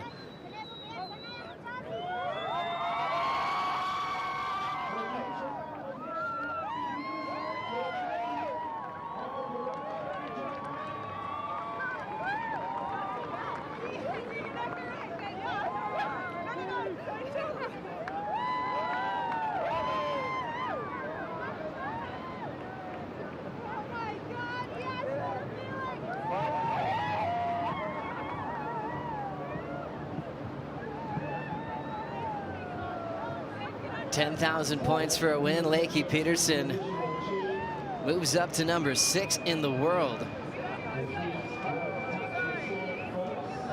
So what a jump on the rankings. Caitlin Simmer still in that 5th spot after stop number 9, as things are heating up for the WSL Final 5.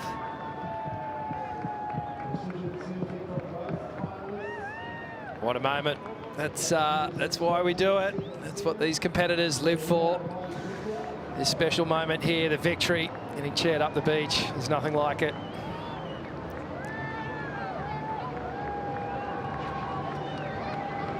And a great chair as well. This is a longer one. Yeah, the legs would be burning for sure. Great scenes here from the scaffolding, everyone chanting Lakey's name. And Molly gave her a good fight in that final.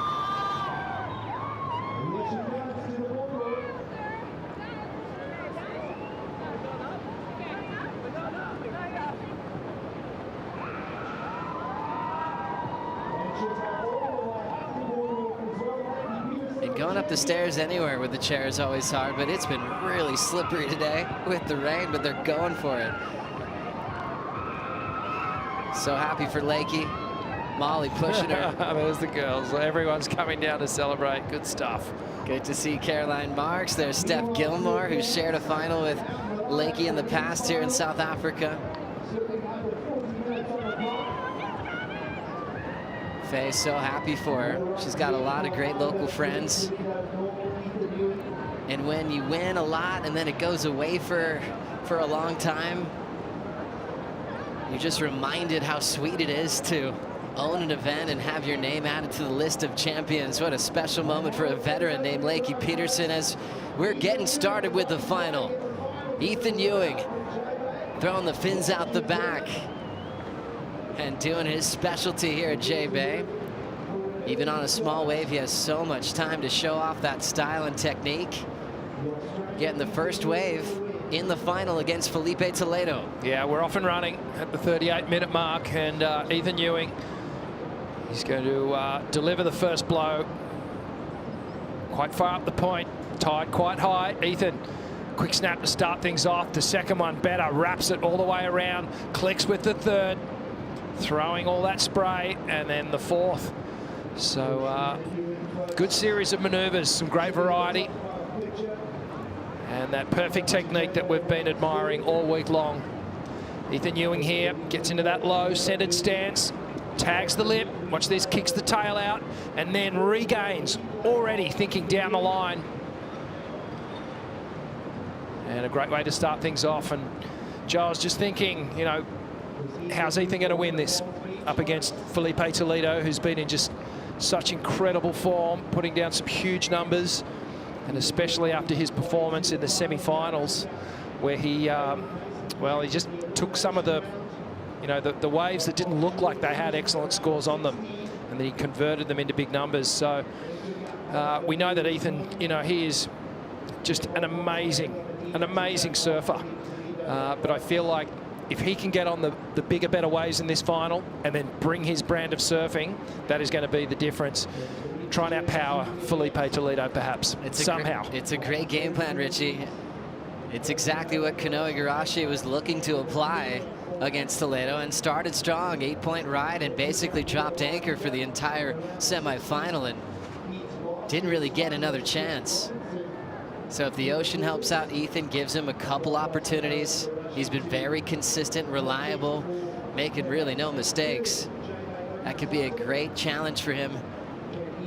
Try to turn things around with Toledo, who's just been flipping everything upside down. Got an 8-5 against Kanoa under priority on an insider that maybe only he could have performed on, being the fastest surfer on the planet.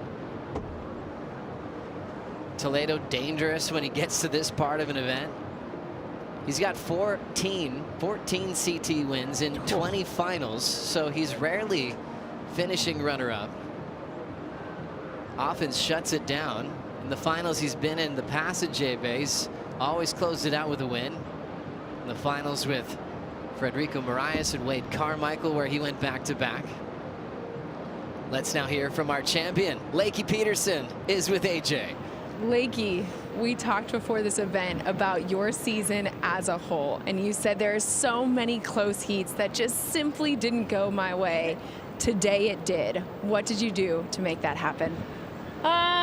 Just kept working, just kept just kept knocking on the door and trusting the process. It's hard sometimes, you know. It's like, especially when you feel like you're in a rut, like I've felt I have been. It's just, you got to keep showing up. And J-Bay, I love J-Bay, and it just loved me right back today, to be honest. It was a tricky day, and it was easy to be on the wrong side of priority when the good waves came. And so a bit of luck in there, but Frick, I'm pretty proud of myself. This is my third final out here, so third time's a charm.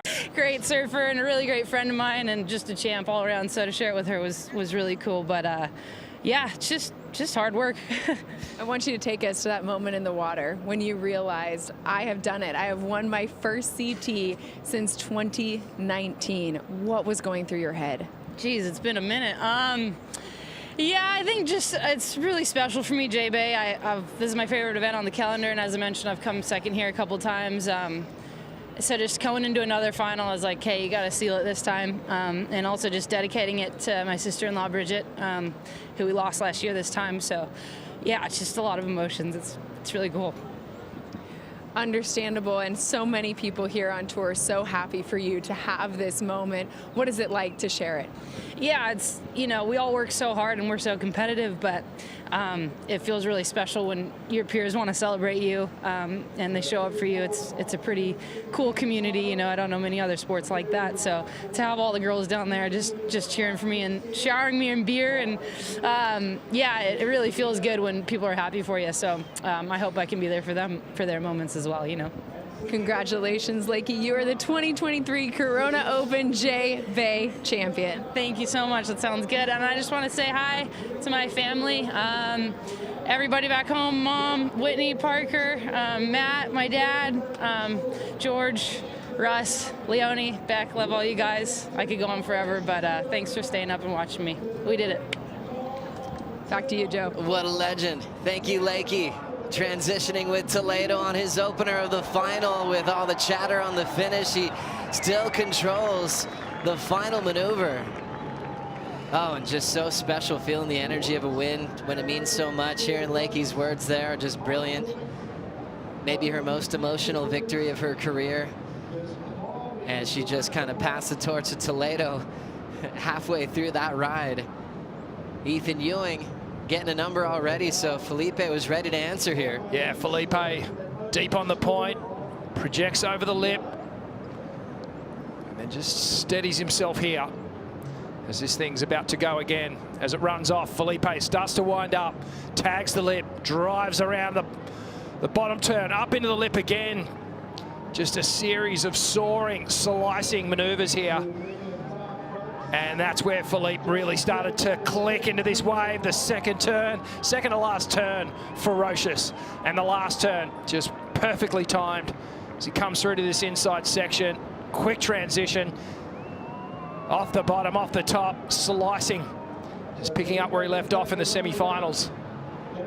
And just those little subtle moments there where Felipe can just put a little bit of extra spice. Just releasing that tail. And have a look at that thing, the board completely dropping out under the lip, and then he reconnects. Already doing the run around on the beach. Oh, what a opening ride for Toledo Strider. Yeah, absolutely amazing. I mean, it's just something about Toledo where, you know, you sit there, you have the pressure, and you have to sit back and wait for that wave. And when the opportunity comes, the absolute decimation of a wave after you just stand up. It's just amazing to watch how calm he is, and the body and the mind looks so easy, but then the surfboard is just ripping through it. It's just so fun to watch and feel that pressure mounting, and then watch him just like doesn't even exist. He just goes right through it all. So beautiful work from Toledo, just accepting the pressure and performing and just not squandering the opportunity when it happens. I'm feeling you, Oz. I know exactly what you're talking about. He's got this real calm demeanor, but he's just exploding. Richie, how about this? Wow, just incredible stuff here. Just, you know, he's so comfortable, familiar with a final situation, not rattled at all. He knows what he needs to do.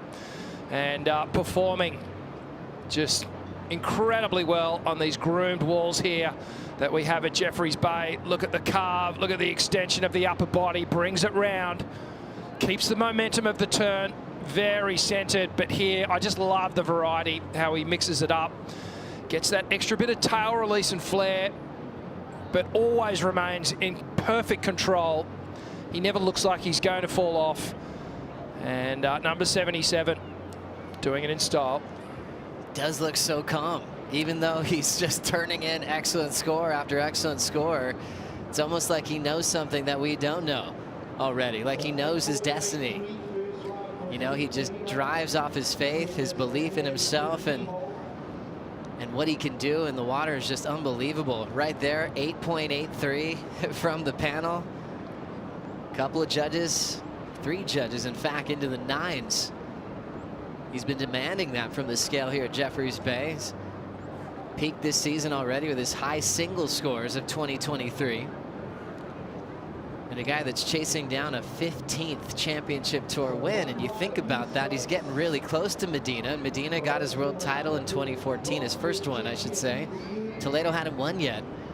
You think in that short period of time, Medina's got those 3 world titles, but there's been so many showdowns in the title race where Felipe has been there, and he's getting close to evening things up on the all-time event win list with a 3-time world champ from Brazil. Yeah, absolutely. And it's Felipe's time right now. And he's really taking advantage of it. He's just come up outside the keyhole and he's picked up this inside wave. So dangerous under priority. You can't watch this, man. Toledo off the roof with a float. Snaps it off the top again. Lively on that lip glide as we'll see Ewing now dig in. He had a 5-6-7 opener. Controlled wrapping cut back, little bit behind, so that's going to shut down quickly.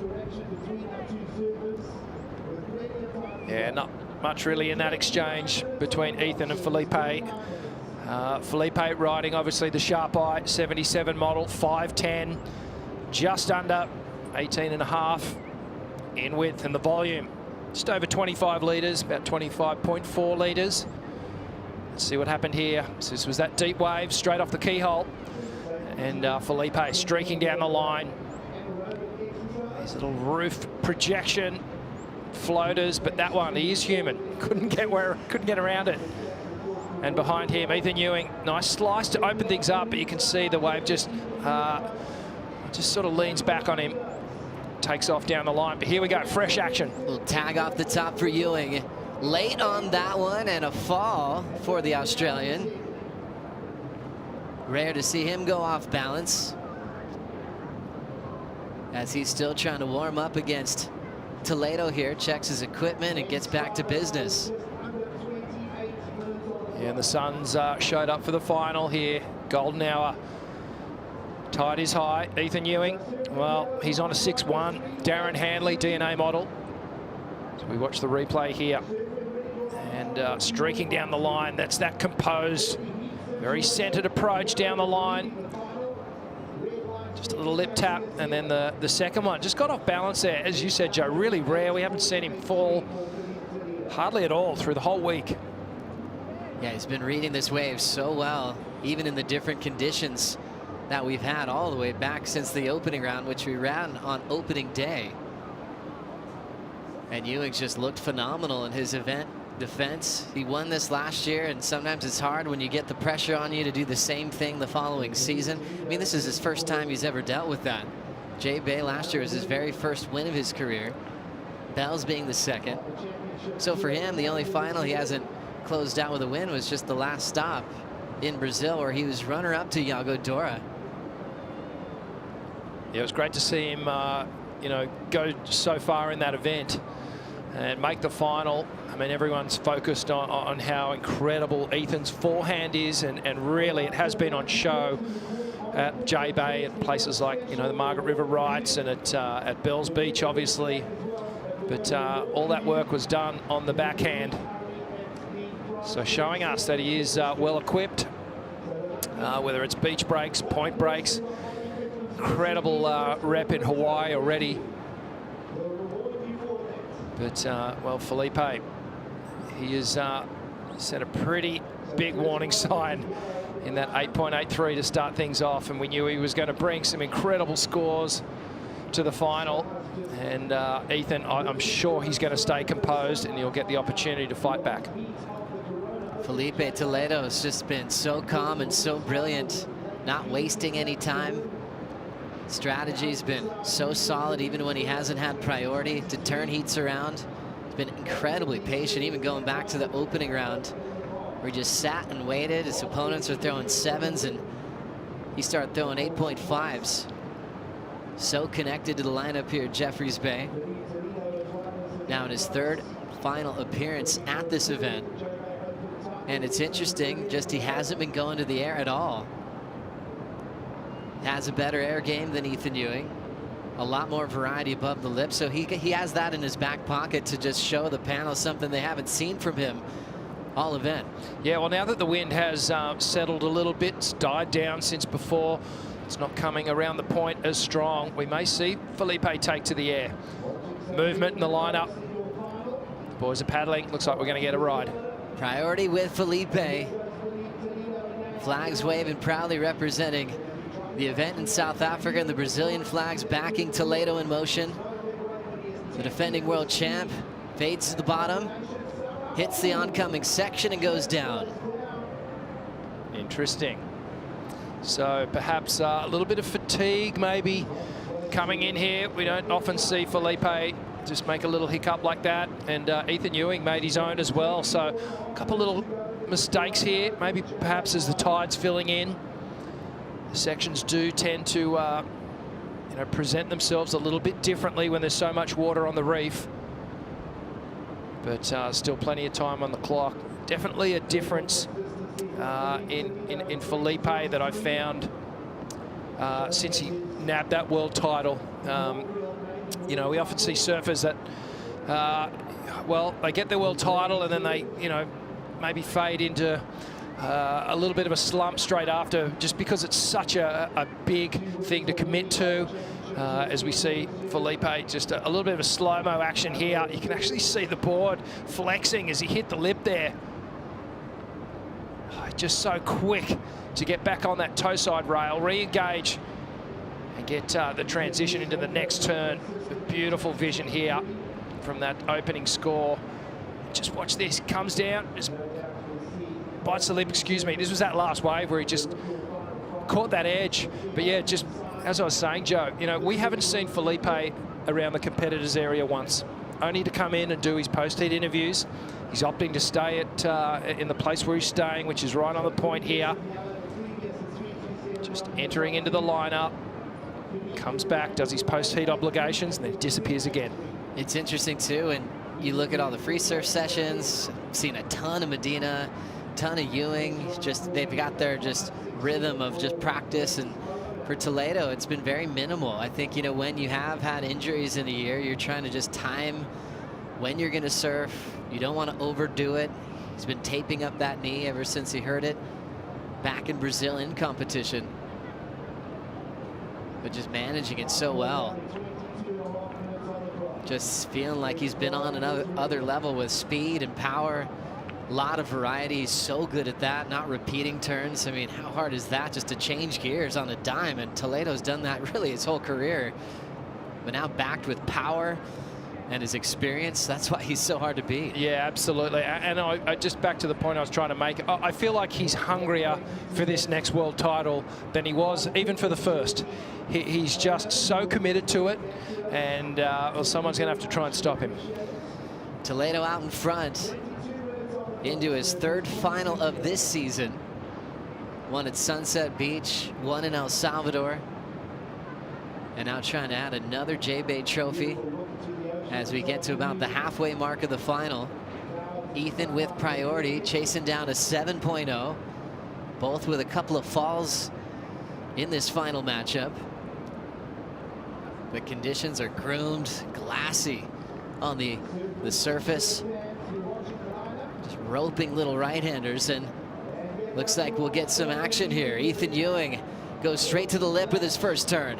Hollow section's gonna keep him honest and holds him just a single maneuver. Priority to Toledo with 21 on the clock.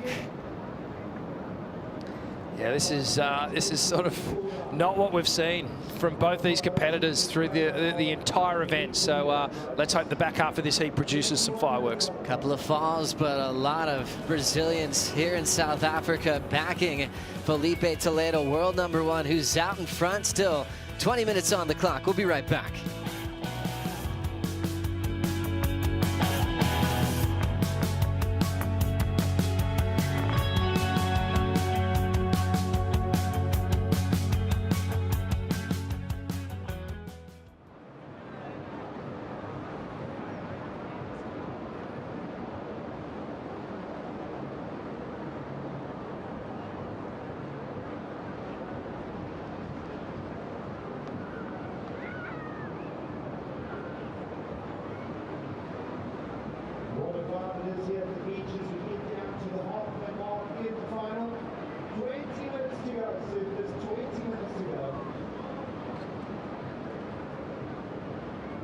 Fans from all around the world tuned in. Part of WSL. Of course, the app on your phones. WSLFeed.com website. Via Facebook Live and YouTube platforms.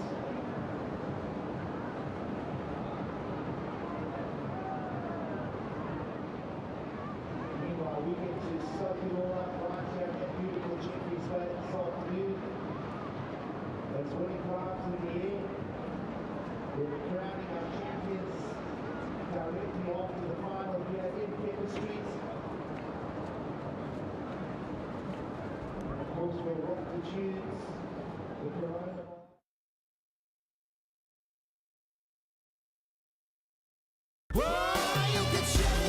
Toledo jamming away, aggression, speed, power, flow, and including a risky ending. And of course, and again goes in the air. You are kidding me. Toledo is your champion here in 2018. Back-to-back titles. So many great memories, especially for Felipe Toledo coming to South Africa, where he did go back-to-back, and that is what Ethan Ewing is trying to achieve right now in this final. It's always amazing when you can kind of own an era, and Toledo got to experience that. He's got the tattoo of the lion on his chest. Amazing performance there with double alley-oops on the same wave. First thing in the morning, there's so much intensity. People are still trying to get their coffee sorted, and Toledo just kind of rewrote the book on how to perform on, you know, an old school venue that usually demanded cars, being out in front of it. Minimal roundhouse cutbacks. Well, Felipe proved that he can do anything he wants on this wave. Yeah, it's sort of testament to the approach that this guy has. It's so creative, and in everything that he chooses to do. You know, it seems like he just positions his maneuvers appropriately to how the wave is traveling down the line. And well, he was looking at it a little differently that year, taken to the air. As you said, traditionally a power-based, you know, carving style of approach is what's been, you know, so well admired over the years here. But you know, he's doing something new, and well, this year hasn't really taken to the air yet. Maybe he will in the next 17 minutes. Doesn't even have to. Look at the numbers, and we'll see if he can save it in his back pocket if he gets put in a tough position in this heat. This is definitely one of the most comfortable venues to watch pro surfing, and look at Casa Corona there with a great crowd. Makes a lot of sense. A big line for the bar right now because it is finals time. So the Coronas are flowing. The fans are excited. Watching two of the best at J-Bay going for an event title still with 17 minutes to go. And it's always nice to find out what the fans that aren't here on hand are thinking about for favorites in all of our matchups. We've been really enjoying the Corona fan picks, and really lopsided in favor of Toledo. 76% predicting a big win for the Brazilian. Yeah, he can, I guess when you look at the performances that Felipe's delivered over the entirety of the event, it's hard to go past him, especially, you know, as the swell has dropped a little bit. And I'm sure that if it was, you know, if we had the conditions of yesterday, perhaps that number would have been a little bit more even. It just makes sense that the fans would choose Toledo. Like you said, from the opening round all the way through, he's been untouchable. Driving down the line with a lot of speed is Felipe as he lays down the down carve. Packs it right there with a solid punch in the pocket, drifts the fins. 3 great moves, and Toledo still going.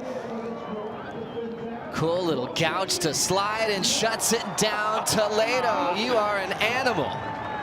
Wow. Wow. Wow. This is just backing up that 8.83. And I can say with confidence it's going to go further north than that one. We're going to see this go into the excellent range. I'll be surprised if we don't see a 9 of some description. And he absolutely tore the bag out of that thing. He's in absolute beast mode right now. One more look at Toledo. Oh, well, this is the best wave of the final by a mile in terms of the way it stood up and let Felipe just open up this carve. Oh, just extending that rail line. Backs it up again with a quick snap. This section stands up and he goes, you know what? I'm just going to flare the tail out. So 3 different maneuvers. Shows us a 4th with the layback hack. Comes all the way through to the inside. Critical. Right on the bricks. Strider, what did you see from the water was? Nothing but pure fury coming off the rail. I mean, look at the way this guy surfs. Absolute perfection. When he did that turn right there in the lip and he clicked out over into the flats and just completely just annihilated the next turn, and the finish was beautiful. I mean, this guy is just on fire. The opportunities arise and then he just goes nuts. I mean, look at the surfboard. Watch the board. Look at the board in the lip. Look at it flying, just reconnecting, clicking down out of it. The board control is just ridiculous. And watching him peel back the layers of different maneuvers throughout the whole wave. Felipe Toledo is unstoppable right now. He's paddling by us. He just let out the lions roar. That was insane. He just paddled by and roared beyond belief. Out the back, Ethan Ewing. Woo, it's on again. Big snap over the handlebars. I'm sorry. Felipe Toledo is putting nails in this thing. What a moment for Felipe Toledo. Pinga had it 2 hands up, wanted the 10, and he almost got it. Look at Check out that number, a 9.93. His best number of 2023. 9.7 gets thrown out. So what an average, and to do it in the final, he's done this before. When it comes to finals, he can peak at the right time. He's had 10s in finals from around the world. And now he's put Ethan Ewing in a very tough situation, a pretty heavy combination to try to come back in 13 minutes. Yeah, and he's fired up too, just on the paddle out, couple of kicks. And as Strider said, let out the lines raw, and this is why. Just tags the lip here, straight into this little section. Comes around, whoa, just gaffs, just cutting the lip in half. That was the wave where he actually fell. And I'm sure we're going to get a good look at that 9.93. We'll be talking about that one for a while. 8.83 is his low score. Another gigantic combined total for Toledo here at Jeffreys Bay. Break this one down. Oh, look, leaning into this turn here. And just the angles, it's something to admire. Look at the carve, holds that, extends the line. It's so difficult to do. We shouldn't take away from the fact. And this one here where he just stabs at it. The redirection, the pivot off the tail was mastery. And now floats over the lip here, gets full release, but in control. Drops down for a millisecond there. Thought that it was going to barrel out, but again, goes to that rail.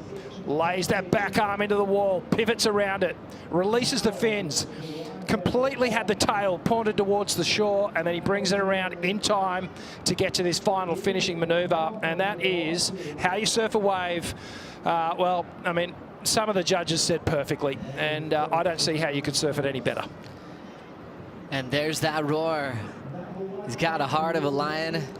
Competes for his family. He gets emotional anytime they come up in conversation, for all the hard days of putting in the work, for flying on airplanes, for being away on the road, providing for all of them. They've got to be so proud. Toledo putting on a show again in his playground at Jeffreys Bay. 9.93, almost getting perfection. Ethan Ewing with priority. has got to settle down and start thinking of a way to come back here. Ethan and Felipe will both be at lower trestles this September to compete for a big world title showdown. Ethan got the message earlier today. Felipe just found out recently too. So we might see a lot of this with these two heads bobbing up in the water right now. Yeah, this could be, you know, we could be looking at a future world title heat right here. You never know. But we got 10 minutes on the clock, and let's just switch our focus to Ethan Ewing for 1 second here. What's he got to do? He's got to recompose. He's got to wait for this good set to come through, and he needs to really open up, produce some of the best surfing he's done all week. We know he can do it. He just needs that wave, that special looking wave where he can get involved. But who's going to stay busy? It's Felipe. Felipe under priority. Just running down the line. Big hammer there in transition, just up and out. Ethan with a wise leave there, just letting that wave go with priority. We're seeing so many lines to the horizon. It's like a poster shot when you're looking at it from the beach. Just classic Jeffreys Bay. Just seeing which one might help out the Australian to break a combo now to put up a fight in this final.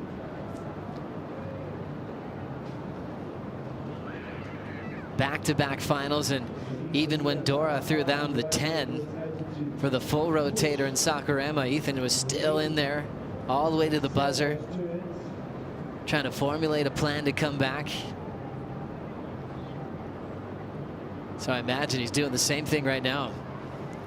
Yeah, absolutely. And, you know, as a competitor at this level, he's not thinking he's defeated here. He's thinking, I'm still in this. I can still win this final. Just give me the waves. I know I can produce the goods. He's got to keep that positive affirmation going on in his mind. It's a huge mountain to climb, no doubt about it. But it's still possible.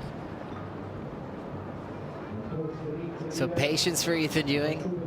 Still just 24 years of age, where he's competing against a seasoned vet, Felipe, 28 years of age, surfing in his 98th championship tour event, where Ethan's up to 38 now. Opportunities on the way. Ewing's got to get something into the nines here, something he's done quite a bit the last 2 seasons on tour. It's going to be Felipe again under priority. Not looking too interested, just staying warm. Ethan now commits. The Australian just pacing down the line. Stretching this one out a bit now.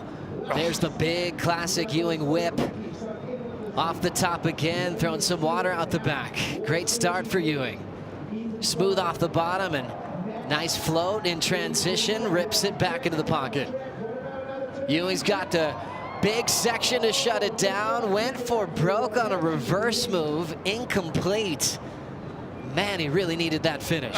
He so did. He had to stick that if he wanted to get that score up into the 8-point range, and that's what he needs. He needs an 8, a high 8 or a 9 to even to get into contention and get out of a combination situation here.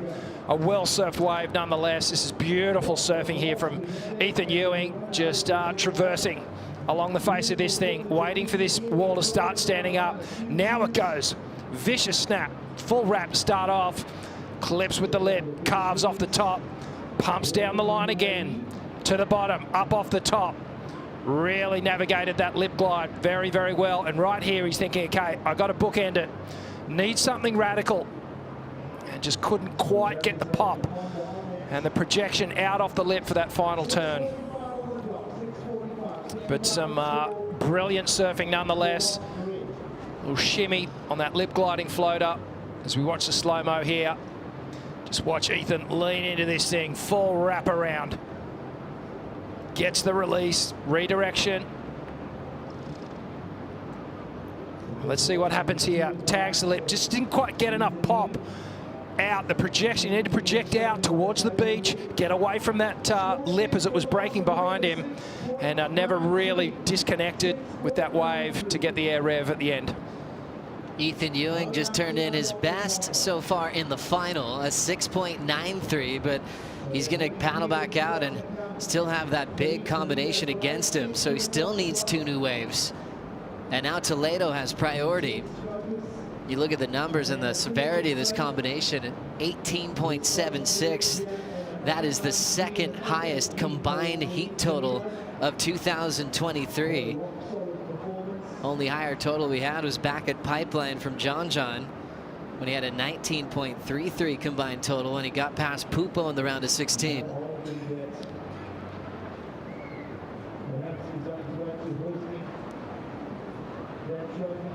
Glorious conditions here all day. It's been such a fun 2 days of competition. We had flawless 6 to 8 foot J-Bay yesterday. A little smaller today, a bit more moody, tricky at times. But geez, it's been fun to watch the world's best just tear the absolute bag out of this place. Gosh, we've had a little bit of everything, haven't we? We certainly have. Sunshine, and the whole theme of the post show that day was about the air show that we had and all these crazy rotations we were seeing in some smaller conditions. We got maybe one of the best days of the season last year for performance and conditions. And how about this final? Toledo giving us quite a show, and Strider Wasilewski's got a front row seat for it. We're seeing Toledo still in that masterclass type form. Yeah, it's unbelievable, the domination that he's had in this event, the way that he's just paced himself. It seems every heat he's had that moment where he just realizes that it's coming to him. And then when he has the opportunity, he's just incredibly, impeccably perfect. It's just unbelievable watching this guy surf through this heat. I mean, he's basically put, you know, Ethan Ewing in the combo situation. He's thrown him into the Yeti 110 cooler. He's put it down on ice, and he's just relaxed now. Now all he has to do is close it out with priority, really manage that. He paddled down, met Ethan, made sure he wasn't getting too far away.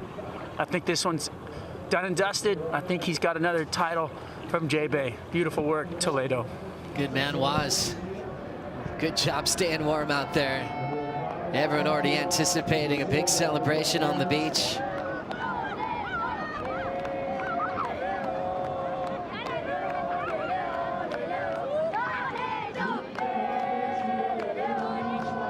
Some of the best music in the world comes from right here in South Africa. You love the energy. Toledo feeds off energy like that. Now, this is a special one. I think Felipe's had some hard knocks this season. I mean, throughout his career as well, but not just injuries. He's been frustrated at different times this season. Even going back to, you know, Bells Beach. And just kept resetting, kept believing in himself and the process that he's been on. Something different about this performance this week, Richie. Yeah. Keep going to that calm type presence. He's definitely acting like a lion right now. Yeah, he really is. He's got that sort of demeanor where he's, you know, just pacing, conserving the energy, and when it's time, well, he just gets in attack mode, and I just don't know how he can be stopped in these sort of conditions and in this form that he's showing here right now. It's just been a masterful display, really. He's hardly put a foot wrong. And got to give props to Ethan Ewing as well, one of the standouts all week. GC surfing has been, you know, just such a pleasure to watch and break down. The style, the intensity of the maneuvers, the power, everything he's bringing. This is a man who is on the rise on this tour right now. I mean, you really want two of the best in a final, and we got that this week. You know, sometimes things happen in heats where conditions change or someone breaks a board, gets out of rhythm. These have been the best since day one of competition. And it's all about Felipe Toledo in this recap. It's like watching a surf movie here at Jeffreys Bay. How fun these conditions are if you could surf like this man. Fastest on tour.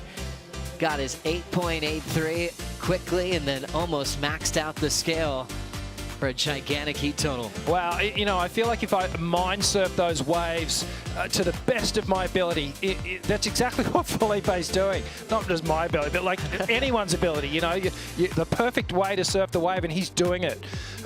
Just delivering such a variety. You know, the repertoire's fully out on show. We've seen the carves, the power hacks, the snaps, the tail release. He's delivered everything. And he's outperforming my mind surfs. Like every section, you're like, can you do that right there? It's Toledo's day. He's just owned this wave in bigger conditions yesterday. The X factor of having more speed than anybody when it's just a racetrack on the smaller size. Special day in pro surfing watching this man at 100%.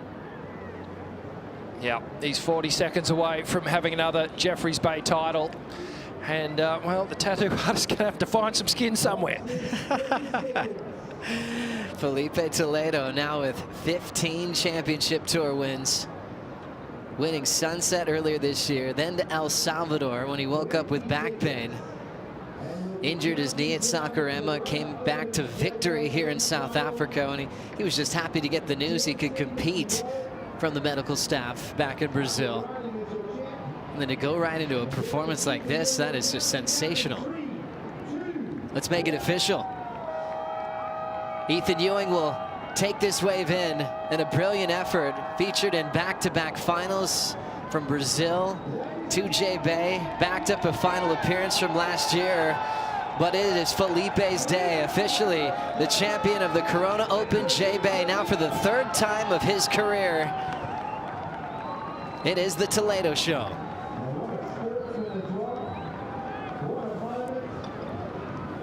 Great moment there, Felipe just, you know, paying respect to Ethan Ewing and his performance throughout the week, but that winning feeling, it continues for this man. The yellow jersey, they're not going to be able to get it off him. Not today. It's going to be #1 in the world heading into Tahiti. He's looking so solid to potentially go back-to-back with his world titles as well, when you think about the Venya lower trestles. And this man's going to be there as well. Ewing, sensational this season. 3 final appearances, including his win back at Bells. And the celebration is about to start right out here on the beach in front of Supers.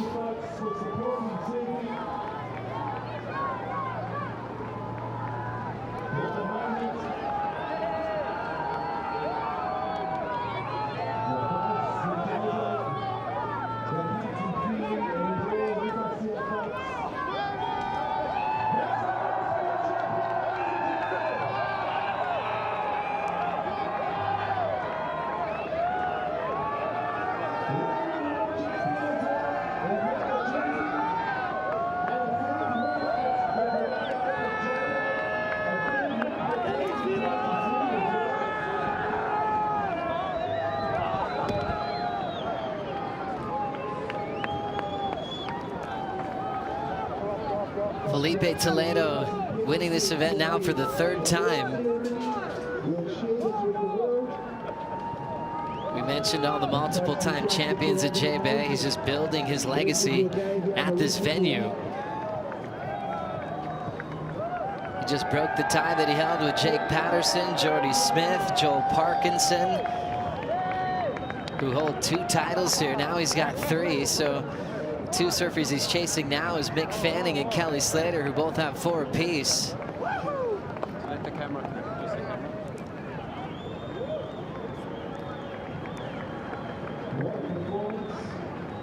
883.993, second highest combined heat total for the whole tour in 2023. They're the 2 champions, Lakey getting past Molly Picklum in the women's final.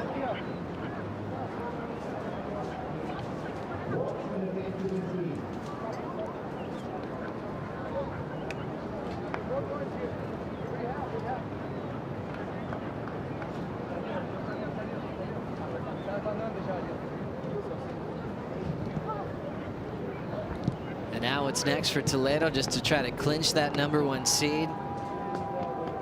Something he had last season when he won his first world title. We saw how emotional that was.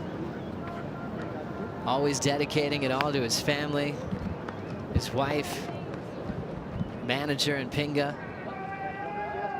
15 championship tour wins now for this man. Remember, Medina's got 17. He's getting incredibly close. Let's catch up with the man as he's with AJ.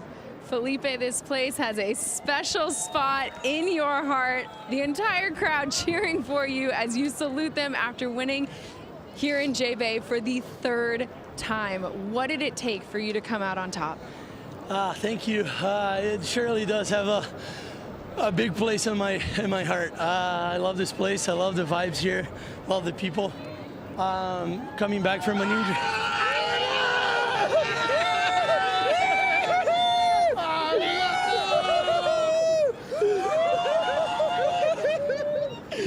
I'm freezing now. If you weren't cold already. I know, yeah. They give me a cold beer already. I mean, it's Corona, it's fine. So, hey, yeah. Love this place. Coming back from, an injury in Rio, first few days, I was like, man, I can't believe I'm going to miss J-Bay. That was my first, my first thought. I was, like pain, a little bit swelling. I was like, maybe it's not going to happen, but praise God, everything worked amazing with my team. Bruna, Rafael, my PT, and my trainer. The two main guys of my team, mom and dad, they gave me a lot of support. They're home with my kids, taking care of them, my beautiful wife too. I couldn't do it without the team. So thanks to everybody that was on my team, everybody was on my corner. But all the praise goes to God for sure.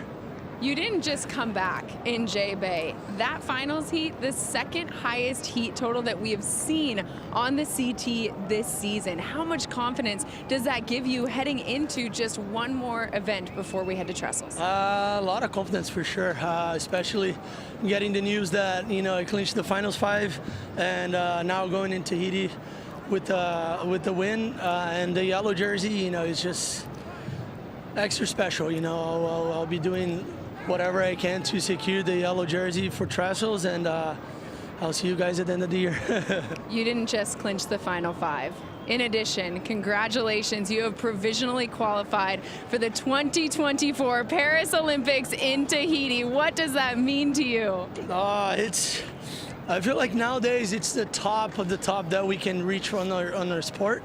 Winning a world title, it's, no words for that, but being an Olympic athlete is just extra special. So I'll do my best. I'll try my best to go there, represent my country, my family, and win another medal for Brazil. There you go. Congratulations, Felipe. Thank you. Thank you so much. What a special moment for the Toledo family, for Felipe.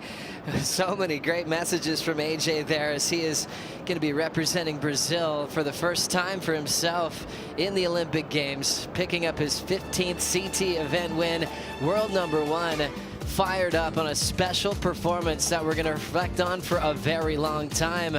Let's start this celebration and cheer on our champions with Felipe and Lakey Peterson. We'll see you on the Corona Post Show for all the great highlights coming up next.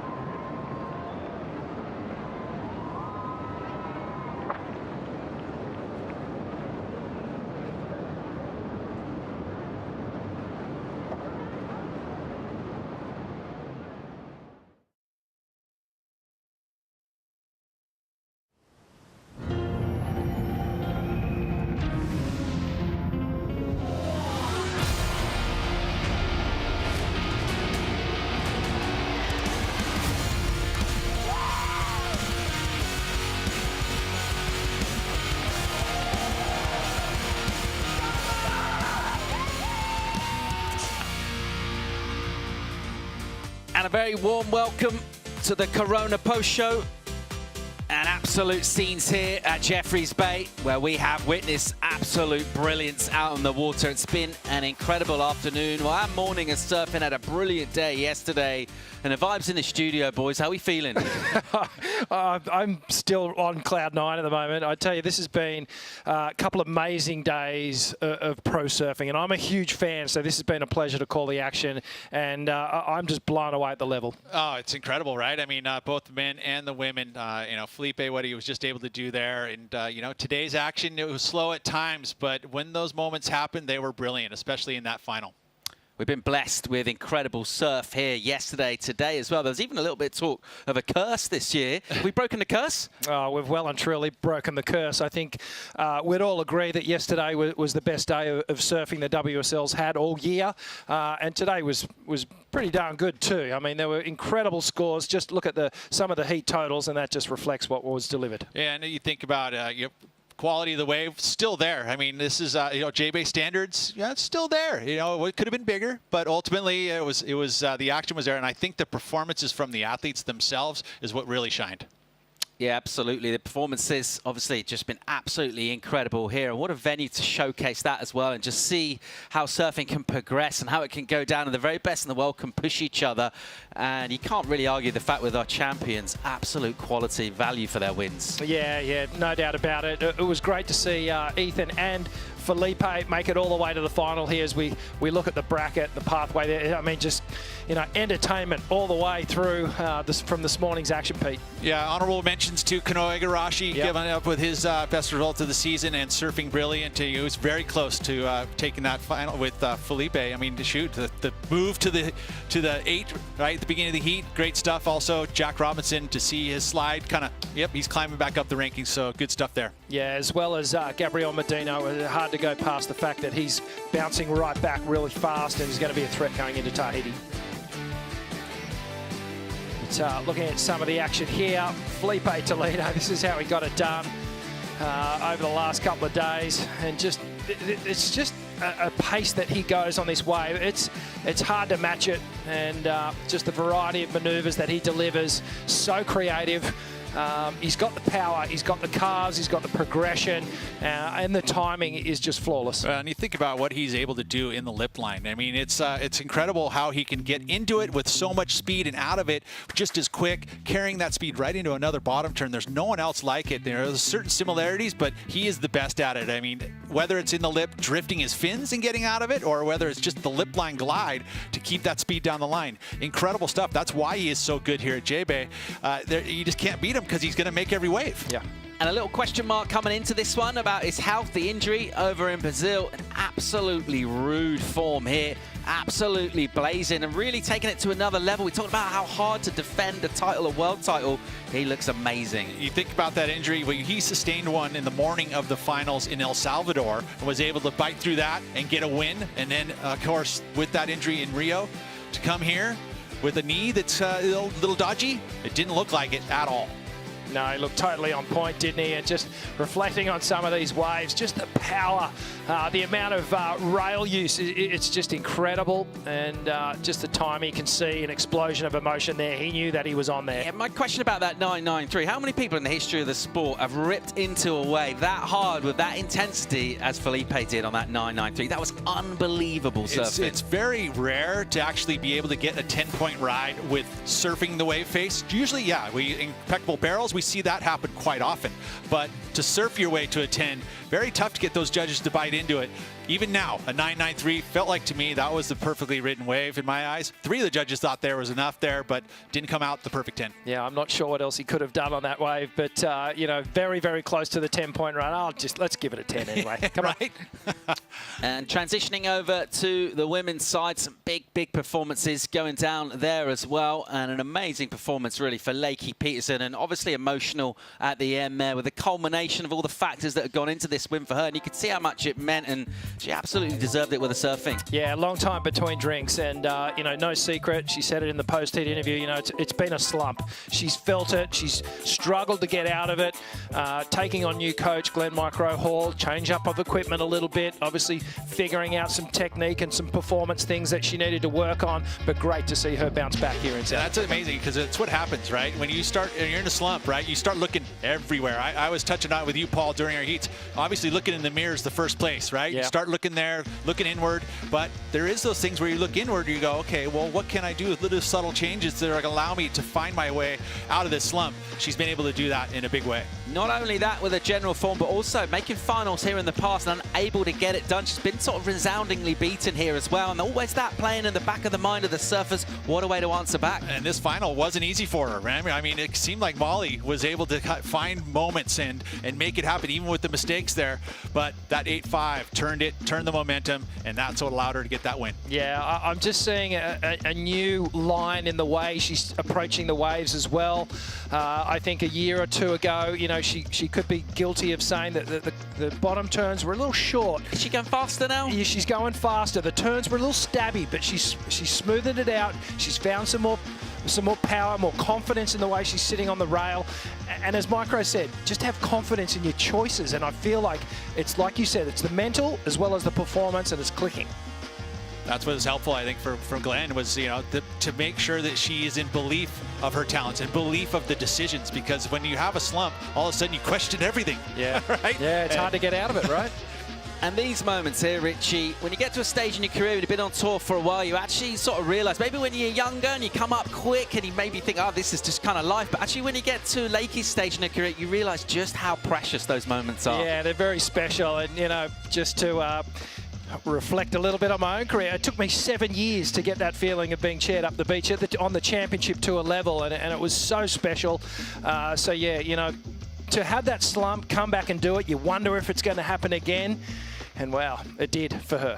Great day. Pete, unbelievable day of competition here. Happy overall with everything you've seen? Absolutely happy. Let's go celebrate a little bit. Shall we?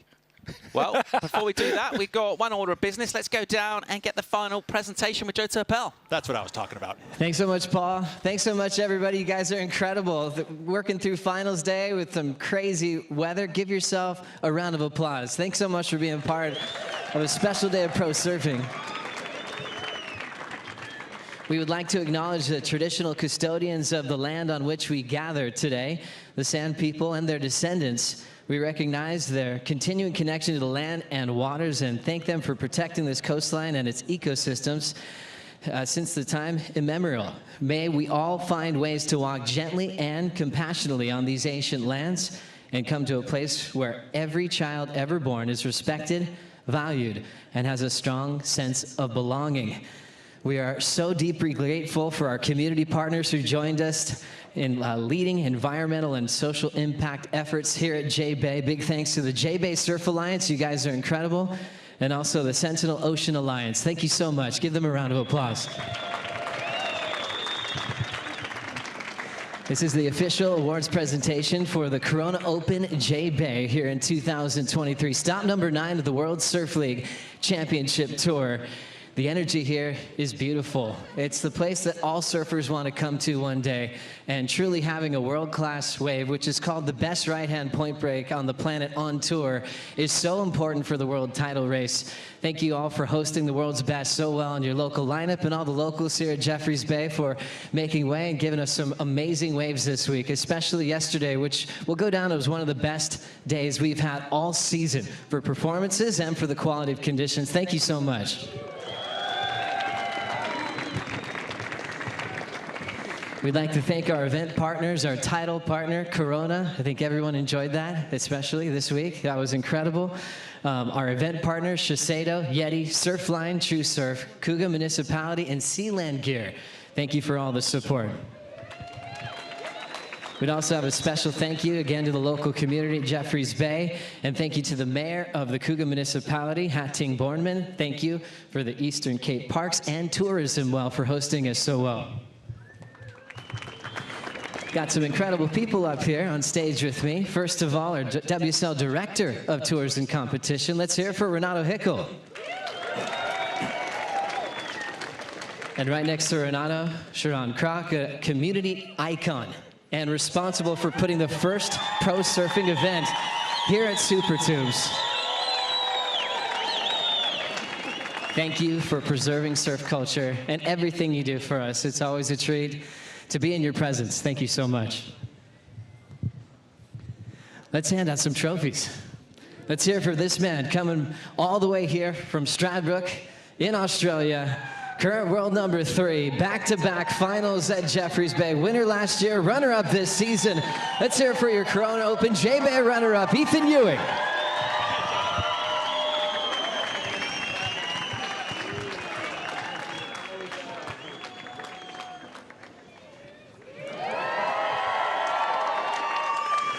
Something special about you riding a wave at J-Bay, Ethan. Can you put it into words? Just this place is super special. First time I came here, I just felt really connected to it, and just had a great week. I have my dad here with me, so yeah, it's just been really cool. And all the big names you got to surf with, not just finals, babe, but throughout this week. What are you most proud of? Back-to-back finals is pretty cool, but Felipe is just too good. He's the best surfer in the world today, so yeah, good job to him, and good job to the girls too. They're super inspiring, so yeah. Enjoy the moment, my friend. Thank you. Let's hear it for Ethan Ewing. He's competing for a world title again this September. He got that special news, which is so cool. Let's keep it with the Aussie theme here. Runner-up in the women's final. Coming from New South Wales, let's hear it for Molly Picklum.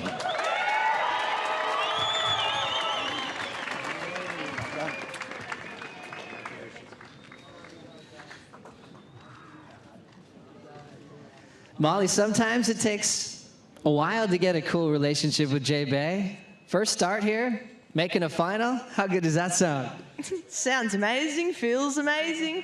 It's such an honor to be here and surf in front of all of you guys. It's amazing the coastline you guys have, and the just the spirit that comes from this place. Obviously last year I was in Bolito trying to challenge my way back to the tour, and now being there up in the world, making Final 5, making finals here, it's such an honor, and in front of all of you guys, I can't thank you all enough. How special as well to have a final with Lakey, someone you spent a lot of time with this season. Yeah, definitely. I mean, you all see Lakey here in a bunch of finals, and she surfs really good, as we all can see. And, you know, when you see people put in a lot of hard work, it's really nice to watch it pay off. And, yeah, for her to get the win here, I know how much it means to her. So, yeah, I'm so stoked for her, and I'm sure we're going to have a fun night. Enjoy the moment, Molly. Have fun. Thank you. Molly Picklum, runner-up, also competing for a world title at Lowers this year. Let's hear it now for a 3-time champion of the Corona Open J-Bay, your world number 1, Felipe Toledo.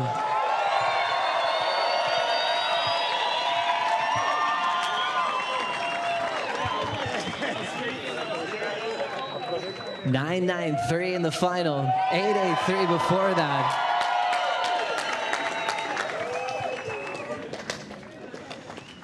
Now picking up his 3rd win of the season, 15 overall in his career. Clinching his spot in the WSL Final 5. So many things to celebrate. Felipe, you've done this quite a bit, especially here at Jeffreys Bay. Through what you've been through with the back pain, with your knee injury, I don't know, something just felt different about you. You had this calm confidence, like a lion. Is that true? Maybe, yeah. I was. It was different coming here this year. I kind of had the injury in Brazil. My knee felt kind of weird. You guys can't see it, but there's a lot of tape in here right now. But at first I was just like, oh man, I'm gonna miss J-Bay. I was super sad about that. I was not even thinking about the injury. I was like, oh, I'm gonna miss J-Bay, one of my favorite stops. And but at the end, everything worked out really amazing. I had an amazing team with me. My physiotherapist, Bruna, trainer, Rafael, my family, parents, my wife. So it's just been, everything's been super smooth, It was, at the same time that felt like kind of too smooth. I was like, okay, it's good. Everything is working really good. So let's keep it doing. And then I only surfed once before the event started. I was kind of concerned about it. And I mean, if you go back in all my heats, I only surfed like, what, 3-4 waves in the heats, except for the final. Probably surfed more. But yeah, really happy. Take another one. I was jealous that he was fighting for the second title, that Ethan was trying to take it again. I was like, no. No, just kidding, bro. It was a special final for sure. Ethan was in form the whole event. Since last year, he ripped and won the event. So yeah, just super happy. Thank you so much, everybody on the beach. It was a long day on the rain, cold. Thank you so much. And all the praise goes to God. Thank you. Woo!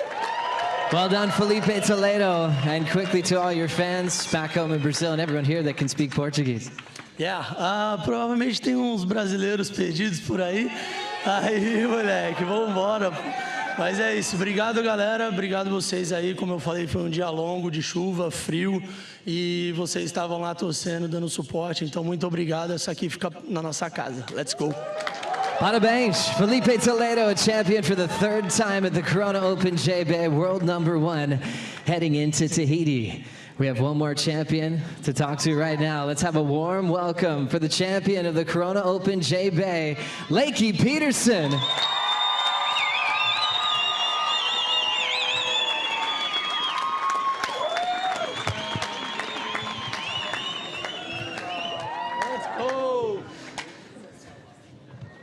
Lakey Peterson, one of those surfers that connected immediately with Jeffreys Bay, multiple finals, but finally getting the big win.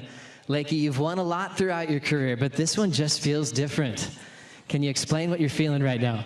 I'm at a loss for words, really. But yeah, I've made the final here a couple times, and so today when I made it, I was like, okay, we're winning this one. Third time's a charm. But I knew it wouldn't be easy getting past Molly. She's been in form, and yeah, keeping me on my toes. We had some good paddle battles. Kept making me paddle. I was like, come on, don't kick out. Let me just get out there nice and easy. But no, it was really special. I want to say thank you mostly to my husband, who just supports me through everything. Couldn't do this without you, babe. You're the best. Glenn Hall, thanks for working with me. And my South African family, Faye, AK, Dusty, everybody, Sharon, you guys' family is amazing. And yeah, thank you to all you guys for showing up in the rain. And yeah, as well as you, Philippe. Congrats, Ethan, Molly, super inspiring. So thank you guys, we did it. Let's hear it for Lakey Peterson. You're champion of the Corona Open J-Bay. One more time for Felipe and our finalists, Molly Picklum and Ethan Ewing. We're going to continue to party right here on stage as we continue on with the Corona Post Show. I'll send it back to you, Paul. Fantastic stuff. Thanks, Joe. And some new names on their name on the silverware. Also, some names have won here before, adding further incredible title. J-Bay Open, what a wonder win. We talked about the equivalent of having a majors, and J-Bay, what a place to get a win on the championship tour. Yeah, absolutely. If I could actually pick a couple to win, J-Bay would be right up there in the ones, and I'm sure they are for most of the competitors on tour as well. Right, and you think of the legacy of this event, a long time, but the reality of why this event is so special is the wave. Yeah. It really is. I mean, it's one of the most special places on earth. Right-hand point break that is just as consistent and as beautiful.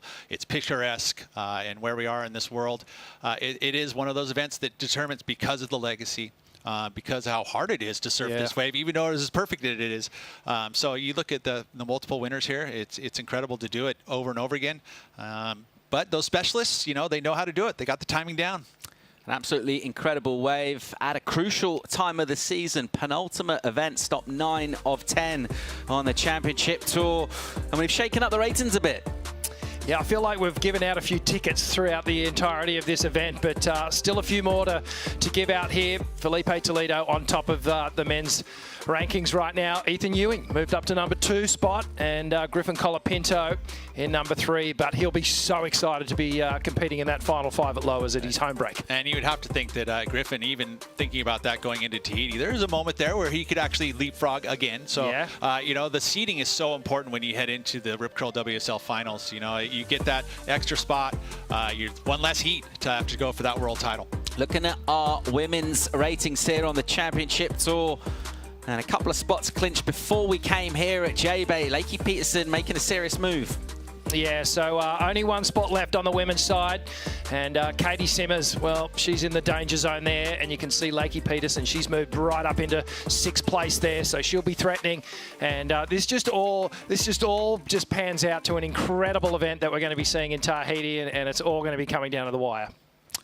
As we think about the men's ratings and what we're looking at in terms of a couple more spots up for grabs, just a little more room there. But we mentioned, of course, that move made by Ethan Ewing, getting himself into 2nd place. Bad news for Griff Colapinto, drops down a touch. Otherwise, Gabriel, he's moved up a bit, he's lurking. Yeah, and he was the one that I pegged to be the real mover, Gabriel and John. I thought they were going to get right up there. John just sort of stumbled yesterday, surfed incredible through the event, but he'll be a danger, both Gabriel and John coming into Tahiti. And then again, when you think about that top 10 and you see that the people going for that 5th spot, I mean, it's separated just by the slimmest of margins. You know, you've got 36,000 for Yago, and right up there, that moment, that semifinal, it just tightened that gap. So when you go into Tahiti, which we know Gabriel Medina has a great affinity with. Well, if there wasn't enough jeopardy on the line in Tahiti, a chance for last gasp heroics. Let's remind ourselves what Kanoa Igarashi was able to do last year. Wow, that was just an incredible ride, and you know, he was in the box seat. You know, he had to perform in order to make that final 5. Pushed his mate Griffin Colapinto out the back door, but one of the best rides of the entire year. Well, it would have been the best ride of the year for him, for sure. I mean, because that was in a moment they were just seesaw battling. We saw Heat going with Griffin, and they were battling for that last ticket. And it was an incredible performance by Kanoa to get that done. Other things that are going to be happening in Tahiti include the Olympics. That's one of our talking points, along with our top 5 moments. We're going to be talking through all of that when we come back from break here on the Corona Post Show.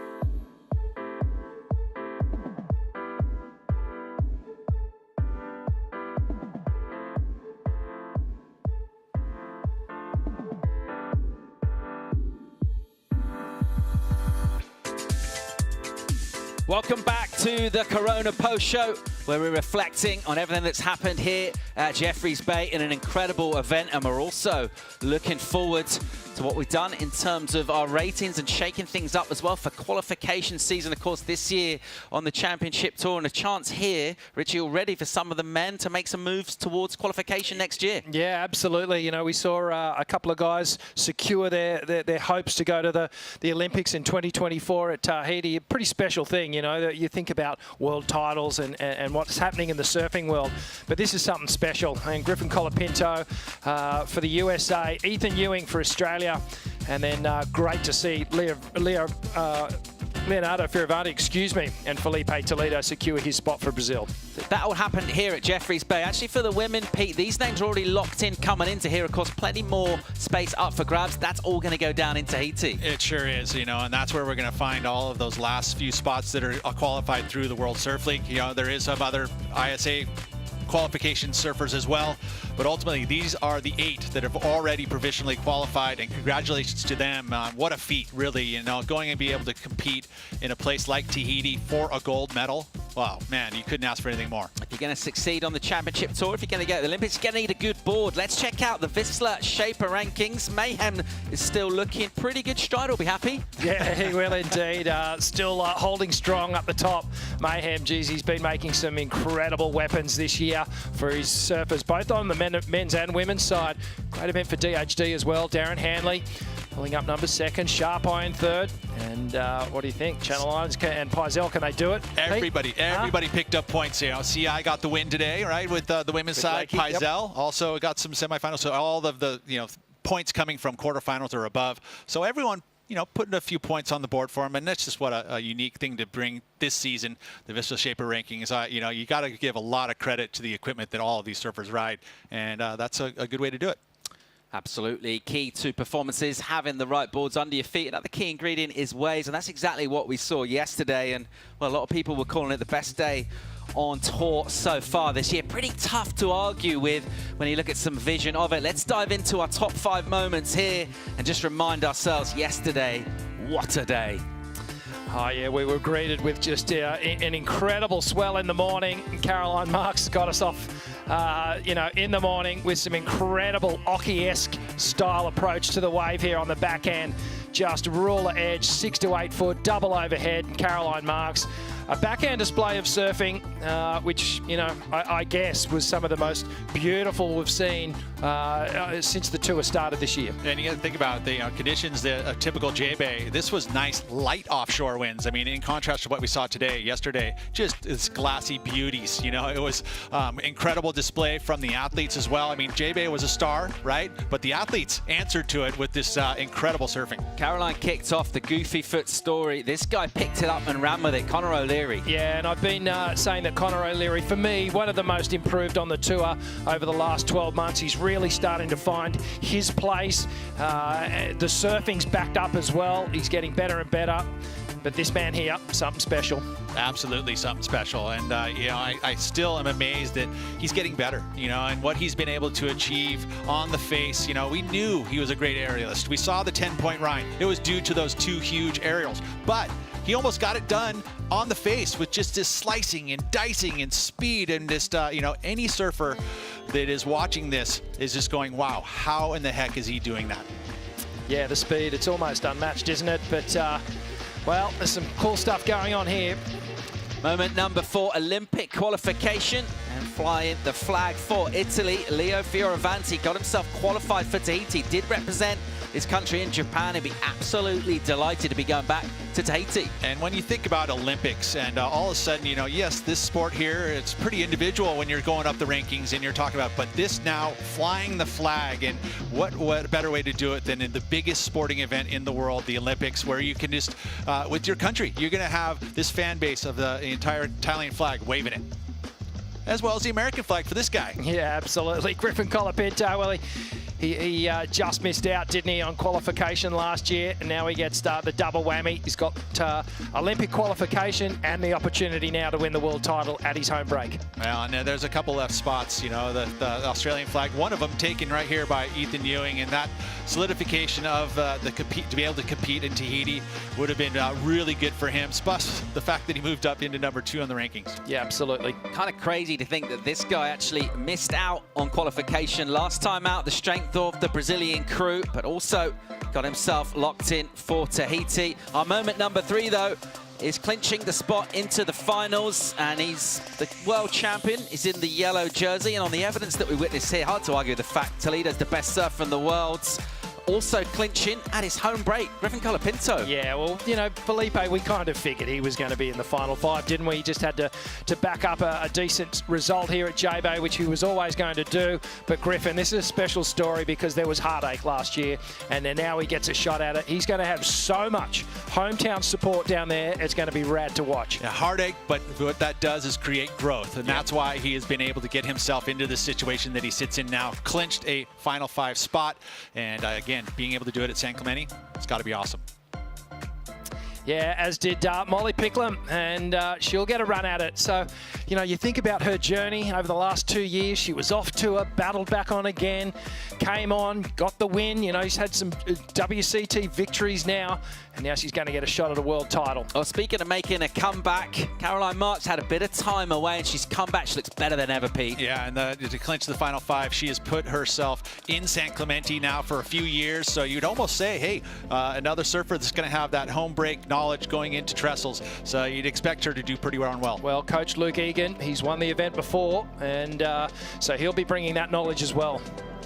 And this guy, Ethan Ewing, will also be heading to lower trestles. Be really interesting to see how he competes with the very best down there, but looking very much in form and very much deserving of that spot.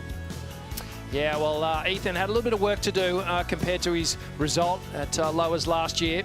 And, well, we're looking at number 2 here. Yeah, our second moment, your champion for the men, Felipe Toledo, and we've sort of poured all sorts of compliments on him. We're almost kind of running out of words to describe what he's able to do, but I just want to reflect. We're looking at one of the all-time greats. He's got 1 world title. There are obviously plenty of surfers with more done than him, but how good is he in the context of the history of the sport? 3-time champ here in J-Bay. There's only 2 surfers ahead of him that have gotten 4-time winners. That's what, Mick Fanning and Kelly Slater. So you think about that. He's in good company as a multiple champion here at J-Bay, and you know what? He's still got plenty of years left in him, and I would say after today's performance, we know that we get to see him probably in the finals once again next year. Well, our number 1 moment, and absolutely showing her class here. What an amazing competitor and surfer. Lakey Peterson just looked brilliant and brought it all for finals day. Yeah, it was a sweet victory, wasn't it? And made even sweeter just by, you know, having that dip in her career over the last sort of 12 to 18 months. Has struggled to find form, struggled to find the wins, but it comes back here at J-Bay, a special place for her. And what a way to do it with some incredible surfing. All the elements just coming together here. She's back in form. Awesome to see. I'm just going to go golf clap. Yeah, that was amazing. Golf clap. I mean, we could actually do hurrahs too, but hey, what an event. Honored to be calling the heats with you guys. Great stuff. Wow, I can't believe it's over. Richie, how good has it been back watching the best in the world go at it in, well, basically perfect J-Bay? Yeah, well, for me, it was 18 years since I'd been back here. Since I left the tour was the last time I was here. So incredible to come back, reconnect with the energy of the place, get a couple of waves and call action with you guys, and I've never done that before. Great to hang out. Been really good fun. Of course, looking forward to what's going to go down in Tahiti as well. Final event of the season. Cannot wait for that to go down. And the final 5, well, qualification stories, and looking into the Rip Curl WSL Finals as well. That's coming up in September. So, yeah, a couple of decent events from the World Surf League to round out what's been a solid season. It's been an incredible event here in Jeffreys Bay. Thanks for tuning in. We've really enjoyed the pleasure of your company and watching the world's best surfers go at it. We're going to send you out with some highlights. Time to say bye. Bye. Bye, everybody.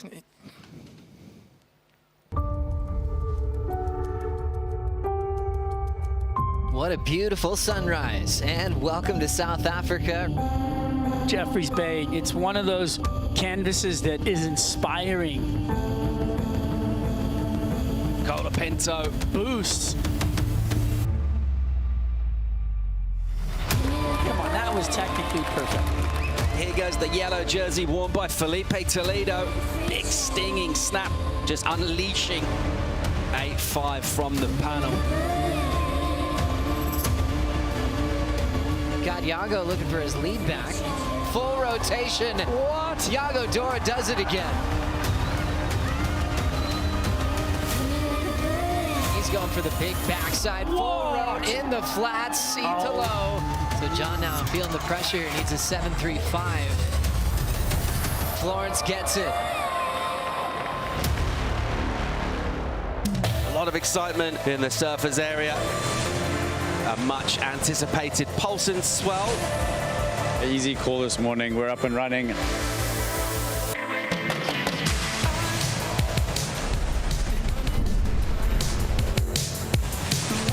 From Caroline Marks, that was some fire. Big hanger to finish.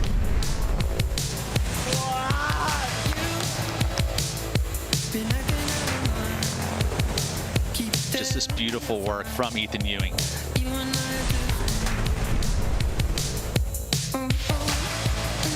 Connor O'Leary is on a heater.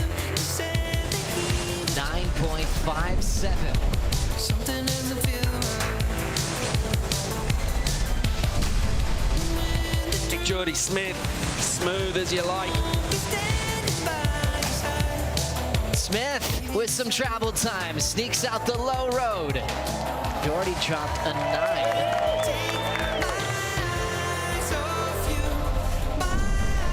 Gosh, that's nasty. Oh, man.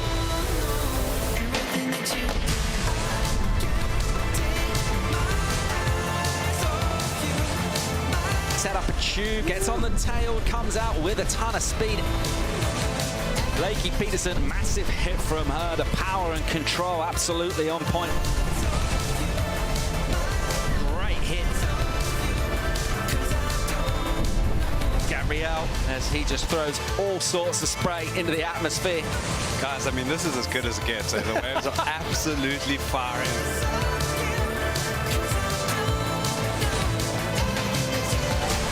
Oh my God, he turned it. He's in disbelief. Felipe Toledo slicing through these inside sections here. Welcome to finals day. A distinct chill in the air this morning. It's freezing.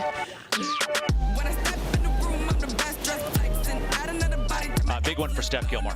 She needs to capitalize and get past Molly. Not enough. Molly Picklum clinching her spot in the WSL Final 5. I love you all, and let's go. We're going to Trestles. Watch this. Oh, that was impressive. Healthy looking wall. How about that searing carve? Sammy's in the water. Lakey gets gifted with a wave and an opportunity. What a crazy turn of events. And it'll be Molly Picklum facing Lakey Peterson in the final. We'll see what she has to do. Lakey Peterson, our 2023 Corona Open J-Bay winner. J-Bay champions going for more trophies in the men's final. Oh, he's good, isn't he? Wow. This copyrighted event broadcast is produced by the World Surf League for broadcast around the world and may not be retransmitted, reproduced, rebroadcast, or otherwise distributed or used in any form without the written consent of the World Surf League.